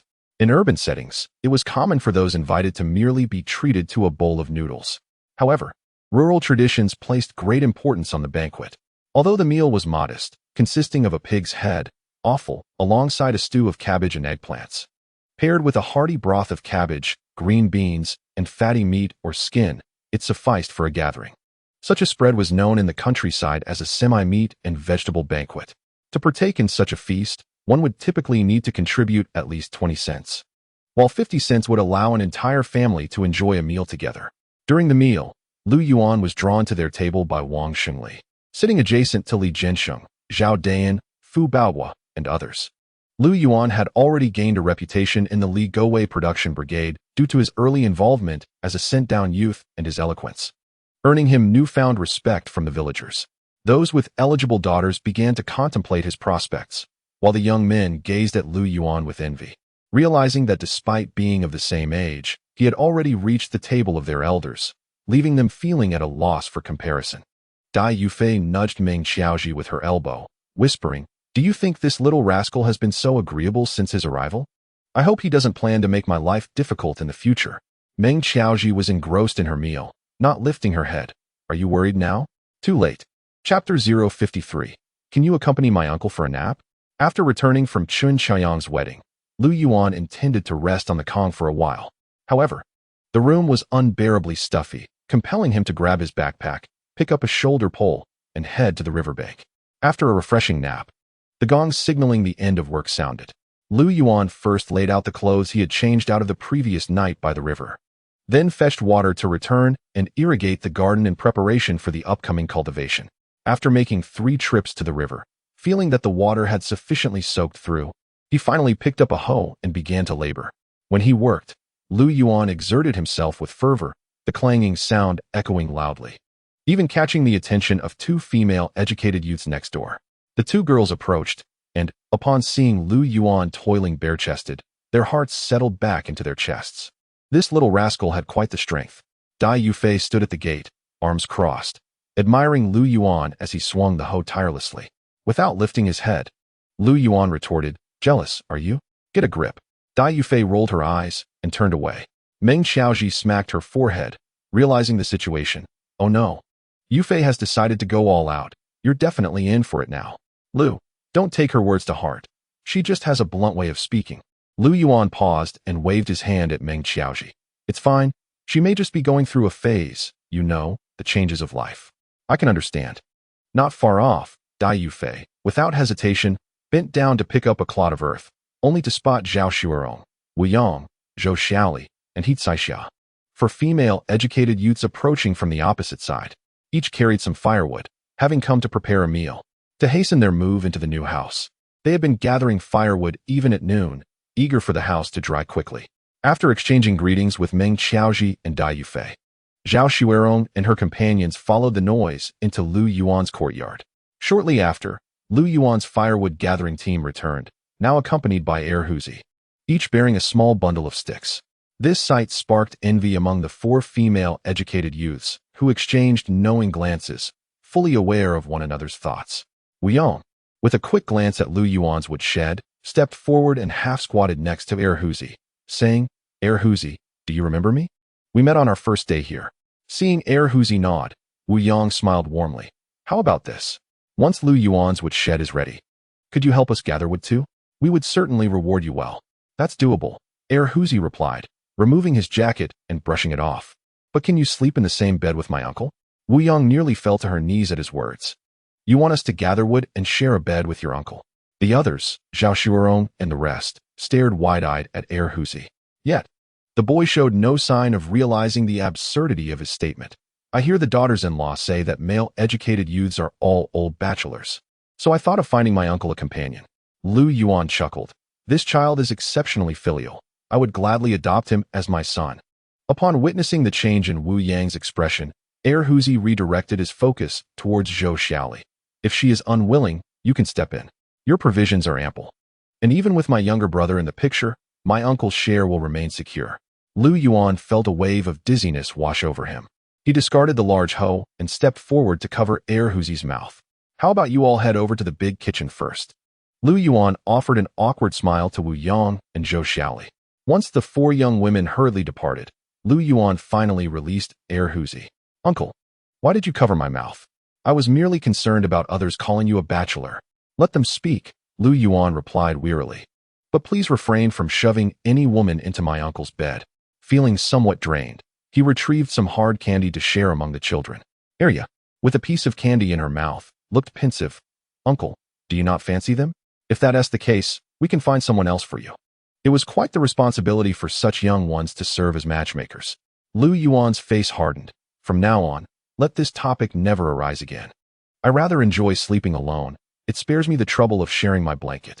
The children nodded, some comprehension dawning upon them. After sending the children away, Lu Yuan finished cultivating the remaining patch of land and then poured a bucket of water over it. He couldn't help but feel irritated, recalling Wu Yang's long legs. Time, much like a man of 40, slips away unnoticed. In the ensuing days, Lu Yuan, Li Zhensheng, and other elder team members continued their task of hauling stones, but this time not for the youth commune. Rather, the brigade had resolved to widen and repair the village's stone bridge before the autumn harvest. The new young female intellectuals, Zhao Shuerong, Wu Yang, Zhou Xiaoli, and He Caixia, had their windows and doors installed in their new house, yet to ensure the structure dried thoroughly. They diligently continued to tend the big kitchen after work each day. On the evening the courtyard door was installed, Lu Yuan treated himself to a delightful meal. Of course, it was not the sort of escapade that people might imagine involving bed and flying machines, but rather a simple stir-fry of green beans with pork, accompanied by a small pot of steamed rice, which he had obtained after trading some beans at Aunt Li's house. That afternoon, while resting by the riverside alongside Li, Zhao Deyin approached with a grim countenance. After waking Lu Yuan, he abruptly pulled him along. It was only upon reaching the livestock pen that Lu Yuan learned of the arrival of new intellectuals. Unfortunately for Zhao Deyin, his luck had run dry. He had lost the draw yet again, and now sought Lu Yuan to accompany him to welcome the newcomers. First, we must attend a meeting at the commune. I will provide you with the list then. You know where the county's youth office is. Just take the list and go collect them, Zhao Deyin instructed. What? I'm to go alone. What about you, Uncle Zhao? Lu Yuan questioned. I'll return to the village after the meeting. There are numerous matters awaiting my attention. I'm counting on you this time. Help your uncle out. Lu Yuan cursed inwardly. It seemed he had been summoned for the dirty work. But wait, uncle. I'm merely a member of our production brigade, without any official status. When I arrive at the youth office, how will I explain myself? Any explanation will suffice. As long as you don't claim to be the commune secretary, Zhao Deyin waved dismissively, clearly intent on offloading this burden onto Lu Yuan. In truth, Lu Yuan felt indifferent. While Zhao Deyin and others would face the ire of the villagers upon returning with the new intellectuals, he was different. He was one of them. With a resigned sigh, his face etched with difficulty, Lu Yuan conceded, Very well, uncle, I shall comply with the organization's arrangements. The mere mention of compliance startled Zhao Deyin, who thought, why must he phrase it so nobly? It's rather intimidating. One could mistakenly believe he was being sent off to some dire fate. So, there's an organization to back you up should anything go awry, is there? As they made their way to the commune, Lu Yuan's mind wandered. The titles of deputy secretary, deputy team leader, and deputy accountant were one thing. Though the accountant wielded considerable power, he did not oversee people. There had to be a more refined and imposing identity. Ultimately, Lu Yuan couldn't help but reflect that, indeed, one's identity is self-bestowed when one is away from home. Being the Youth League branch secretary seemed quite commendable. Chapter 054. The reckless high school canon. The two of them ambled into the commune courtyard on a swaying ox cart. In the shade of the courtyard, a few cows and mules were tied up here and there. Lu Yuan found an empty spot to unhitch the ox, then grabbed a water bucket to seek out a water source. Zhao Deyin, observing Lu Yuan's actions, nodded in approval. No wonder old Yang recommended Lu Yuan as a provisional cart driver. His quick wit was commendable, but what was truly rare was his meticulousness when it came to livestock. Upon returning with the water, Lu Yuan did not immediately let the ox drink. Instead, he placed the bucket in the sun to warm it for a while. The water he drew from the well was not just cool, but could chill a person to the bone. On such a hot day, the ox was already overheated, and Lu Yuan feared that giving it such cold water might harm its stomach. Zhao Deyin went off to a meeting, leaving Lu Yuan with little to do. He took off his shirt and laid it on the ox cart before lying down himself. The sounds of livestock herding occasionally echoed in the courtyard, and soon the shaded area beside Lu Yuan was occupied. Is this water meant for the cows? Truly meticulous of you. When you return, save some for my mule. He is thirsty too. Hurry up, old Gao. Can't you see the courtyard is nearly full? Don't keep the secretary waiting. Lu Yuan, drowsily absorbing the chatter, squinted to see two figures moving away before closing his eyes and drifting back to sleep. The various production teams were waiting to receive the young intellectuals from the county, and the meeting was brief. Awakened by Zhao Deyin's return, Lu Yuan sat up and noticed with dismay that the bucket of water he had set out before sleeping was now missing. The wooden basin on the ox cart remained in its original position, so it couldn't have been Zhao Deyin who fed the ox. In the next moment, Lu Yuan felt a surge of anger. Just a few meters away, a mule was greedily drinking the water, while Lu Yuan's bucket lay discarded on the ground by the man driving the mule cart. Drink up, drink up. This water is splendid, warm, even. After finishing, we'll go fetch the treasures distributed from above. The mule driver chuckled, kicking the bucket towards Lu Yuan and Zhao Deyin. Zhao Deyin had indeed seen Lu Yuan fetching water, but he failed to recognize that the bucket belonged to them. Just as he was about to return the kick, Lu Yuan stopped him. Picking up the bucket, Lu Yuan smiled and explained to Zhao Deyin. Since the situation favored him, Lu Yuan, adhering to his principles, felt it necessary to report to the organization first, for whatever transpired next would be the organization's responsibility. Upon hearing this, Zhao Deyin's aged face instantly flushed crimson. Without uttering a word, he strode purposefully towards the man driving the mule cart. Gao Sanpao, how dare you? That water was meant for drying. Zhao Deyin approached with a barrage of invectives, his finger nearly jabbing the man's nose. You truly cannot go a single day without committing some misdeed, you despicable old scoundrel. Lu Yuan followed closely behind, shaking his head in exasperation. Secretary Zhao is far too impulsive. As a government official, his language is shockingly coarse. He walked directly towards the mule, which was enjoying a hearty drink, and with a vigorous swing of his arm, he slapped the mule on its large head, causing it to startle and take 2 steps back. Casting a glance at Zhao Deyin and the man, Lu Yuan swiftly seized the man's water bucket and poured the contents back into his own. You insolent brat, return that water to me. Before Gao Sanpao could finish his protest, Lu Yuan raised the bucket and brought it crashing down upon him. I am a sent-down youth. I fear no one. Despite Gao Sanpao's imposing stature, he could not withstand Lu Yuan's forceful blow and was sent sprawling to the ground. Zhao Deyin stood in disbelief. Was this truly the same Lu Yuan who always wore a smile and traded banter? The village lads did not fight like this. At least they exchanged some threatening words before resorting to blows. For Lu Yuan, fighting was not merely a verbal sparring match. It was not about life and death, but one had to show the will to engage. In the moment that Zhao Deyin was lost in thought, Lu Yuan delivered 2 more strikes to Gao Sanpao, leaving his face bloodied as he curled up on the ground, howling in agony. Only then did Lu Yuan discard the shattered bucket. Uncle Zhao, the rest is up to you. He stood up, flashing a broad grin at Zhao Deyin. Zhao Deyin was taken aback. What do you mean, it's up to me? Qin Huai and a few of his allies had come running, the secretaries and brigade leaders from various production teams arriving at the scene. Some reprimanding Zhao Deyin while others rushed to help Gao Sanpao to his feet. Yet, a greater number sided with Zhao Deyin, exchanging sarcastic remarks towards the fallen man.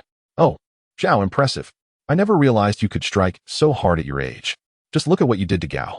Why didn't you finish him off? Last year, our brigade lent them grain, and when we sought to borrow a little back, guess what this fool said? He claimed there was no such kinship. If you had killed him, his son would have come to kneel and thank you. Indeed, that scoundrel. I worry for the young female sent-down youths in our Xianyang commune. This rogue might tarnish our reputation. All right, enough. Look at what you've done to Gao. Hurry and wash up. Everyone disperse quickly before the secretary arrives. Seeing someone attempt to assist Gao Sanpao, Lu Yuan interjected. This is unacceptable. The beating you received was well-deserved, and you owe me for my water. Upon hearing Lu Yuan's demand, the onlookers nearly choked in disbelief. So it was this young man who had done the beating. Yet he still sought compensation for water after inflicting such punishment? That was rather ruthless. Lu Yuan pushed past several brigade leaders and secretaries, gripping Gao Sanpao by the collar, intent on dragging him away. Let us seek out the commune secretary. If he proves ineffective, we shall approach the county youth office and the regional youth management committee. I refuse to believe that no one can address the humiliation of the educated youth and the disruption of the movement. If necessary, I shall pen a letter back to the city, rallying familial connections to bring this matter to light, allowing the captain of the Gao Brigade to gain notoriety, and letting leaders at various levels witness the situation firsthand. Though Lu Yuan spoke with nonchalance, the grassroots officials before him felt a chill in their hearts. This young man was, in fact, an educated youth. The humiliation of educated youth and the sabotage of the movement are grave offenses. Should this issue escalate and reach the press, it could spell disaster for Gao Sanpao. Gao Sanpao was nearly paralyzed with fear. Even if the village's most flirtatious young wife were to strip before him, he would remain impotent. This male educated youth was akin to a red guard among his peers. Ready to confront the heavens and earth, he was indeed thrusting himself into a perilous situation. Though such audacious educated youths are rare, once they latch on, they become tenacious as a snapping turtle, and the lightest consequence could be a severe reprimand. Countless notable figures have fallen victim to such individuals. Yet Gao Sanpao, a captain of a production brigade, amounted to mere dog excrement in the presence of such lofty figures. Sanpao swiftly apologized to this young comrade. "What are you dawdling for? My dear comrade, please temper your anger. This issue concerning the water barrel is trivial. It need not escalate to such proportions and affect the camaraderie between production brigades," urged Zhao, the secretary. "You should also speak, Secretary Zhao. It is but a minor affair. Let us not delay our mission to fetch the educated youth. If this reaches the secretary, we shall surely face reprimand." The suggestion, rather than placating, incited Zhao Dayan's ire. What then? Must the educated youths of Ligowei endure bullying from Gao Sanpao? This matter must be addressed at the youth office. The youth office again. Gao Sanpao's legs quivered slightly as he shakily retrieved 2 yuan from his pocket. "Old Zhao, and this esteemed comrade, today I acknowledge my wrongdoing. Please accept this money to buy some soybean cakes for the cattle, as a gesture of my apology, if you will." Onlookers gasped, witnessing that after being struck, he was now to compensate. Yet, what choice did they have, given they faced such a rebellious educated youth? Zhao Dayan clearly wished to avoid escalating matters further. Accepting the money and giving Gao Sanpao a symbolic kick, "You ought to engage in fewer and scrupulous deeds. Beware of divine retribution." He then signaled to Lu Yuan with a glance. Lu Yuan, lifting the water bucket, smiled at Gao Sanpao and followed Zhao Dayan back to the ox cart. As he turned, he caught a glimpse of the darkness lurking in Gao Sanpao's eyes. However, Lu Yuan paid it no mind. Seeking revenge was beyond his reach, for he was merely a captain of a high fortress brigade, far from the affairs of Ligowei. After handing the list to Lu Yuan, Zhao Dayan advised several familiar brigade cadres to keep an eye on the road before striding back to the village. Lu Yuan observed the ox finish the remaining half bucket of water before he finally mounted the cart and exited the commune courtyard. Chapter 55, Secretary, Director. Team Leader 7. Along the way, many greeted Lu Yuan. "Brother, I am Zhou Yukai, the secretary of the Zhejiang Production Brigade. We are not far from your Ligowei. Many have grown weary of that old rascal Gao Sanpao. What you did earlier truly relieved our collective frustration. Indeed, the young man possesses commendable qualities. Rest assured, the individual surnamed Gao is rather petty.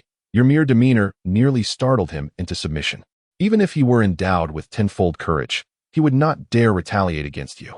It is true that the character of the Gao is questionable, and I suspect he will not endure in his position for much longer."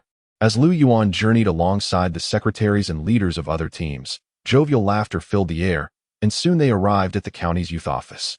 Following the customary procedure, the staff at the youth office convened a motivational assembly for the incoming youth, infusing them with enthusiasm. Those who came to join the Ligowei production team, Zhou Haoyang, Wei Dakue, Lu Yuan, and Huasisi, were summoned forth. Upon witnessing the astonished expressions of the 4 youths approaching, Lu Yuan chuckled. "Might you refrain from regarding me with such incredulity?"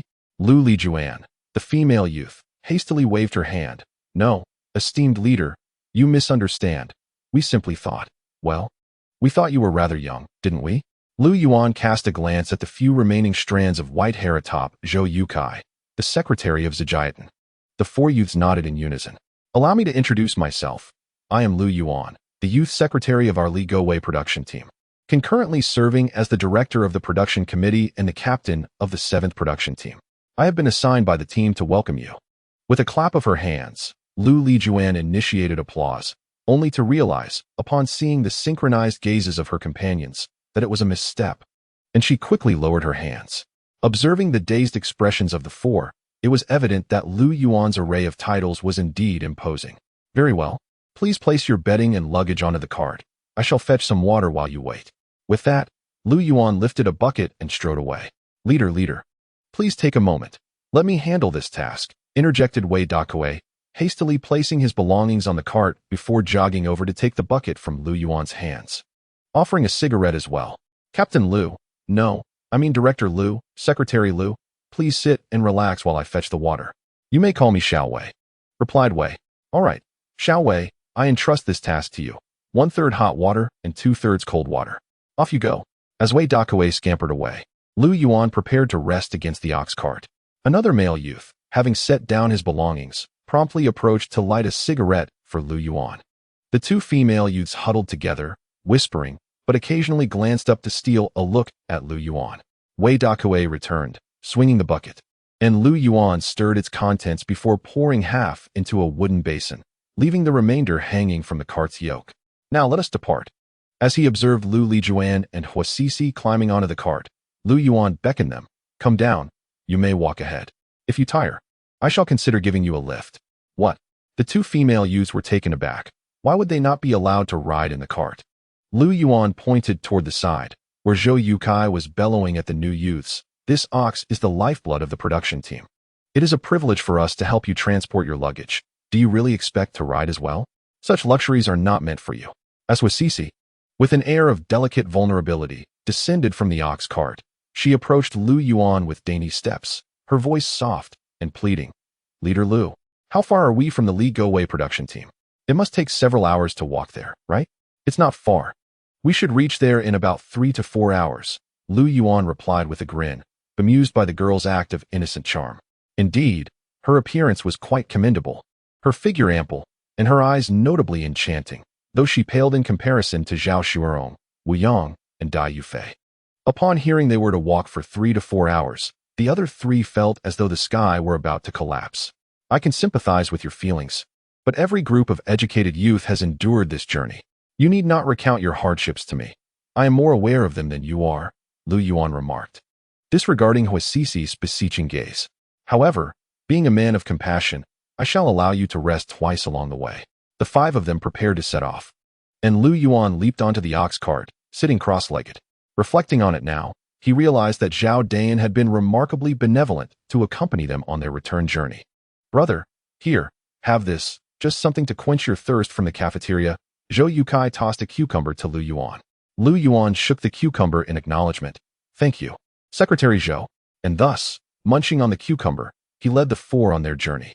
Yet, within half an hour, Huasisi and Lu Yuan clamored for a break. Lu Yuan paid them no heed, forcing them to continue until an hour had passed before finally halting the ox cart. Before Lu Yuan could utter a word, the 4 had already settled by the roadside. He jumped down from the cart, arms crossed behind his back, his face stern as he approached them. It said that educated youth should neither bear burdens nor carry loads.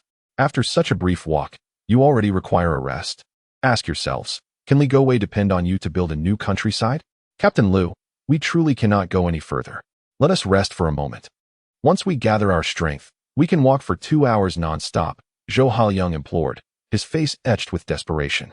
Just as Lu Yuan was about to respond, a series of clattering sounds approached from behind. It was Gao Sanpao, driving a mule cart, overtaking them amidst a cloud of dust. How dare you? Lu Yuan began. But before he could finish, Gao Sanpao, from his elevated position on the cart, launched a verbal assault at him.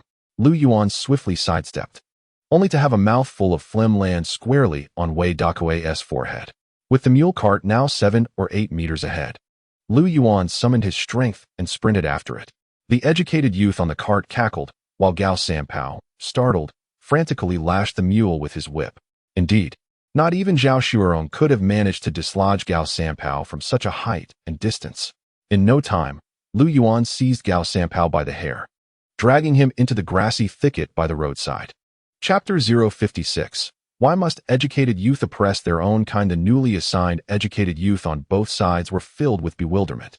Was their leader about to engage in a brawl? Should they intervene or not? Those assigned to the Gaobao camp production team found themselves in a quandary. Witnessing their leader spat upon was inherently unjust. Yet, to stand by and watch their captain endure such treatment was equally untenable. It was clear that they would be held accountable for this. The two young men on the mule cart exchanged a glance and hurriedly leaped down, racing towards the grass thicket. Even if they weren't inclined to assist, they could at least divert some attention. They were swift, but Wei Dakuai was no slouch either.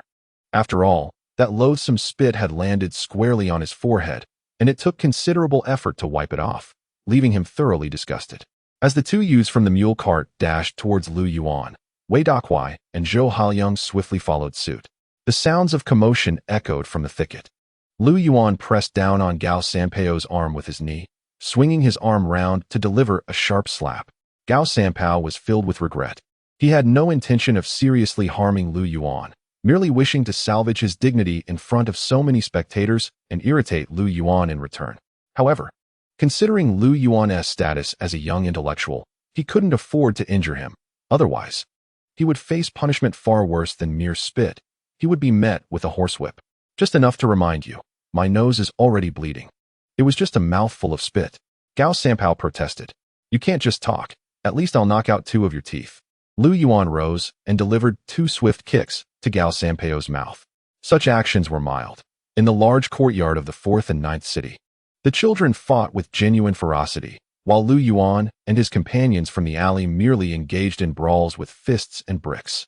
Just as Lu Yuan contemplated lifting Gao Sanpao up, 2 new young intellectuals arrived. Upon seeing Gao Sanpao's pitiful state, they immediately cowered, and under Lu Yuan's menacing gaze, they surrendered, crouching on the ground with their heads clutched in their arms.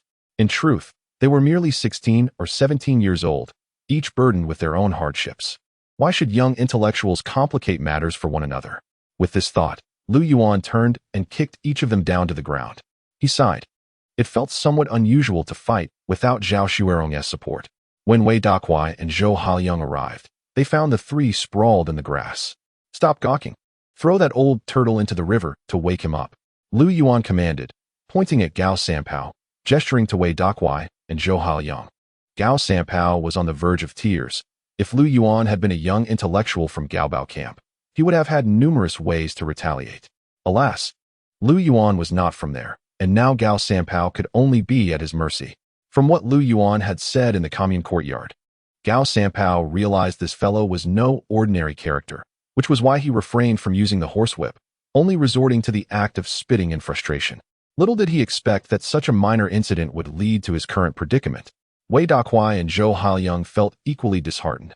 What sort of leader had they encountered? If the leadership of the Li Gowei production brigade was composed of such ruffians, how could they expect to have a decent life? Brother Lu, please stop. Hear me out, Zhou Yukai pleaded as he rushed over, grasping Lu Yuan's arm. I just spoke with the female young intellectual.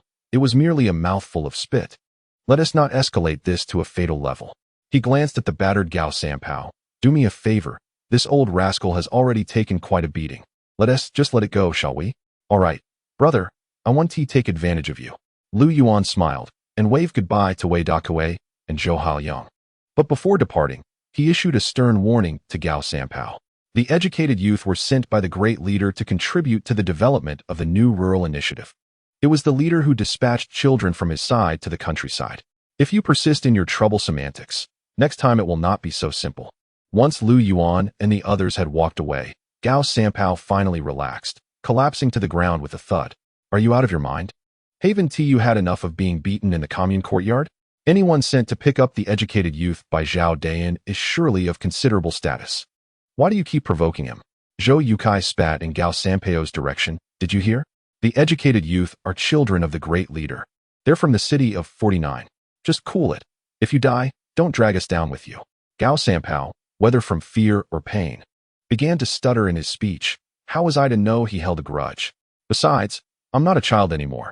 I can't just let him hit me. I just wanted to regain a little dignity.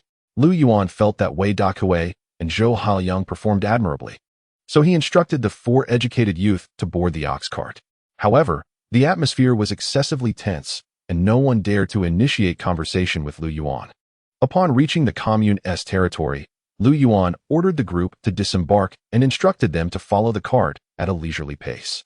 An hour later, they arrived in the village just as daylight began to fade. As Lu Yuan had anticipated, many villagers were gathered at the entrance, eager to catch a glimpse of the new arrivals.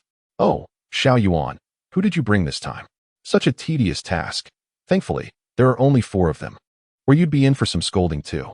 Look at that delicate girl. She is so fair, clearly raised on milk.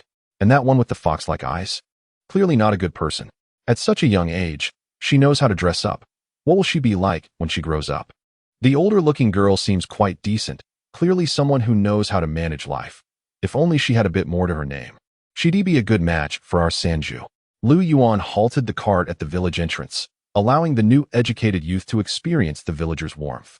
Noticing the 2 young women's necks had turned red from embarrassment, he finally spoke up. "All right, aunts and sisters, you can all get back to your business. We need to head to the educated youth dormitory. Please clear the way.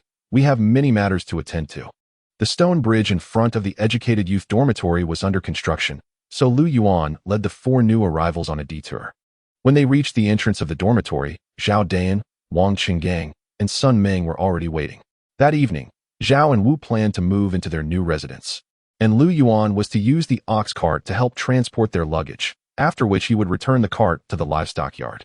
Zhao Dayan pulled Lu Yuan aside and cautioned him. Lu Yuan gasped, "Uncle, doesn't this count as using public resources for personal gain?" Zhao Dayan pondered for a moment before nodding. "If that's the case, perhaps it would be better if you just helped them transport their belongings using the cart." Chapter 057. New educated youth move. And upon hearing Zhao Dayan's suggestion, Lu Yuan quickly changed his tone. "Uncle, I believe I've had a slight lapse in judgment. How can matters concerning the educated youth be considered personal? We shall indeed use the ox cart." Without waiting for Zhao Dayan to respond, Lu Yuan turned and left, not wanting to waste a single moment. Wang Qinggang squinted his eyes and fixed his gaze on Lu Yuan, hastening a few steps to catch up with him. Lowering his voice, he said, "Lu Yuan, allow me to clarify the misunderstanding from a few days ago. I never spoke ill of you. Captain Wang, you jest. There's no need for apologies. I've not taken it to heart. It was Du Jiqing who couldn't bear it, which led to that incident," Lu Yuan replied, subtly pushing Wang Qinggang's hand away. "After all, who among us is free from gossip? Everyone speaks behind one another's back, don't they?"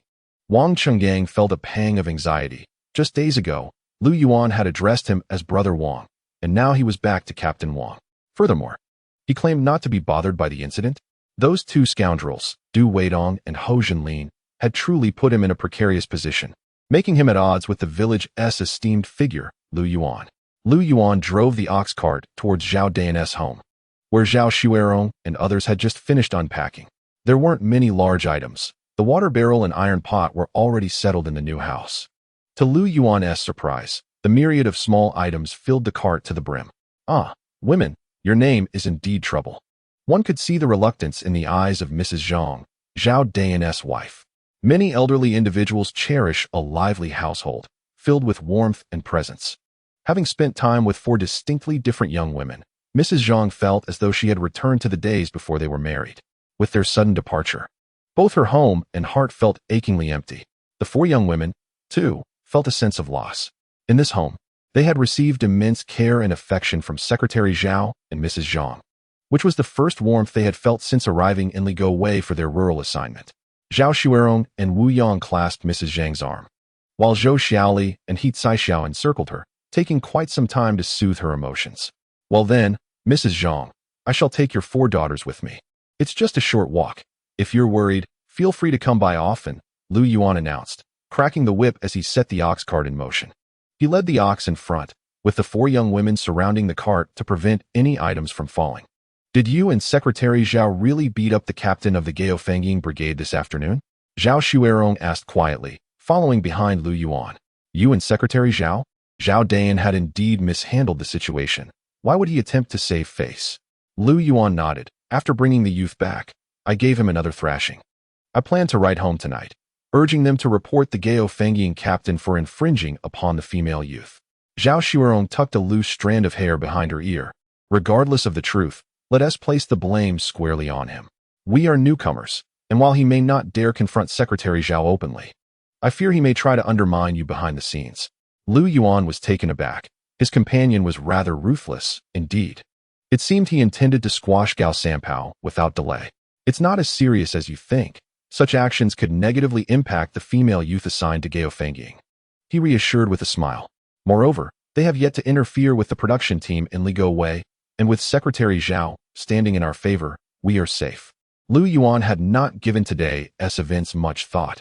Even if Gao Sanpao sought revenge, he was confident in his ability to handle it. As the last belongings were moved, darkness enveloped the surroundings. However, a few young women were utterly delighted. Having their own rooms signified liberation from the daily chore of bathing with a basin, and they could now enjoy the luxury of boiling water for a proper bath. Lu Yuan hurried to the livestock yard, greeted Old Yang, and intended to leave, but the latter brought up the matter of Gao Sanpao. When I head to the county town, I'll send word back with the folks from Gao Fort. If that Gao Sanpao dares to retaliate against you, I'll make sure he regrets it. It seemed Old Yang had some hidden treasures at home.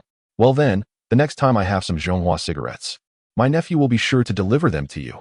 Lu Yuan chuckled, feeling genuinely warmed inside.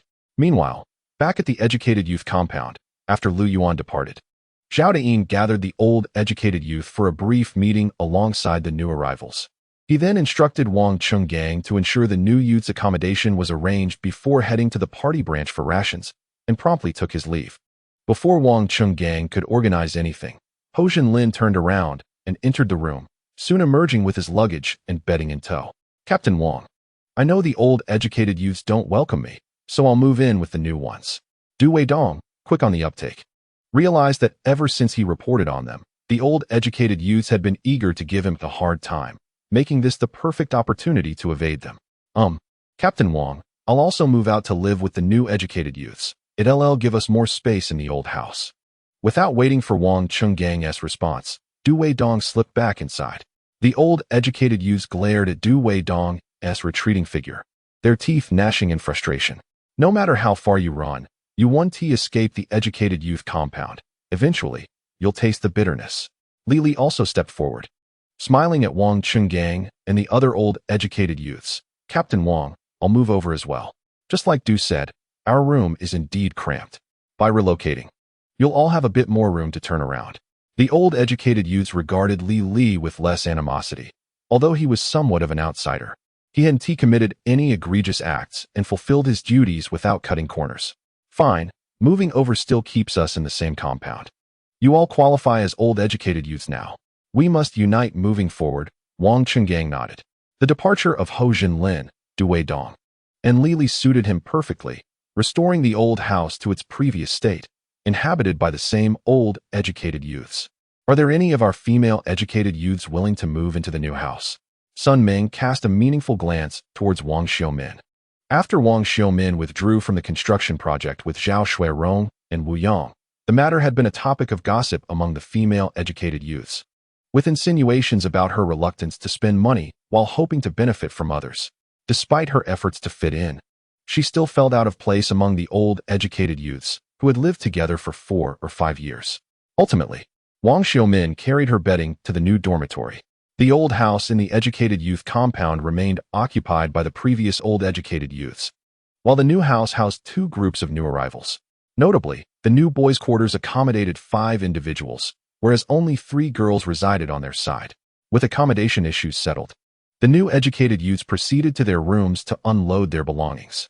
Upon entering the room, one finds Ho Jinlin occupying the head of the Kong, followed closely by Du Weidong, and then Li, leaving the last spots for the 2 new educated youths, Wei Dakwai and Zhou Haoyang.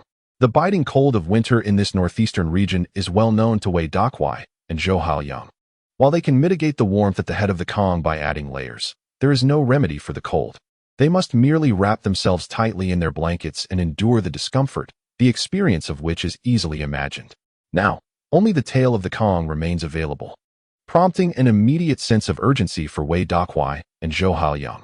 Hearing the commotion within, Wang Chenggang hastily entered the new house with several veteran educated youths.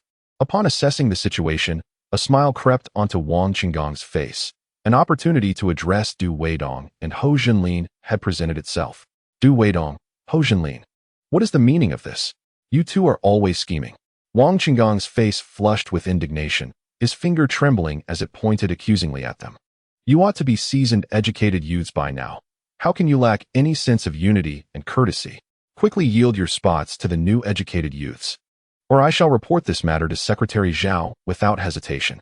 Indeed, what kind of people are you? It seems you moved your bedding here solely to claim territory. Bullying the new educated youths in such a manner is unacceptable.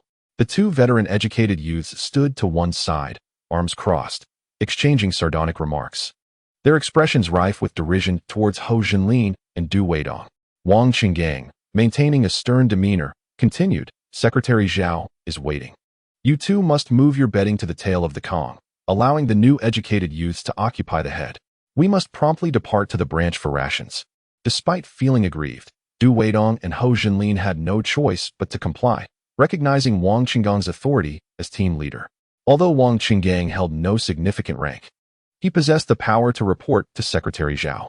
As they relinquished the head of the Kong, Wang Qinggang and several veteran educated youths exchanged satisfied glances, though they knew that the few inches they had gained were far from sufficient. Subsequently, Wang Chenggang and Sun Meng, the two team leaders, led the four new educated youths to the brigade branch. Unbeknownst to Wei Dakuai and Zhou Haoyang, the tensions between Wang Qinggang and Du Weidong, Hou Jinlin were hidden from view, and they were under the impression they had encountered benevolent individuals. Brother Wang, would you care for a smoke? Wei Dakuai chuckled as he offered a cigarette to Wang Qinggang, but soon found himself at a loss for words and began recounting the tale of Lu Yuan's brutal beating of Gao Sanpao on the way back. However, through Wei Dakuai's narration, it bore a striking resemblance to the scene where Lu Zhishan from Water Margin struck down Jing Guanxi. Wang Chenggang and Sun Meng listened, astonished, continuously inquiring if the account was true. Sun Meng, covering her mouth, gasped in disbelief. Each time they encountered Lu Yuan, the lad was always smiling, making it difficult to reconcile with the image presented by Wei Dakuai. In the end, Leader Lu instructed me and Dakuai to throw the brigade leader into the river. But it was Zhijiatan's secretary who rushed over to plead for mercy, attempting to curry favor with Leader Lu, referring to him as brother repeatedly. Which is why we refrained from washing his brain in the river, Zhou Haoyang chimed in enthusiastically.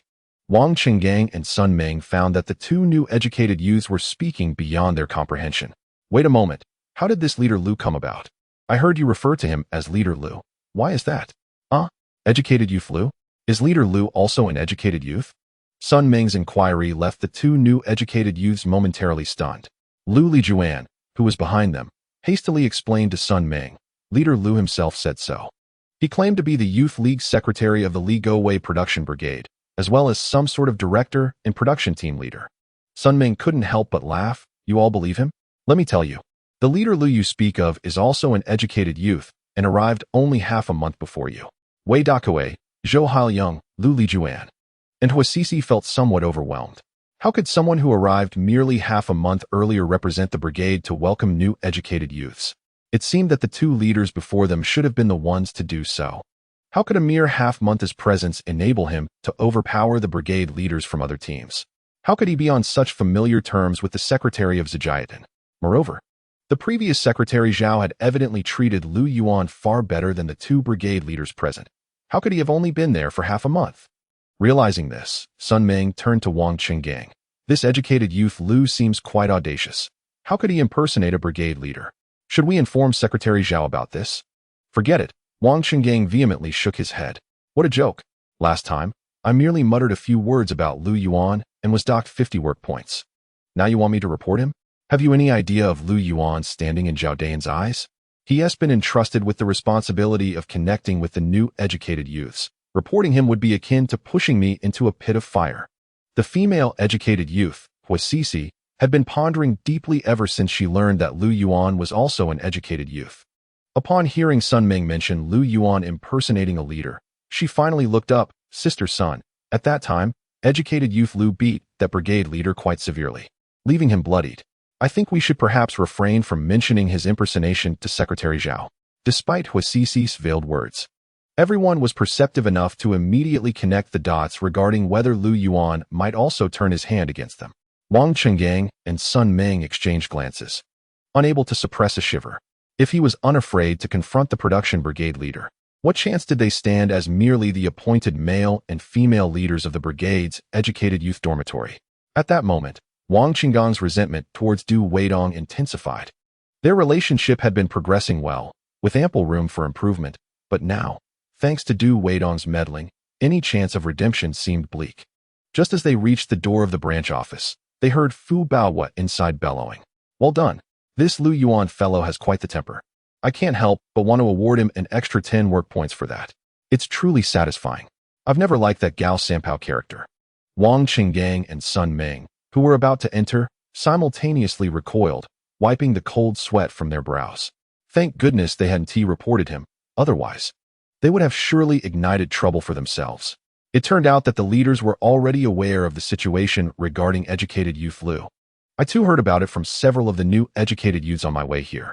As Wang Qinggang stepped through the door, he immediately procured a cigarette, distributing it among Zhao Dayan, Fu Baohua, Wang Mingyuan, and Lu Jiqing. This matter concerning Lu was indeed gratifying.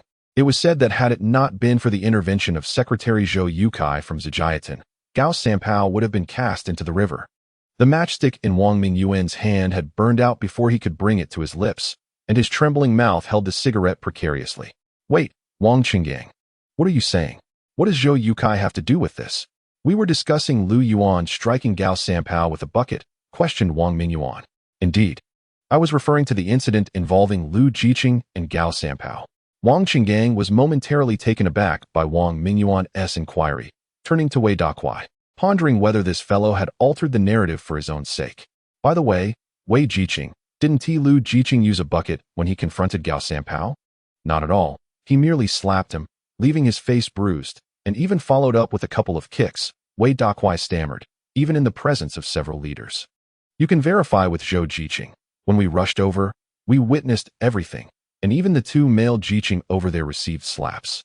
The individuals in the office exchanged glances. Bewildered, are we not discussing the same event? It was Wang Mingyuan who first regained his composure, directing his gaze towards Zhao Dayan. "Uncle, the incident involving Lu Jiqing and Gao Sanpao occurred in the commune courtyard, right? Logically, the new Jiqing shouldn't be aware of it, with the exception of Wang Mingyuan." The others momentarily experienced a mental lapse. It turned out that they were indeed not speaking of the same incident. While the individuals involved remained unchanged, the situation had escalated. So, Lu Yuan had essentially confronted Gao Sanpao twice? "Oh dear, this is rather outrageous," Fu Baohua exclaimed, his excitement causing him to stomp his feet. He quickly seized Wei Dakuai and insisted, "You must explain to us what transpired." Fu Baohua pressed Wei Dakuai into a chair at the desk, and Zhao Dayan and Wang Mingyuan eagerly circled around. The atmosphere resembled that of an intense interrogation. Wei Dakuai, bewildered, hesitantly raised the matchstick in his hand. "Shall I light the cigarettes for the three leaders first?" As Wei Dakuai recounted the events, Wang Qinggang and the others stood in the room, hardly daring to breathe. It was indeed astonishing to learn that this was not Lu Yuan's first confrontation with Gao Sanpao. He had previously struck him in the commune courtyard right in front of Secretary Zhao, and shockingly, it had been with a bucket. Even Wang Qinggang and Sun Ming felt that Gao Sanpao had brought this misfortune upon himself. Why provoke him unnecessarily? After hearing Wei Dakuai's account, Fu Baohua slammed his palm on the table, startling Wang Qinggang and the others, who feared an impending reprimand for Lu Yuan. However, Fu Baohua's words opened their eyes to a new perspective.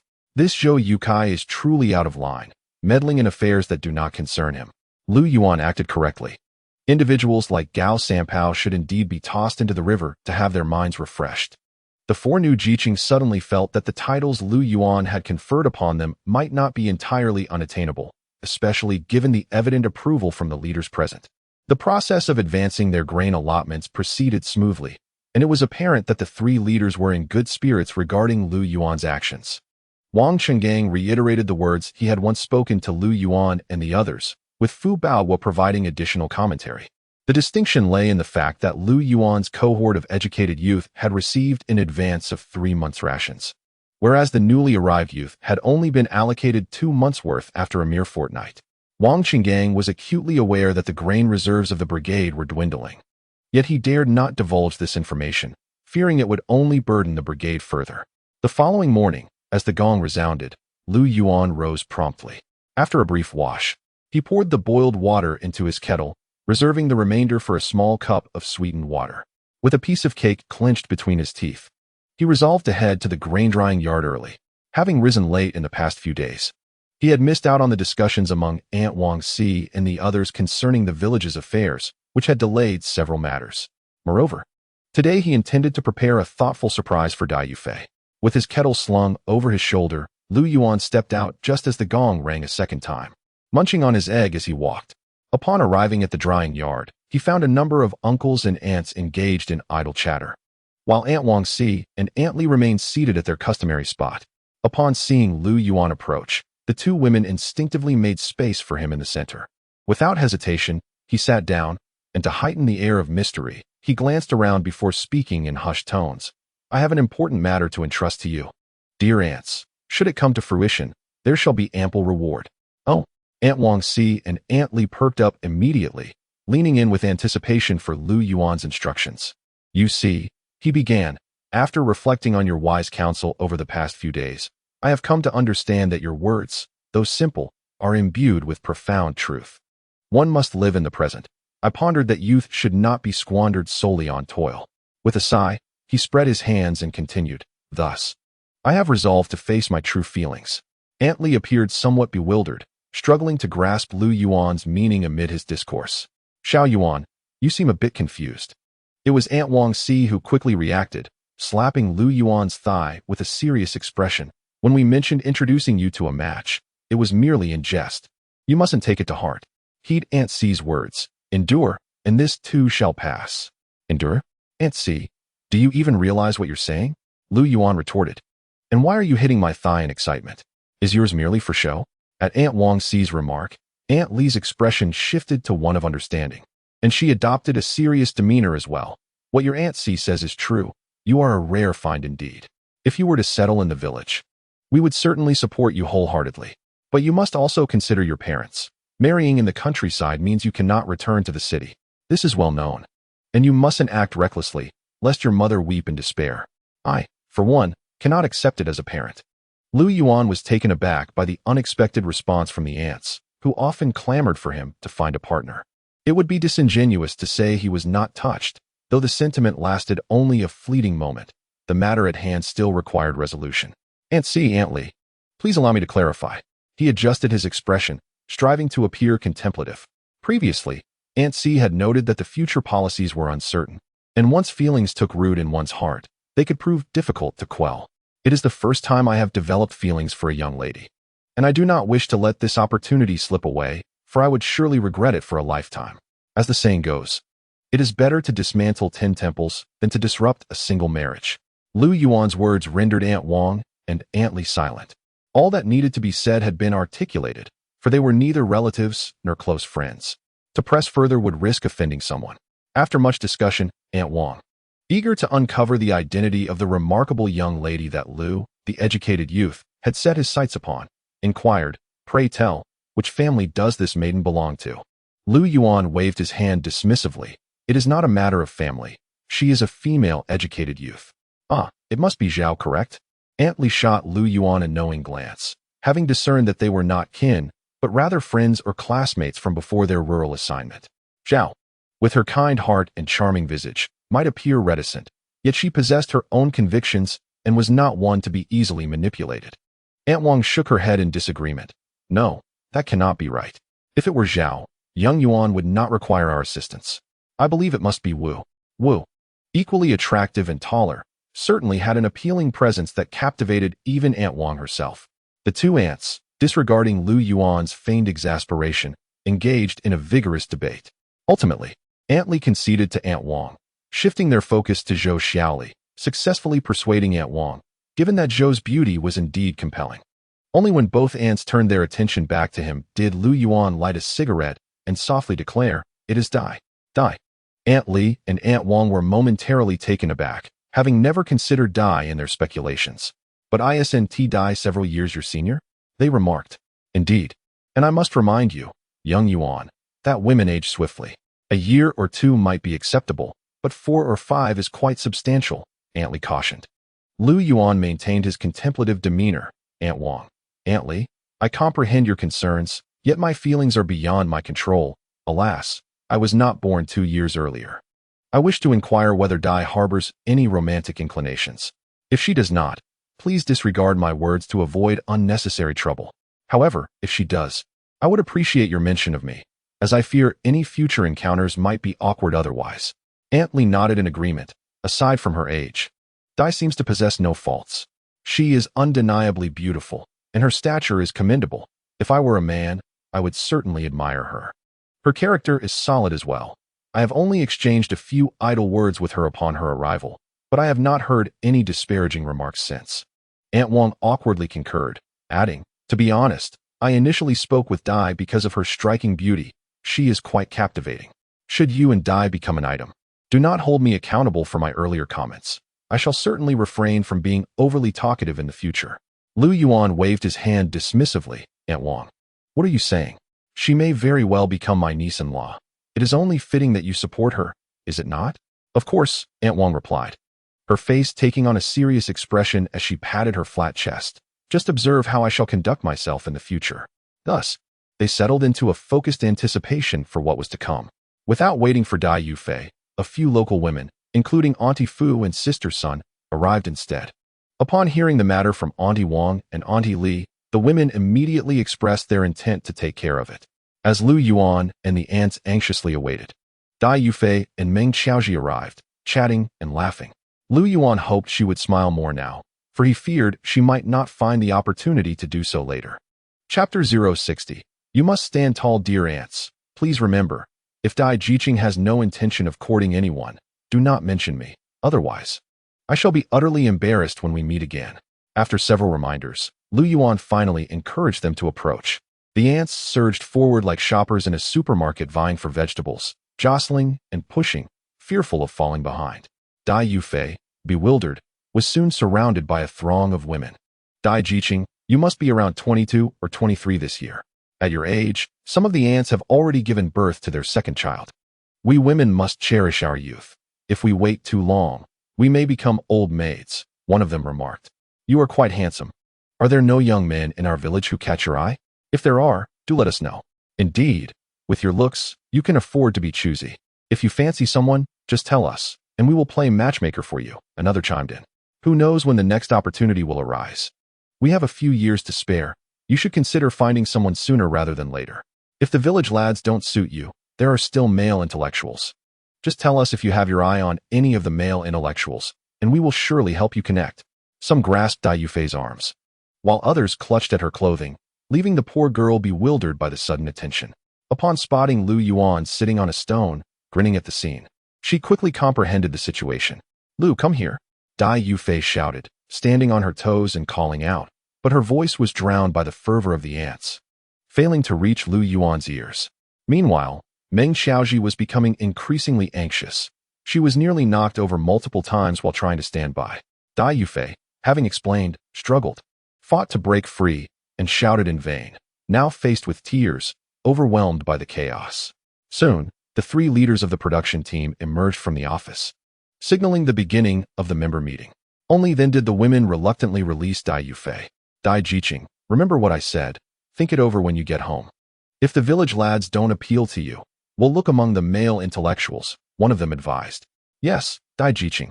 Take a look among the male intellectuals and see if anyone catches your fancy. Dai Yufei appeared utterly lost, as if she had been ravaged by bandits. Her hair was disheveled, her clothes wrinkled, and her face bore the marks of emotional turmoil. The pain from a scratch on her leg served as a constant reminder to Lu Yuan of the time when this girl stood on the high riverbank, arms crossed, laughing radiantly as he fumbled for his shoes. Where have your edges gone, your pride, your laughter? Lu Yuan could not help but hum softly. Where have your brilliance, your stubbornness, your joy vanished? The once boisterous personality had now transformed into one of silence and reticence. Alas, Lu Yuan could sing no more. The gaze of Comrade Xiao Dai was far too intimidating, as if he might leap forward at any moment to quench his thirst for revenge. With a swift maneuver, Lu Yuan squeezed into the crowd. After the meeting, Lu Yuan sang the ocean voyage relies on the helmsman with great enthusiasm. His work team for the elderly had yet to return, as they were still engaged in transporting stones for the masons and tilers repairing the village's stone bridge. Half a month had passed since he was sent to the countryside to join the work brigade, yet he had not even set foot in the fields. Nevertheless, whatever the task, it was still the noble endeavor of building a new rural community. As for Zhao Xuerong, Wu Yang, Zhou Xiaoli, and He Caixia, the 4 young female educated youths had, after 2 weeks of weeding in the cornfields, begun to acclimate to the demands of agricultural labor. They cheered each other on and diligently honed their skills, managing to endure the most arduous period. In tackling the weeding task, the 4 of them could earn 5 work points each day. The rewards were considerable. Their once delicate hands had become considerably roughened, accompanied by the inevitable appearance of calluses. Despite donning straw hats while working, they could not escape the sun's relentless rays. Just a few days prior, as they were finishing work, Zhou Xiaoli felt the sun was less intense than at midday and removed her shirt, opting for just a small tank top. While it provided some relief from the heat, she discovered the next day that her chest had been sunburned a deep shade. Consequently, despite the sweltering weather, the girls wrapped themselves in long, thin garments or shirts.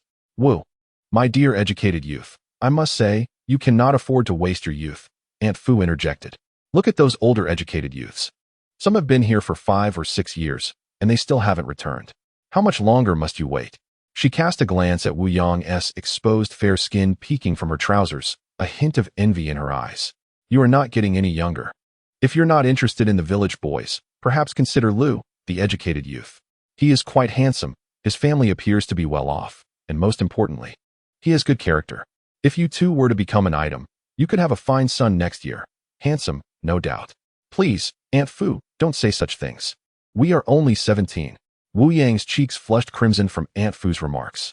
Lu and I are merely friends and comrades. There are no romantic thoughts between us.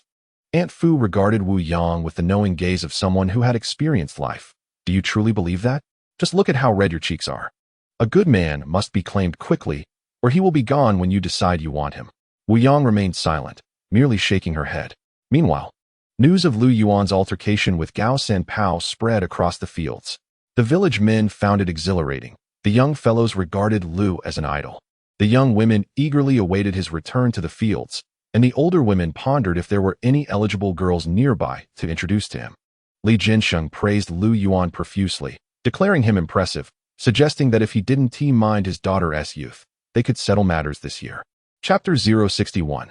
Who is Zheng Mingming? After enduring until the morning work shift concluded, Lu Yuan returned the cart to the party branch and began his journey home when Wang Chenggang caught up with him from behind. After work, Wang Chenggang did not rush back to the youth commune. Instead, he searched for Lu Yuan's presence. Lu, a fellow youth, casually remarked while smoking, if there's something to discuss, let's talk while we walk. As they were both young intellectuals in front of several villagers, Lu Yuan refrained from embarrassing Wang Chenggang, smoothly taking the cigarette without offering to light it for him. The youth commune is planning a welcoming ceremony tonight. You and a few female youths moved out on the night you arrived, and we didn't have the chance to get to know each other well. With new youths arriving, it's a perfect opportunity for us to gather. All right, Lu Yuan nodded. I will bring the necessary grain. Wang Chenggang was pleasantly surprised by Lu Yuan's prompt agreement, as it indicated a significant potential for mending their relationship. There's no rush for the grain. Take what you need, Wang Chenggang chuckled. You're on your own. And besides, there aren't any vegetables in your yard. You can just eat the greens from the commune. There's one more thing I need to discuss with you, Lu brother. But you mustn't disclose it. If Secretary Zhao finds out, I'll surely face consequences. Yesterday, the new youths were only given an advance of 2 months' grain, which suggests the village's reserves are dwindling. Lu Yuan furrowed his brow. What do you mean, Captain Wang? Lu brother, how can you not understand? Your grain may seem plentiful, but in reality, it's insufficient even with frugal measures. I'm giving you a heads up, considering your relationship with Secretary Zhao. You can request an advance on grain before the autumn harvest. Don't wait until then when there's nothing left to eat. Sighing, Wang Chenggang continued. You missed the autumn harvest. We had to work in the fields before dawn, and there was no leisurely break at noon like now. Meals were eaten in the fields. And as soon as we finished, we had to return to work until it was dark. Only then could we go home for supper. Not just the men. Even the women were treated like beasts of burden during the harvest. Lu Yuan grasped Wang Chenggang's concern. Each youth was allotted 30 jin of grain per month, totaling 90 jin for 3 months. While 90 jin sounded substantial, it amounted to a mere pitiful 1 jin per day. To put it plainly, If they were to eat freely, even that single gene would not suffice for Lu Yuan's one meal. This explained why the older youths and the village aunties ventured to forage for wild vegetables. Every household was struggling. In these times, everyone's stomachs were empty, having rarely indulged in a meal rich in protein and nutrients that could provide sufficient energy. They labored intensively, necessitating a larger appetite to sustain their bodies.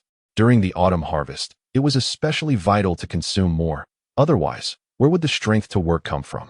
If they couldn't work, how could they earn labor points? Would they have to resort to foraging for wild vegetables again next year? Seeing Lu Yuan deep in thought, Wang Qinggang assumed he was troubled and promptly patted his shoulder. Everyone is going to request an advance on grain. The brigade won't relent. If it comes to it, we can always buy some from the county. Lu Yuan excused himself under the pretense of exchanging eggs and parted ways with Wang Qinggang. In reality, he took a detour to Aunt Wang C's home to trade for a bag of tomatoes and cucumbers. Aunt C, after a morning of introspection, I pondered upon your conversation with Aunt Li and realized you were indeed correct. Lu Yuan, gnawing on his back molar, struck the fence with a forceful slap, startling Aunt Wang. If I were to marry, it would be a disservice to my mother, who eagerly awaits my return home. My unilateral decision to remain in the village cannot be taken lightly. Furthermore, it is evident that Dai, the educated youth, shows no interest in courtship. We cannot impose upon her. Sigh, it is good that you have come to this understanding. Aunt Wang sighed, acknowledging that she too had recognized this morning that Dai, the educated youth, indeed had no intention of courting. We cannot make things difficult for that young girl. Indeed, Aunt C, here's what we shall do. This afternoon, please assist me in explaining the situation to those aunts and older women, keeping this matter confined within your close circle. We must ensure that no one approaches Dai to inquire about her romantic interests, for I am quite vexed about it. Lu Yuan stomped his foot and sighed, urging Aunt C to handle this matter diligently. Despite Dai's seemingly carefree demeanor, she is quite sensitive. We must not let any rumors arise from this incident. Initially, Lu Yuan merely sought to retaliate against Dai Yufei for her earlier behavior, but upon recalling her sorrowful countenance from the morning, he felt a twinge of guilt. Thus, he handed Aunt Wang an extra dime, insisting that she attend to this matter immediately without delay. What are you doing? We agreed on a specific amount. Take this dime back. I will handle this for you right away, and I assure you everyone will be informed, Aunt Wang replied. The news of Lu Yuan's altercation with Gao Sanpao had already spread throughout the Li Gowei production brigade, and Aunt Wang felt increasingly astute for having established a good rapport with the educated youth. With a commendable character, capable of managing affairs, and well-connected, he was not short of resources. Even the stubborn old Yang from the livestock yard sought Lu Yuan's assistance for transporting goods, and the notorious old Li, known for his unruliness, referred to Lu Yuan as son-in-law with fondness. It is likely that within 3 to 5 years, Lu Yuan would become a prominent figure in Li Gowei. Aunt Wang's mind was a whirlwind of calculations. Oh, Aunt C, why should we fuss over trivial matters? We can save the surplus for next time. I shall take my leave now. With that, Lu Yuan departed, carrying a bag of vegetables. Hearing Lu Yuan refer to her as Aunt C and our family, Aunt Wang felt a warmth swell in her heart, ignoring the midday rest of others. She hastily left her tasks and rushed out. Upon Lu Yuan's return home, just as he had sliced the tomatoes and was about to sprinkle sugar on them, the courtyard door swung open, though no one entered. Lu Zhiqing, come out and collect your letter and package. And do not forget your educated youth certificate and personal seal, Wu Yang called out. Remembering Aunt San's words from the morning, her face inexplicably flushed, and she turned to flee. Hearing the commotion at the courtyard entrance, Lu Yuan surmised that the letter and package must be from home. He gathered his certificate and seal and went to the door, noticing a crowd gathered at the neighboring courtyard. The postman, riding his bicycle, shouted, "Is Wang Xiumin here? You have a letter." Lu Yuan grabbed the letter and package without lingering and turned back to his courtyard. As he did, he spotted Zhao Xuero, frowning as she held a letter, murmuring, "Who is Zheng Mingming?" Only he knew that Zheng Mingming was none other than the bespectacled youth from the train. To his astonishment, this fellow had actually pinned a letter to Zhao Xuero. On this blazing afternoon, indulging in tomatoes was indeed a way to quell the heat.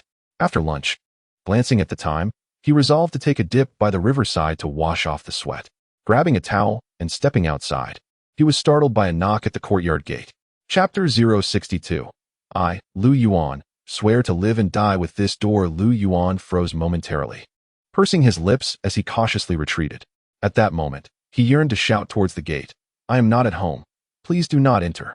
Just as he was about to turn away, a hand gripped the top of the gate. Before Zhao Xuerong could show her face, Lu Yuan swiftly retreated back inside, slamming the door shut with a loud bang.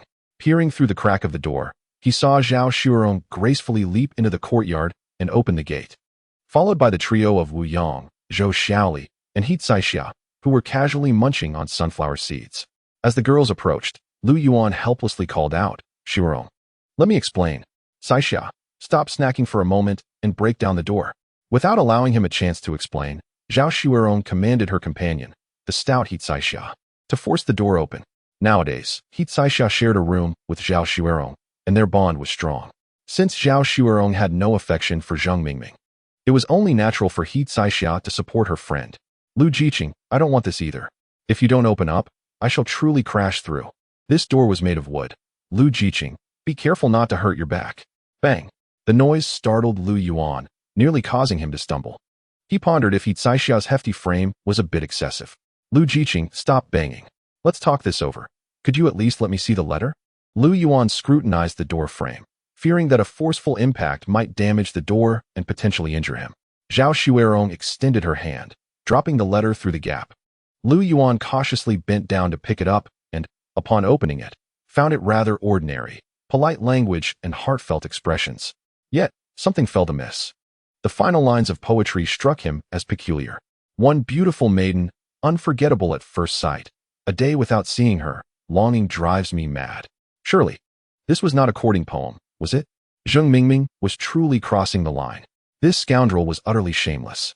"Xuerong, ignore him. I shall keep this letter for now and respond to him with a proper scolding.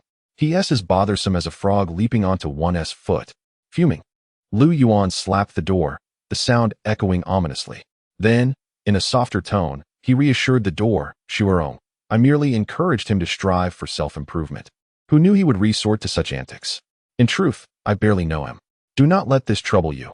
It is not worth your anger. Now, you all should return and rest. You have work this afternoon. Leave this matter to me." As Lu Yuan rambled on, Zhao Xuerong responded with a curt dismissal.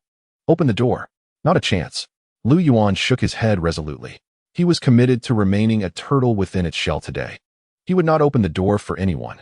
If it were someone else outside, he might have found a way to evade the situation. But Zhao Xuerong understood him too well. Of course, he was equally aware of her, and thus he swore to stand firm with this door. "Very well. If the door remains closed, we shall take our leave." After a moment, Zhao Xuerong's light-hearted words reached Lu Yuan's ears. Peering through the crack of the door, Lu Yuan watched the four young women retreat into the distance, finally exhaling a sigh of relief. Yet, he remained cautious and did not dare to relax his vigilance. It took him a considerable time before he ventured outside to shut the courtyard gate. He recalled Zhao Xuerong had mentioned writing to comrade Lu Yume, informing her of her eldest son's marriage in the countryside. After careful contemplation, Lu Yuan doubted that Zhao Xuerong would actually do so. Otherwise, with comrade Lu Yume's determined nature, she would surely find a way to make her way to the northeast. Unable to bathe by the river, Lu Yuan resorted to fetching water to wash himself in the courtyard. After cleansing himself, he retrieved a letter and a parcel. The parcel contained 4 letters and was somewhat heavy, yet its weight did not correspond with its size. As he opened it, Lu Yuan found, as expected, a quilt along with cotton clothing and trousers. With 6 formal workers in the family, excluding his married elder siblings, there remained 4 members of the working class. While there was no concern about fabric rations, the scarcity of cotton was another matter entirely. Cotton, along with sugar, was a precious strategic resource, not easily obtained. In his childhood, Lu Yuan often felt suffocated beneath the rigid cotton quilt, yet it provided a sense of security that the current lightweight blankets lacked. In those days, it was said that the quilts were sealed on the kong, a traditional heated bed, and this was no exaggeration. One slept soundly, albeit waking up slightly fatigued. In truth, during these years, autumn clothing existed, although referred to in later times as thermal wear. These garments were thicker than their modern counterparts, akin to knitted attire, and were difficult to procure as they were mostly reserved for special allocation. However, Lu Yuan knew that such items were not available in Ligou Wei. The first letter was from his parents and unmarried sisters. It was written by his younger sister, filled with admonitions and updates about Lu Yuan's life since leaving home. Comrade Lu Yumei, concerned for her son, had tucked 100 yuan and several food and meat ration tickets into the cotton clothing, urging her eldest son to eat well and to avoid exerting himself too strenuously while working. When Lu Yuan shook out the nearby cotton jacket, indeed, the money and tickets scattered forth. The final admonition from his mother cautioned him against excessive contact with rural girls, suggesting that if necessary, he might consider cohabiting with Zhao Xuero. A daze enveloped Lu Yuan. This was undoubtedly a mischievous addition from his younger sister while sealing the letter. The second letter came from his elder brother, whose temperament was the polar opposite of Lu Yuan's. From a young age, his elder brother had been gentle and patient, advising him to avoid trouble in the countryside and to learn to endure. He promised to send him money once the taxation was settled, assuring him not to worry about food and drink. The third letter was from his elder sister, containing 20 yuan along with a sugar ration ticket and 2 oil tickets. A sister is often like a mother. She was even more loquacious than their mother, Comrade Lu Yumei, inquiring about every detail, even the size of Lu Yuan's small courtyard. The last letter was from several friends in the alley, most of whom had found employment, taken over their parents' roles, or failed to meet the standards for rural relocation. The letter was filled with nonsensical banter, yet one could discern their care and longing between the lines, though expressing such sentiments was cumbersome among men. Ultimately, they teased Lu Yuan, suggesting that if he found himself starving, he could seek out his childhood betrothed, Zhao Xuero, to beg for sustenance. Confident that Deputy Director Zhao would not let her beloved son suffer, Lu Yuan pressed his fingers against his brow, then rose from the bed to neatly stow away the letter and cotton clothing into the cabinet, securing it with a lock.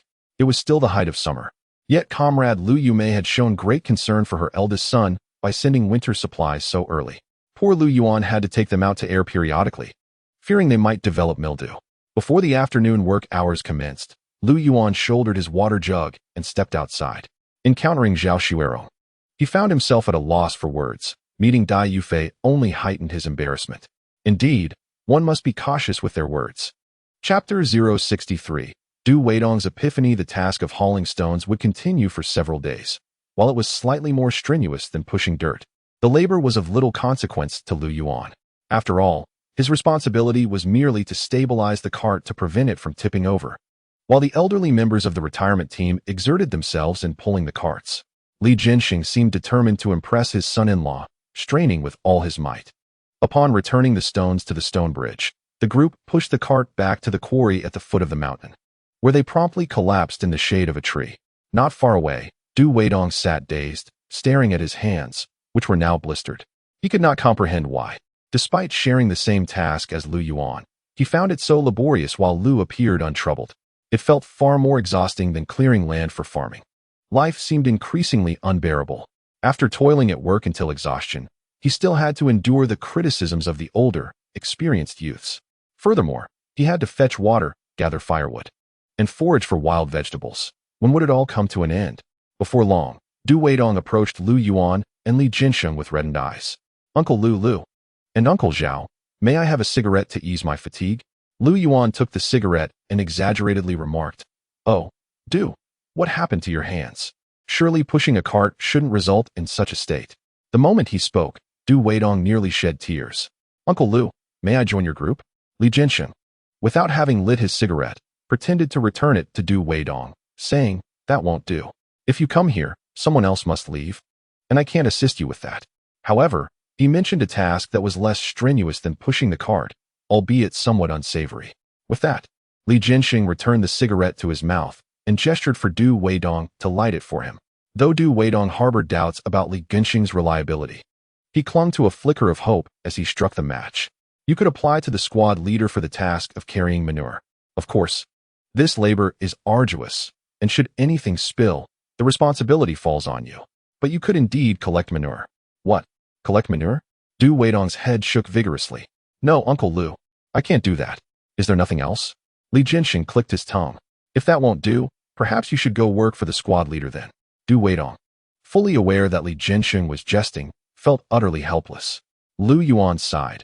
Du, you must shift your mindset. Otherwise, you will struggle to adapt. You should take a cue from Ho, who, despite his frail frame, has managed to endure the rigors of land reclamation. Why do you complain over pushing a cart? Du Weidong conceded. Indeed, I ought to learn from you and Li. Yet he felt disheartened, recalling how Ho Junlin had been awakened by pain just a few nights prior. A few nights ago, he was roused from his slumber by the urgent calls of Ho Junlin. Upon opening his eyes, he found Ho staring intently at him, nearly causing him to kneel in fright. After much explanation, he finally convinced Ho that their reassignment was a decision made by the team, entirely unrelated to his personal preferences. Du Weidong was not a fool. He would never involve Li Jianxing. Offending that old veteran would render his existence in Ligouwei utterly unbearable. Subsequently, Lu Yuan inquired about the situation at the youth commune. Upon hearing the response, he felt quite perplexed. It was indeed chaotic. Du Weidong was uncertain about the female youth, but it was clear that the male youth had already formed several factions. Wang Qinggang was closely allied with two senior youths, while another pair of seniors seemed to resent Wang's leadership. However, neither side would overtly embarrass the other. Du Weidong and Ho Junlin were targets of suppression by the 5 senior youths, particularly Du, who still bore the grudge of having reported them for deductions in the past. Furthermore, there was a rift between Du Weidong and Ho Junlin, as they typically refrained from speaking to one another. The two new male youths had forged a strong bond and were the objects of Wang Qinggang's efforts to consolidate power. Yet, they recognized the complexities of the commune and chose to maintain a friendly demeanor without overt favoritism, thus avoiding animosity. Li Jianxing, overhearing the conversation, was incredulous. How could a commune of such modest size be more intricate than the entire village of Ligouwei? He, Li Jianxing, wished for the younger generation of the Li family to advance, yet their internal strife consumed more of his thoughts. Oh dear, it was fortunate that you, my son-in-law, moved out. Otherwise, their incessant meddling would have driven you to distraction. Li Jianxing clicked his tongue, realizing that residing in the youth commune without a sharp mind could lead one to unforeseen laborious reformation on the farm. His words startled Du Weidong. Sixth uncle, about the last time you had me report on things, Wang Qinggang has been keeping a close watch on me. They wouldn't harm me, would they? Du Weidong grasped Li Jianxing's hand tightly. Sixth uncle, you must save me. Wang Qinggang is the team leader, and with the support of the senior youths, I cannot contend with them. Lu Yuan patted Du Weidong's arm. Du, as long as you remain blameless, they cannot hold anything against you. Besides, you have sixth uncle. If you show him due respect, he will surely devise a plan to assist you. Indeed, Du Weidong fervently nodded. Given our camaraderie, if they seek to harm me, you would not stand idly by, would you? In a couple of days, I shall venture to the county to procure some wine and a pound of pork. Let us share a drink then. Li Jianxing paused, surprised. Oh, this lad is quite shrewd. Why, Du, what are you doing? Sixth uncle enjoys smoking as well. Lu Yuan waved dismissively, seemingly displeased with Du Weidong's actions. Du Weidong hesitated for merely half a second. Yes, yes. I shall also procure a box of fine cigarettes for sixth uncle. As they returned to work, despite the blisters on his hands, Du Weidong felt less fatigued than before. Could this be the sensation of having a supportive ally? Lu Yuan's wisdom had not deceived him. With his shift in mindset, the world appeared to open up before him. Du Weidong's gaze towards Lu Yuan transformed inexplicably, and in that moment, he resolved to learn from Lu Yuan. Just look at him. Although Li Jianxing playfully referred to him as his son-in-law, none within the group dared to underestimate Lu Yuan. During the previous earth-moving endeavors, he had observed Lu Yuan diligently working alongside Li Jianxing at the livestock yard. Consequently, the seasoned cart driver, Old Yang, recommended him to assist with the carting duties. After spending a fortnight in the countryside, it became evident that there were reasons behind his ability to thrive in such an environment. He ought to procure some wine and meat to share with the two gentlemen, primarily to foster camaraderie and secondly, to glean some experience from Lu Yuan. Otherwise, he would find himself in a precarious situation at the youth commune. Lu Yuan and Li Jianxing were oblivious to Du Weidong's inner thoughts. As they watched the lad energetically push the cart in the afternoon, nearly surpassing their entire group. Even at the end of the workday, Du Weidong remained in high spirits. Lu Yuan and Li Jianxing exchanged astonished glances, wondering what had invigorated this boy so profoundly. After work, the cart was returned to the branch by Li Jianxing, and Lu Yuan promptly made his way home. The stone bridge was situated opposite the youth commune, not far from Lu Yuan's residence. He hurried home to avoid encountering Zhao Shuerong and Dai Yufei returning from work. Upon reaching home, Lu Yuan packed a towel and soap into his backpack. And only when he heard the sounds of merriment from the neighboring yard did he cautiously open the gate. At this hour, there were few bathers by the river. Lu Yuan was the sole young man among a handful of seniors over 60. Although he did not know them, he nodded in greeting. "Ah, it's little Lu, impressive," exclaimed a slender, white-haired elder as he stood up from the water, giving Lu Yuan a thumbs up. Lu Yuan trembled slightly, thinking to himself that the elder was the truly impressive one, for he was not even wearing undergarments. Impressive, impressive, in a mutual display of encouragement. Lu Yuan reciprocated the elder's gesture with a thumbs up, yet he unconsciously quickened his pace. My goodness, the older man's shout of admiration was overwhelming. How could one remain composed when an elder of such age hailed them as impressive? Lu Yuan washed quickly, lathered with soap, rinsed off, and climbed ashore. Of course, this was not due to the influence of the elder, but rather his intention to visit Aunt Li and Aunt Fu to barter for a few eggs to take home for the children. Recently, the supply of firewood in the yard had dwindled significantly, leaving Lu Yuan with scant provisions for the children's snacks. To speak unabashedly, he was aware that the children from the entire village favored him the most, largely due to his personal charm, with the allure of snacks merely an added bonus. However, without the allure of treats, personal charm could not sustain itself indefinitely. A few days prior, Wu Yang had attempted to exchange firewood with the villagers, only to be met with silence. The price was fixed at 1 dime per bundle, which was the prevailing rate for any youth in the village. Naturally, the bundles were considerably larger than those the children would procure. Had it not been for Lu Yuan's intervention, concerned about exhausting the children, they could have made 3 or 4 trips a day. Such dedication could not be overlooked, otherwise their enthusiasm would wane. As the weather warmed, and with spring and summer bringing about a surge in egg production, Lu Yuan exchanged for 7 eggs at Aunt Li's house. He then visited Aunt Fu to acquire 5 more, ensuring a fair distribution. "Dear Aunt, will I be the subject of gossip for bartering eggs all day?" he inquired. "Nonsense. If you wish to eat, just come to find me. Let them talk. I'll make sure to confront anyone who dares to gossip." Just moments ago, Aunt Fu-san, who had been smiling, suddenly stiffened upon hearing Lu Yuan's question, her facial flab almost stretching. Goodness, one cannot provoke her. Lu Yuan hastily strolled home, wrapping the eggs he had procured in the tattered cloth that Aunt Fu-san had provided. In these times, chicken rear ends have become a formidable currency, serving as the primary medium for exchanging necessities of life. The chicken rear end indeed functions as a bank, with the old woman as its president. Where do the soy sauce, vinegar, salt, and matches come from, if not extracted from the chicken rear end? If word were to spread that Lu Yuan purchased eggs, it would obstruct Aunt Fu-san's financial pathway. Selling to Lu Yuan was quite advantageous. It eliminated the need to stockpile, which could spoil in the summer heat. And it saved a trip to the commune, time better spent tending to the garden and organizing the private plot. Upon returning home, Lu Yuan ladled 3 scoops of water into a large pot, placed the eggs within, and ignited the fire. Boiling an egg is a swift affair, free of worries about cooking pancakes at bedtime. Just as the eggs were yet to be fully cooked, the courtyard door swung open, and Huzi, still clad in split-crotch pants, sauntered in, leading the way. Fortunately, the door lacked a closing mechanism, or everyone would have been subjected to a kick. Lu Yuan counted 8 children, each bearing a hefty bundle of sticks on their backs. For the happiness of their uncle, these kids certainly endured hardships.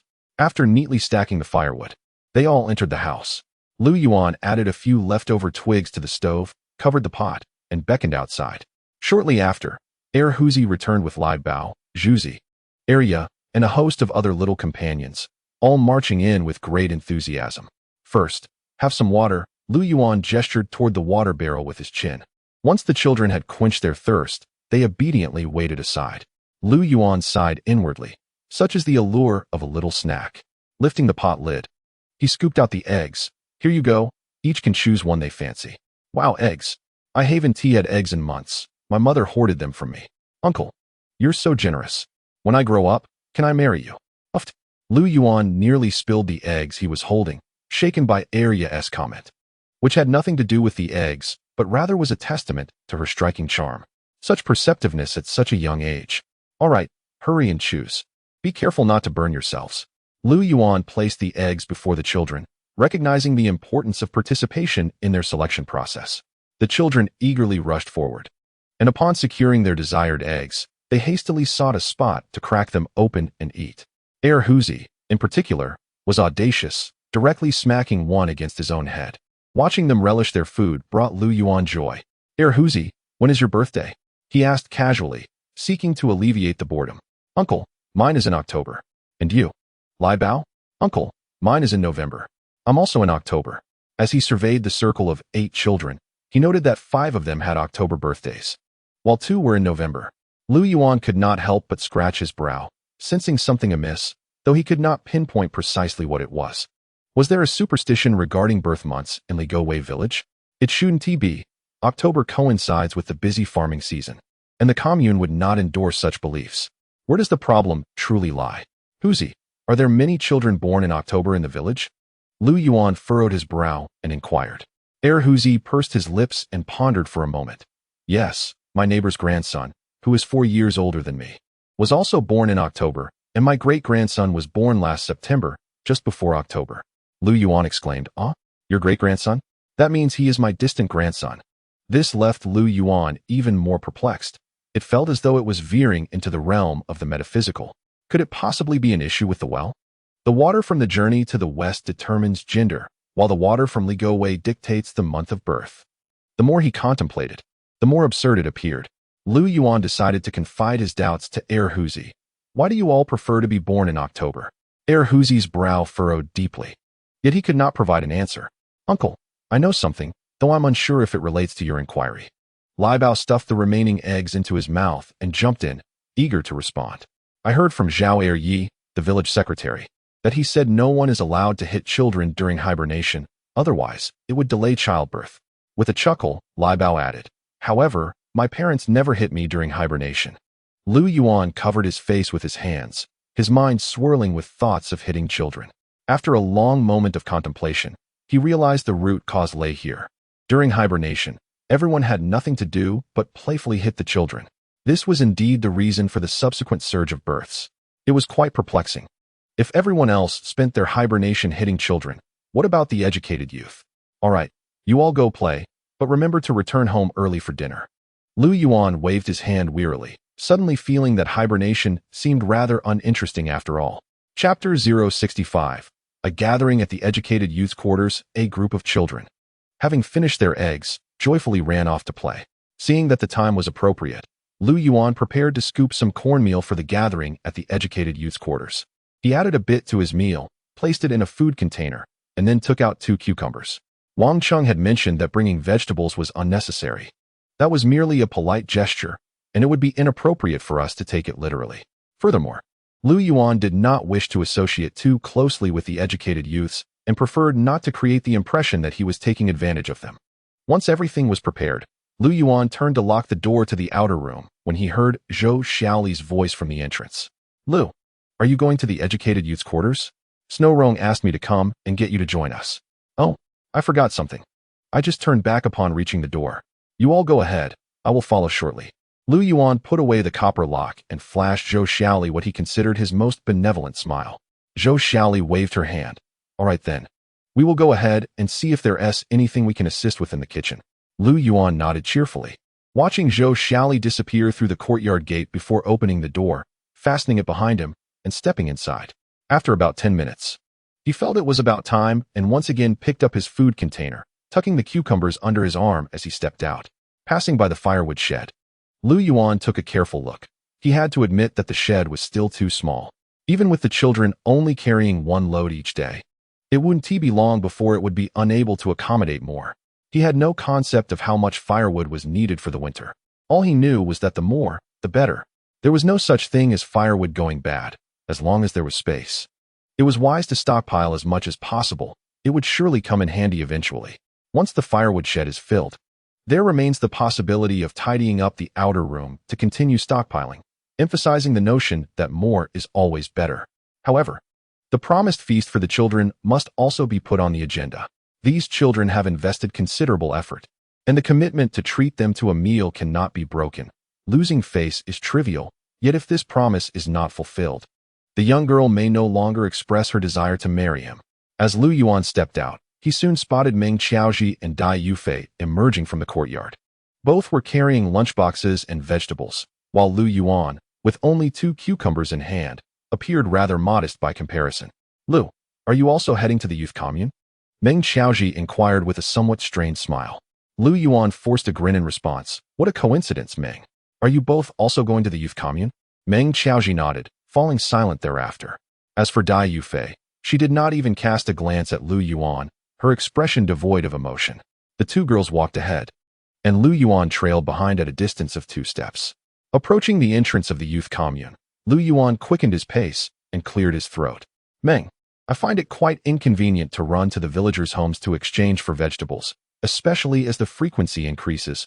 I fear the gossip it may provoke. Could I possibly trade a few items with you? Sure, Meng Xiaoji replied promptly, glancing at the cucumbers in Lu Yuan's grasp. However, it's a bit of a hassle today. Shui Rong and Wu Yang have already taken quite a few tomatoes and cucumbers. If you're eating alone, there is not much to exchange. Just come by occasionally if you want something. Before Lu Yuan could respond, he heard Dai Yufei cough. Instantly, Meng Xiaoji's eyelids flickered, and she quickly amended her statement. However, as 2 female youths tending the garden, it's quite challenging for us. If you could lend a hand carrying water, that would be wonderful. Upon hearing this, Lu Yuan realized they had circled back to their original proposal. When he first met these 2 girls, they had similar ideas. As for carrying water, I have many responsibilities after work and cannot spare the time.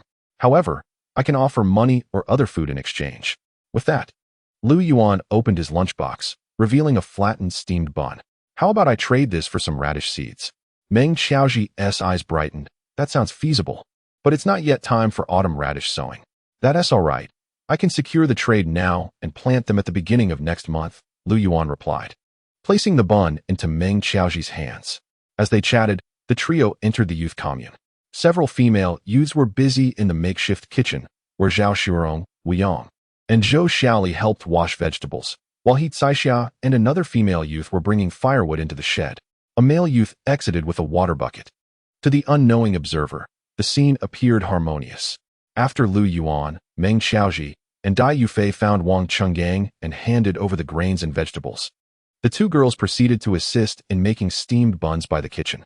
Meng Xiaoji did not bring out the steamed bun Lu Yuan had used for the trade, as she would not consume it there. Otherwise, she could not account for the rations. Captain Wang, why haven't I seen Du and Li? Lu Yuan surveyed the area. Not only were the 2 absent, but the 4 new youths were also nowhere to be found in the courtyard. Wang Chenggang pulled out an 8-cent cigarette and offered it to Lu Yuan, saying, I have instructed them to take the new educated youth to the foot of the mountain to forage for wild vegetables. This way, they can familiarize themselves with the environment while also learning to identify the various types of wild greens. They should be back soon. Indeed, after a brief conversation, they soon spotted Du Weidong and a group of 7 or 8 others returning, their baskets overflowing with their harvest. Quick, wash the vegetables. The remaining wild greens will not suffice. We still need to prepare the steamed buns. Upon seeing Du Weidong's smiling face, Wang Chenggang felt a surge of irritation. If it weren't for Lu Yuan's presence, he would have certainly found an excuse to reprimand him. Du Weidong, feeling bolstered by his associations with Li Zhensheng and Lu Yuan, had gradually gained confidence in the educated youth compound. Ignoring Wang Chenggang's remarks, he greeted Lu Yuan before heading off to wash the vegetables. Wang Chenggang simmered with frustration but felt powerless to act. Although he was the team leader in title, if no one took him seriously, then he was merely a figurehead. Ahem, Lu Yuan, what on earth is Du Weidong's attitude? Wang Chenggang took a hearty drag from his cigarette, only to be met with a harsh cough. Lu Yuan chuckled softly, noting that Du Weidong seemed to have suddenly become intent on ingratiating himself with Li Zhensheng. However, using Li Zhensheng's influence to escape the educated youth compound would undoubtedly prove challenging. One must forge their own strength to succeed.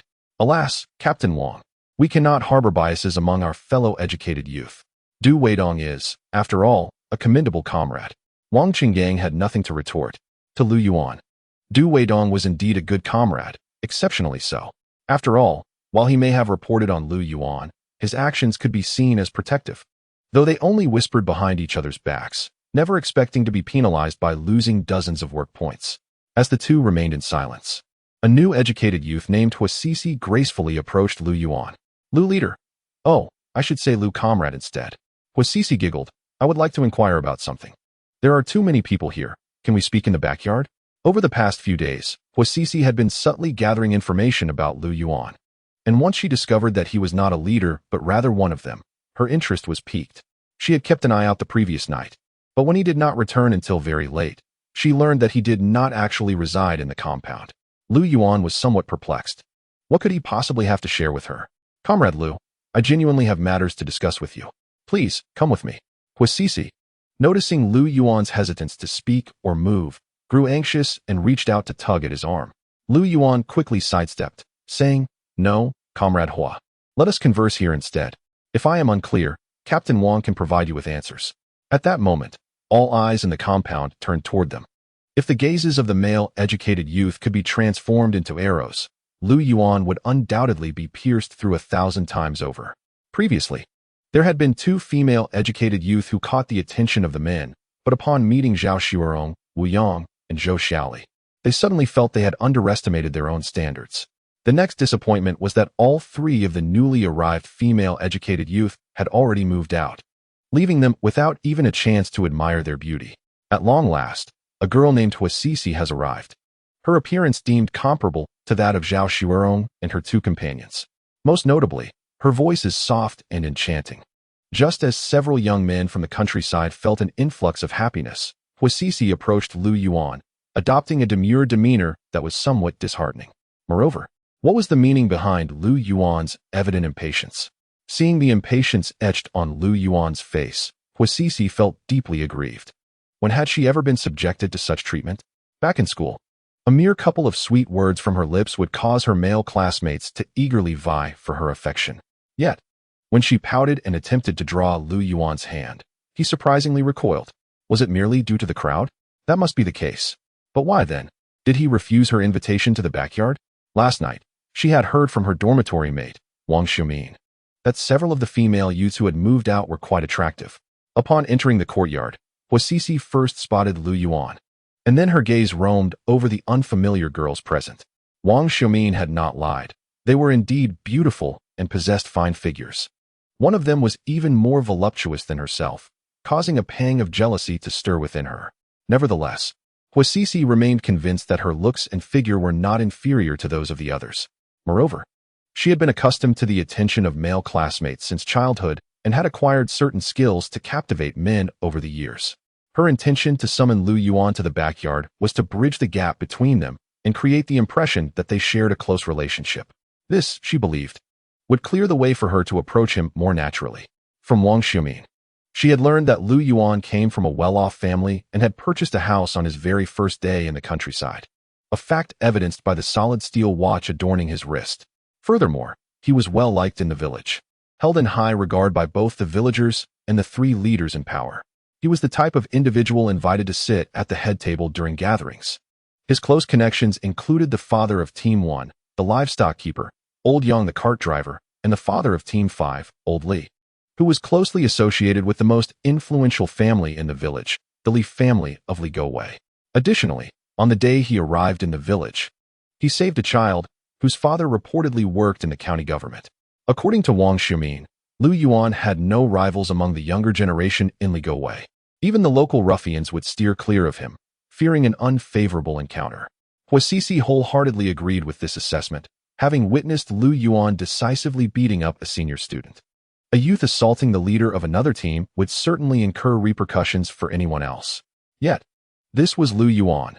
Rumor had it that even Secretary Zhao had lent a hand during the altercation, and she had personally seen the village leader and accountant Wang commend Lu Yuan afterwards. What was most astounding was that Lu Yuan had only been in the countryside for half a month. All of this made Huasisi feel justified in investing her efforts in him. Reluctantly sent to the countryside herself, she had no desire to endure a life of hardship.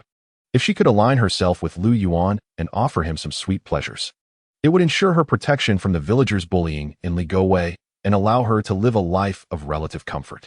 Regarding the prospect of marrying Lu Yuan, Huasisi had never contemplated such an idea. She eagerly anticipated returning to the city, making a rural marriage inconceivable.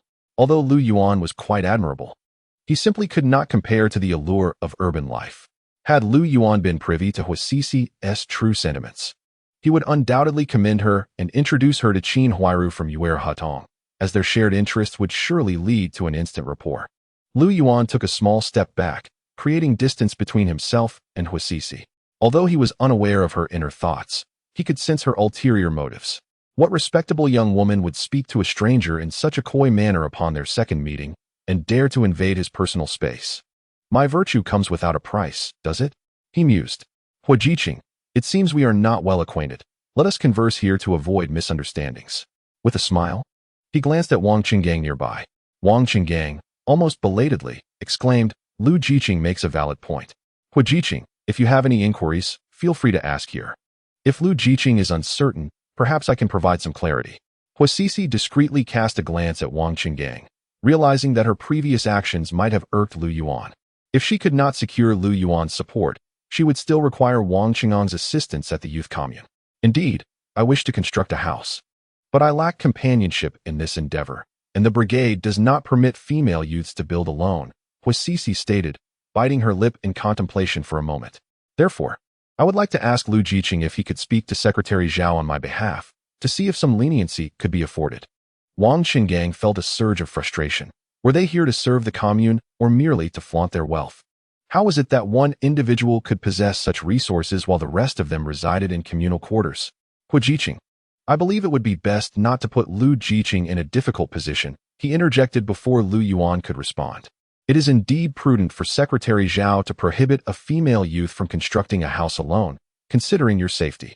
You are in unfamiliar territory, and should anything untoward occur, Secretary Zhao would have to answer to the organization. Huasisi waved her hand dismissively. No, that is not my intention at all. I propose that Lu Jiqing allow me a plot of land in his courtyard. We could build our houses within the same compound, which would undoubtedly ensure my safety. As for Lu Jiqing's character, I trust him completely. With that, Huasisi directed a sweet smile toward Lu Yuan. Nearby, Zhao Shurong, crouching by a wooden basin to wash wild vegetables, burst into laughter, her body swaying back and forth. Had it not been for Wu Yang's timely intervention, she might have toppled into the basin. This is too amusing. I cannot contain my tears, Zhao Shurong exclaimed, wiping her eyes and turning to Huasisi. Huajiqing's idea of land for construction is commendable, and it is rare to find someone who trusts Lu Jiqing's character. I hope he embodies the spirit of selflessness and facilitates Huajiqing's request. The homestead is collectively owned by the brigade, not privately held by an individual. Since Huajiqing has a necessity, I support Zhao Jiqing's perspective and hope that others will show a sense of unity and willingness to assist Huajiqing, added Dai Yufei, wielding a large ladle. Soon after, Meng Xiaoji, Wu Yang, Zhou Xiaoli, and He Caixia all rallied in support of Huasisi, endorsing her proposal to build a house in Lu Yuan's courtyard. Lu Yuan was almost exasperated by this turn of events. Well, is this how you wish to play? You even intend to build a house in my courtyard. Why not just lay a bed on my kong? First and foremost, I express my gratitude to Huajiqing for acknowledging my character. Although this is merely our second encounter, receiving such commendation indicates that my stringent self-discipline has been justified. Once Lu Yuan concluded his statement, Wang Qinggang nearby swallowed hard and instinctively took a step back. He felt a sense of déjà vu, as if he were transported back to the morning when Lu Yuan was awarded for his exemplary contributions as a youth.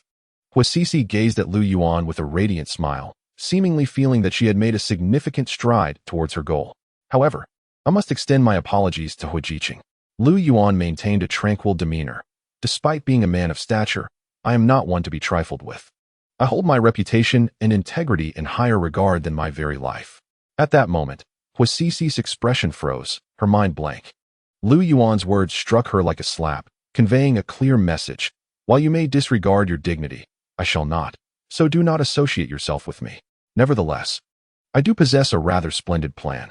Huajiqing, you could certainly construct your house in the space between Zhao Jiqing's and Dai Jiqing's homes. It may be a bit narrow, but that is inconsequential. As long as you can fit a kong, consider the benefits. You could utilize the firewalls of both houses, saving money and firewood. In time, you could merge the courtyards, and the three families would coexist harmoniously. Lu Yuan found this idea quite commendable, with safety concerns rendered moot by merely a wall separating them. In the event of an emergency, a loud call would suffice for both neighboring homes to hear, and being in the same courtyard would make mutual assistance even more convenient. Zhao Shurong, Wu Yang, Zhou Xiaoli, He Caixia, Dai Yufei, and Meng Qiaoji thought. This proposal is utterly revolting. Chapter 067. What difference does one more suffering soul make? It is true that the houses of Lu Yuan, Zhao Shuerong, and Dai Yufei are adjacent, but they are separated by several paces. This is the common layout among households in the village. If, as Lu Yuan suggested, Huasisi were to build in the space between the two homes and utilize their firewalls, it would indeed provide some protection from the cold. However, the disadvantages far outweigh the advantages. With merely a layer of earthen wall between them, there would be no need to shout. Any louder conversation could easily be overheard. What then is the purpose of investing in a home and moving out, if not for privacy and tranquility? If the courtyards of the three families were to be merged, would it not simply create another youth commune? How could one live like that? It is downright insufferable. Moreover, there is the matter of Huasisi's character, audaciously seeking to encroach upon Lu Yuan's courtyard for her construction, setting aside whether the village committee would permit such a building. Even if a wall were erected between their houses, it would inevitably attract the gossip of villagers, something Huasisi cannot possibly overlook. If that is the case, why does she persist in this course of action? As fellow women, Zhao Shuerong, Wu Yang, Meng Qiaoji, and Dai Yufei could all surmise the underlying motives. Zhao Shuerong's previous remarks were undoubtedly a warning to Lu Yuan to steer clear of this woman, lest he fall into trouble. Lu Yuan was aware that the girls would not acquiesce to Huasisi's plans, and he merely seized the opportunity to place this troublesome frog at the feet of his neighbors. Huasisi's aspirations did not merely involve becoming a neighbor to a few young female intellectuals, and she was acutely aware that these young women would not offer her any leniency. Thus, she swiftly abandoned the idea of constructing a house. At present, her foremost objective was to restore her reputation, for many had begun to regard her with a critical eye. I apologize for any inconvenience my thoughtlessness may have caused. My personality tends to be rather carefree, often leading me to act impulsively. I hope you will not hold it against me, as we grow more acquainted. I trust things will improve. Huasisi's pallid visage gradually regained some color as she awkwardly forced a smile. In truth, residing in the youth commune was not so bad, and the matter of building a house could be postponed until she found a female companion to share the endeavor. Lu, Captain Wang, I'll assist with the cooking now. You may continue your conversation at your leisure. Huasisi flashed another smile at the two before turning away, striding with a confidence she sought to project. Wang Qinggang, having experienced 5 or 6 more years of life's trials than these new young intellectuals, could somewhat discern the thoughts of the 16 or 17-year-old girl, though he was surprised by her audacity. Even when subtly chastised by Lu Yuan for being shameless, she managed to smooth over her words and leave with a smile. As a man, Wang Qinggang could not help but harbor thoughts about the attractive young woman. However, after this incident, he resolved not to pursue Huasisi any further. After all, he had labored in the challenging position of the commune leader for many years, hoping to secure a recommendation for returning to the city or a spot in a workers' and peasants' university. He anticipated that the village officials would acknowledge his efforts in managing the youth commune, rewarding him with their votes, if not for his merits, then at least for his toil. Huasisi's profound thoughts left Wang Qinggang feeling alarmed, reminding himself to avoid any entanglements that could hinder his return to the city. Meanwhile, the other male young intellectuals in the commune, witnessing this exchange, felt their tension dissipate. As long as Huasisi remained in the commune, they would have opportunities for alluring interactions. They had overheard Lu Yuan's remarks, which could be a significant blow to a female young intellectual. Perhaps that evening, Huasisi would retreat into her cocoon and weep. This was precisely what they desired to witness, even if they could not possess her. They did not wish to see another succeed. Aside from feeling disgusted, Lu Yuan also felt a tinge of vigilance. He had stood out among the youth during his half-month stint in the countryside, though it was not by design. Take, for instance, the incident with the Ruzi. He merely reached into the river, and the boy surfaced. As for purchasing a house, he harbored a secret concerning space and preferred not to share living quarters with others, as it would compromise his privacy and the items he stored. Everyone was a victim of the relentless tide of the times. Why should he be calculated against? Each individual in this world carries their burdens, so what difference does it make if Huasisi adds one more to the mix? After a brief silence, the commune regained its vitality, and everyone worked together to prepare the meal before dusk fell. They had made coarse porridge, wild vegetable cornbread, several cold dishes, and, after much persuasion, Wang Chungang managed to have the female young intellectual prepare an eggplant dish. Notably, before the meal commenced, Huasisi contributed the minced meat sauce she had brought from the city. This gesture earned her praise from many of the seasoned young intellectuals and helped restore her reputation. Minced meat is still meat. With so many people gathered for a meal, once the minced meat sauce and vegetables are served, there is no chance of any leftovers. It is worth noting that most of the individuals here have long forgotten the last time they savored meat. Before the meal commenced, the two leaders, Wang Chungang and Sun Ming, shared a few words. They reiterated the age-old adage about unity, emphasizing the importance of not allowing the villagers to look down upon them, lest they become targets of bullying. Additionally, they reminded everyone to be frugal with their food. Just because they were all educated youth does not mean they could consume their rations and then rely on others for more. Originally, they were supposed to introduce themselves. But as darkness swiftly approached and everyone was weary from a long day's labor, this was once again waived. After all, they were all in the same brigade. And familiarity would come in due course. Lu Yuan served himself some coarse rice porridge, picked up a couple of steamed cornbreads, and added a generous helping of mixed vegetables before making his way to the steps outside. It must be said that the cornbread was exceptionally well made, soft and tender, almost too delicate to handle if it were any wetter. The mixed vegetables were seasoned with salt, chili, and garlic, though one should not expect any oil. Even the stir-fried dishes contained only a few drops.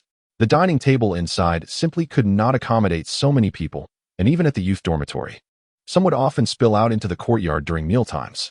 Not long after Lu Yuan began eating, a few seasoned youths, including Zhao Xuerong, emerged with their meal boxes. If one could overlook the mosquitoes, dining in the courtyard during this season was truly a delight. The cool breeze, the evening glow, the porridge and cornbread, what a feast. After finishing his meal, Lu Yuan did not linger. He exchanged a brief greeting with Wang Chungang before taking his leave. The rations advanced to the new educated youth were scant, making it challenging to last until the autumn harvest. And the situation for some of the older youths was equally grim. Hence, the earlier mention of frugality with food. However, the food was right there. And no matter how much wild vegetables one added to the cornbread, it could only stretch so far.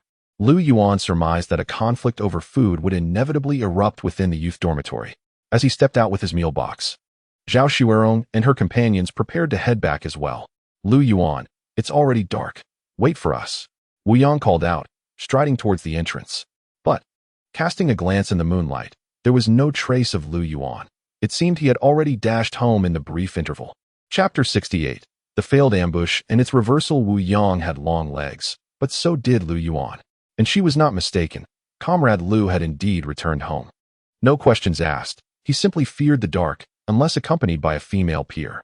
Beneath the high-hanging moon, stars whispered softly, while the evening breeze carried the damp scent of the river mingling with the earthy aroma of grass and soil, accompanied by the serenades of cicadas, frogs, and crickets. Lu Yuan stepped through the courtyard gate and entered his home. Upon entering, he first lit the kerosene lamp, rinsed his meal box with a ladle of water, and placed it in the cupboard. Subsequently, Lu Yuan noticed the 4 boiled eggs that remained from the children's portions, intending to store them in his space. However, just as he reached for them, the eggs vanished.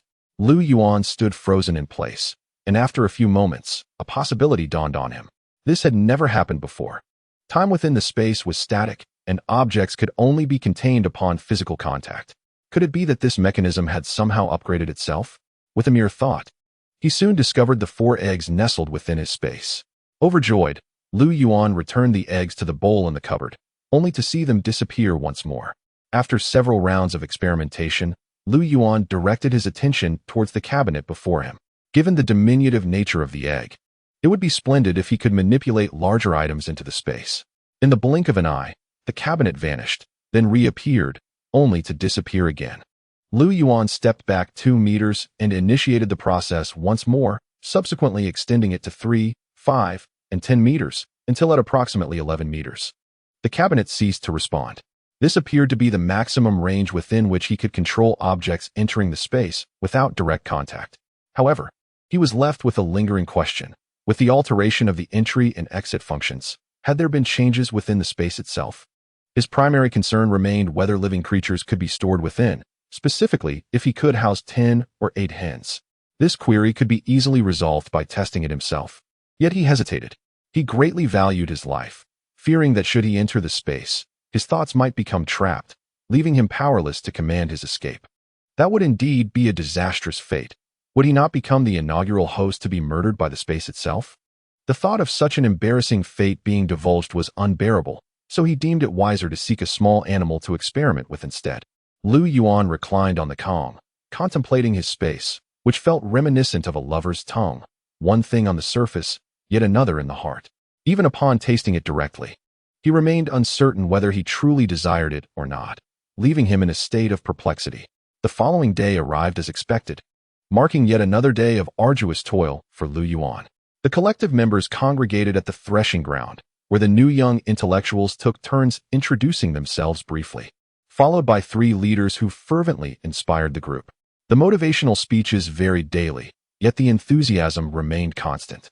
Lu Yuan discerned the effort behind this. The leaders undoubtedly spent at least half an hour each day in bed contemplating how to invigorate the members, reconvening in the party office the next morning to finalize their strategies.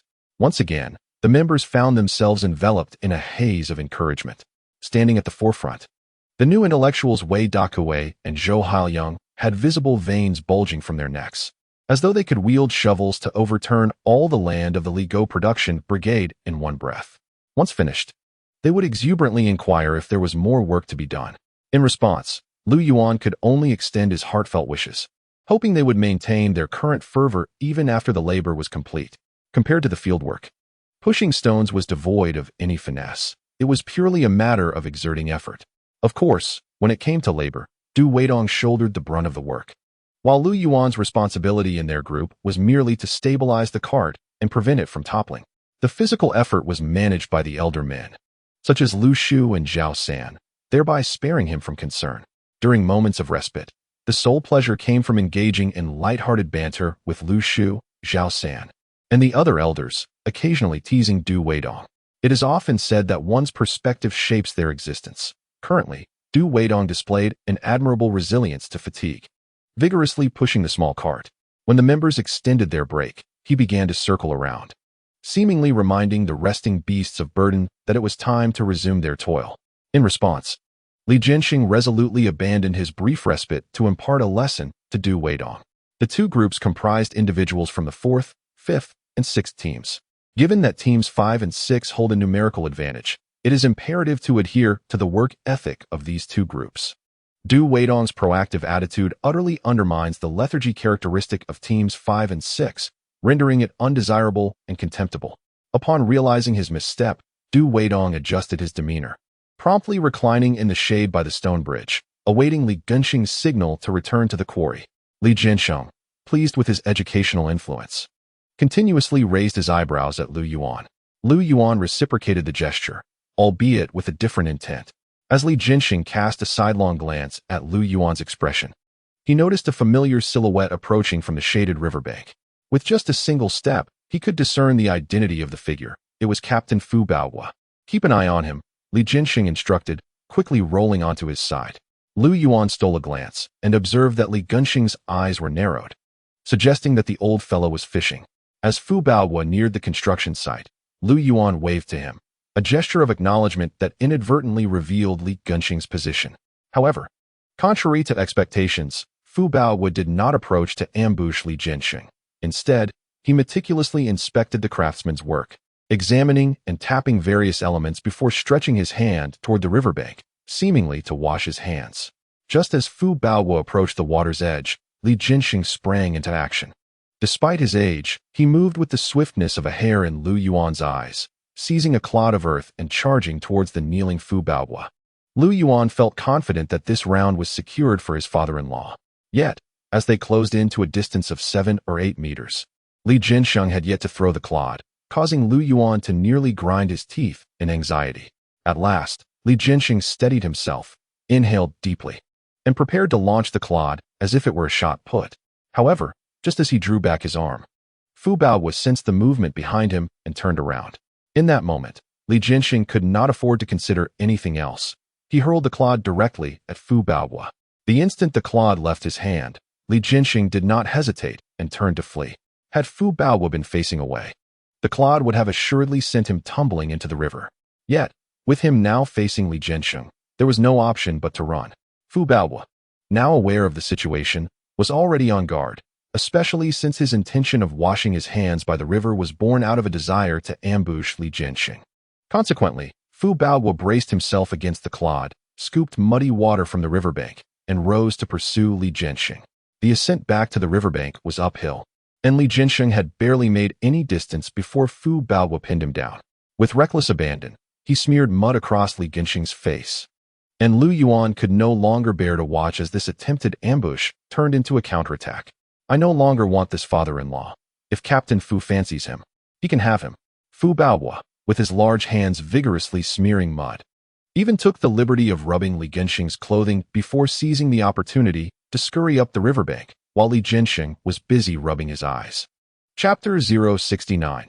Ascending the mountain in search of chickens. Lu Yuan surmised that it must have been Uncle Lu's sudden leap from the ground that left him lacking in momentum, which was why he was quickly subdued by Fu Baowu before he could flee far. With his robust physique, Fu Baowu clearly possessed greater stamina than Li Jiansheng, and his swift movements along the riverbank left even Lu Yuan in awe.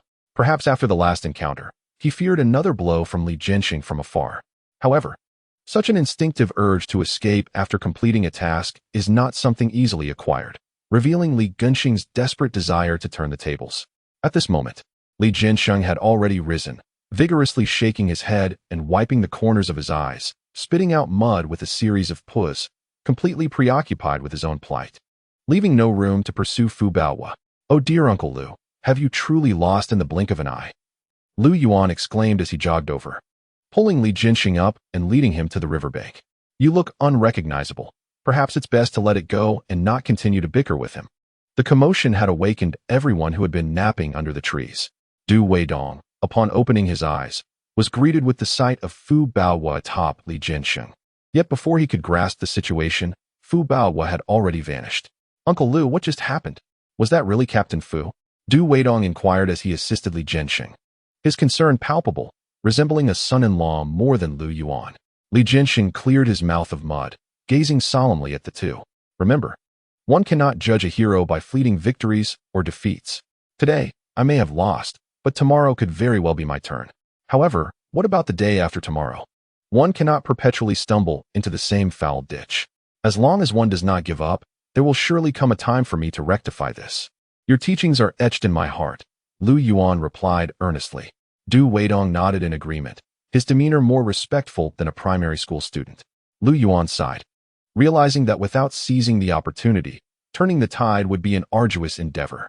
Throughout the day, whenever there was a moment of respite, Li Jiansheng would pull Lu Yuan aside to devise strategies for his counterattack. Lu Yuan inwardly lamented. Failure was not the end, at worst. He would endure more hardship under Uncle Lu's hand. But should they succeed, wouldn't Captain Fu harbor resentment against him as well? As the day dragged on, Lu Yuan struggled to formulate a plan for retaliation, while Li Jiansheng cast sidelong glances at him. "You truly disappoint me, my son-in-law. Here's the deal: within 3 days, present me with a solution. I must avenge this grievance." After pushing the last 2 carts of gravel, Lu Yuan felt the day's labor had reached its conclusion. After work in the afternoon, he headed to the branch office to return the cart, and from afar, he spotted the new young intellectuals, Wei Dakuai and Zhou Haoyang, leaning on each other as they staggered towards him. "Lu Ge, do you need more hands over there? Can we join you? This farm work is truly unbearable," they implored. "Yes, Lu Ge, please help us. It's only the first day, and we already feel utterly exhausted." The two were quite forthright, directly addressing him as brother. Wei Dakuai and Zhou Haoyang appeared to be in decent shape, having been assigned to the 3rd and 4th teams, presumably to assist with the land reclamation. "It is not that I lack the desire to assist you, but rather the capability. The positions I mentioned earlier were mere fabrications, as you are well aware." Lu Yuan chuckled lightly, noting that their cart-pushing duties concluded today and new tasks would be assigned tomorrow, likely requiring a return to the fields for labor. Regardless of Lu Yuan's ability to aid them, the hopes of the two individuals were dashed, and they could only bid farewell to him with forlorn expressions. As he watched them depart, Lu Yuan encountered the listless Lu Lijuan and the red-eyed Huasisi once more. He couldn't be bothered to engage in conversation and simply brushed past them with his cart. Upon returning home, he washed his hands and face, then equipped himself with an axe and some rope before stepping outside. He intended to wander the mountains, seeking suitable wood to fashion into 2 handles for his hoe. The vegetable garden had already been tilled, and in a few days, seeds would be sown. It was essential to prepare the ridges in advance for easier watering. Additionally, he hoped to find small animals in the mountains to test if he could store live creatures in his space. If fortune smiled upon him, he might catch a wild chicken or rabbit, which would be ideal.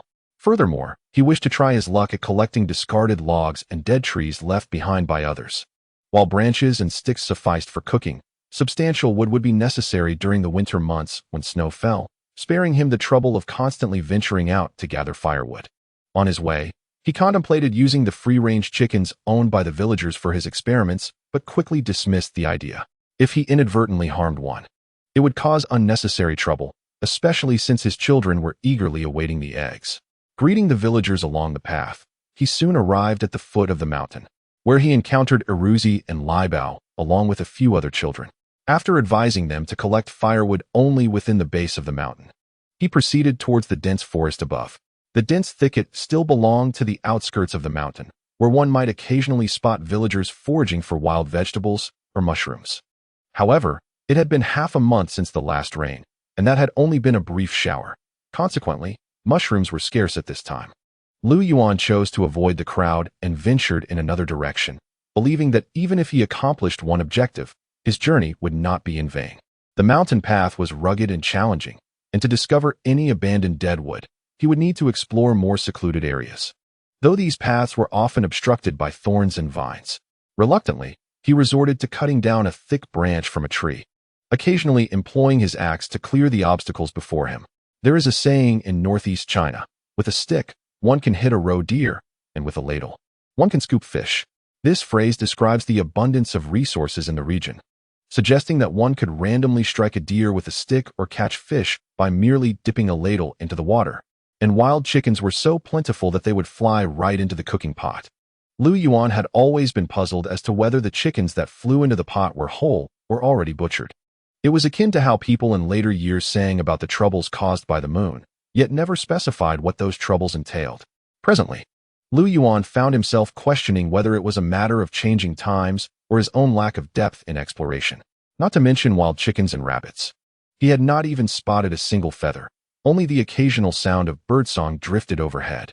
It was understandable, as nowadays, families could scarcely afford to eat meat, let alone let these free wild delicacies escape their grasp. The villagers have lived at the foot of the mountain for generations, and to suggest that any man in the village is incapable of setting a rabbit trap would indeed be far-fetched. It appears that seeking wild game on the outskirts of the mountains is no small feat. As Lu Yuan ascended a small slope, he was pleasantly surprised to discover something unusual, a patch of wild grapes. This fruit is a close relative of the common grape, and at this moment, the wild grapes glimmered in a shade of deep purple, indicating their ripeness for consumption. While they are smaller than cultivated grapes, they can be eaten fresh, fermented into wine, or transformed into juice.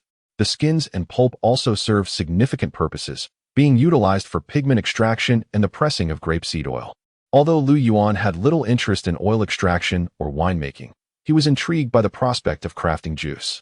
At that moment, he envisioned a bowl of chilled, purple-hued grape juice, refreshing and delightful, sitting before him. The process of making grape juice is rather uncomplicated. First, wash the wild grapes.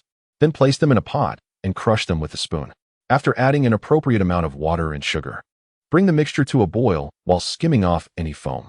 The juice is then filtered and poured into prepared containers.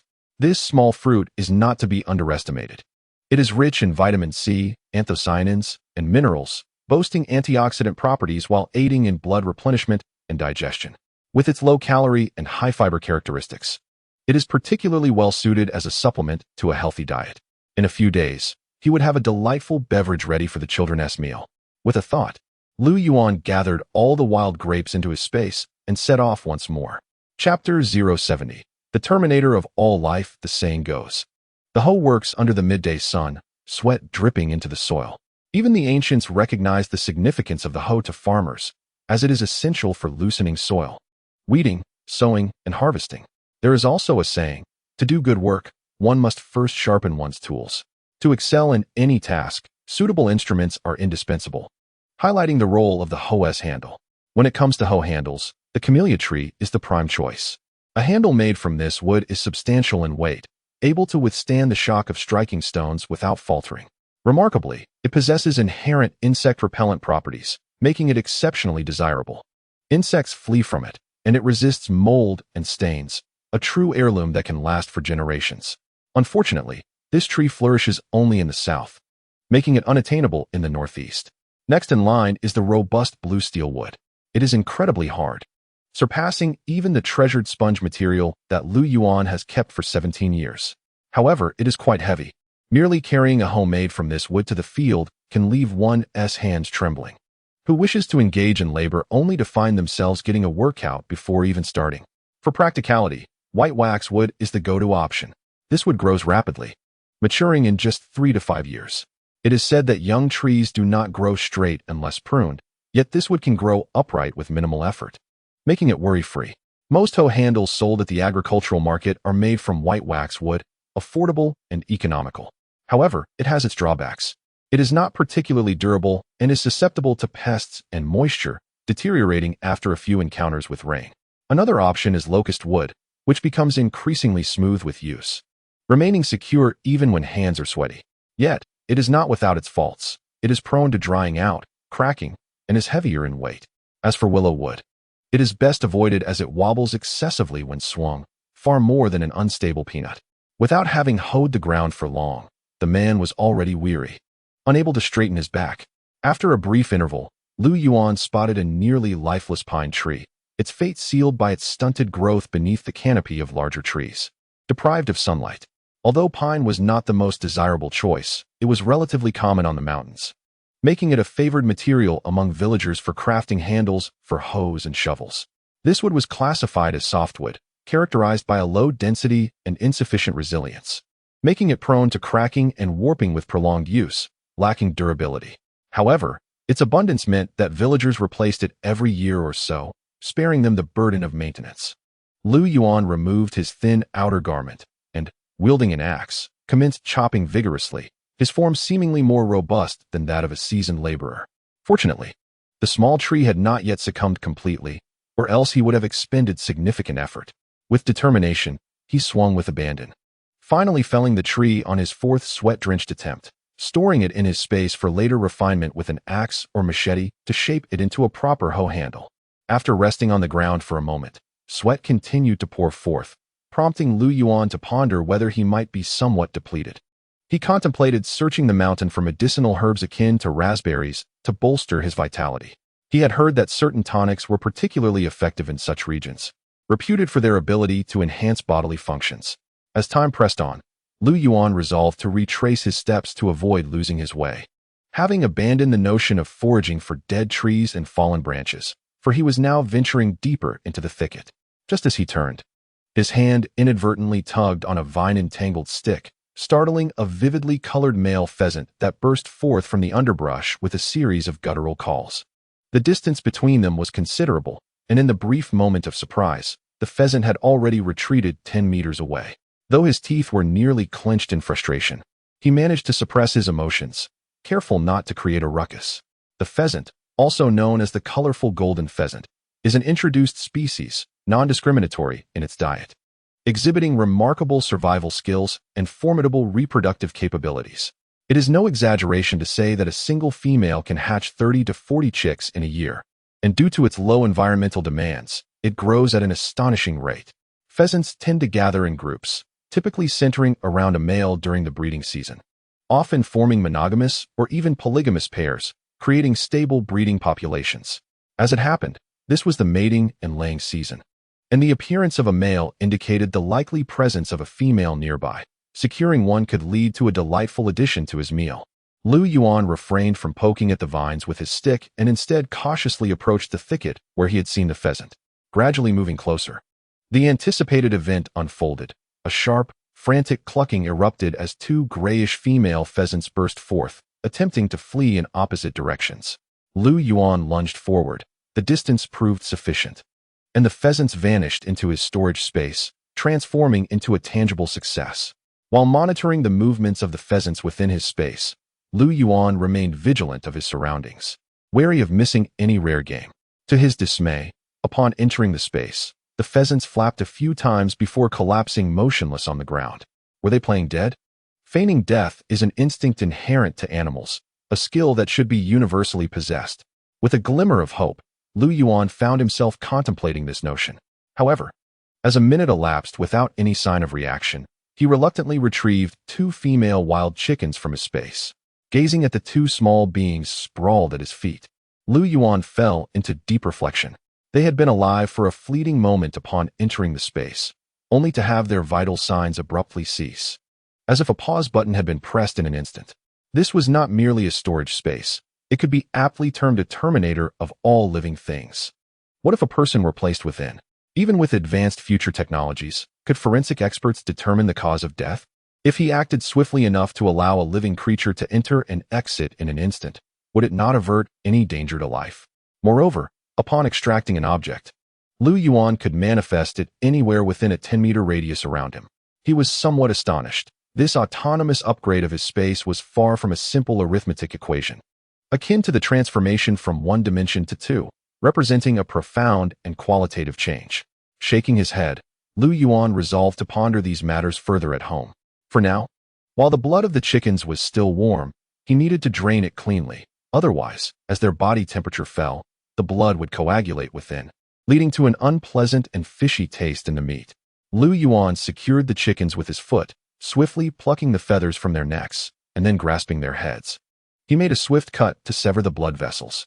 Once the blood was drained, he returned them to the space. He then retraced his steps, collecting a small bundle of twigs along the way, binding them with vines to conceal his return. He certainly could not return empty-handed, lest the villagers gossip about him. As dusk approached, he noticed several villagers still foraging for wild vegetables at the foot of the mountain. Lu Yuan greeted them as he made his way home. Upon entering his house, Zhao Xuerong appeared, carrying a large bowl of fried sauce noodles. The aroma of the sauce was unmistakably authentic. Lu Yuan sighed, affirming the indestructible bond forged in shared warmth. Chapter 071. A generous portion. How did you know I had been craving this for ages? Lu Yuan hastily ushered Zhao into the inner room, setting the small table and pouring the noodles and sauce into a larger bowl. You can take the bowl back to wash, but I'm truly hungry now. I shall eat first. In Zhao Xuerong's presence, Lu Yuan felt no need for false politeness. They were practically family. Removing his shoes and settling onto the heated bed, Lu Yuan crossed his legs and picked up his chopsticks, eagerly devouring the meal. Oh, these noodles are delightfully chewy, and the sauce is prepared with remarkable skill, surpassing even the chefs of state-run restaurants. But where did the flour and eggs come from? The emotional value must be fully acknowledged. After all, what did Zhao Xuerong expect while sitting there, waiting? The flour was leftover from a communal feast, and the eggs and soy sauce were traded with the villagers. Seeing Lu Yuan relish his meal, Zhao Xuerong's face lit up with a smile, and she continued. It's quite good, right? My mother worried that we wouldn't find this flavor in the countryside, so she taught me several times before we came. Eating noodles without garlic loses half the flavor. With that, Zhao Xuerong pulled 2 cloves of garlic from her pocket and casually tossed them onto the table. Behold, had it not been for those 2 compliments, these 2 cloves of garlic would surely have been forgotten by Comrade Zhao in his pocket, returning as they came. Is it truly the fashion to flaunt garlic nowadays? What a potent aroma. I do miss my aunt. After a moment of reflection, Lu Yuan seized the garlic, skin and all, and tossed it into his mouth, followed by a hefty portion of noodles, chewing heartily. Zhao Xuerong prepared a classic dish of egg sauce, a specialty of Zhao's mother, which Lu Yuan had savored since childhood. His stomach had developed a profound memory for that flavor, and after a time without it, it would protest. Now, he could simply call upon Comrade Zhao when craving struck. Go ahead and eat. I shall take my leave. Lu Yuan was wholly absorbed in the fried sauce noodles, waving his hand as if ushering someone away. Suddenly, with a resounding smack, Zhao Xuerong delivered a sharp slap to the back of Lu Yuan's head, causing all the delectable food he had just savored to spill onto the table. Most infuriating was that after delivering the blow, Zhao Xuerong stood there with a cheerful smile, gazing at Lu Yuan. He slowly turned his head, his expression blank and bewildered. What just happened? The atmosphere was quite amicable a moment ago. How did it escalate to violence? What about our unbreakable bond? What is the matter? Zhao Xuerong's words left Lu Yuan momentarily speechless. Wasn't that a question for me to pose, my dear mouthpiece? Oh, you mean that? Zhao Xuerong raised her hand in a dismissive gesture. Didn't you just mention missing my mother? This is how she shows her fondness for you. I merely acted on her behalf. Now, hurry and eat. Don't let the leftovers go to waste. I'm off. As Zhao Xuerong's footsteps receded, Lu Yuan felt a peculiar sense of joy being trampled underfoot. Indeed, Zhao's mother had a penchant for patting Lu Yuan's head. It was a stroke of luck that he hadn't been rendered foolish after all these years. But had she ever done so with such force? This was nothing short of vengeance, unabashed revenge. For the sake of the fried sauce noodles, he decided not to dwell on it. After the meal, darkness enveloped the evening as Lu Yuan washed the dishes, then carried a basin of water to the courtyard, closing the gate before beginning to wash himself. Although it wasn't as refreshing as a soak in the river, it would suffice to wash away the sweat and provide some relief. After drying off, he retired to bed early. Before the sound of the gong echoed the next morning, Lu Yuan had already dressed and risen. He planned to prepare the wild chicken for breakfast, gathering firewood to boil water. The chicken would first soak in cold water, followed by a transfer to hot water for an additional 20 minutes. The temperature had to be just right. Too high or too long would cause the muscle proteins to coagulate, making it difficult to pluck the feathers without tearing the skin. Conversely, if the water was too cold, the plucking would also prove challenging. Lu Yuan's hands were adept. After removing the wing feathers, he began to tackle those on the back, loosening the tightly bound skin. Next, he addressed the soft feathers on the breast. The tail feathers posed a greater challenge, requiring careful attention to avoid slippage, necessitating a meticulous pluck of each one. Following this, he proceeded to eviscerate the bird, removing the waist, and subsequently opening the abdomen to bury the inedible entrails in the vegetable garden to serve as fertilizer. After thoroughly rinsing away the residual blood, Lu Yuan picked up the cleaver, imitating Zhao Dayan's technique to chop the meat. Once finished, he placed the pieces in a basin, ready to store. To prepare a stew, one must not overlook the essential seasonings. Star anise, Sichuan pepper, and white wine are available. Yet ingredients such as scallions, ginger, and garlic must be exchanged with the villagers. Eagerly anticipating the forthcoming chicken stew, Lu Yuan quietly extracted a steamed bun and took a thoughtful bite. Upon arriving at the grain-drying yard, he found it was nearly time for the meeting, and he and Uncle Lu walked in succession. Huh, you must have been up to no good last night, Li Jinxing boasted as he brandished a box of Dezhongjiao. I merely failed to conduct any mischief for a single evening, unlike you, who seems to indulge nightly. Lu Yuan retorted, accepting a cigarette and lighting it for Li Jinxing before scrutinizing it closely. But why has the quality improved? Did my aunt reward you? Li Jinxing grunted, casting a sidelong glance at Lu Yuan, and declared, a gift from my esteemed aunt-in-law. How thoughtful. I shall bask in your fortune as well, Lu Yuan admired. The task of moving stones concluded yesterday, and today the members of both teams returned, allowing Lu Yuan to once again fall under the leadership of Captain Lu. However, Lu Yuan's return brought immense joy to Zhou Xiaoli. Though she yearned to witness the pained expression on Lu Yuan's face while weeding, she could not resist imparting her weeding techniques upon him at the field. Of course, weeding required no particular skill. It simply demanded the use of one's hands. Zhou Xiaoli was merely encouraging Lu Yuan to procrastinate. Her advice about 3 quick, 2 slow, and 5 steps back left Lu Yuan bewildered. Was this truly the wisdom gleaned by her and her companions over the past month? Was this it? Lu Yuan turned to Li Jinxing and queried, Uncle Lu, is this task not more exhausting than pushing a cart? With Uncle Lu present, it certainly should not be. Li Jinxing retrieved the remaining half of his Dezhongjiao from his pocket and lit it, snorting through his nostrils. With a father-in-law like me, you can revel in your fortune. Lu Yuan replied, oh, spare me. Those moments of shame are all too real. Currently, the corn seedlings stood about 60 to 70 centimeters tall, and when one crouched to work, only a dark head could be seen. When looking up, one could catch glimpses of their forehead. The weeds grew rapidly, necessitating weeding in one area today and another in the coming days. Looking back, it was disheartening to see the weeds had already returned to previously cleared land. An endless cycle of weeding ahead. If the rainy season were to arrive, it would be a calamity. After weeding by day, a light rain at night would render the next morning's efforts seemingly futile. Although Lu Yuan felt the weeds competed with the corn for nutrients, he understood the necessity of keeping the many elderly and infirm members of the team occupied. To shield his face and neck from the corn leaves, Lu Yuan donned a straw hat and kept his head down, successfully avoiding scratches, yet feeling stifled. He was not particularly concerned about his appearance.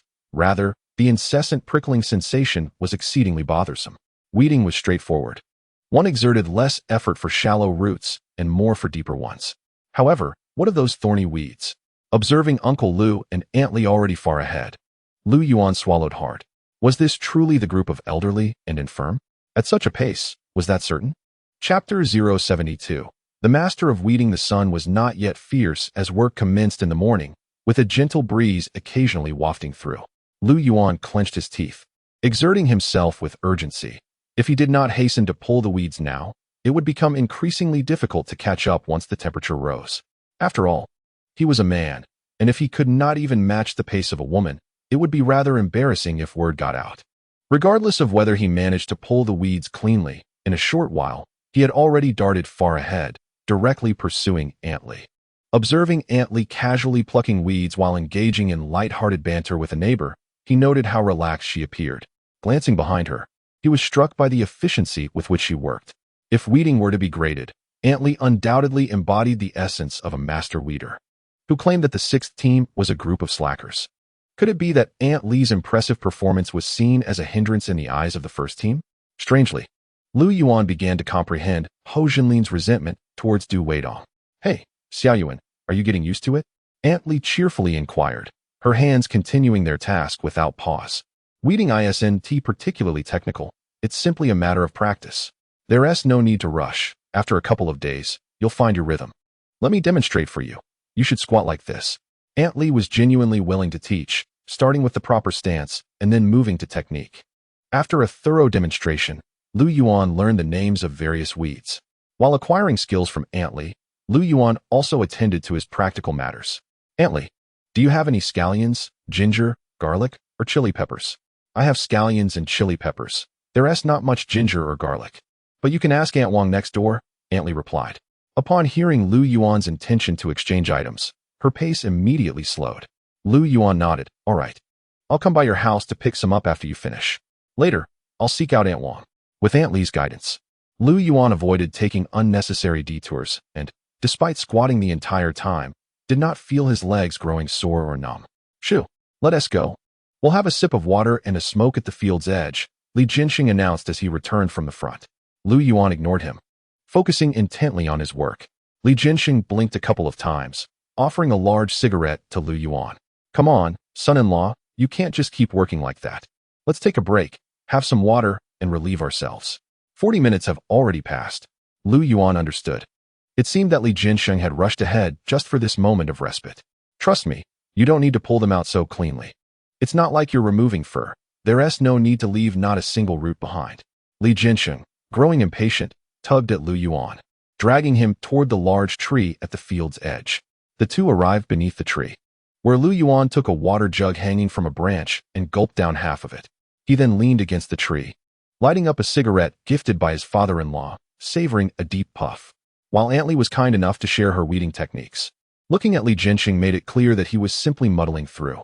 Thinking about it made Lu Yuan angry. In such a short time, this old fellow had vanished like a sprinter. Anyone observing would think he was chasing mice in the fields rather than weeding. Li Jinxing, looking bewildered, turned his head and pulled the cigarette from his mouth, exclaiming, "What are you talking about? Weeding requires no special skill. You just pull it out. With your method, it's no wonder you're slow. The two of us are about to begin our work. As for the thoroughness of our efforts, as long as it meets the eye, it will suffice. We shall work in bursts, taking breaks, for the task at hand is what it is, and no one can truly comment on it." Lu Yuan blinked and asked, "By the way, who is the sixth captain to you?" Li Jinxing smacked his lips a couple of times and replied, "What a question. You should be asking who I am to him." "Oh, you've got me all tangled up. The sixth captain is my nephew, my own blood." "Oh," Lu Yuan realized, "that makes him my uncle by marriage." But this uncle better not only recognize the sibling-in-law and forget about the brother-in-law. He then lowered his voice and suggested, "Uncle, what do you think about us heading to the fifth team?" While he had only a vague understanding of the other team leaders' relationships with Li Jinxing, he remembered vividly that the fifth captain was indeed his uncle's own son. Lu Yuan did not have high aspirations for himself.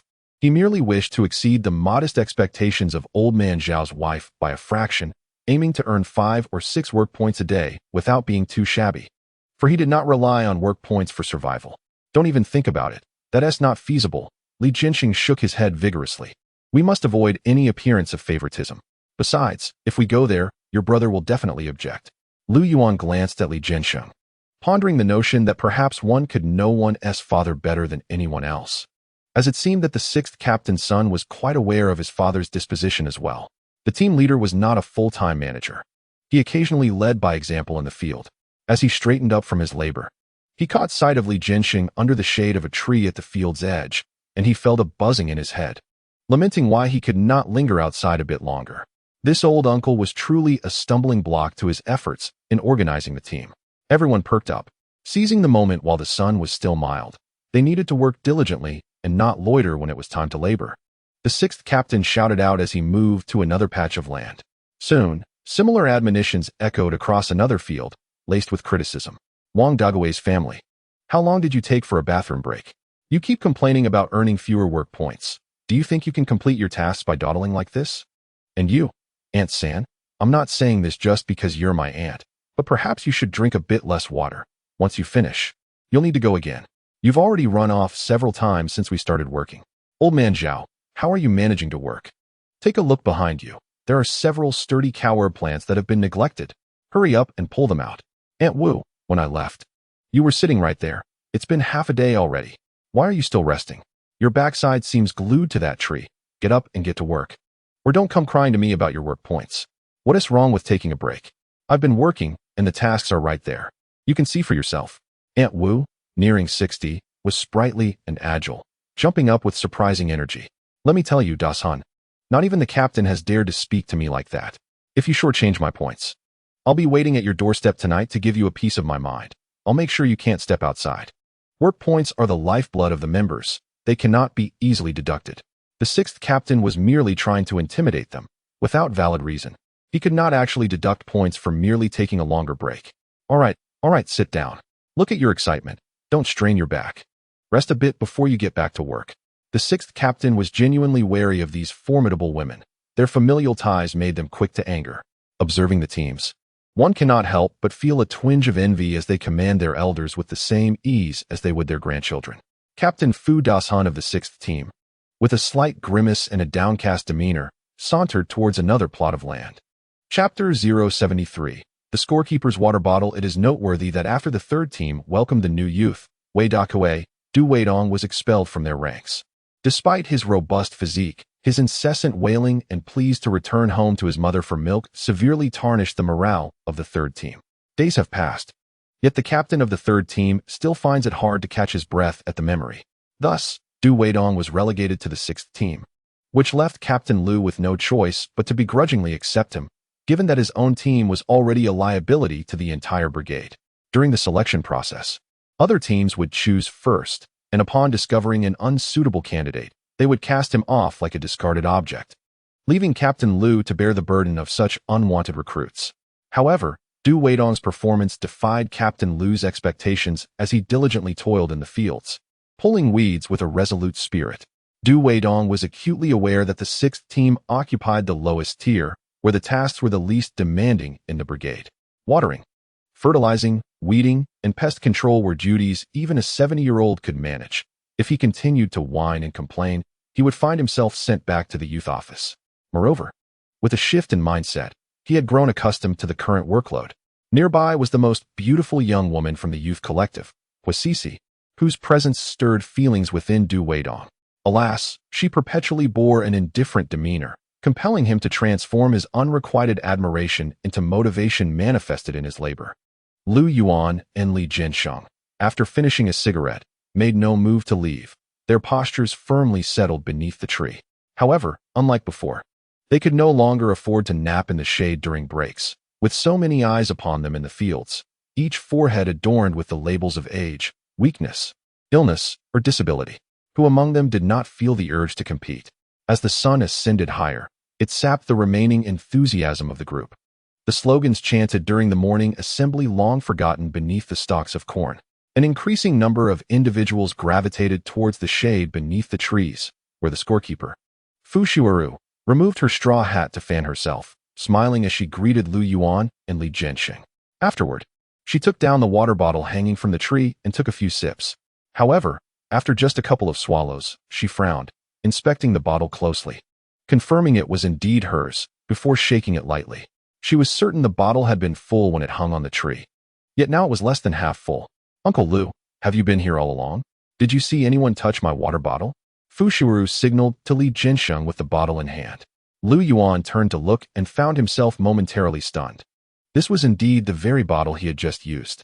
In the countryside, few people employed such water bottles, so he hadn't paid it much attention before. Now, glancing at the adjacent branch, he noticed another bottle, glaringly obvious with a piece of its paint chipped away. Li Jianxing glanced at the water bottle. Without a hint of hesitation, directing his gaze back to Lu Yuan. Lu Yuan exclaimed in astonishment, swiftly pulling out the large front door to silence Li Jianxing's remarks.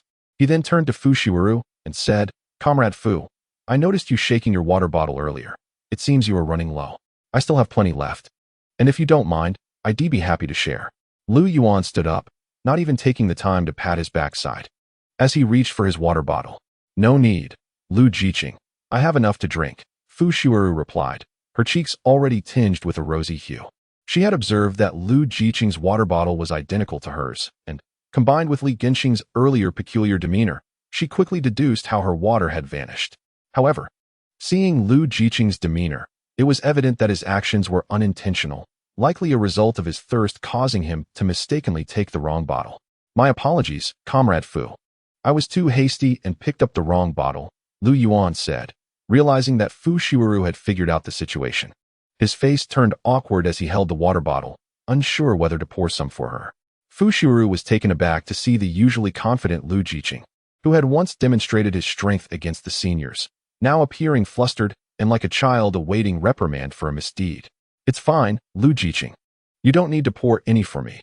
Half a bottle will suffice until we finish work this morning." Fu Shiru bit her lip, managing a slight smile while signaling to Lu Yuan that he need not worry. "Shiweru, this is for you. Your Aunt Li prepared it at home," Li Jianxing announced, pulling 2 cucumbers from the bag at his feet. He handed one to Fu Shiru and broke the other in half, offering the end to Lu Yuan. "This is for you. I'll take the other end." Lu Yuan declined, hanging his water bottle back up.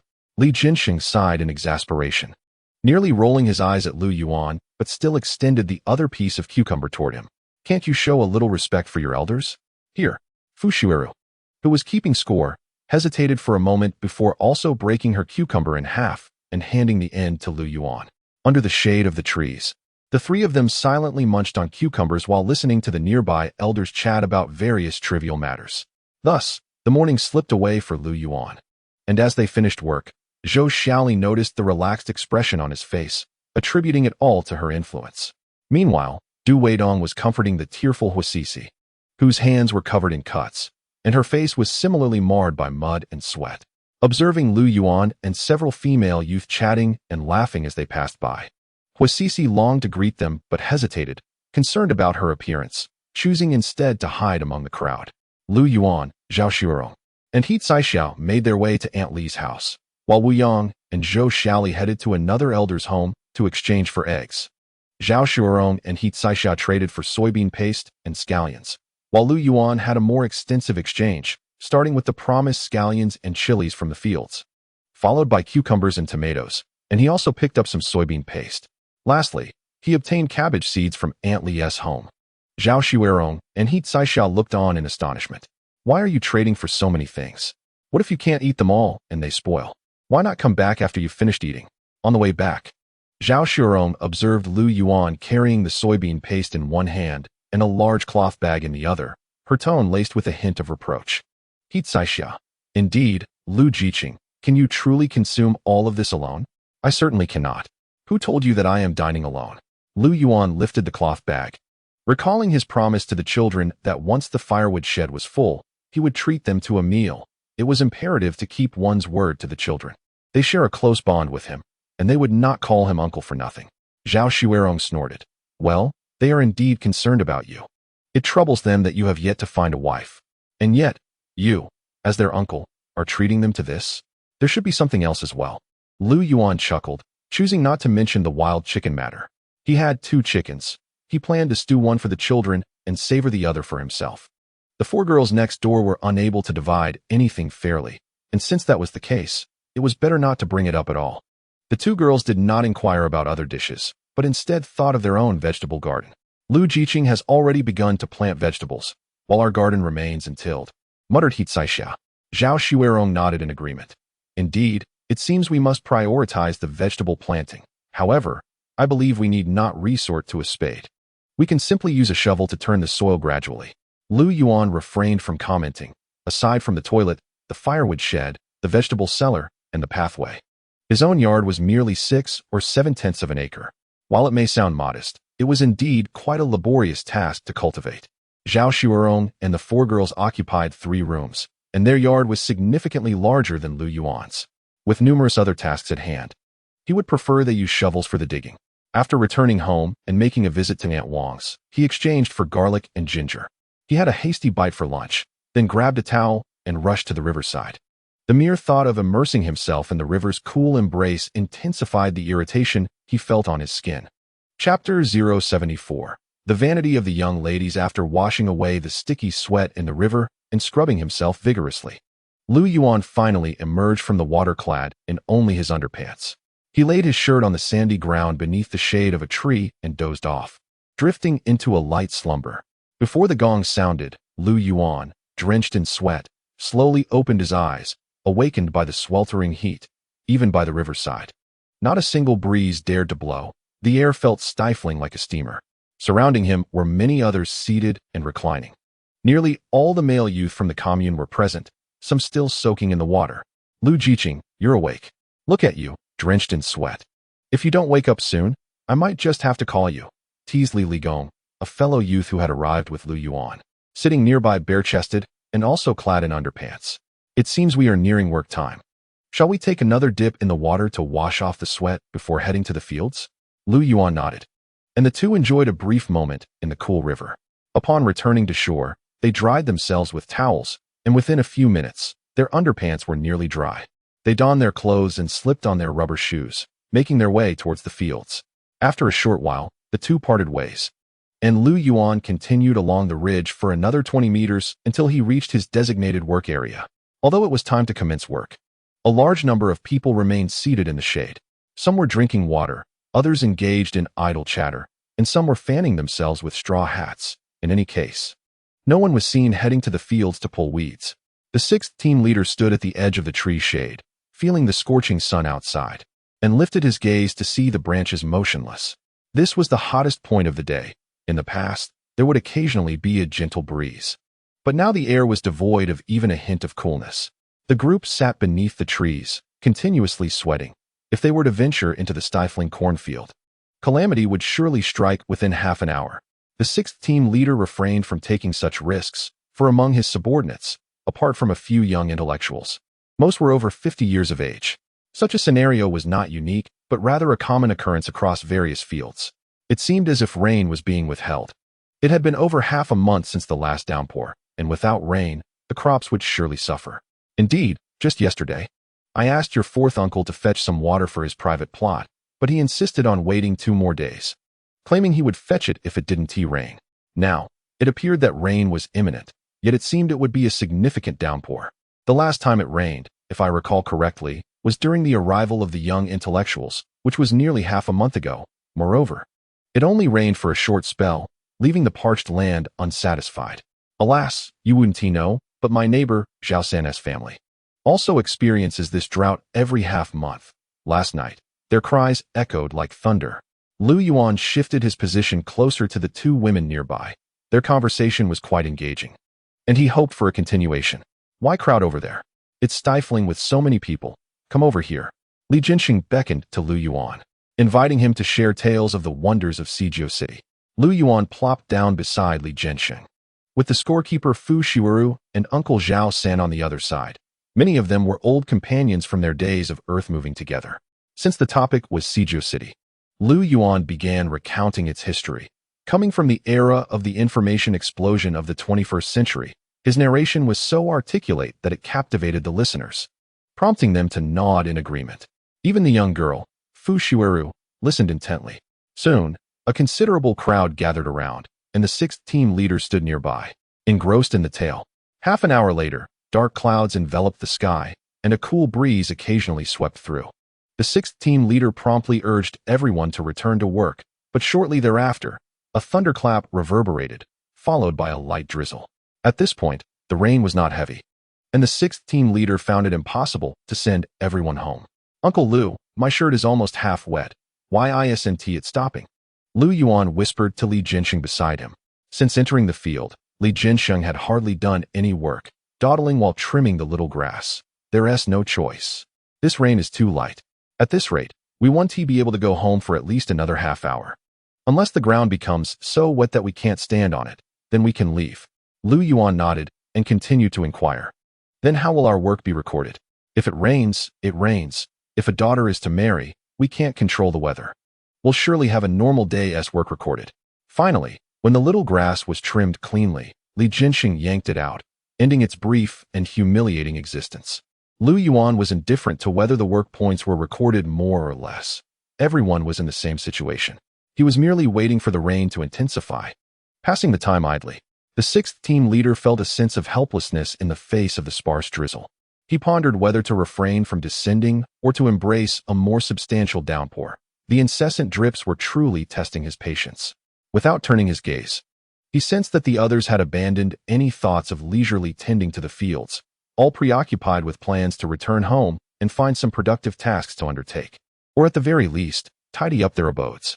Finally, after cursing the heavens countless times in his mind, the team leader noticed the ominous darkening of the sky and the intensifying rain, as a chilling wind carried dust and grit across everyone's faces.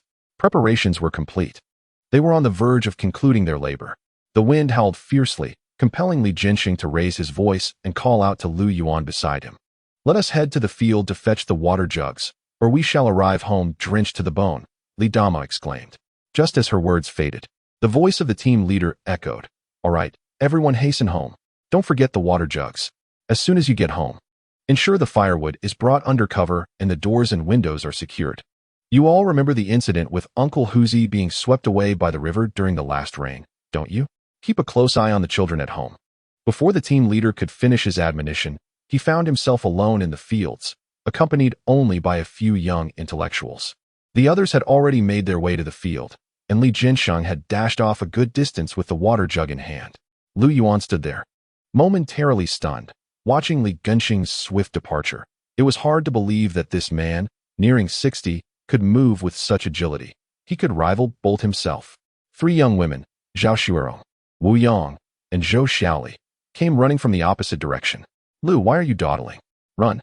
Wu Yang, with her long legs, was not slow in her pace, but one hand held her straw hat against her chest while the other shielded her head. What was that about? Zhou Xiaoli, who followed suit with her hat, could be forgiven, given her stature, but for the two in front to do the same felt rather competitive. What ill intentions could they possibly harbor? Merely a touch of vanity, perhaps.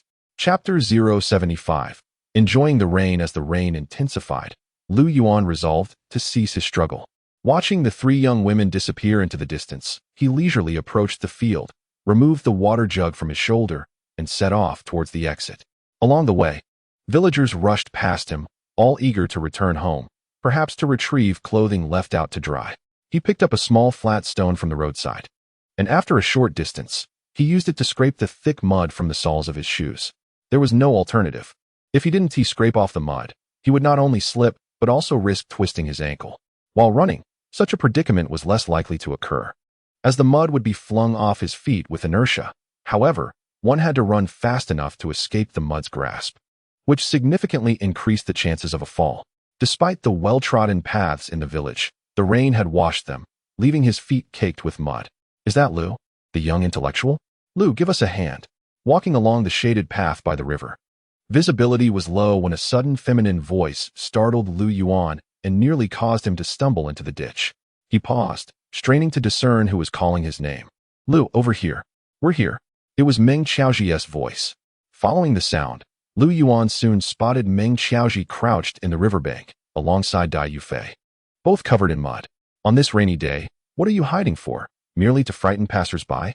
Lu Yuan stifled a laugh and called out loudly to Meng Qiaoji and her companion. Meng Xiaoji was filled with joy at the arrival of someone to rescue them. Yet Lu Yuan's words left her momentarily at a loss for a response. It was evident to anyone that she and Dai Yufei were covered in mud, having slid down from above. While joking about their predicament was one thing, neglecting to help two young women was quite another. After all, their physical constitution differed from that of young men, and catching a chill would be detrimental.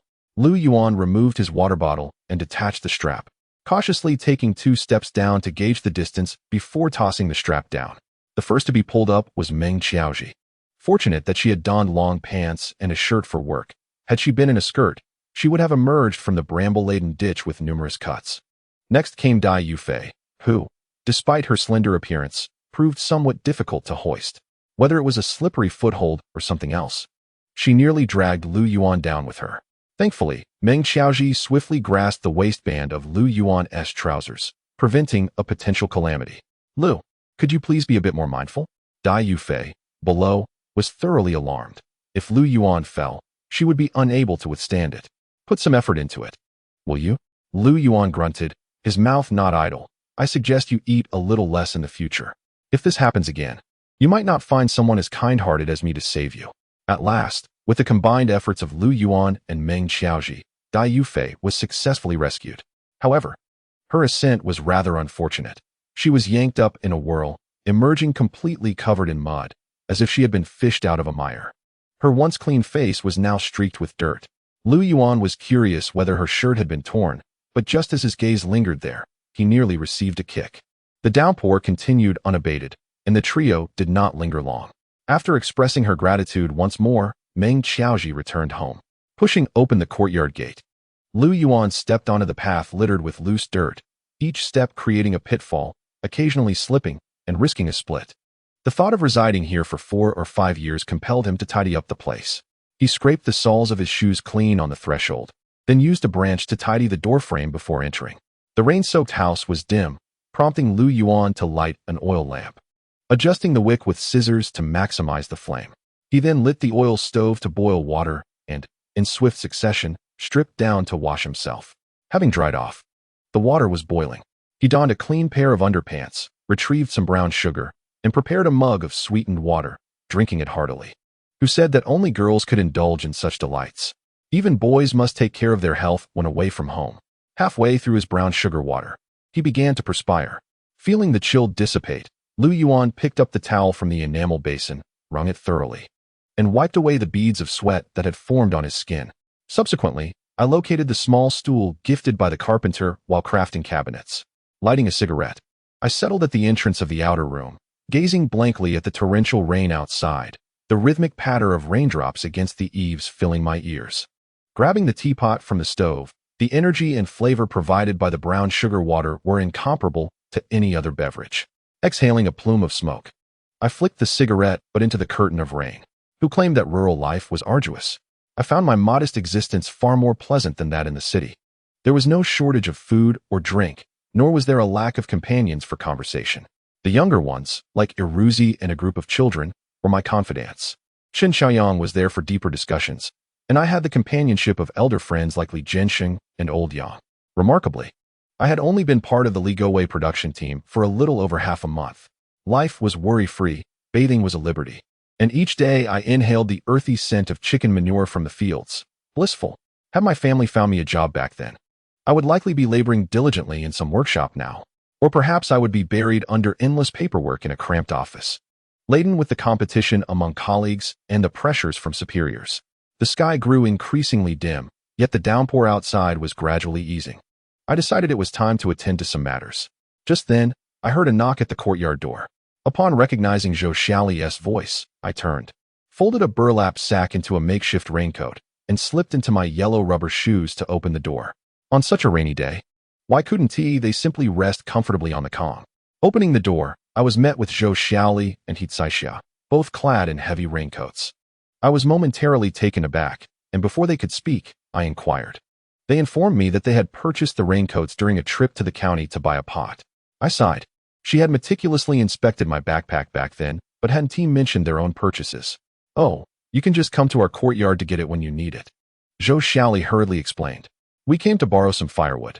Coincidentally, Shuirong and Wu Yang are feeling unwell, and we thought we could keep the Kong warm a bit longer. But our firewood outside got soaked in the rain, and there isn't enough in the outer room. I nodded and led the two towards the woodshed. As we walked, Zhou Xiaoli suddenly slipped, cried out, and lunged toward me. Turning, I saw her reaching for my shorts as she tumbled toward me. This was not good.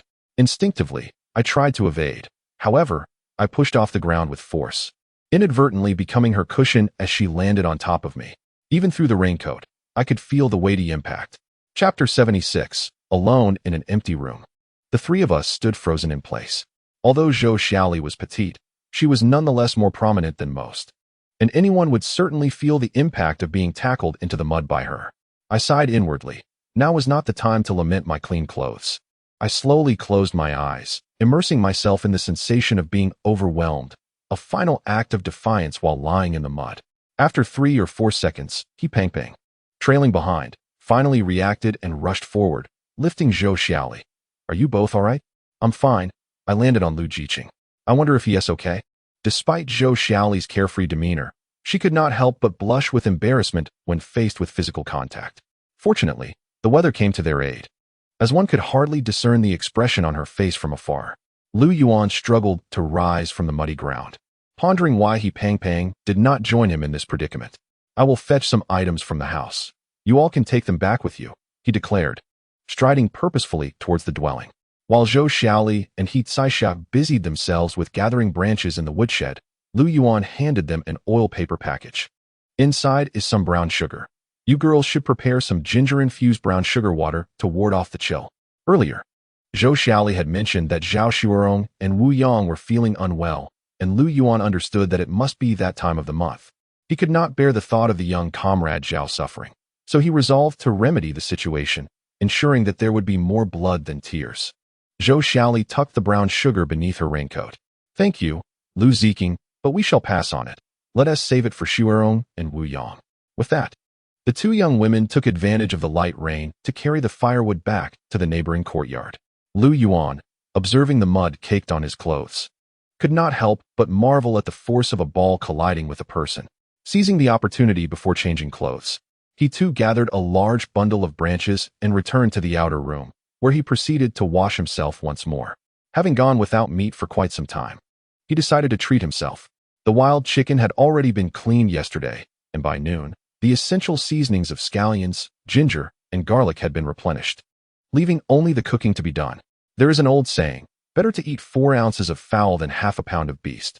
Clearly, the delectable nature of birds is well recognized, and in Lu Yuan's opinion, wild chickens belong to this esteemed category, surpassing domestic fowls. He placed the chopped chicken into a pot of cold water, adding slices of ginger. Being a wild chicken, he also splashed in a bit of white wine to eliminate any gamey taste. Next, he lit the stove, and once the water boiled, he skimmed off the froth. After a while, he transferred the chicken pieces to a basin to rest.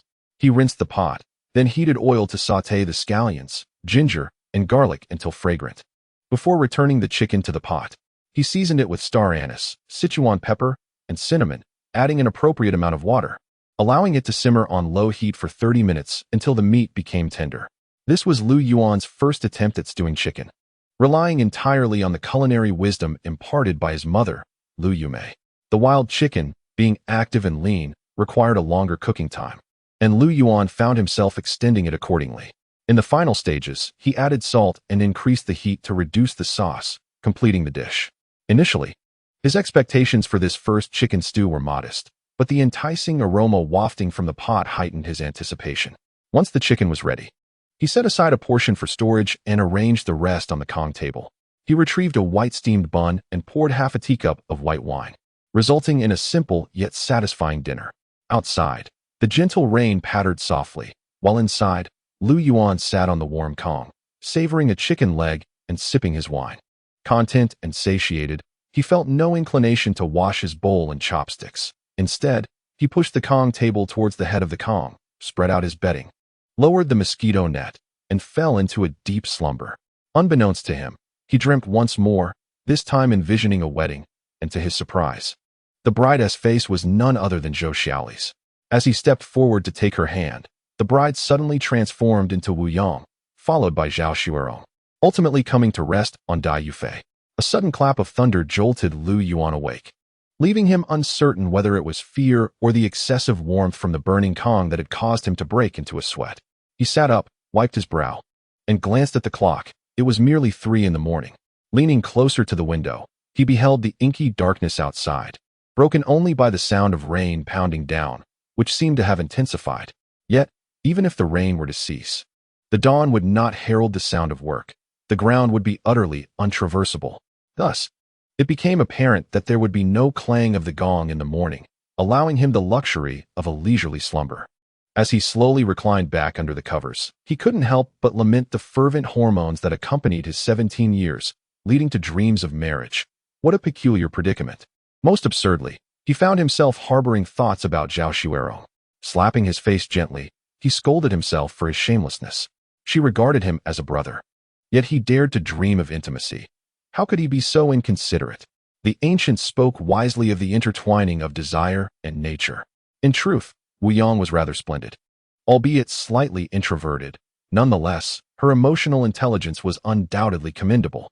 Her long, shapely legs were a sight to behold, and one could hardly blame any man for wishing to experience the thrill of her presence.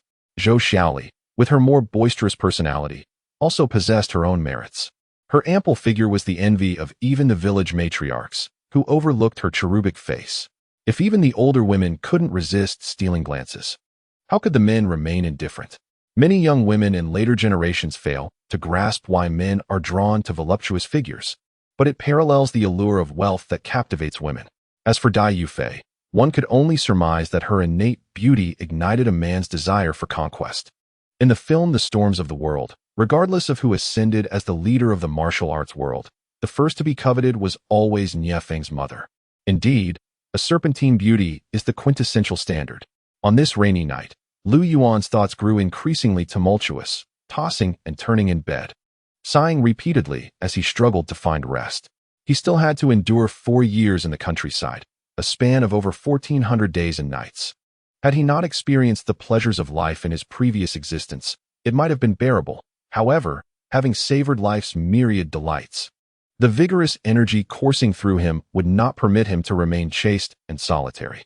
Thus, Lu Yuan succumbed to a restless slumber, only to be awakened by his internal clock the following morning. The anticipated sound of the gong was conspicuously absent. Peering out from the windowsill, he noted that, at this hour, the sky would typically be brightening, yet visibility was reduced to less than 2 meters.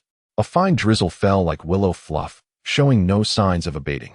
With sleepiness evaporated, Lu Yuan decided to light the kerosene lamp and donned his shorts, stepping down from the Kong. The ground was sticky from the dampness, and as he slipped on his yellow rubber shoes and opened the wooden door to the outer room, a refreshing, moist breeze enveloped him, causing him to shiver involuntarily. The courtyard had transformed into a miniature river, with a small pond to the left and a tiny lake to the right, as several streams converged at the gate, creating a small inundation. It was clear that if drainage were not addressed promptly, entering and exiting would pose a significant challenge. He shoved the leftover firewood from the previous night into the stove, kindled the fire, and prepared hot chicken soup, placing a steamer on top to warm 2 buns. After breakfast, Lu Yuan retrieved a moderately sized stick from his supplies to craft a shovel handle. With an axe in hand, he made some adjustments and examined its straightness, which he found marginally satisfactory. Just as he was contemplating, a knock echoed at the courtyard door once more. Approaching 8 in the morning, the sky remained shrouded in a gray haze. Lu Yuan took his time rising, listening to the sounds outside. If it were the neighboring girls, he had no intention of wading through the expanse to answer the door for trivial matters. However, the voice calling from the entrance belonged to Wang Chenggang from the youth commune. Lu Yuan was certain that Wang Chenggang would not come by without a significant reason. He slipped on his yellow rubber shoes and tightened the laces, carefully navigating around the puddles in the courtyard, leaving behind a trail of deep water-filled pits. Captain Wang, what brings you here so early?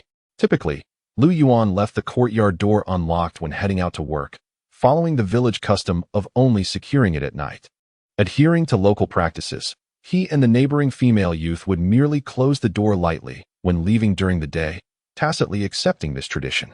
A fine drizzle fell from the sky, and Wang Chenggang, too, was not clad in a heavy raincoat or cumbersome poncho. Lu Yuan, the water level in the fields is rising continuously. If we do not drain it promptly, the corn seedlings and soybean plants may rot at their roots, severely impacting the autumn harvest. Wang Qinggang wore a look of helplessness. The team is organizing manpower to dig drainage ditches, and we young men must not fall behind. Hurry to the warehouse to collect a poncho and a shovel. We won't want to be caught without rain gear if the downpour intensifies. I'll prepare shortly. Let us meet at the party branch in a bit, he added hurriedly, ready to leave when Lu Yuan stopped him. Captain Wang, will the female youths be participating? If they are not, I shall borrow a raincoat from next door. The poncho is too bulky and cumbersome for work. In those days, most rural folk still donned ponchos. In the north, dragonbeard grass was often harvested, while in the central plains, the outer layers of sorghum stalks were peeled away, and in the south, the hairy palm fibers clinging to the exterior of palm trees served as materials. Not only did the raw materials differ, but the methods of weaving also varied greatly. The poncho was wide and heavy, creating an unwieldy fit that severely restricted movement, especially during farming or work in the rain. Additionally, it was uncomfortable to wear. While autumn provided some relief, summer wear could lead to skin irritation from the coarse fibers. Though thick and durable, the poncho's breathability was advantageous. Its functional shortcomings, limited wind and rain resistance, rendering it more suitable for stable activities like boating or fishing. As the poet Jiang Shui wrote, a solitary boat, a straw cape, an old man fishing alone in the cold river snow. The rubber raincoat, albeit heavy, offered flexibility. Its breathability paled in comparison to the poncho.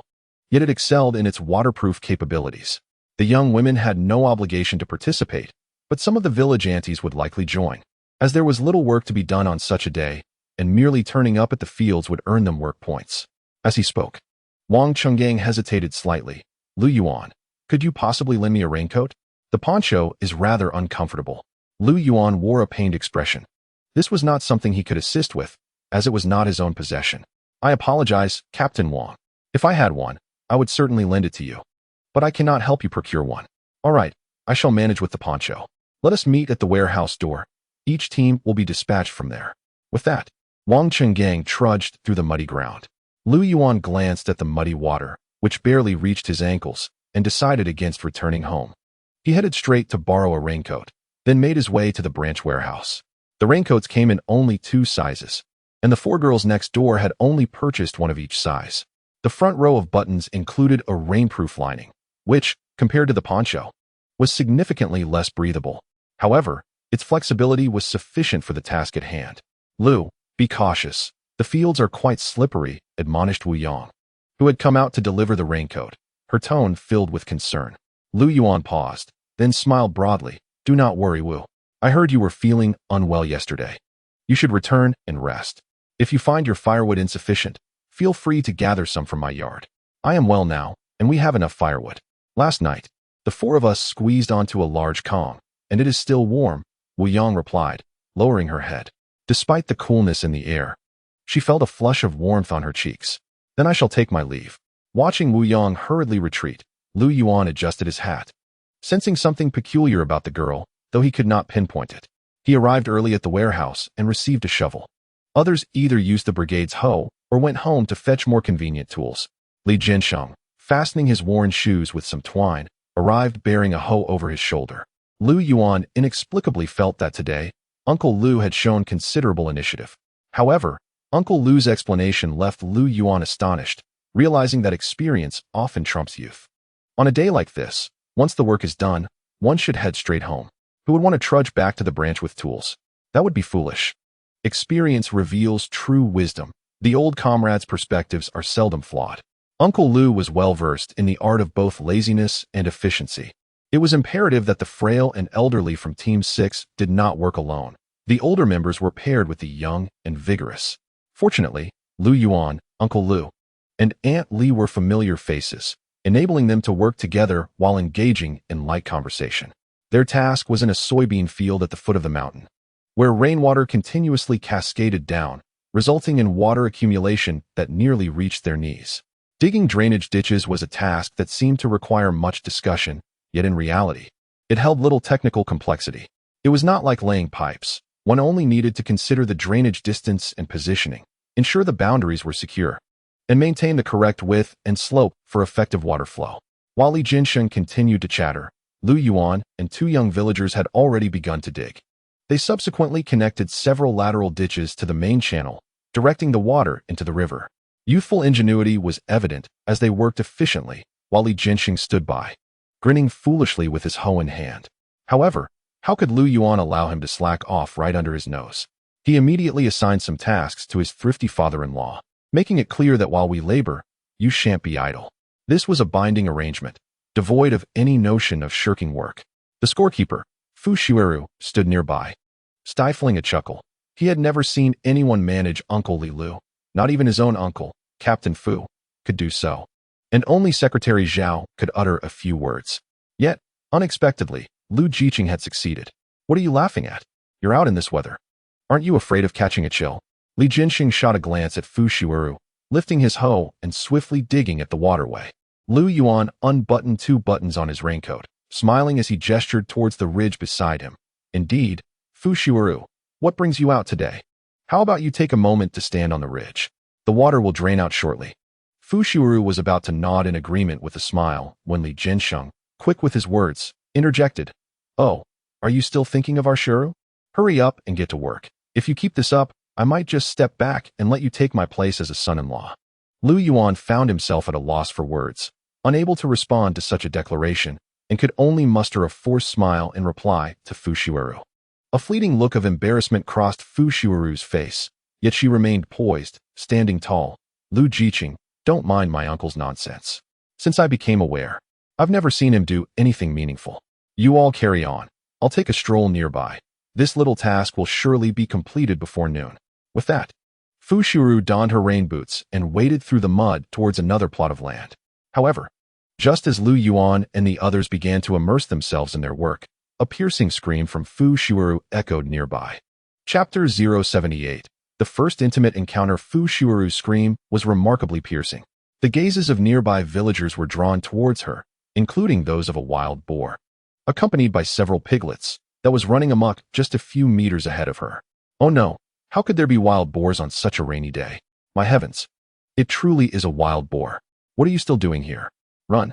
Several villagers, realizing they were unarmed, tossed down their hoes and dashed towards the field. I'll go notify the captain. A wild boar has come down from the mountain. Someone concocted an excuse for themselves and, clutching a shovel, attempted to flee, only to trip and fall into a puddle. Shuiru, run. Come this way towards Uncle Lu.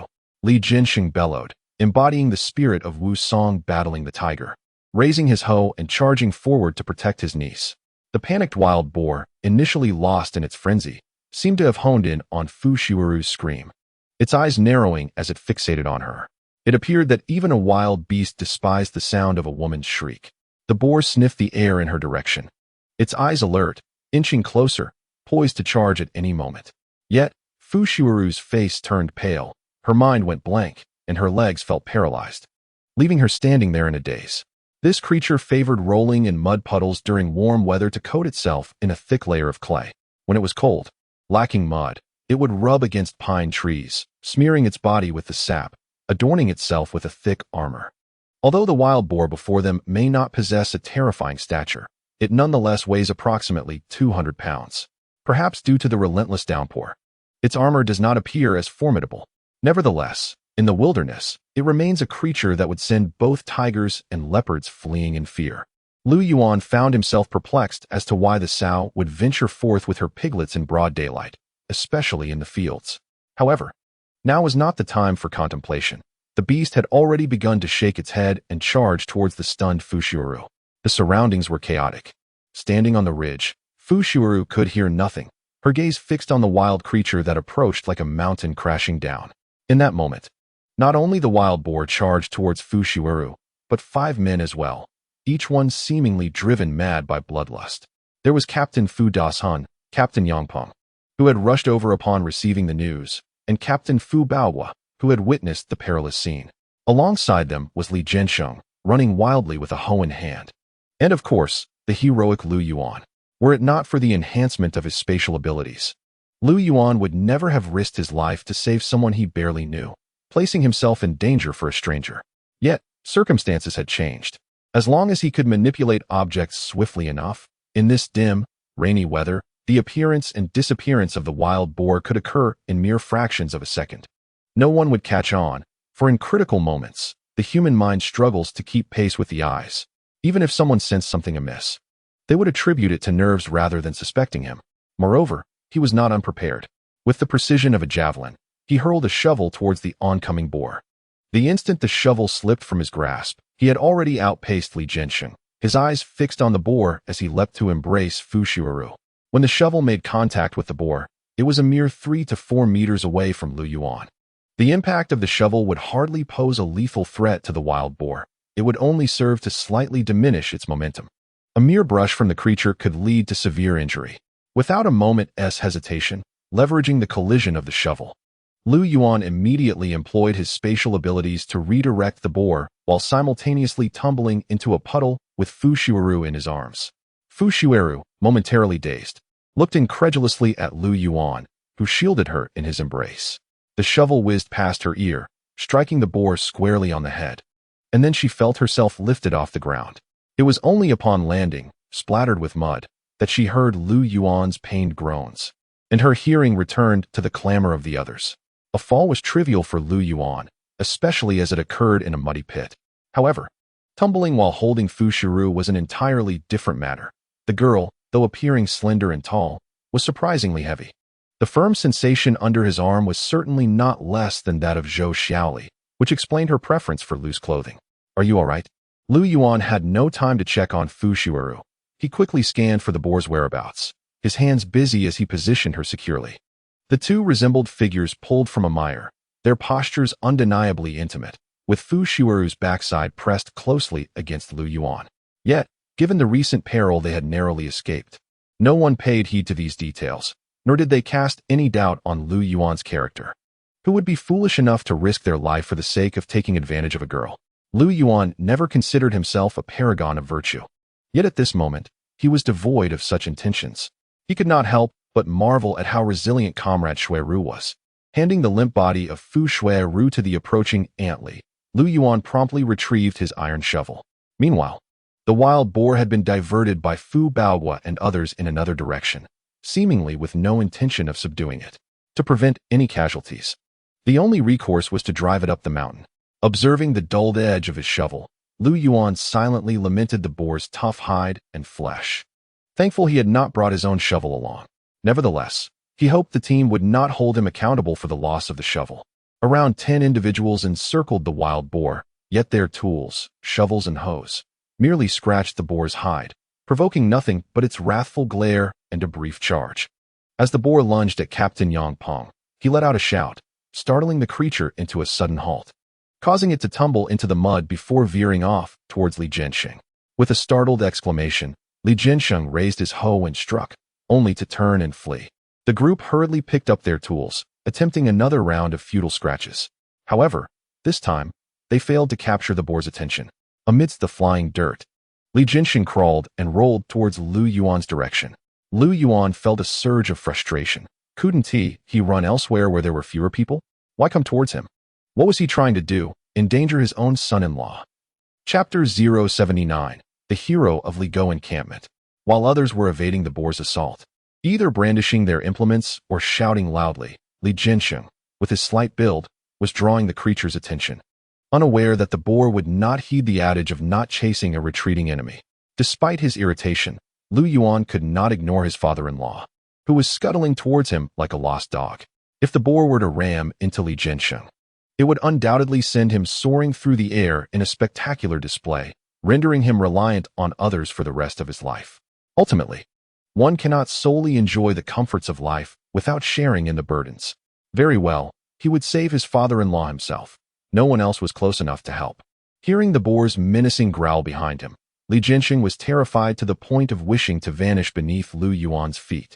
The courage he had moments ago dissipated, and he now realized that preserving his own life was paramount. After all, he had just spotted his son-in-law. This was not an act of desperation. At least he knew Lu Yuan's character was reliable and would not abandon him in flight. With the experience of utilizing spatial teleportation on the boar from before, Lu Yuan felt confident. He shouted and charged forward, shovel raised high. The shovel struck the boar squarely in the mouth with a clang, and at the opportune moment, Lu Yuan activated his spatial teleportation, sending the boar tumbling end over end. The oncoming Fu Baohua, Fu Dashun, Yang Peng, and others watched in awe, their hearts racing. Lu Yuan had hurled a 200-pound wild boar as if it were a mere feather. Truly, he was a young man capable of extraordinary feats. What were they waiting for? Charge ahead. As they observed the wild boar struggling in the mud, unable to rise, Fu Baohua, Fu Dashun, and Yang Peng bellowed and charged at it, aiming for its belly. Without hesitation, Fu Baohua was the first to brandish his hoe and rush forward. The boar had yet to regain its footing when Fu Baohua delivered a powerful kick, sending it crashing to the ground. The group wielded shovels and hoes with fervor, attacking the creature relentlessly. Li Jiansheng, spitting out the mud from his mouth, seized the sharpened shovel from Lu Yuan's hands and lunged at the boar's neck.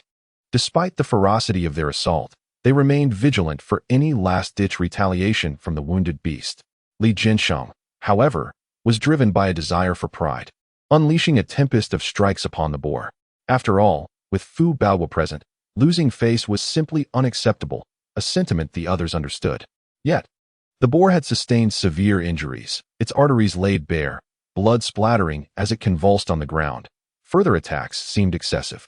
However, the beast's tenacity astonished everyone. Even with its main arteries severed and blood saturating the mud beneath it, the boar, with fierce eyes, struggled to rise and bite at Li Jiansheng. Observing this, Yang Peng, quick on the draw, delivered a crushing blow to the boar's head, effectively thwarting its desperate counterattack. The creature lay gasping, its life ebbing away, as the group stepped back, awaiting its inevitable demise. "You were just showing off," Fu Baohua reproached Li Jiansheng, unable to contain himself. Li Jiansheng, undeterred, tossed aside his shovel, retorting, "Get lost. It was my brother-in-law who subdued the boar, and my nephew who is finishing it off. What is there to be proud of?" The two had grown up bickering, and though Li Jiansheng recognized the concern underlying Fu Baohua's words, he would not acknowledge it. Fu Baohua, understanding Li Jiansheng's character, chose not to press further on the matter. Their history was common knowledge throughout the village. Even the young children were aware of their many embarrassing moments. After all, it was not surprising that Fu Baohua had fled in disgrace after besting Li Jiansheng in their earlier encounters. As the wild boar was subdued, many villagers began to gather, their faces alight with excitement. Capturing a wild boar signified a bounty of meat and broth. How could they not be thrilled? "Is anyone injured?" Fu Baohua called out, his voice carrying as his gaze shifted towards Fu Shiuru. Li Dama, standing beside her, waved at him, prompting Fu Baohua to glance towards Lu Yuan, who was resting along the field ridge. Though Lu Yuan's physique had been enhanced, he was still susceptible to fatigue, and the recent commotion had left him somewhat drained. Yet, meeting the concerned gaze of Captain Fu, he mustered a nod to indicate he was fine. "Brother-in-law, I knew you would look after your father-in-law. Thanks to you, I may live a few more years," Li Jiansheng said, supporting his lower back as he trudged through the mud and sat beside Lu Yuan. "So how are things? If you truly get hurt, how will I explain it to your parents?" Lu Yuan's expression darkened. "Now you care about explaining things to my parents? What were you doing when you came running at me like that?" Seeing Lu Yuan's grim expression, Li Jiansheng realized that he had nearly implicated his son-in-law earlier. His face flushed with embarrassment as he reassured, "Rest assured, even in death, I shall ensure your safety. Trust me." Lu Yuan shot a disapproving glance at his ineffectual father-in-law, feeling disinclined to engage further. "Good heavens, this old fellow would fly away if he could, yet he claims to protect me from harm. How absurd. Hey, someone lacks perception. Hurry and bring out the cigarettes." Li Jiansheng shouted at a nearby youth, who trembled in response and hastily produced a pack of cigarettes, offering them along with a lighter. Lu Yuan couldn't help but grind his teeth in frustration. It seemed he was meek before his in-laws yet aggressive towards others. It was worth noting that aside from Old Yang and Zhao Dayan, this old man had never shown respect to anyone in Li Gowei. "Lu Jiqing, how are you?" Fu Shiuru approached Lu Yuan, her eyes red and resembling a forsaken little bride. "Is there still pain?" Lu Yuan smiled and shook his head. "It's nothing, do not worry. My physique can withstand falls. Were you frightened?" Upon hearing Lu Yuan's inquiry, Fu Shiuru's tears began to flow. Witnessing her shake her head while wiping her tears, Lu Yuan quickly rose. "Comrade Fu, what troubles you? Are you injured?" Fu Shiuru choked on her words, merely shaking her head, and continuing to weep. Li Jiansheng, eager to join in, also shook his head, muttering about how a daughter should not be kept. Fortunately, he did not know Jin Yong and was unaware of the saying about Yang Guo's lifelong misfortune. The wild boar lay dead, and Fu Baoguang and others approached Lu Yuan. Xiao Yuan, today we owe you a great debt. Not only did you save Shiwaru, but also Liuzi. Fu Baoguang's gaze was filled with admiration, wishing Lu Yuan were his own son. You are the greatest contributor to the production team of Li Gowei. Li Jiansheng rolled his eyes. Without my son-in-law, would you have easily subdued that wild boar? Indeed, and for that wild boar, Xiao Yuan deserves the credit, Fu Baoguang chuckled. So, did you sustain any injuries? Is there any discomfort? Upon hearing Fu Baoguang mention credit, Li Jiansheng nodded in satisfaction. Credit was not given lightly. In the village, meat was distributed according to contributions, and those who earned credit would not share equally with others, much like the annual autumn hunting team. Captain, I'm fine. Just a bit fatigued, Lu Yuan replied with a smile. Fu Baoguang gently patted Lu Yuan on the shoulder. What, Captain? Call me uncle. Chapter 080. The vision of Lu Jiqing. It seems we shall add a fierce warrior to our autumn hunting team this year. Team leader Yang Peng approached, and similarly patted Lu Yuan on the shoulder. Thanks to old Yang and Aunt Tian, despite having met Lu Yuan only a few times, he felt an innate kinship. He soon spoke again. Since childhood, I've heard the elders say 1 pig, 2 bears, 3 tigers. At your age, when I saw a wild boar, I would simply run away. I never had your courage. Team leader Lu Daqiang stood nearby, grinning widely, reflecting a sense of triumph. After being overshadowed by other teams for so long, today Lu Yuan had certainly restored his honor. He was eager to express to everyone that while the 6th team may sometimes lag behind in their work, it was not the case in every instance. Had it not been for Lu Jiqing from the 6th team today, they would not have managed to capture the wild boar so effortlessly. Taking a deep breath, Fu Dashun stepped forward, reaching out to pat Lu Yuan's arm to share his feelings. However, this modest aspiration was thwarted as Fu Bao slapped his hand away. What is wrong with you all? Speak your mind, but why keep hitting young Yuan? Can't you let him rest? Fu Dashun clutched his hand, nearly in tears, thinking, weren't you the one who slapped first? Why is it that the team leader can strike, yet I, the leader of the 6th team, cannot? Shouldn't there be some preamble before speaking? If I can't pat him, how can I express everything I wish to say? Fu Dashun felt utterly aggrieved, his earlier elation vanishing in an instant. Yet, since it was the team leader speaking, he had no choice but to submit to this tyranny. Father, are you all right? Li Shuoyang, the captain of the 5th team and son of Li Jiansheng, squeezed through the crowd. Upon confirming his father was fine, he strode over to Lu Yuan, laughing heartily as he playfully punched him twice. Good lad, how are you? I've heard about what happened. You truly deserve gratitude for stepping up. Fu Dashun pointed an accusing finger at Li Shuoyang, signaling Fu Bao to take note. Lu Yuan smiled and waved his hand. Brother, you flatter me. It was merely my duty. Seeing this, Yang Peng placed a hand on Li Shuoyang's shoulder, fearing he might, in his jubilation, deliver another playful punch to Lu Yuan. Just now, both Shiwaru and my uncle were saved by young Yuan. He contributed the most today, so let him catch his breath. Fu Bao nodded in agreement. All right. Everyone disperse and return to your tasks. Yang Peng, take some men to bring the wild boar back for Accountant Wang to handle. Dashun, check if anyone is injured. Shuoyang, send a few people to ensure your father and young Yuan, along with those who participated in the hunt, can rest at home. After giving these instructions, Fu Bao's demeanor shifted as he turned to Lu Yuan with a gentle gaze. Go home and take a good rest. You worked hard today with that shovel. Even youth must be wary of overexertion. If you have any requests, do not hesitate to voice them. While I appreciate your kindness, I must insist on addressing you as team leader during work. Speaking of requests, I do have one. Lu Yuan did not allow the astonished expressions of those around him to linger for long and continued. In this hunt, everyone contributed significantly, and I cannot claim the credit for the primary achievement. That is out of the question. You must receive your due share. We should at least divide a hind leg. After all, that is meat, Li Jiansheng interjected, concerned that Fu Bao might agree, ultimately causing his own son-in-law to lose out. Lu Yuan placed a hand on Li Gunsheng's shoulder. Uncle, please let me finish. As far as danger is concerned, those who restrained the wild boar were equally as exposed as I was. I have no right to claim the primary credit. Moreover, many elderly and children in our village hardly get to eat pork more than twice a year, and with autumn harvest approaching, They are in greater need of this meat than I am." His words rendered those around him silent. Fu Bao sighed and turned to the several team leaders who had gathered around him. "Did you all hear that? For the greater good, I must sacrifice the small. As always, I am considering the interests of the Ligo production brigade. This is what the commune secretary has consistently emphasized. Do you understand the significance of this?"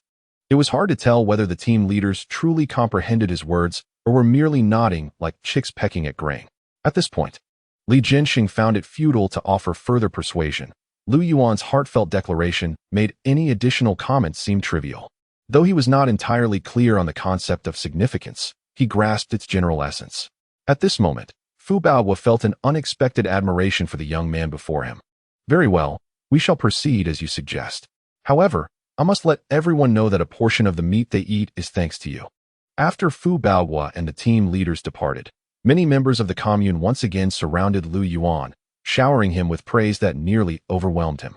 A few young men from the village, who were of similar age to Lu Yuan, approached him, calling him Brother Lu and offering him cigarettes. "Brother Lu, I am Fu Zhenghua. You can call me Dehua. If you need anything in the village, just let me know. Your matters are my matters," one said. "And I, Brother Lu, am Sigo. If there is anything you need, just speak up. I guarantee it will be taken care of." Lu Yuan chatted with the group of young men for a while, then picked up the raincoat that had been discarded in the mud and, accompanied by Li Jinxing, returned to the village. As for Fu Shuiru, she had already been assisted home by Aunt Li. However, the way she kept glancing back as she left was rather puzzling. Was it fear of the unknown? It was important to save lives, but one must not seek anything beyond that. Recalling the softness in front of Fu Shuiru and the firmness behind her, Lu Yuan felt a sudden heat surge through him. Was this something a spirited young man should even be exposed to? Indeed, this girl had developed remarkably. If she donned a fitted outfit, she would surely captivate a host of young men. The gentle drizzle showed no signs of abating, and when Lu Yuan returned home, it was just past 10 o'clock. However, after the exertion, hunger began to gnaw at him. After washing his hands and face, he set about preparing a warm meal. He took out some chicken and, with white steamed buns dipped in chicken soup, enjoyed a simple yet satisfying feast.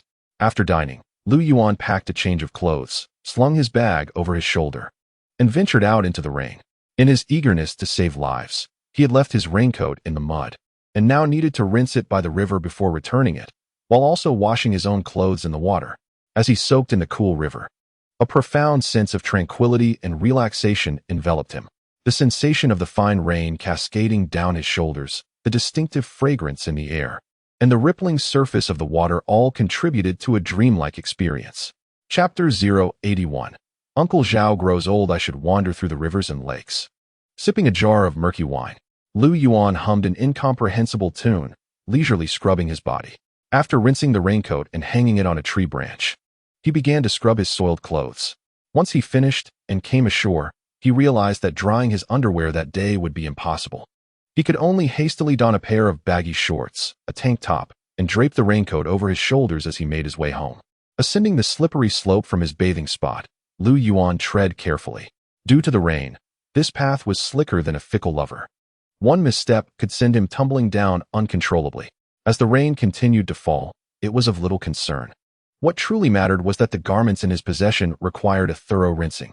From a distance, he spotted an elderly man standing at his doorstep, and Lu Yuan felt a twinge of disappointment, having hoped it was Shuiru, come to embody the spirit of the water snail girl. It was Uncle Zhao, and Lu Yuan wondered why he wasn't taking a seat inside, for although the rain was not heavy, it was still enough to soak one. Approaching closer, he recognized the visitor as Zhao Dayan, the village secretary. Zhao Dayan, with his eyelids drooping, cast a glance at Lu Yuan. "I wanted to come inside for a bit. But alas, some individuals keep their doors too tightly shut." Turning his head, Lu Yuan noticed the outer door was indeed locked. "But you, old man, ought to learn to be adaptable. Couldn't you find refuge in the woodshed from the rain? Standing here makes it awkward for the homeowner." With a chuckle, Lu Yuan invited, "Come on, Uncle Zhao, let us go inside for a while." Zhao Dayan glanced at the large pits in the yard, formed by countless footprints, and scoffed. "You're the only one here. This ground won't harden even after months of being trodden on. When you have time, go to the quarry and fetch some stones from the riverbank to lay down. This rain makes everything look pitiful." Lu Yuan nodded. It was indeed the rainy season, and this matter needed addressing, for it was likely that more rain was on the horizon. Zhao Dayan scrutinized Lu Yuan from head to toe. Are you all right? I've heard you've become a hero in our brigade, driving away wild boars with just a shovel. You haven't strained any limbs, have you? Lu Yuan waved his raincoat dismissively and replied with a smile. Thank you for your concern, Uncle Zhao. A young man can handle this much effort. Besides, it was fortunate the rain came. The wild boar couldn't maintain its footing in the mud. It's not as exaggerated as everyone says. I didn't exert any extraordinary strength. Just be careful. When the time comes for meat distribution, I'll make sure you get a bit extra for your efforts. Zhao Dayan fell silent for a moment, studying Lu Yuan intently. You are a good lad.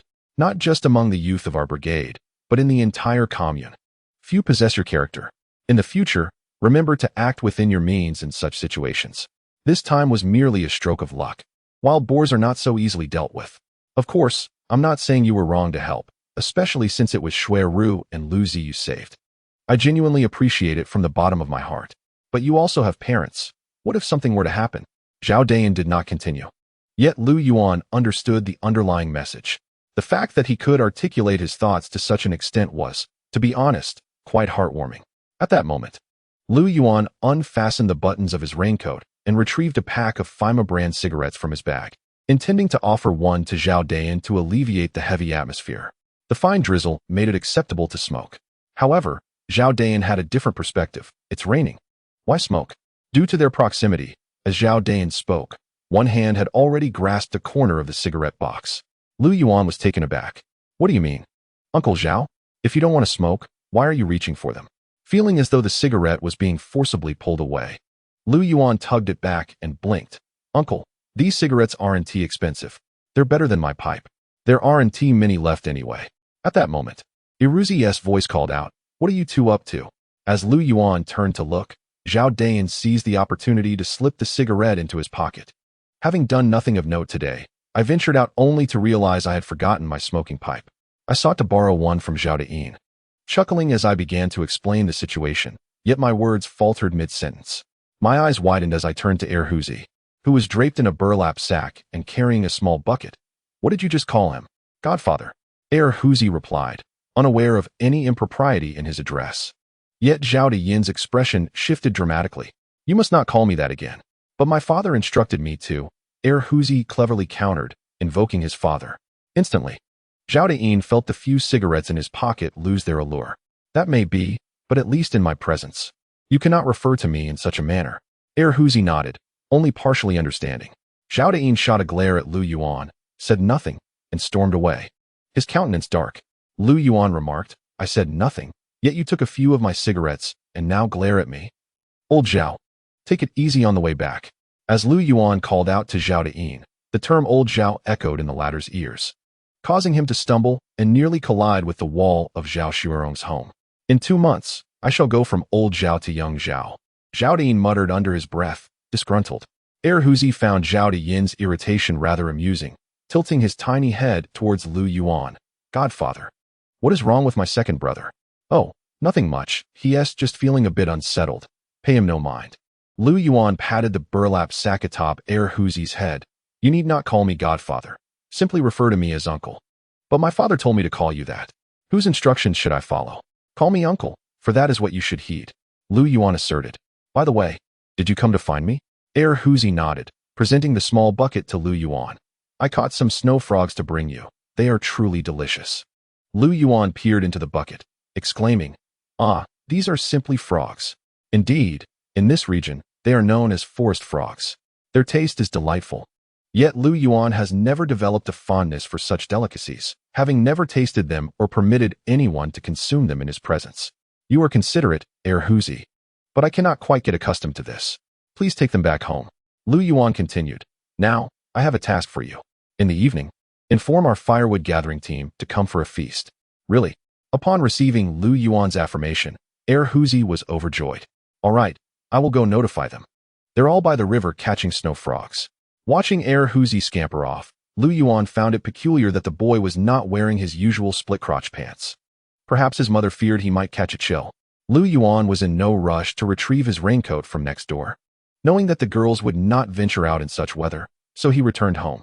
Although he had announced a gathering for the evening, It was still early, and he planned to take a nap before preparing a mountain grape beverage.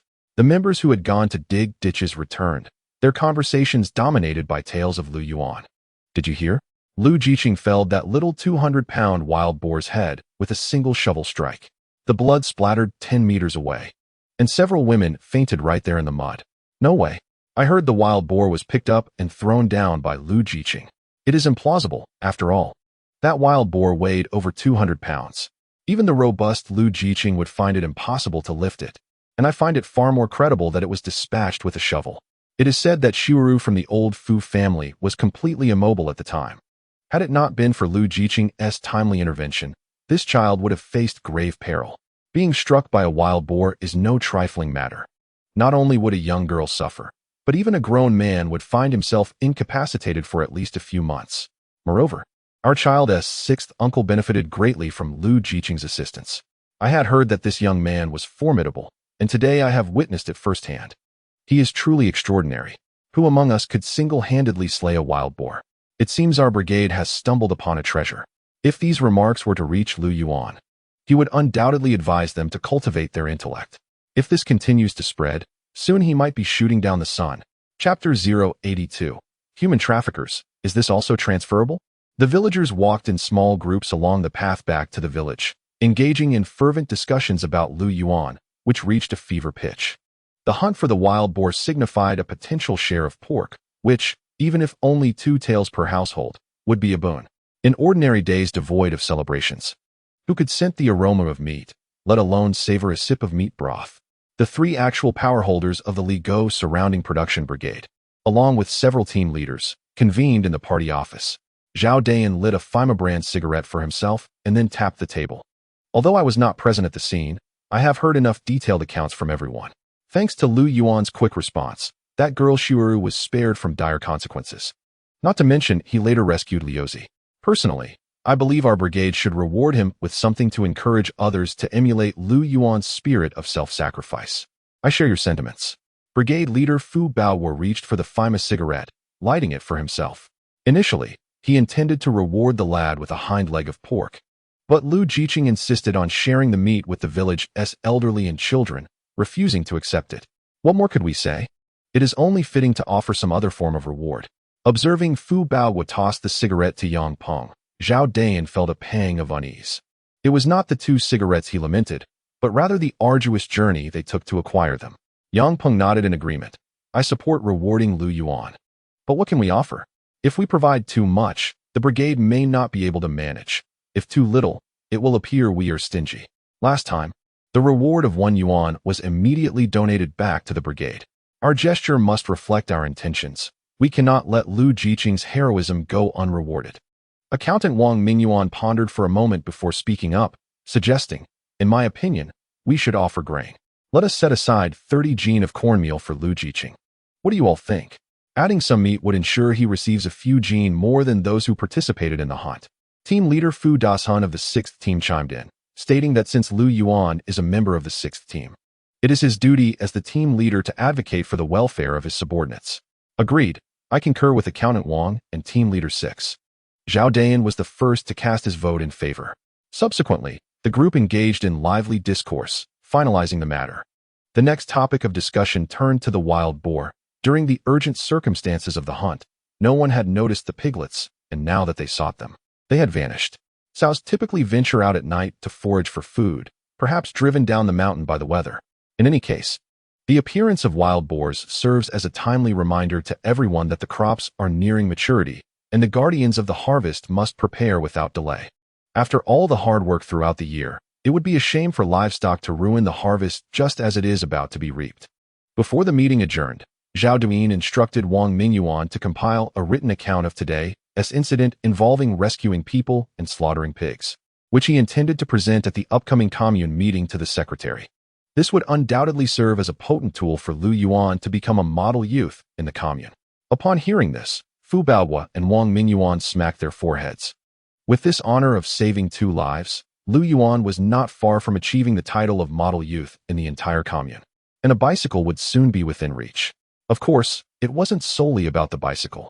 With such an outstanding youth emerging from their own brigade, it was imperative to showcase him within the commune.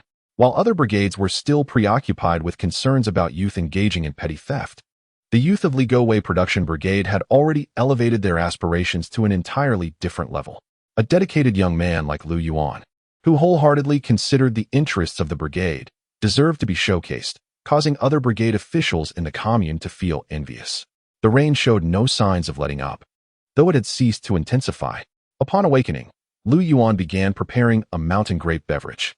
After thoroughly washing the grapes, he placed them in a pot, crushed them with a spoon, and added an appropriate amount of water and sugar, adjusting the thickness to his preference.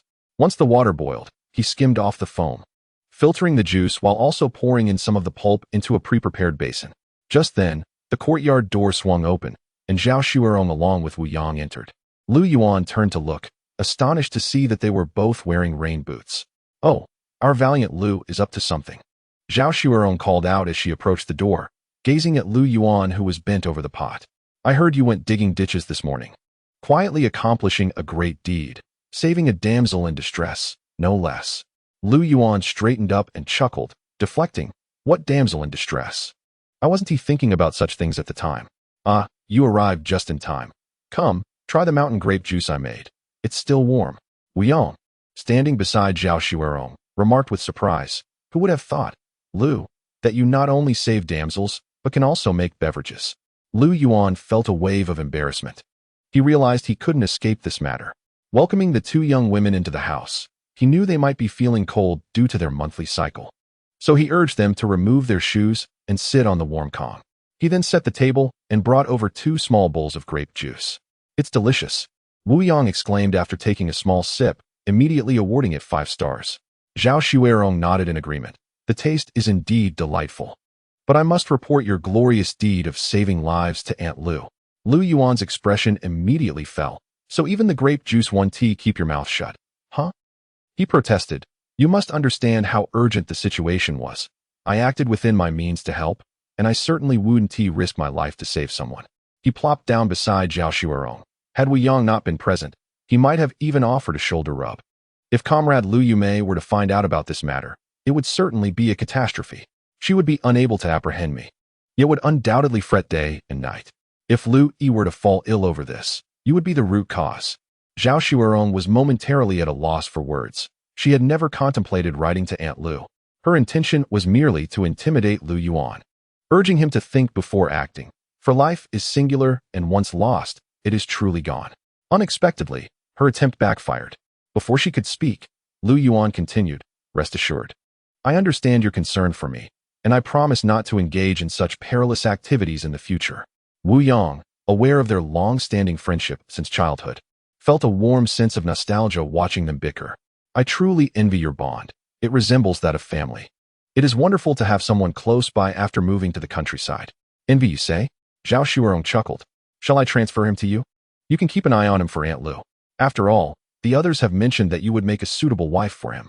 Before she could finish, the blushing Wu Yang covered her mouth. Chapter 083. Visitors in the courtyard. Coming and going. Lu Yuan, who was savoring grape juice, nearly sprayed the 2 girls with it. The parties involved were present, and they were already discussing a transaction. In a past life, he had heard tales of students abroad transferring their companions to friends. It seemed Zhao Shuerong intended to turn her companion over to her roommate. "Lu Jiqing, we have been informed by the Youth Institute that upon hearing the gong, we should go to the branch to collect wild boar meat. Upon inquiry, I learned of your honorable deeds, which is why Shuerong hurriedly dragged me here."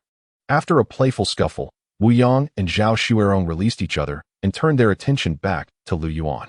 You have no idea how frightened Shuerong was upon hearing the news. Wild boars are so dangerous. Thankfully, you are unharmed. Otherwise, what would happen to Shuerong, your child bride? Wu Yang, what nonsense are you spouting? Zhao Shuerong's face flushed crimson as she covered Wu Yang's mouth with one hand while attempting to tickle her underarm with the other. Lu Yuan sighed, initially believing Wu Yang was serious, only to realize she was merely seeking revenge for that earlier jest. Though it was a rainy day, the weather remained oppressively warm, and the 2 girls, dressed lightly, were audaciously frolicking in front of him. Were they no longer considering him an outsider? In that case, he would not hold back. Despite Wu Yang being tall, she was quite petite, and as she giggled, her small feet playfully swayed beneath the Kong table, creating an endearing sight. In his 2 lifetimes, Lu Yuan had never considered himself inclined toward such sentiments, yet at that moment, he found himself inexplicably drawn to reach out and playfully touch them. Furthermore, the movement of this girl's bosom made him suspect that during their time in the countryside, Wu Yang had secretly indulged herself, as she appeared noticeably fuller than when she first arrived. Xuerong, with her charming oval face, was becoming increasingly lovely, albeit slightly tanned. Currently leaning over Wu Yang's abdomen, her backside elevated. Who said that our Xuerong could not produce a boy? Lu Yuan felt a sense of injustice for his brother. Suddenly, a realization struck him. He was behaving like a beast. How could he be so brazen as to gaze at comrade Zhao's posterior? If old Zhao were to find out, he would surely flay him alive. However, old Zhao was not absent. After a brief moment, the 2 frolicking young ladies finally became aware that there was another presence in the room, a man who remained utterly silent, quietly observing them. What are you staring at? Turn your head away, Zhao Xuerong scolded, hastily turning to fix her attire along with Wu Yang. At that moment, they were still several degrees away from their desired appearance. Though Lu Yuan feasted his eyes, his expression remained composed. No worries, carry on with your antics. I shall not intervene. The 2 young women paused momentarily in their adjustment, taken aback by his indifference. Just then, a voice echoed from the courtyard. Is Brother Lu at home? Yes, I am here, Lu Yuan responded from within, quickly stepping outside to greet him. Meanwhile, the 2 ladies hurriedly descended from the calm, putting on their shoes, fearful of inciting any misunderstanding from Chen Qiayang. I've heard about the incident. Chen Ge mentioned it. You must not behave like this again. No one's life is more important than their own. Chen Qiayang, a few years older than Lu Yuan, typically spoke to him as a friend, but this sudden shift to a serious tone made Lu Yuan feel somewhat uncomfortable. At the time, he hadn't considered it much, but in hindsight, he felt a tinge of fear. Lu Yuan chuckled as he invited Chen Qiayang into the room. Chen Qiayang intended to say more, but upon entering, he spotted Zhao Xuerong and Wu Yang seated on the edge of the calm. Zhao Jiqing, Wu Jiqing, you are here as well. It's Chen Jiqing. We came to see how things were after hearing about this morning's events. You 2 carry on. We shall take our leave now. Zhao Xuerong pulled Wu Yang away. Watching the 2 young women leave with flushed cheeks, Chen Qiayang gave Lu Yuan a thumbs up. You outshine me, brother. I've been neighbors with Dai Jiqing and Meng Jiqing for several years, yet our relationship has not flourished like yours. Understanding that Chen Qiayang had misunderstood, Lu Yuan clarified his relationship with Zhao Xuerong, seizing the opportunity to mention it through Chen Qiayang, thus averting future gossip in the village regarding Zhao Xuerong's frequent visits to his courtyard. Chen Qiayang nodded, his face reflecting earnestness as he patted Lu Yuan's shoulder. Zhao Jiqing is beautiful and kind-hearted. You should feel fortunate. Fortunate? No, clarify your words. What do you mean by that? Lu Yuan was weary and reluctant to elaborate further. Shall we discuss the heroic act of saving a damsel instead? I came to check on you because I heard you were fine. Here, take these 2 boxes of cigarettes. They are leftovers from the wedding. Don't think poorly of them. Chen Qiayang plopped down on the calm, pulling 2 boxes of Desheng cigarettes from his pocket and placing them on the table. Before Lu Yuan could respond, Chen Qiayang continued. I must advise you once more. If you wish to return to the city, do not provoke the village girls, especially Fu Xiuru. Her uncle is Fu Baohua, and you understand the implications. If Captain Fu wishes to obstruct you, he could very well sever your path back to the city. This is not to imply that Captain Fu lacks integrity, but if something were to occur between you and Fu Xiuru, she would undoubtedly side with her niece. If you find yourself unable to endure the long, lonely nights like I did, perhaps you could engage in conversation with Zhao Jiqing or Wu Jiqing. Fostering relationships among the educated youth is perfectly acceptable, and no one can object. After all, on rainy days, idleness is simply idleness. Lu Yuan, look at you. Having been neighbors with Dai Yufei and Meng Xiaoji for several years, and yet you haven't managed to win anyone over. Lu Yuan nodded, cheerfully accepting the cigarette. Rest assured, Brother Chen, I comprehend everything you've expressed. He understood that Chen Qiayang's remarks stemmed from genuine concern for a friend. Otherwise, he would not have mentioned Fu Baohua. As they casually chatted, someone else entered the courtyard. It was Wang Chenggang and Sun Meng, the male and female leaders of the educated youth team, followed by 4 new educated youths, 2 males and 2 females. Lu Yuan observed, amused, that his little courtyard was bustling with activity. It was evident that Chen Qiayang and Wang Chenggang despite being part of the same batch of educated youths, did not share a close bond. After exchanging pleasantries, Qin Chaoyang took his leave. The first to express concern for Lu Yuan was Huasisi. Lu Zayif, seeing you safe brings me relief. You have no idea how worried I was upon hearing the news. Noticing the anxious expression on Huasisi's face, one might mistakenly believe she was his girlfriend, her eyes nearly glistening with tears. For someone so unrelated, her display seemed excessive. Nearby, Sun Ming rolled her eyes dramatically. Although she did not fully grasp the concepts of White Lotus and Green Tea Bitch, she certainly viewed Huasisi in that light. Meanwhile, Wang Qinggang, Wei Dakue, and Zhou Haoyang watched as Huasisi approached Lu Yuan, a glimmer of jealousy flickering in their eyes. Despite knowing that Huasisi was cunning, her beauty was undeniable. Lu Yuan took a step back, creating distance from Huasisi. He had no desire for any entanglement with this female educated youth. One must never exhibit even a hint of softness towards such women, for they will undoubtedly take advantage, making it nearly impossible to extricate oneself later. Chapter 084. Huasisi versus Sun Ming. Throughout both his past and present lives, Lu Yuan had always maintained a respectful distance from women like Huasisi. They would stop at nothing to achieve their goals, disregarding anyone's judgment or opinions, even sacrificing their bodies and dignity. Lu Yuan had surmised Huasisi's intentions. She sought a support system in Ligowei village, hoping to avoid the hardships that other educated youths faced. And Lu Yuan was the best option she had encountered. Hence her desire to cling to him. Regarding her misconception of him as a pillar of support, Lu Yuan could only think, "Your judgment is truly remarkable." However, the reality was that he did not believe he could offer her anything of value. Considering Huasisi's financial means to build a house, it was unlikely that she would struggle for food and drink. Did she expect him to provide her with a life of leisure at home? Such notions were absurd. Even if she wished to avoid labor points, that was unfeasible. In the process of rural re-education, how could one be educated without working? To establish and contribute to the new rural construction, how could one do so without labor? Lu Yuan stepped back to stand beside Sun Ming, maintaining a smile.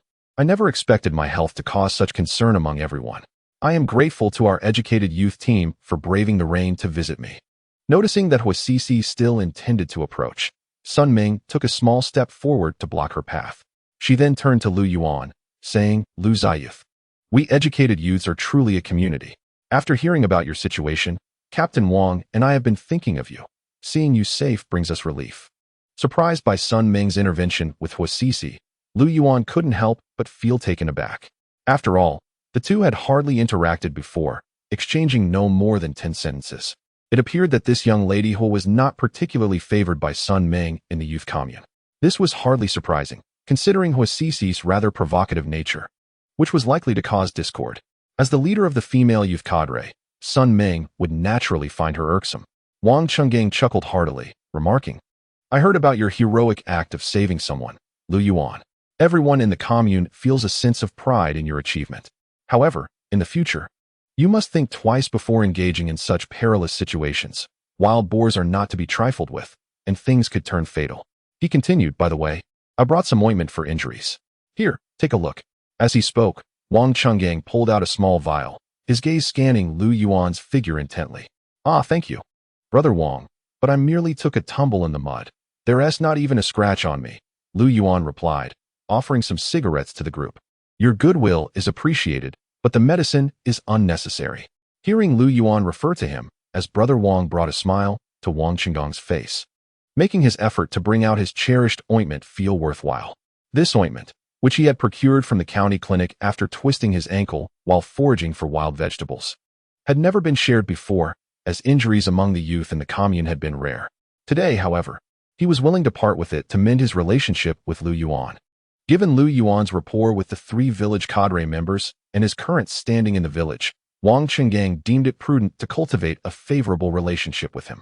Just a few days prior, he had attended a meeting at the youth office, where he learned that soon there would be allocations for college spots for workers, farmers, and soldiers, with each production team guaranteed at least one. He hadn't mentioned this to anyone, including Sun Ming.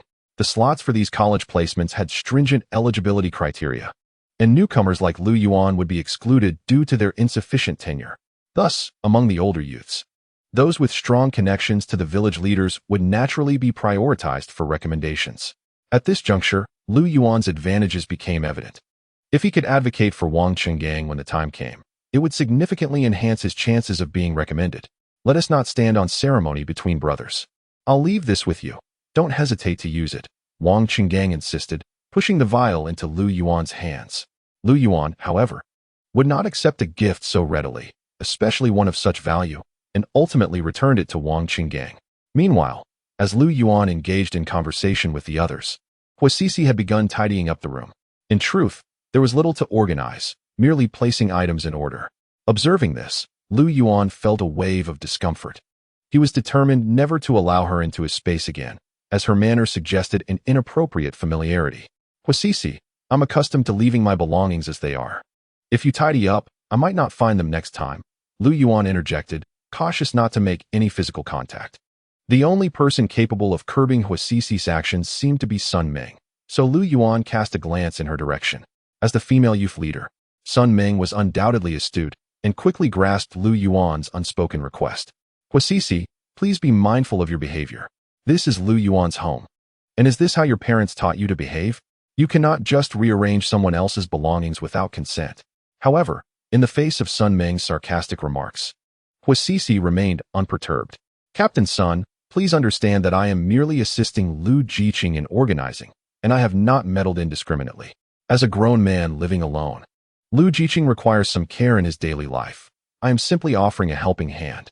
Huasisi meticulously arranged the items on the table, tucking a loose strand of hair behind her ear and bestowing a gentle smile upon Lu Yuan. Lu Jiqing, don't you think it looks much tidier now? Men often overlook such matters. I shall make it a point to visit regularly to help tidy up your place, and should you have any dirty laundry, feel free to leave it for me to wash. Lu Yuan felt an urge to measure her delicate face with his palm, but with so many onlookers present, he refrained, as it would be quite unbecoming. How he wished Zhao Xueran had not left. Her petite feet would have perfectly complemented that charming, smiling face. At that moment, he longed for Comrade Xiao Zhao. As a female educated youth, how can you utter such words? I am embarrassed for you. Let me reiterate. This is Lu Jiqing's home, and it is quite rude to touch someone else's belongings without permission. Sun Ming's tone grew more severe, nearly pointing her finger at Huasisi and accusing her of shamelessness. Yet Huasisi maintained her indifference, retorting, Sun Jiqing, I do not require your permission for my actions. Do not presume that your position as captain grants you the right to dictate to me. Your behavior is entirely contrary to the responsibilities bestowed upon you as a leader. You are talking nonsense. How can you be so shameless? Sun Ming's face flushed with anger, her finger trembling as she pointed at Huasisi. Speechless in her fury, since her arrival at Li Gowei Production Brigade as the female educated youth captain, no other female educated youth had ever spoken to her in such a manner. Even if there had been past grievances between them, it had never escalated to such open confrontation. Who is shameless? Is there anyone more shameless than you, who leads the exploitation of female educated youths? Huasisi stood her ground, firmly believing that Sun Ming's title as captain was merely a facade, sustained by the goodwill of the educated youth community. However, since Sun Ming obstructed her approach to Lu Yuan, there was no need for civility. We knew educated youths did not participate in planting or cooking, and we acknowledged that we need to contribute more grain for meals. However, we are not blind to what you have done. The meals prepared do not match up at all. It appears that every time it is your turn to cook, some food is secretly set aside. Upon hearing Huasisi's words, the expressions of the others, apart from Lu Yuan and Zhang Lijuan, instantly shifted. You are slandering me with baseless accusations. Speak with evidence, or else you are defaming me. Sun Ming's retort revealed a crack in her confidence, and it was evident to Lu Yuan that Huasisi had struck a nerve. If Huasisi's allegations were indeed true, it would be akin to dropping a bombshell in the educated youth compound. The repercussions could be profound. Every day, arrangements were made for individuals to return early from work to prepare meals, with a balanced mix of genders to ensure that no heavy labor would fall solely on the female educated youths. This meant that Wang Qinggang was also aware of the situation. The older educated youths had colluded to pilfer the grain of the newcomers. Lu Yuan speculated that figures such as Du Weidong, Hou Zhenlin, and Wang Xiumin were likely complicit, as they did not belong to the old educated youth faction. The new educated youth's rations were already scant. Even with frugality, it was uncertain whether they could endure until the autumn harvest. Now, With the malicious theft by the older educated youth, how could the newcomers remain calm? Lu Yuan foresaw an impending conflict between the new and the old educated youth. The tensions within the educated youth dormitory would undoubtedly draw the attention of the brigade. The truth cannot remain hidden forever. Theft is theft. And with so many older educated youth aware, the brigade leaders would surely find a way to extract confessions from one or two individuals. At that point, the consequences for team leaders Wang Chenggang and Sun Ming would not merely entail a few lost points. If the situation escalated, those who instigated the idea would certainly be sent back to the educated youth office. A flicker of panic crossed Wang Chenggang's eyes as he hurriedly stopped Sun Ming, who was about to argue. Captain Sun, what Huoji said was merely in anger. As an older educated youth and a female team leader, your words were indeed inappropriate and could be seen as an affront to her dignity. I believe you should apologize to Huoji.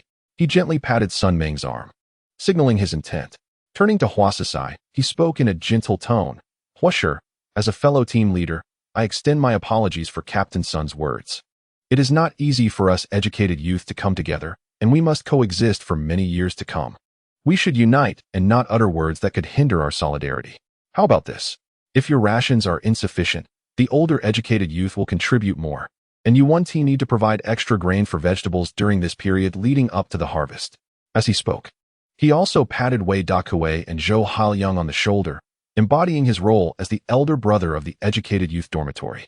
However, Wei Dakue and Zhou had yet to fully process the information. After all, Huasisai had not presented any evidence, and they remained skeptical, believing it was merely an attempt to undermine Sun Ming. Huasisai was astute, adept at reading the room. Wang Chenggang's intentions were clear. Exposing this matter would benefit no one. And to avoid being ostracized by the older educated youth, it was best not to mention it again. Moreover, having apologized and offered compensation, it appeared that such incidents would not recur. Huasisai, recognizing the opportunity, chose to withdraw. Her aim was not to instigate trouble. Otherwise, she would have raised an outcry when she first sensed something amiss, rather than waiting until now to speak up. Most importantly, she did not grasp the severity of the situation, believing that if it reached the brigade, it would only result in a reprimand for the two team leaders and some compensation in grain for the new educated youth. On the surface, Wang Chenggang remained calm, but internally, he was nearly in tears. Had he known that quotas for students from the worker-peasant-soldier universities would be reduced, he would never have allowed the older educated youth to act in such a manner. If this matter could be brushed aside, he would gladly kneel if Huasisai demanded it. Without a moment's hesitation, noticing Huasisai's silence, Wang Chenggang quickly pulled Sun Ming aside. Captain Sun, as a leader, you must exhibit grace and fulfill your duty to unite and support the female educated youth. Your previous remarks were indeed a lapse in responsibility, and an apology to Huasisai is warranted. No need for an apology, Sun Ming replied. I believe it was a momentary slip. Besides, what girl doesn't have disagreements? We'll be fine afterward. As Huasisi spoke, she busily tidied the bowls from the Kong table onto the dilapidated table below. Regarding the matter I mentioned, I kindly asked the two captains to inquire with the elder intellectuals. It is unlikely that they have concealed this matter from you. If there is nothing more to say, let it be a lesson not to repeat such actions in the future. Our rations are scarce, and as Captain Wang stated, mutual support is essential if we are to endure until the autumn harvest. Upon hearing Huasisi's words, both captains sighed in relief. Sun Ming, aware of the seriousness of the situation, was simply less shameless than Wang Chenggang. Elder intellectual, regardless of the circumstances, I must apologize for my earlier words. Sun Ming said softly. We will thoroughly question the elder intellectuals upon our return and ensure that such undesirable occurrences do not take place. Huasisi smiled sweetly at Sun Ming and took her hand. Sister Sun, please don't take the earlier incident to heart. Our acquaintance has been brief, but I believe we will soon become good sisters. Sun Ming, slightly bashful as Huasisi held her hand, managed to force a smile and nod. This scene nearly caused Lu Yuan and Wang Chenggang to widen their eyes in disbelief.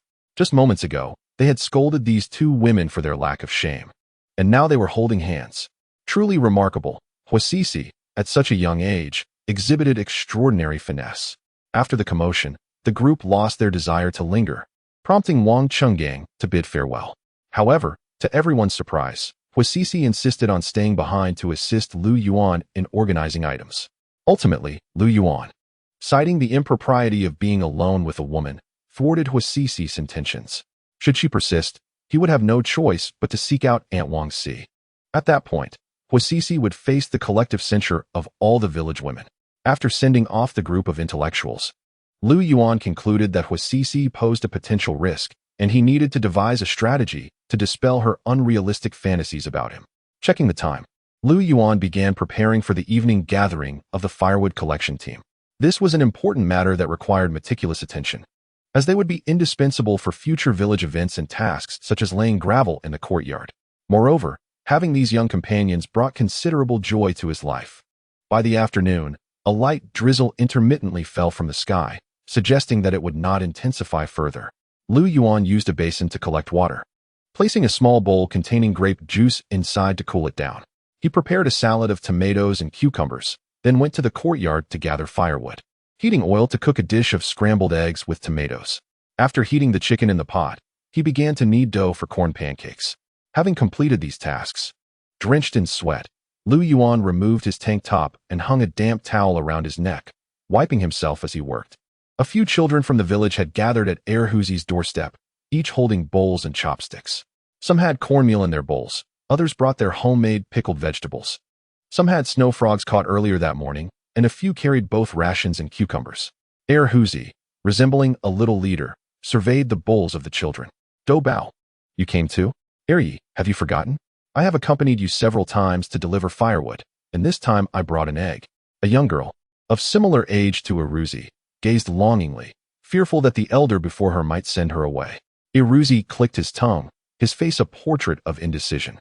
After a moment's contemplation, he finally conceded, "Very well, I shall take you along, but if there is meat, you must not partake." The girl's mouth drooped visibly, and tears welled up almost immediately. Huasi, being a tender-hearted soul, waved his hand dismissively at the sight. "I cannot bear to see you weep. Thus, heed my signals. Should I permit you, then you may eat."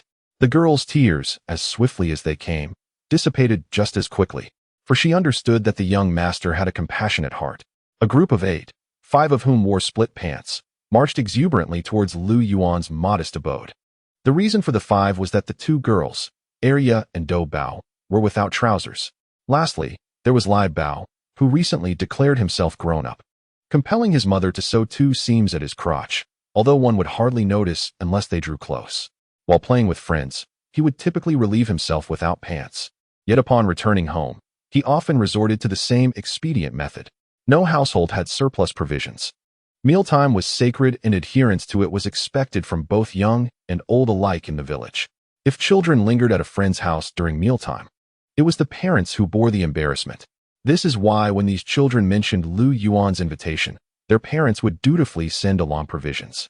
They were aware that their own children assisted Lu Jiqing in gathering firewood, and Lu Jiqing never neglected these youngsters, always providing them with treats, be it candy or cake. Rather than let these children roam aimlessly, climbing trees or wading through rivers, it was preferable to assign them some tasks. Gathering firewood was a safe endeavor, and in Lu Jiqing's company, they could enjoy delightful snacks uncommonly found at home. Most importantly, the children felt secure in Lu Jiqing's presence, for his reputation in Ligo was well established. Suddenly, a hen foraging in the middle of the path was deftly nudged aside by Huasi's kick, sending it flapping into the nearby ditch, where it floundered amidst the reeds, seemingly unable to escape for the time being. "What a formidable figure!" Do Bao exclaimed, applauding Huasi from the sidelines. With Do Bao by his side, Huasi's legs seemed even more slender, revealing faint bruises at the base of his little bird, remnants from a prior tree-climbing mishap that had yet to heal. As they approached, a large dog obstructed their path, and Huasi bellowed, startling the creature into retreat, tail tucked and yelping as it scurried away. Huasi, seeking approval, glanced at Huasi, receiving only a mild, foolish Huasi, indeed. However, for Huasi, this was ample validation. After all, whenever his father chastised him, he could always run to Huasi's home and summon the young master to intervene. Huasi's father would have no choice but to listen, lest he face the wrath of Huasi and his older companions. Meanwhile, Lu Yuan, busy in the outer room, heard the familiar clang of the courtyard gate, signaling the arrival of the children. The one leading the group must be Huasi, for this child has never opened a door with his hands, and one wonders if his hands clash with the family door or if the door has thorns that prick him. The children, though still young, spend their days running wild in the fields. Lu Yuan surmised that their appetites were considerable, thus he prepared several extra corn cakes. "Godfather, I have arrived." Lu Yuan glanced outside from the stove, noticing the children at the entrance, and realized they had brought grains and vegetables. A little girl was carefully cradling an egg. "Huzi, it is the uncle who invited us, the firewood collection squad. For a meal, you cannot bring food, regardless of whether your elders permitted it. Quickly return at home. We shall begin dining once you return." Witnessing the troubled expression on Huzi's face, Lu Yuan added, "Hurry up, do not make me repeat myself." "Yes, at your command." Huzi pretended to turn away but then looked back, his eyes fixated on the pot lid. "Godfather, it smells divine. What delectable dish is inside?" Lai Bao, Zhuzi, and Arya also gathered around, gazing eagerly at the pot lid. They had caught a whiff of the meat's aroma but were unaware of what was stewing within. To satisfy their curiosity, Lu Yuan urged them to return the food promptly. He lifted the pot lid slightly, allowing the enticing fragrance to waft out, hoping to entice the little ones further, promising a bowl of grape juice to the first one who returned. What? There is also a drink? They felt as though they had won the grand prize and simultaneously received a second prize. By the time Huzi, Lai Bao, and the others processed the news, Arya had already pulled Do Bao to the door. "Second master, look at them." Lai Bao felt a twinge of annoyance, but before he could finish, he found himself the only one left at the entrance. 15 minutes later, 8 children had rushed into the room, tiptoeing to the Kong. Lu Yuan placed the dining table, serving each child a bowl of grape juice. As they sipped, sweet words poured into Lu Yuan's ears. Following this, he began to serve the dishes: a pot of stewed chicken, scrambled eggs with tomatoes, 2 plates of cucumber salad, 2 plates of tomatoes with sugar, and a small basin of corn cakes. He refilled the grape juice for the little ones while he himself poured a small cup of white wine. "Stop staring. Let us begin." Initially, Lu Yuan intended to speak a few words, but the children's eager gazes compelled him to abandon that notion. By the end of the meal, only 2 corn cakes and a heap of chicken bones remained on the table, and all 8 children had eaten to their heart's content. When Team Leader Yang Peng and Team Leader Fu Dasan entered, carrying meat and corn flour, they found the Kong strewn with children in various positions. "What on earth is happening here?" Fu Dasan stared in astonishment at Lu Yuan, who was leaning against the head of the Kong, pouring his own drink. Lu Yuan knew he couldn't act as if he were sober. His face was flushed. "The children helped me collect firewood, since it is raining and we cannot work. I treated them to a meal." Lu Yuan stepped down from the Kong and gently tapped 2 children near the edge, urging them to move aside. "Let them lie down. Let's talk outside," Yang Peng responded, pulling Lu Yuan into the outer room. "This is 30 pounds of corn flour as a reward from the brigade for you, along with 5 pounds of wild boar meat, fine cuts, just accept it." Beside him, Fu Dasan nodded, saying, "Soak the meat in water for a while. If we can't eat it soon, we can find someone to smoke it." The 3 of them chatted for a moment while sharing a cigarette, and soon Yang Peng and Fu Dasan took their leave, as there were matters awaiting them at the brigade. As Lu Yuan entered the house, barely settling himself, another visitor arrived. Fu Bao was stepped into the yard with a man who bore a striking resemblance to him. Undoubtedly, this was Fu Shiweru's father. Lu Yuan got off the Kong and went out to greet them. After a round of gratitude, Fu Shiweru's father invited Lu Yuan to dinner at their home.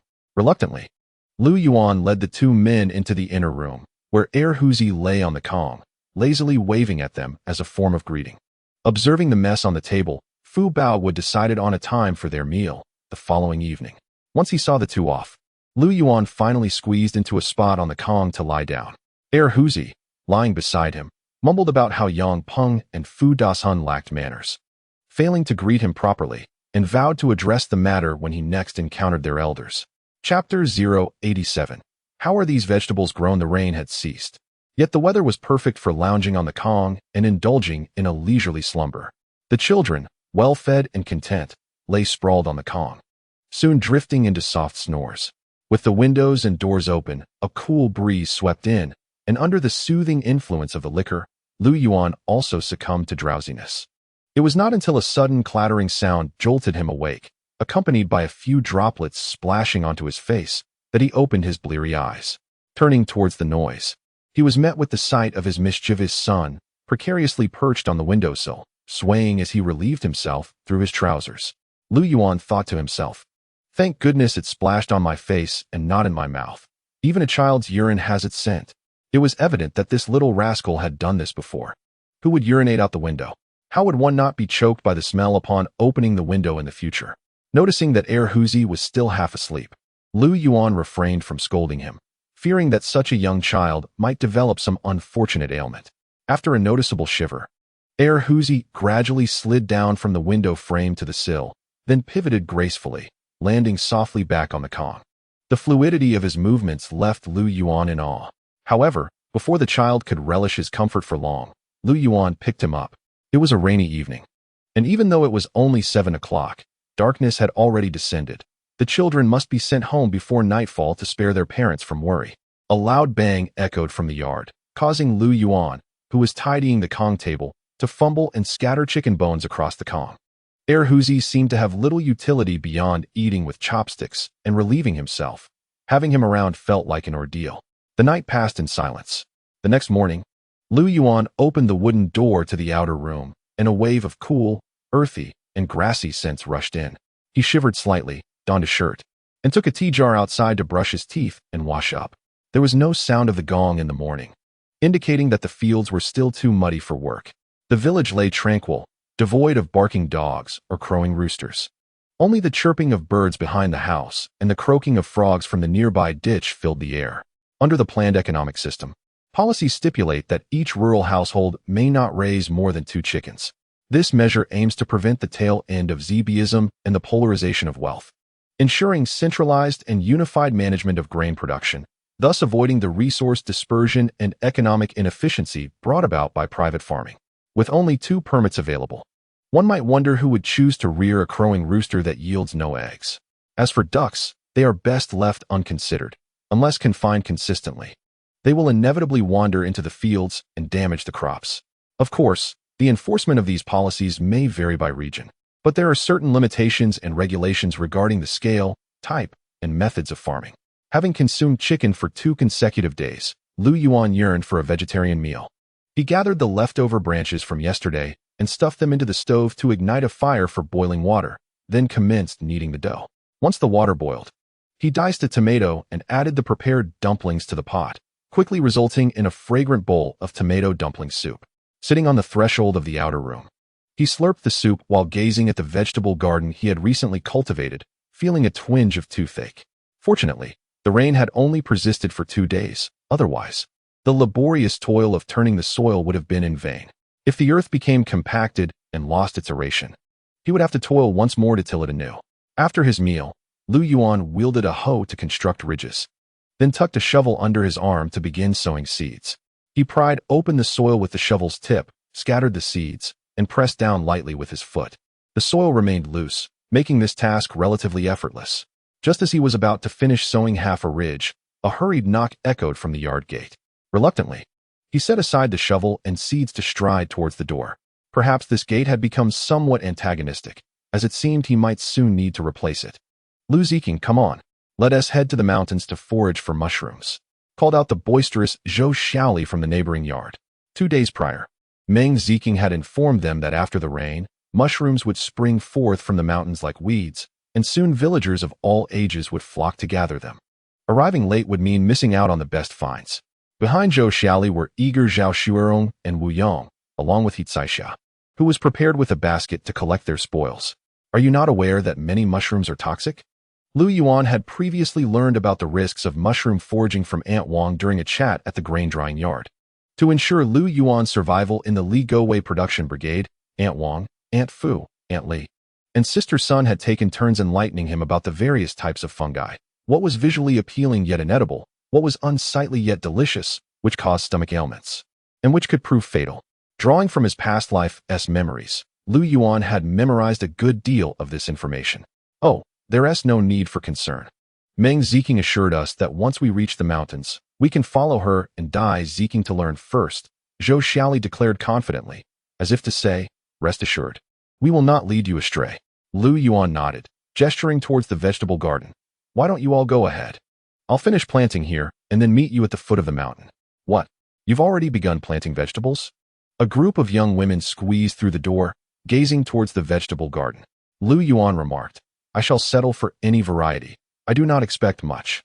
As long as we have food to last through the winter. The four young women exchanged glances, having often spoken of prioritizing the cultivation of vegetables. Yet the yard remained untilled. Zhao Shuerong gritted her teeth, stating, upon our return from the foot of the mountain, we shall borrow a couple of shovels from the party warehouse and take advantage of the recent rain to turn the soil. Wu Yang nodded in agreement. Indeed, this rain has come at an opportune time. It will be far easier for us to till the ground than for Lu, who would be drenched in sweat. Lu Yuan shot an annoyed glance at Wu Yang's long legs, remarking, is it necessary to belittle others while discussing the task at hand? I do not shy away from hard labor. We shall certainly have the seeds sown by the afternoon. He Kaixia chuckled. Ultimately, the four young women resolved to remain and oversee Lu Yuan as he planted the seeds. Thus, a scene unfolded where Lu Yuan tended to the vegetable garden while the four young women stood at various positions, offering unsolicited advice. Are you sure you're stepping correctly? Tread lightly. If you press too hard, the seedlings may not emerge. Isn't that shovel digging a bit shallow? We wouldn't want the sun to scorch the seeds. This seems rather crowded. Future sunlight and ventilation could become an issue. Moreover, once the vegetables grow, it will be inconvenient for you to harvest them, Lu. That area appears to be prone to waterlogging. We cannot plant there just yet. We must wait a couple of days. Lu Yuan felt as though a swarm of mosquitoes was dancing around his ears, leaving him uncertain of which foot to advance first. Setting down the shovel and seeds, Lu Yuan strode to the door, opened it without glancing at the young women, and fixed his gaze on the ground. The implication was clear to those who understood. As Zhao Shuerong departed, she kicked Lu Yuan's calf. Zhou Xiaoli huffed, and Wu Yang rolled her eyes.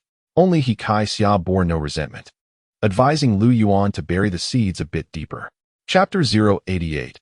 A knock at midnight. After completing the planting, Lu Yuan shouldered his backpack and took his hand axe, heading straight to the foot of the mountain. Along the way, he exchanged greetings with the villagers he encountered. Little Lu, remember to show the nearby folks what mushrooms you collect. Do not eat them indiscriminately, or it could cost lives. Indeed, Lu, do not find it troublesome. Some wild mushrooms are challenging to identify for toxicity. It is best to gather near the village and inquire for advice. Lu Yuan's reputation in the village continued to rise. Both acquaintances and strangers were eager to greet him.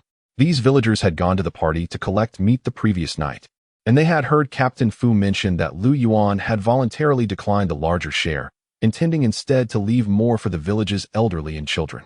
That was pork he had turned down, demonstrating his genuine commitment to the collective spirit of Li Go Wei. Their friendly greetings were well-deserved. If all youth were as considerate as Lu Yuan, what reason would they have to harbor resentment towards those seeking food? Upon reaching the foot of the mountain, he beheld a scene bustling with people. As the rain had suggested, wild mushrooms were sprouting vigorously like weeds, and those villagers who had arrived early were already reaping bountiful rewards. Rather than seeking out the young women, Lu Yuan ascended the mountain alone. The wild mushrooms beckoned for harvesting, yet he also yearns for a stroke of luck. Should he encounter fallen timber, wild chickens, or hares, it would be a remarkable boon. Venturing deeper into the wilderness is not a feasible option, although he possesses spatial abilities and harbors no fear of beasts. The iron traps set by hunters are not to be trifled with. Along the way, Lu Yuan has collected a bountiful assortment, including morels, pine mushrooms, porcini, and hazelnuts, diligently adding them to his backpack. With hazelnuts in hand, he envisions a delightful chicken and mushroom stew in the future. Morels and porcini are indeed treasures. The former boasts significant dietary and medicinal properties, particularly for kidney nourishment and cancer resistance, warranting his repeated bends. The porcini is rich in nutrients, known for its remarkable ability to enhance immunity and regulate metabolism, while also being a prized ingredient in culinary endeavors due to its unique flavor.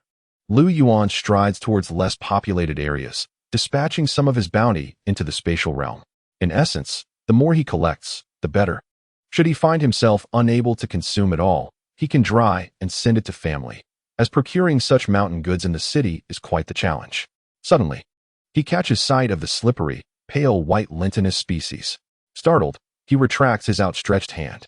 This peculiar specimen is entirely milk white, adorned with a pale yellow ring at the center of its cap, appearing somewhat slick, with its stem covered in white scales and a fragile, detachable membranous ring.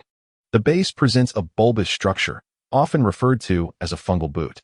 In simpler terms, it wears a cap atop its head, a skirt around its waist, and boots on its feet.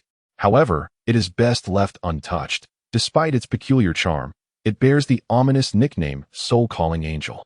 If that title isn't sufficiently chilling, it may also be known as the White Umbrella. Are you unfamiliar with what a white umbrella is? Allow me to serenade you. Red umbrella, white stem, after consumption. We all lie down. Lying down, in coffins, then together we are buried in the mountains. Buried in the mountains, crying out, friends and family gather for a feast. A feast with umbrellas, the whole village lies down together, and the following year, red umbrellas sprout once more. The Lentinus species harbors toxins primarily consisting of amatoxins and arelanine, which can lead to acute liver damage, with a mortality rate soaring to 90. A 90 mortality rate can be interpreted as a guaranteed death upon consumption. The common belief that brightly colored mushrooms are poisonous is a misconception. Highly toxic mushrooms can closely resemble certain edible wild varieties, making them difficult to distinguish without careful scrutiny. For instance, yellow chanterelles, orange-capped amanitas, and some vividly colored red fungi are indeed delectable edibles. Some may argue that mushrooms infested with insects or consumed by small animals are harmless. This notion is equally flawed. Many toxic mushrooms, including the most poisonous varieties, can be home to larvae or insects and may even serve as cozy nests or gourmet treats for various small creatures. One should not harbor the delusion that high temperatures, frying, or blanching can eliminate mushroom toxins. Many known mushroom toxins possess remarkably stable chemical structures. For instance, the aforementioned amatoxins are cyclic peptides that resist destruction through high heat or frying. Lu Yuan clicked his tongue in dismay and hastily circumvented the area. After wandering through the forest for a while, he soon heard the sound of thudding nearby. Following the noise, he discovered his uncle Li Jinsheng, old Zhao, and a young lad, all sweating profusely as they vigorously swung their axes.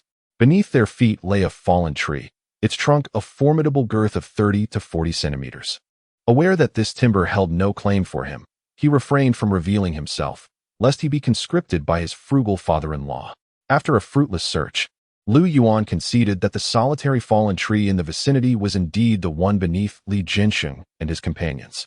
With no timber found and no small creatures encountered, Lu Yuan began his descent down the mountain. As noon approached, his basket slung over his back. Time swiftly passed, and a fortnight had elapsed. Each day, Lu Yuan toiled diligently, tending to his vegetable garden after work.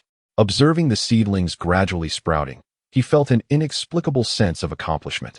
During this time, he also led a small team in gathering firewood, transporting an abundance of gravel from the stone quarry at the mountain's base and along the riverbank using a cart, thus paving a path in the yard that would spare him from the troubles of muddy excursions during rain. This endeavor elicited envy from the neighboring ladies, Zhao Xuerong, Dai Yufei, and others. Despite the fact that Dai Yufei and Meng Xiaoji had trodden their path for years, it remained a quagmire in inclement weather. In pursuit of assistance, Zhao Xuerong and Dai Yufei had discreetly approached the local ruffian, Erhu, seeking aid in their plight. The response was straightforward. Whoever accompanied his godfather to bed and conversed under the covers would be granted help in gathering firewood and stones. All other conditions were non-negotiable.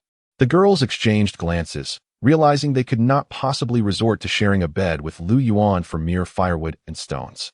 Erhu's request was simple yet sincere, stemming from a genuine concern for his godfather's solitude. Upon learning of this, Lu Yuan felt a profound sense of relief, marveling at the boy's understanding of his heart. That night, shortly past midnight, the village lay in tranquil silence, abruptly shattered by a series of urgent knocks that jolted Lu Yuan from his slumber. The commotion did not originate from his own door, nor did it seem to come from the 4 young women next door. Rather, the sounds filtering through the window appeared to be from Dai Yufei and Meng Xiaoji's residence. Without lighting a lamp, he donned his clothes and yellow rubber shoes in the dark, cautiously opening the wooden door of the outer room to step into the yard. The knocking persisted, accompanied by frantic calls, none other than the voice of Wang Chenggang. Moments later, a dim light flickered to life in Zhao Xuerong's courtyard, and their door was also rapped upon, this time heralded by the voice of Sun Meng. Judging by the urgency in Wang Chenggang and Sun Meng's knocks and shouts, it seemed that a grave matter had arisen. Yet, what could possibly warrant such alarm at this late hour? Lu Yuan, Lu Yuan. Zhou Xiaoli's voice called out from behind 2 walls. Here, he replied. Why are you out in the yard? And why haven tea, you little lamp? It's quite frightening. Zhou Xiaoli, taken aback by her own fright at receiving a response after just 2 calls, was startled. Xuerong and Caixia have gone to open the door. You should check as well. I'm scared. Upon hearing that Zhao Xuerong had gone to the door, Lu Yuan dashed toward it without waiting for Zhou Xiaoli to finish her sentence. Chapter 089. An emergency unfolds instinctively. Lu Yuan hurried toward the door as Zhao Xuerong approached, mirroring the urgency with which she had once thrust a brick into his hands, disregarding the rain. Moreover, should anything happen to Xiao Zhao, he could hardly bear the thought of facing old Zhao again. Could he not be anxious? With a creak, both courtyards' doors swung open simultaneously. As the door opened, Lu Yuan, illuminated by the moonlight, strode confidently toward the entrance next door. Lu Jiqing, your timing is impeccable. Sun Ming, with a face full of anxiety, clutched Lu Yuan's arm, trembling uncontrollably. Zhao Xuerong, noticing Sun Ming's unusual demeanor, immediately donned a serious and perplexed expression. Logically, Sun Ming should have been somewhat prepared for any incidents occurring in the village, having been in Li Go Wei for a considerable time. Captain Sun, what on earth is happening at this late hour? Zhao Xuerong furrowed her brow. I don't know what has happened. Just looking at Captain Sun's expression. It seems as if the enemy has invaded the village, Sun Ming replied, her voice quivering. She ordered us to gather immediately, bringing flashlights, kerosene lamps, and any useful tools, and to rush to the livestock pen. No one is to remain at home. Those who cannot walk must be carried. Lu Yuan's expression darkened. The implications of Sun Ming's words weighed heavily upon him. The instruction to bring tools and the prohibition against anyone staying home suggested that remaining there could lead to peril. The nation had been established for over 20 years and was steadily progressing. What kind of danger could threaten villagers resting in their homes at such an hour? Footsteps approached, and Wang Chenggang strode over from the neighboring courtyard. Lu Yuan, Zhao Jiqing, hurry back and grab the lanterns and tools. Sun Ming, and I will wait for you here. Be swift. Seeing that Zhao Xuerong still wished to inquire further, Wang Chenggang wiped the sweat from his forehead. Let's not ask questions now. I can't provide clear answers either. The priority is to assemble at the livestock pen. Lu Yuan, you have an axe, right? Bring it. As he spoke, several experienced youth from the commune arrived, wielding shovels. Lu Yuan and Zhao Xuerong exchanged a glance, quickly turning to dash back into the courtyard. Upon returning home, Lu Yuan donned a lightweight coat, secured the axe at his waist, and tightened his shoelaces. When he reached the courtyard entrance, Zhao Xuerong and the others, including Meng Qiaoji and Dai Yufei, had already arrived. The girls were equipped with shovels and sickles, while Dai Yufei brandished a kitchen knife in one hand and a pot lid in the other. It was quite an amusing sight. Perhaps this was what the great man referred to as a valiant woman warrior. Under the moonlight, noticing Lu Yuan's unusual expression, Dai Yufei pointed the kitchen knife at him with a stern face. Lu Yuan immediately clasped his hands in a gesture of supplication toward the female warrior. Let us hasten. We can discuss matters on the way. Wang Chenggang, seeing the group was assembled, wasted no time and led them towards the commune youth dormitory. Upon reaching the dormitory entrance, they united with another group carrying kerosene lamps as they made their way to the livestock pen, a formidable procession. The tense and oppressive atmosphere spread among the crowd, and Lu Yuan heard the soft sobs of female youth and the heavy breathing of their male counterparts. Wang Gu, has there ever been a midnight assembly like this in the village before? Wang Chenggang shook his head, beads of sweat continuously forming on his brow, his anxious speech slightly faltering. No, we've been here for 5 or 6 years, and this is the first time encountering such a situation. What do you think might have happened? Lu Yuan pressed on. Wang Chenggang turned to Lu Yuan with a wry smile. Brother, my mind is in a fog right now. All I know is that something urgent and dangerous has occurred. As the group of about 20 arrived at the village center, they encountered a throng of villagers hurrying towards the livestock pen. Many women carried infants, leading toddlers by the hand, and assisting elderly family members. Witnessing this scene, Lu Yuan's heart sank. Something grave has transpired. This is the rhythm of a deserted village. Lu Yuan, in the midst of the surrounding commotion, Lu Yuan heard someone calling his name. Before he could react, he was abruptly pulled from the crowd. It was Captain Li Shuoliang of the 5th team, accompanied by Uncle Li Jiansheng, who was carrying an elderly woman on his back. The explanation was too convoluted to convey in just a few words. But the essence was clear. In times of crisis, one must never be reckless, and safety must be a priority. Li Shuoyang left those words behind, giving Lu Yuan's arm a couple of reassuring taps before hastily jogging away with the elderly woman. The concern from his brother-in-law warmed Lu Yuan's heart, yet he wished for clearer communication. Upon returning to his team, he was immediately surrounded by his peers. Before they could speak, Lu Yuan took the initiative. Don't ask. Captain Li didn't elaborate, just reminded everyone to be cautious. The male youth, brimming with youthful bravado, initially felt exhilarated. But the somber expressions of the villagers quickly tempered their enthusiasm, leaving them feeling uneasy. As they walked, Lu Yuan suddenly felt a tug on his coat from behind. Turning around, he was surprised to find Huasisi, the delicate flower, standing there. Huaji youth, let go immediately, Lu Yuan urged in a hushed tone. Tears welled in Huasisi's eyes, her feigned vulnerability stirring sympathy. Lu youth, could you hold my hand? I'm so frightened, my legs are trembling. And I can't move. Just as Lu Yuan intended to shake off Huasisi's grip, someone was quicker.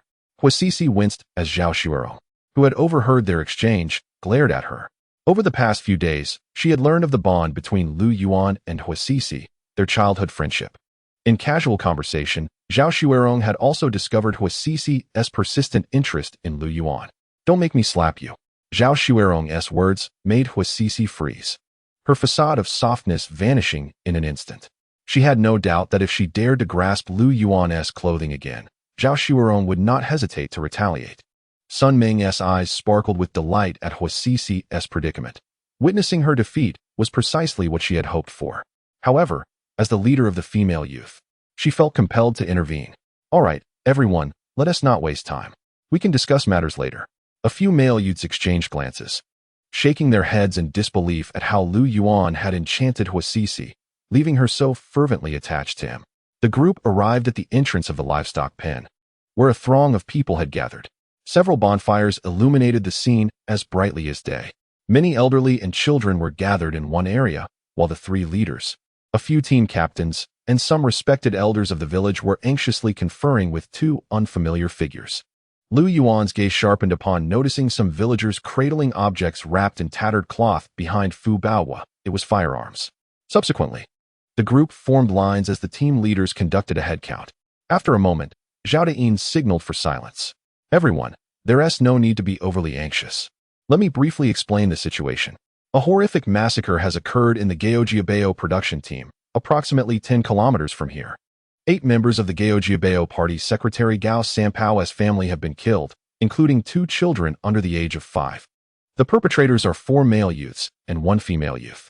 Zhao Deyin's words detonated like a deep water bomb, causing an uproar in the livestock pen. Chapter 090 Group Action. The family of Gao Sanpao, consisting of 8 members, has been tragically slaughtered. The perpetrators are reportedly the educated youth from the village, 4 male youths and 1 female youth who conspired together.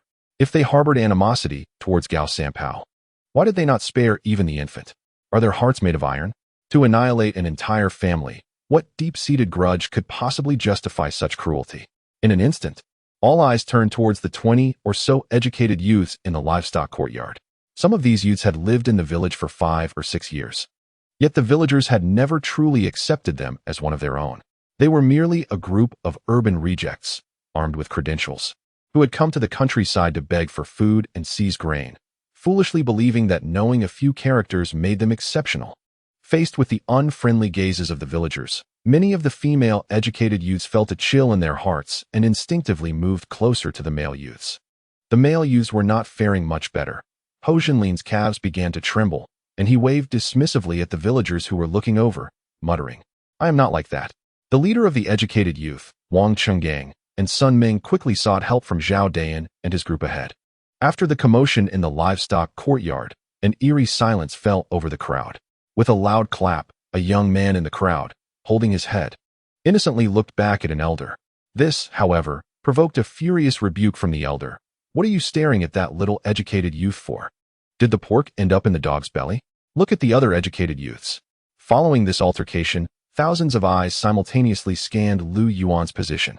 Upon spotting him, they quickly averted their gaze and looked at the other educated youths. The other youths chimed in, "Thank you, elder." Seeing this, Zhao Shuerong pulled Wu Yang and others closer to Lu Yuan, for he indeed had a good rapport in Li Go Wei. Though Wang Qinggang and the others felt envious. They recognized that Lu Yuan had genuinely earned his standing through his actions. There was no real comparison. Everyone, let us quiet down. We will have Comrade Zheng Kai from the Armed Forces Department of the Commune briefly explain the situation. Noticing the villagers' hostile sentiments towards the educated youths, Zhao Dayan quickly brought the commune personnel forward to provide clarification. Zheng Kai, in his 30s and serving as the deputy head of the Armed Forces Department, mostly acted as a runner, yet he held a leadership position, which made him even more apprehensive about the villagers' potential aggression towards the educated youths. Should the villagers commit any extreme acts against them, the commune would inevitably share in the fallout. Listen to me, the situation remains unclear. But I have received some news from Gao Jiabao. The head of the Gao Jiabao production team, Gao Sanpao, has exhibited vile behavior, exploiting his position to threaten and disgrace multiple female educated youths. Those who resisted were assigned the heaviest and most laborious tasks until they capitulated.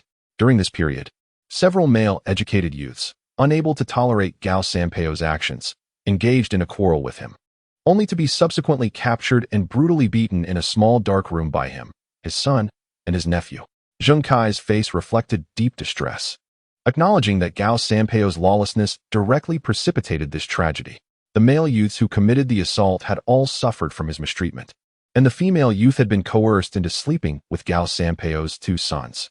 Such events place an undeniable responsibility upon the commune. However, regardless of circumstances, a life taken must be accounted for. It is my fervent hope that everyone, while ensuring their own safety, can assist the commune in bringing the evildoers to justice. As Zheng Kai's words echoed, a tumult erupted both inside and outside the livestock yard. Despite the absence of telephones and the internet in this era, and the considerable distance of over 10 kilometers between the two brigades, the scandalous deeds of Gao Sanpao had already spread like wildfire throughout Ligowei village. The community was well aware of his infamous reputation. What astonished everyone was the sheer depravity of this individual. He deserved to die. People like him should perish. I believe those young intellectuals did a commendable deed. Indeed, anyone driven to such desperation would react in kind. Even a cornered rabbit may turn to flesh. But, Mr. Lier, your statement lacks nuance. While we might overlook the killings of Gao Sanpao and his two sons, the women and children at home are rather innocent. Innocent? My foot. What kind of children can such a family produce? Their demise is a blessing, sparing the world from future calamities. There are good and bad among the young intellectuals, but in this instance, I believe they were justified. Faced with the urgency of the situation, Zhao Dayin could not afford to let the discussion linger. He shouted for silence.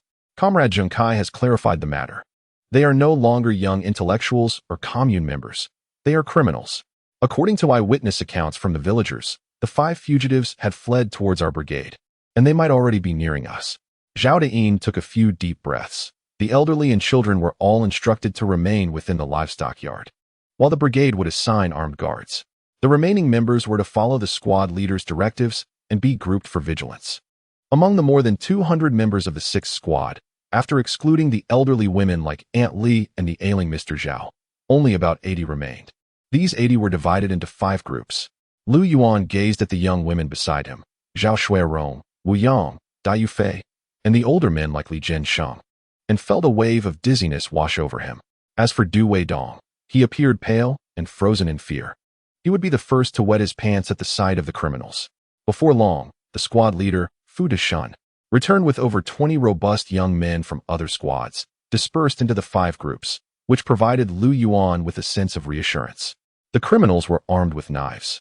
If they were to encounter them, they should evade if possible, but if escape was not an option, they would confront them together, scaring them off while ensuring no one got hurt.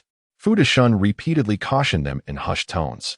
Then, he patted Lu Yuan on the shoulder, saying, "It's quite chilly tonight. Many in our squad are elderly. Why don't you gather some firewood to warm yourselves?" The air was stifling, and even slight movement brought forth sweat. Suggesting a fire seemed impractical. Lu Yuan winked at Fu Deshun, indicating his understanding. He then proceeded to the warehouse to fetch suitable tools, although he possessed an axe. He opted for a shovel, believing it to be more advantageous. The first group of 21 was assigned to guard the foot of the mountain. In theory, this location was relatively safe, with a low probability of encountering the criminals unless they stealthily approached. On the way, Encouraged by Lu Yuan and Li Jinsheng, many hastily returned home to gather firewood. Li Jinsheng even brought back a substantial tree root, estimating it would burn for at least 3 hours. Soon, a bonfire illuminated the area they were guarding. However, everyone was not foolish. The criminals had fled for their lives, so it was improbable they would run toward the light. As we ignited our fires, the entire village of Ligo was encircled by flames. In Chapter 091, Conversations at the Foot of the Mountain, the young men of the village quickly cast aside the incident with the criminals. Firstly, the brigade had assigned the areas where the criminals might appear to the laborers of Teams 1 and 2, significantly reducing the likelihood of encountering them. Secondly, having grown up in the village, they had witnessed numerous brawls.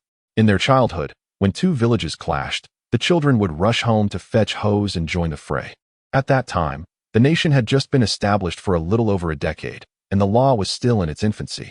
Failing to reach the countryside, injuries and mutilations were commonplace. Moreover, Captain Lu had mentioned that the assailants were unarmed, combined with their ingrained stereotypes against the educated youth. There was little to fear even in the event of a direct confrontation, especially since there were more than 10 male comrades on their side. Before long, these young men had encircled Lu Yuan and Li Jinsheng. "Brother Lu, I am De Hua. Do you remember me? We chatted the day we dug the drainage ditch. Brother Lu, I heard you flipped a wild boar weighing over 200 pounds with just one shovel. Fu Das-hun assigned me to your group. I truly feel secure with you. Uncle Lu, should we capture those assailants if we encounter them? They've already killed Gao San and his son. Why target women and children? Indeed, capturing them seems a moral obligation, yet they are murderers," another added. "Don't waste your energy worrying. Even if we were to capture them, it wouldn't be our responsibility. Haven't you seen the bonfires? They are just foolishly drawn to us. They will surely find a way to slip away," Li Jinsheng remarked. Leaning against a large rock, a pipe clamped between his teeth. "Let a few people observe the situation and ensure the fire does not extinguish. The rest should rest quickly. If those criminals do not appear, we might be able to guard this place through the night." Observing the vibrant energy of the nearby young women, Lu Yuan suggested, "How about this? I will watch over the night with a few of the female educated youth while you, Uncle Lu, take some rest." "Fine, just call if needed. You have the watch, right? We'll change shifts in an hour. Let's catch a quick nap." With that, Li Jinsheng wrapped himself in his thin jacket and dozed against the rock. Meanwhile, in the time it took to speak, Grandpa Wang had already fallen into a deep slumber. Seemingly unconcerned about the criminals, the young men exchanged greetings with Lu Yuan and found spots to lie down nearby. Lu Yuan approached the group of female educated youth, where Zhao Shuerong, Aunt Wang Si, and Sister Sun were engaged in conversation. Yet, even while chatting, they did not relinquish their weapons. Dai Yufei sat cross-legged on the ground, the kitchen knife resting just beside her. Wu Yang held a sickle tightly in her arms, while Zhou Xiaoli cradled a hoe as if it were a child, giving the impression she was nursing it. Among the female educated youth, only Zhao Shuerong exhibited no trace of anxiety, having even placed the handle of her hoe under her seat. In the group, there were the male educated youth, Du Weidong and Li Li, who, with keen awareness, chose not to sleep with Li Jinsheng and the others, but instead followed Lu Yuan to the female educated youth side. Upon hearing Lu Yuan's explanation regarding the rotation for night watches, Aunt Wang immediately nodded in agreement, stating that it was necessary. Otherwise, if those ruffians were to appear, would they be left staring at each other all night without sleep? Alas, if they managed to endure until dawn, they might even be exempt from work the following morning. Sister Sun interjected, saying that they were technically already working. It was quite pleasant, as they could chat leisurely in the cool breeze without the scorching sun, all while earning work points. A delightful situation indeed. With Sister Sun's remark, Aunt Wang and the other female educated youth laughed, and the fear that had gripped their hearts began to dissipate. Noticing Lu Yuan, Du Weidong, and Li Li seated together, Zhou Xiaoli set down her hoe, her voice breaking the silence. "We've been in the brigade for quite some time now, and it seems you male educated youth have fully adapted to this living environment. I, however, struggle. When busy, it's manageable, but the moment I face difficulties, I long to return home." Du Weidong rubbed his nose, wanting to confess that he felt the same way, wishing to return home to his mother in times of trouble. Yet, as a grown man, he found it quite inappropriate to voice such sentiments in front of so many young women. Even the most timid of men can muster courage in the presence of beautiful young ladies, even if only superficially. What are a few ruffians to be afraid of, Zhou? You need not worry. With so many of us here, even if we encounter them, we will ensure that you young ladies remain unharmed. Du Weidong's declaration was resolute, nearly causing Lu Yuan and Li Li to roll their eyes in disbelief. How ironic that he was once the one crying to return home to his mother. If they truly encountered ruffians, he would be the first to soil his trousers. Such bravery from Du the educated youth. Lu Yuan chimed in. Indeed, Li Li affirmed. Aunt Wang cast a sidelong glance at Du Weidong, teasing him. Oh, isn't this our little Du the educated youth? So keen to protect the young ladies. Yet what about us older women? Exactly, Du. We are in the same group, so you ought to treat us all equally, Sister Sun chimed in, winking. Sitting up straight. Du Weidong glanced at the female educated youth before addressing Aunt Wang and Sister Sun. Rest assured, anyone who dares to harm you must first reckon with my shovel. Lu Yuan gently closed his eyes, thinking, young man, can you possibly be any more pretentious? Wu Yang, concerned that the sharp edge of the sickle might harm Lu Yuan, swiftly placed it behind her and softly inquired, Lu, you seem to live quite comfortably in the village. I can't quite articulate it, but it feels as though you could thrive in any brigade. Are you suggesting that life is rather relaxed for me? Lu Yuan replied with a smile. In truth, it all boils down to one's mindset. The decision to come to the countryside is final, and we are no longer students in a classroom. Even if we remained in the city, we would inevitably step into society sooner or later. So what is the difference between farming in the countryside and working in a factory, save for being away from our hometown and parents?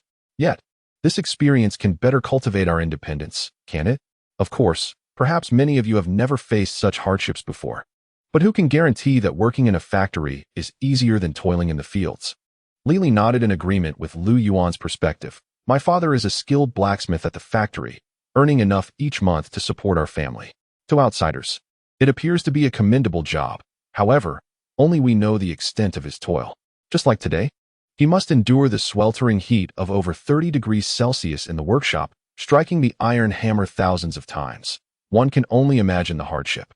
Therefore, I wholeheartedly concur with Lu Jiqing's assertion regarding the significance of shifting one's mindset. Yet, I believe the positions available to women are not as laborious, are they? Meng Xiaoji, being an experienced young intellectual, though accustomed to rural life, found herself intrigued by the topic and couldn't help but interject. Beside them, Du Weidong nodded and shook his head. While it is true that female workers do not face as heavy a workload, they still contend with other challenges. My mother is a worker at a textile factory. Can you fathom what it is like to toil all day amid the deafening roar of machinery? Even upon returning home, one still perceives the echo of the machines in their ears. Yet, that is not the most perilous aspect. The real danger lies in the prolonged exposure to such an environment, which can easily lead to respiratory ailments. After Du Weidong spoke, several young female intellectuals fell into deep contemplation, until Aunt Wang sighed deeply. It's not easy for anyone. In light of this, I believe your experience in the countryside is preferable to working in the city. At least our comrades in the brigade can rest during the winter months. Sister Sun interjected. Lu Yuan nodded, glancing at the young women. If you can grasp these realities, you would not view rural life as a torment. At least I find that being in the countryside is more comfortable than remaining in the city, and it will undoubtedly become a cherished chapter in our life journey. Indeed. Zhou Xiaoli was the first to nod, yet she pondered, when will we return to the city? I still miss home a bit. Lu Yuan replied. That remains uncertain. It could be 2 or 3 years, or perhaps 5 or 8. Zhou Xiaoli, having just adjusted her mindset, found it shattered once more by Lu Yuan's words.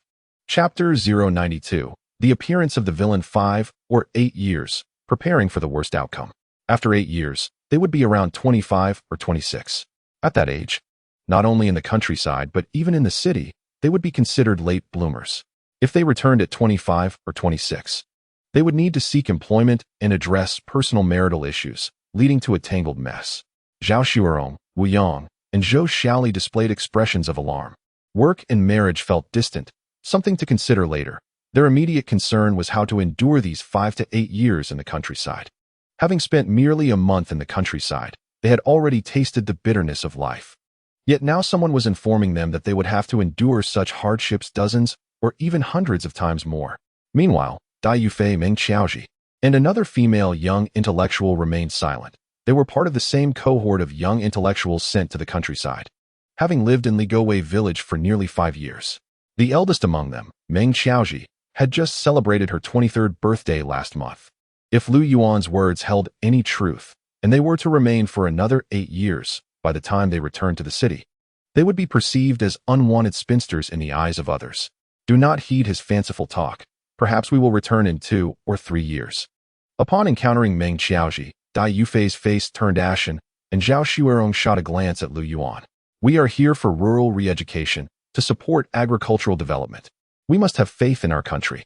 Those in power will not forget us. I found Zhao Ziking's argument persuasive. It shouldn't take 8 years. Du Weidong, feeling apprehensive, reflected on his humble beginnings, having never engaged in such arduous labor. Moreover, how many 8-year spans does one have in life? To spend one's prime youth in such remote hills is daunting. Li Li remained silent until he finally spoke. When we return to the city isn't ours to decide. Zhao Ziking is right. We should trust our nation. Thus, let's adopt a calm mindset and make the best of our lives in the countryside. In truth, you are far more fortunate than Du Ziking and me. You have your own courtyards, at least sparing you from the stress of living in the youth commune filled with troubles. Reflecting on this brings a sense of relief. Li Li was speaking the truth. The girls frowned at the mere thought of the commune's conditions. Li Ziking is adjusting your mindset through his own suffering. Lu Yuan patted Li Li's shoulder, then turned to say, I haven't finished my thoughts. In fact, the situation isn't as dire as we believe. This can be inferred from the annual enrollment of workers and farmers in universities. The organization has not forgotten us. The conversation had grown heavy, prompting Lu Yuan to nudge Wu Yang's knee, signaling her to introduce a new topic. Wu Yang, feeling a bit flustered by Lu Yuan's gesture, discreetly scanned the surroundings, relieved to see that no one was paying attention before cautiously glancing at him. However, Lu Yuan was making playful gestures, causing her face to flush crimson, unsure of where to place her hands. Seeing her flustered demeanor left Lu Yuan taken aback. By all accounts, they had shared a rather intimate moment on the bus to the countryside, leading him to expect some camaraderie, yet here they were in such an awkward situation. Wu Ziking, what insights do you glean from this incident involving the youth? Lu Yuan pressed on, albeit nervously. Wu Yang was perplexed and somewhat disoriented, struggling to grasp his words, and merely shook her head repeatedly. Noticing the attention of those around them, Lu Yuan calmly remarked, these 5 youths are quite dangerous. Had it not been in front of so many people, Zhao Xuerong would have surely kicked him. Isn't that obvious? They've committed murder. How could they not be dangerous? Lu Yuan wasted no time, stating plainly, the commune only reported the cause and effect, omitting any details of the process. When was the crime discovered? Did the militia capture the assailants? How did they escape, and did they harm anyone during their flight? Aunt Wang's eyes widened in surprise upon hearing this. It's no wonder Xiao Yuan is sharp. Had you not mentioned this, we would never have thought that deeply. As her mind cleared, Aunt Wang praised Lu Yuan, adding, I believe if we start a fire, they wouldn't dare approach us. Unless I'm being overly pessimistic, should we actually encounter them, we can simply flee. There's no reason for them to target us. Meng Xiaoji slowly shook her head and sighed. Aunt Wang, you have misunderstood one point. Our brigade is surrounded by mountains on 3 sides. If those individuals wish to escape into the mountains, they are likely to view our brigade as their last refuge. Meng Jiqing remarked, it sounds quite serious from what you say. What does refuge mean? Sun Deseo, who had been listening, quickly inquired. It means that if they intend to flee into the mountains to evade capture, they will reside there for a time. But Aunt, consider what they will eat. They cannot survive solely on wild vegetables and fruits. Meng Xiaoji explained, once they retreat to the depths of the mountains, the dangers they face will be no less than those outside. They will undoubtedly seek a secure hiding place and remain there with minimal exposure, which necessitates a substantial supply of food. With a sudden clap, Aunt Wang struck Sun Deseo's thigh in excitement, exclaiming, I understand now. Those little rascals intend to steal our provisions. Sun Deseo winced and rubbed her thigh. But we are not at home. What could they possibly steal? That would be called thievery. That cannot happen. If they steal from us, what will our family eat? Aunt Wang insisted, rising as if to defend their supplies. However, Sun Deseo pulled her back down, saying, stay seated. Those are murderers armed with knives. Losing our grain won't starve our brigade, but returning could cost you your life. Besides, if they wish to enter the village to steal food, they must first get in and then get out. With so many of us guarding, do you think we are mere decorations? Lu Yuan took a deep breath, sensing the atmosphere had grown even more oppressive. There is no need for such alarm. There are only 5 of them, and we have over 20 in each group. Even if we encounter them, they will only be fleeing. He continued. I bring this up to emphasize that everyone should be vigilant and sound the alarm at the slightest noise.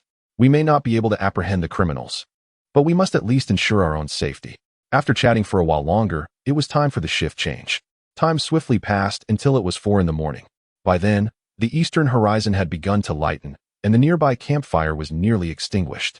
Lu Yuan, in the midst of a deep slumber, was abruptly awakened by a shout. He quickly scrambled to his feet, looking in the direction from which the sound had emanated. Stop! You too! Halt and drop your belongings! He yelled. Do you really think I fear you? In times of banditry, which elder in this land hasn't taken a life? I could easily fell you both with a shovel. Do you believe me? We are villagers. Just put down your things and refrain from coming to our village again. We can settle this amicably. We bear no grudges, but taking our grain is akin to taking our lives. Lu Yuan grasped a shovel, surveying the surroundings, while his companions stood ready with their tools. Uncle Li Jinxing raised a hand, signaling for silence, his eyes fixed ahead. Where have Zhao Shuerong and Wu Yang gone? Lu Yuan scanned the area, but did not see the two. He quickly grabbed Zhou Xiaoli and whispered, I heard clearly just now. The shout was directed at you too. Which means these 5 thugs have split into groups. Chapter 093. In a critical moment upon learning that Zhao Shuerong and Wu Yang had gone into the woods, Lu Yuan grew anxious. At this critical juncture, 3 of the 5 assailants remain unaccounted for. If they have slipped into the village to pilfer grain, it would be fortunate. However, should they be lurking nearby to provide assistance, the situation becomes dire. Yet, venturing into the woods in search of assistance proves inconvenient. Should Zhou Xiaoli wield a hoe in search of help? Would that not amount to delivering a package to the assailants? Just as Lu Yuan was consumed by anxiety, Aunt Wang Si and Sister Sun approached with rakes in hand. We shall seek out Zhao and Wu. Xiao Yuan, you must protect the remaining female youth. With that, Aunt Wang Si took the lead, guiding Sister Sun cautiously into the forest, their movements reminiscent of a tightrope walker, as if they were measuring the ground with their feet. It would take them no less than 10 minutes to penetrate the woods. I shall go too. Before Lu Yuan could respond, Zhou Xiaoli charged ahead, hoe in tow. Under Zhou Xiaoli's guidance, the trio's pace quickened. Several young men, eager with shovels and picks, were ready to rush out and assist, but were swiftly called back by Li Genxing's low growl. What chaos are you adding? Stay put and be quiet. The folks over there are adept at guarding the autumn harvest. Right now, the assailants are no match for them. They won't escape if cornered. Though Li Genxing spoke assertively, his hands trembled while gripping the shovel. Squad leader Fu Dashun had instructed that upon encountering the assailants, they should merely shout to scare them off. It was imperative not to engage directly, for they had already taken 8 lives and would not hesitate to claim another. As Li Genxing muttered curses about his misfortune, contemplating offering incense at his ancestors' graves, he suddenly realized the absence of his son-in-law. Since the incident with the wild boar, Lu Yuan's stature had risen significantly in his eyes. Staying close to his son-in-law was deemed the safest course of action. Xiao Yuan, gather everyone. Do not stray. Li Genxing commanded, gesturing for everyone to cluster together. You lads, quickly protect the ladies. No one is to venture over there without my command. Oh dear, Uncle Lu, if we don't move now, we will miss our chance for glory. Indeed, Uncle Lu, perhaps we should leave Dahu and Hongbing behind while we assist. Why should we be the ones to stay? With your small stature, you probably couldn't handle a female youth, lest you be sliced open. As they bickered, the clamor from the other side continued unabated. If they throw away the grain and deny us our lives, then we perish together. Do not fall for their ploy. They seek to delay us. Xiaofeng, you go first. I will confront them. Since they grant us no chance to live, let us ensure no one escapes. Bang! Halt! If you run again, I will fire. The gunshot rang out, silencing the ruckus instantly. Lu Yuan and his comrades could now discern 2 staggering figures entering their line of sight, pursued relentlessly by a dozen others.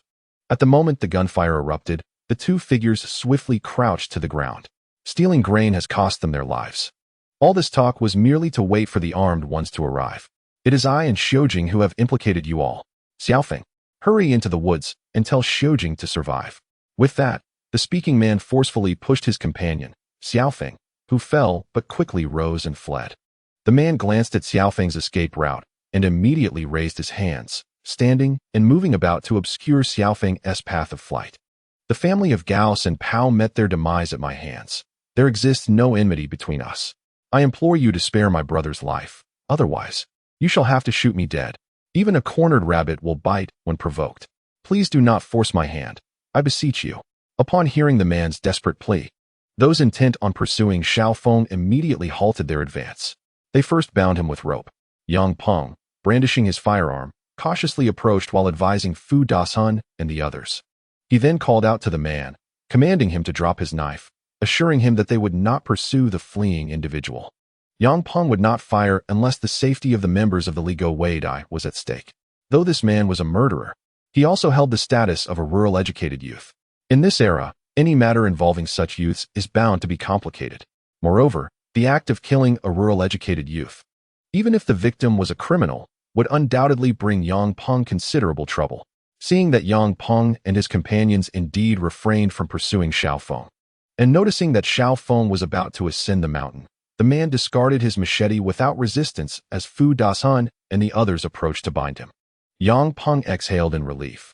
As long as the safety of the members was ensured, capturing even one murderer would be a significant achievement. As for the one who fled, did he truly believe he could escape? This is not the early days of the nation.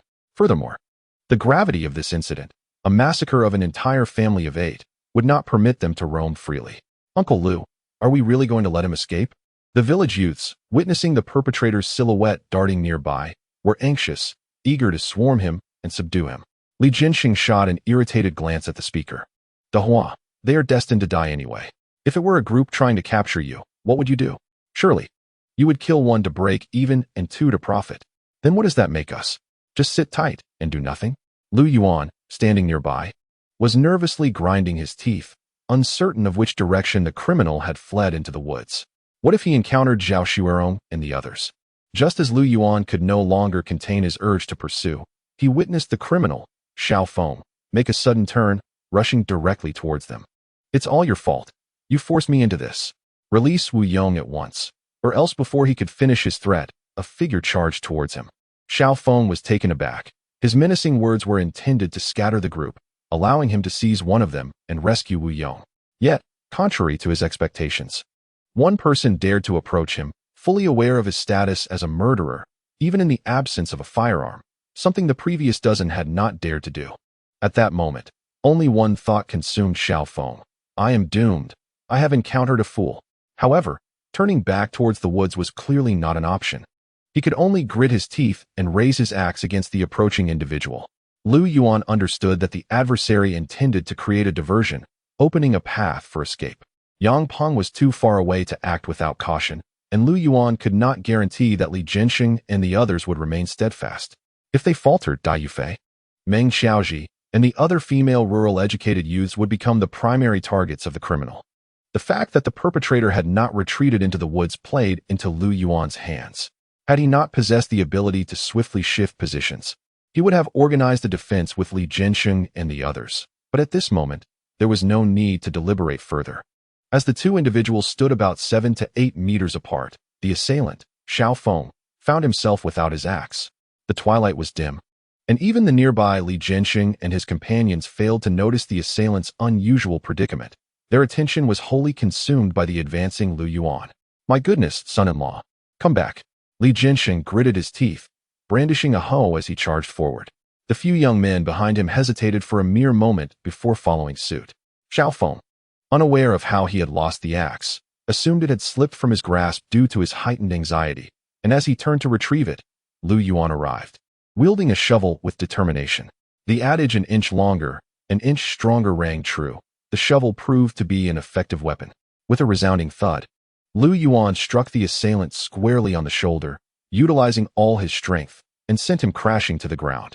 By the time Li Jinxing and the others reached the scene, the assailant was writhing on the ground, clutching his arm, likely suffering from a fractured bone. Yang Peng and his group rushed over to subdue him, while behind them, a man bound by ropes let out a heart-wrenching wail. Xiaofeng, oh Xiaofeng, the Gao family deserves to perish. Even their 5-year-old boy who brazenly touches the female educated youths in the village. How could they do this? Chapter 94. Violent Xiao Zhao. The man's anguished cries seemed to pierce the dawn, each word striking like a heavy hammer upon the hearts of those present. A profound sense of helplessness spread through the foot of the mountain at daybreak. Zhao Deyin and Fu Baoguo, who were hastening towards the commotion, instinctively halted, while the gun-wielding Yang Peng turned to regard the man with a gaze filled with complex emotions. The assailant lay on the ground, tears streaming down his face as he gritted his teeth, painfully directing his gaze towards the man. The kicks aimed at him had lost much of their force, and soon ceased altogether. Meng Xiaozhi and the other female educated youths clutched each other's arms, taking refuge behind the older men in their group. The cries sent shivers down their spines, and they inexplicably felt the air around them grow thinner. As fellow educated youths, they contemplated, if they had been the ones sent to the Gao family's brigade, subjected to humiliation and defilement, how would they have resisted? Their initial thought was to report the situation to the commune or the county's educated youth office. Yet, why had the others not taken this route, opting instead for the most extreme measures? Was there an unspeakable reason, or did circumstances dictate otherwise? Lu Yuan steadied his breath, hoisting the shovel as he turned to dash into the woods. Zhao Shuirong and her companions had lingered in the forest for too long. The commotion outside had failed to rouse them, and this abnormality was sufficient to conclude that they were likely in peril. As for the assailants, their fate had already been sealed the moment they chose violence. The matters concerning educated youths are no trifling matter, and this principle applies in reverse as well. The connection between the educated youth and the massacre of the Gao family, alongside the myriad factors that precipitated this tragedy, could very well become a sensational national incident. Perhaps there had been even more heinous events in the past, yet in terms of impact, this would be the most shocking murder case involving educated youths since the initiation of the Down to the Countryside movement. Preserving human life is the baseline, the fundamental principle upon which the development of national order rests. Do the Gao family and their progeny deserve to die? Indeed, they do. In the 1970s, despite the absence of the internet, it was impossible to keep a lid on matters of significance. This incident had likely spread across the more than a dozen production teams in the Shenyang commune and was rapidly gaining traction. To date, over 12 million educated youth had ventured to the countryside, and their awareness implied that their families, neighbors, and entire streets would soon be informed. The extent of public discourse surrounding this event and its societal repercussions could only be imagined. Lu Yuan foresaw that this incident, acting as a catalyst, would undoubtedly trigger a chain reaction, resulting in the downfall of numerous individuals nationwide, particularly affecting at least 1,000 grassroots officials involved in matters concerning the educated youth. And could the 5 perpetrators escape? Even if they fled into the mountains, did they naively believe they could survive? Setting aside the wild beasts in the forest, one could only speculate about the armed forces present in the Heihe region, which would likely converge at the foot of Ligowei Mountain before nightfall. Even if those 5 attempted to bury themselves underground, they would inevitably be unearthed. Perhaps among them were individuals who merely acted as accomplices and did not partake in the violence. However, once the situation reached a certain threshold, their fates would be sealed.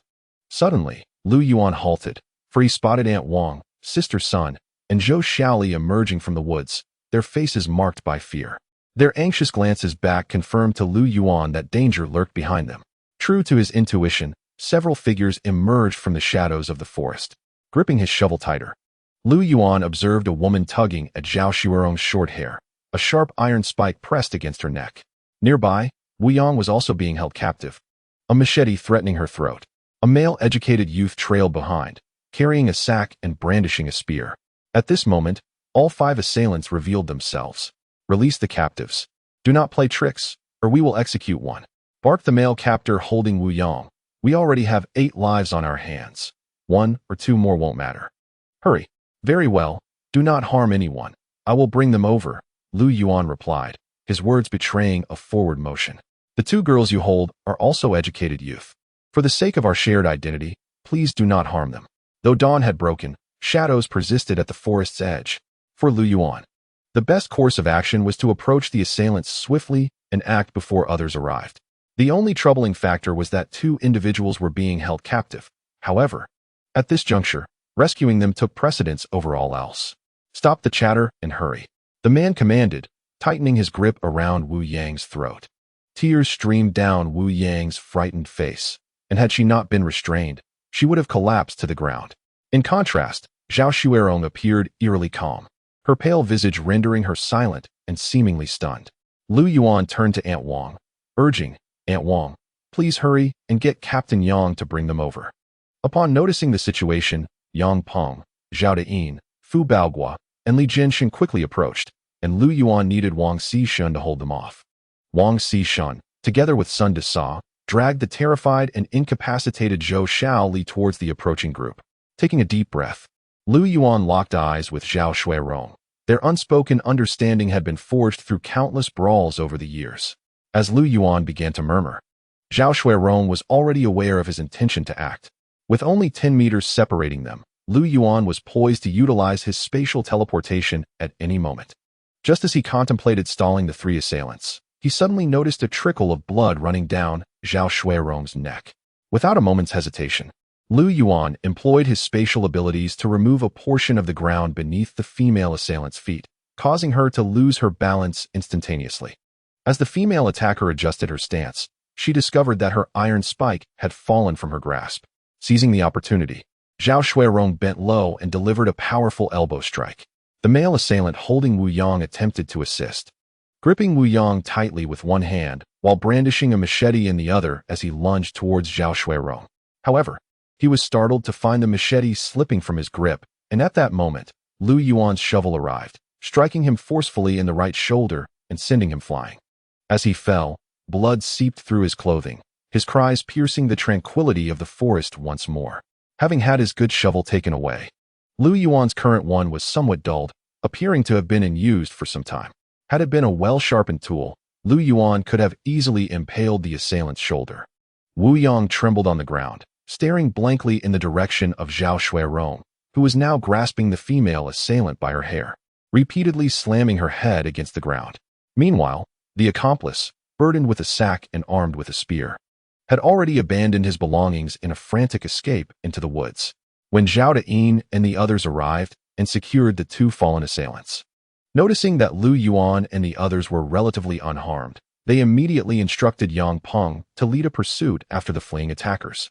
Meng Xiaozhi and Dai Yufei supported Wu Yang, while Zhou Shaoli stepped forward to examine Zhao Shuirong's injury. Sighing in relief upon discovering it was merely a superficial cut, Li Jinshan scrutinized Lu Yuan's arm, expressing his concerns over the risk they had taken. The group surrounded Lu Yuan and Zhao Shuirong, although most gazes were fixated on Zhao Shuirong. Earlier, they had witnessed her formidable prowess, which had left them utterly astonished. Many of the village's young men had previously held a favorable impression of Zhao Shuirong, aware that the educated young woman looked down upon them, yet their admiration had not waned until now, when they realized that their infatuation had significantly diminished. There were indeed strong women in the village, but none had ever encountered someone as formidable as Zhao Shuirong. Her adeptness in combat was evident, unmistakably honed through her experiences in physical confrontations.